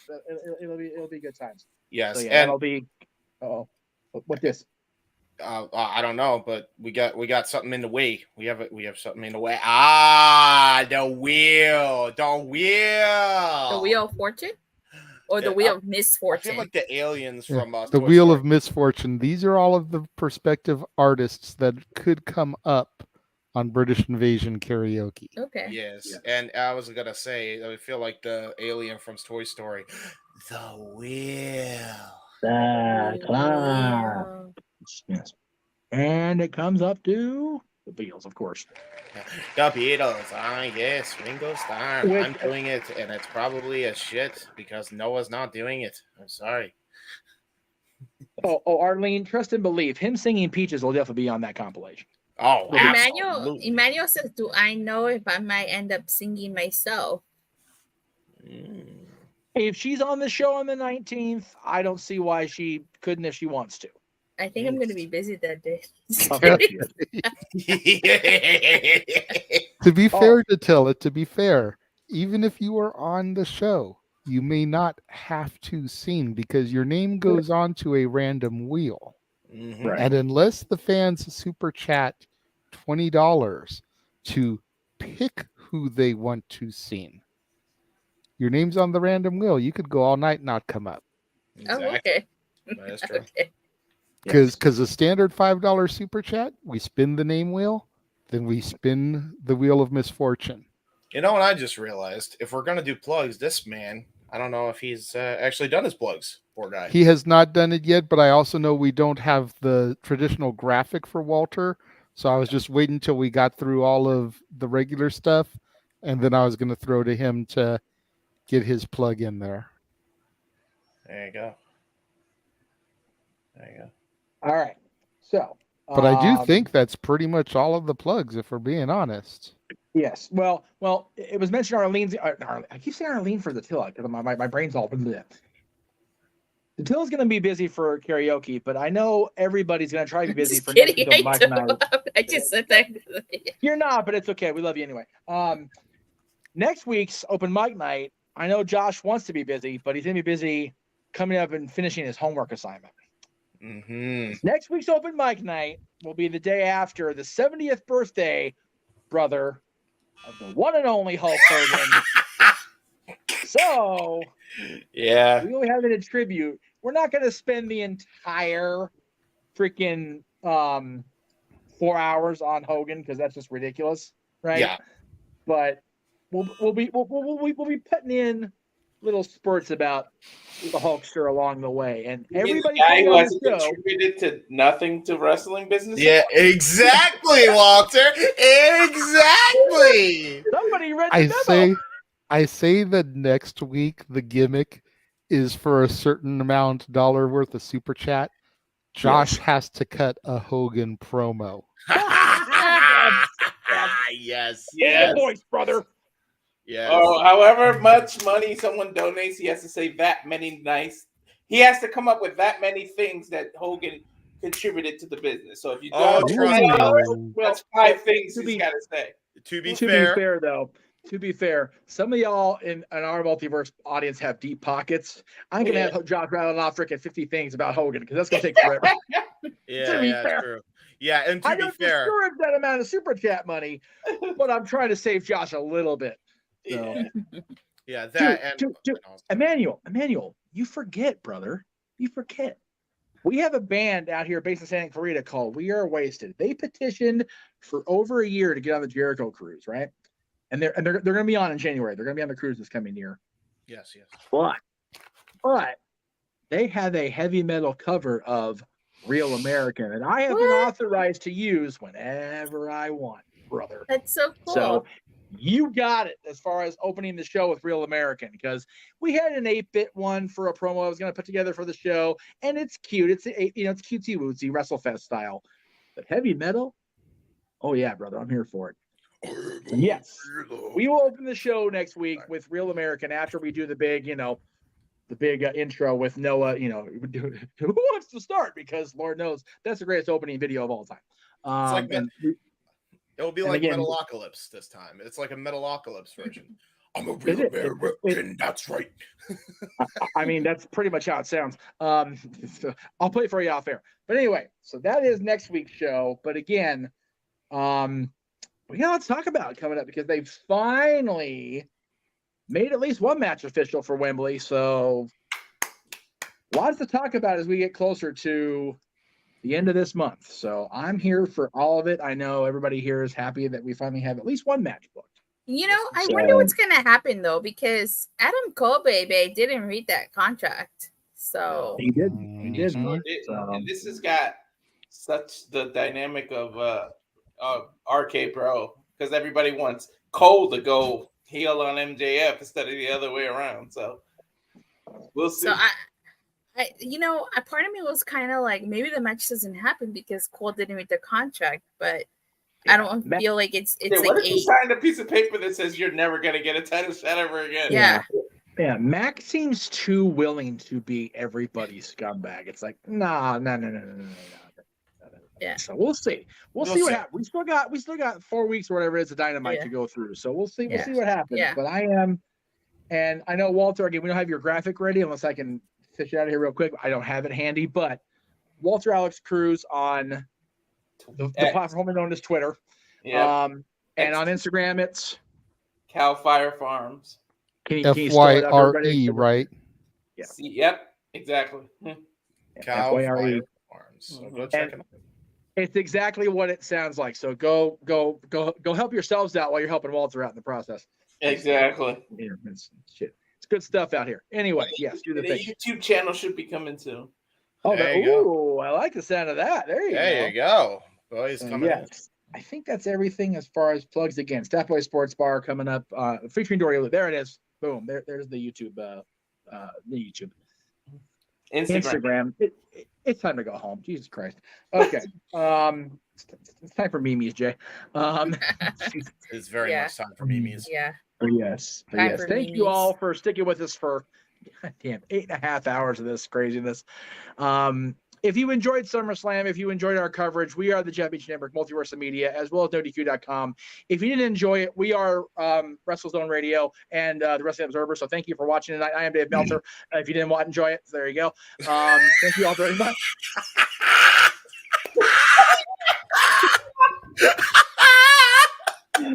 Zero fucks given. There we go. All right. There you go. There you go. Oh, and if you really did enjoy it, I'm Brian Alvarez and Artie Reynolds. So there you go. Oh, yeah. We'll there you go. Tomorrow on the No DQ review. Yeah, should we do the actual? Oh wait, before we enough, we got to do Noah's catchphrase because I actually remember it. As always, he likes to conclude. There are no winners, there are no losers, there are no betters. Just fans with opinions for this passion we all share. At the end of the day, folks, support one another, respect each other, protect your mentality too, and just enjoy life and enjoy professional wrestling and sports entertainment. It's as simple as that. Damn it. There you go. Damn it. 4, Walter Cruz, who we'll see tomorrow on the No DQ review. 4, the girl with her hand up. Go ahead. Oh, no, I was saying bye. Oh, you're saying bye. 4, the Ranger Wrestling lead lady, Attila. 4, the Heat Man, the play-by-play par excellence tonight, by the way, James Hebert. Considering it's a WWE show, you did a masterful job, my friend. Thank you. And 4, our usual moderator with the lags all plenty, and our color analyst tonight, JJ Williams, the Renegade of Wrestling, JJ Williams.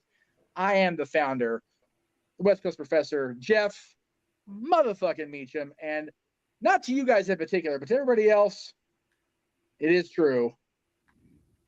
Tired of y'all shit. Have a good night, everybody. Good night. Have a good night, folks. Good night, everybody.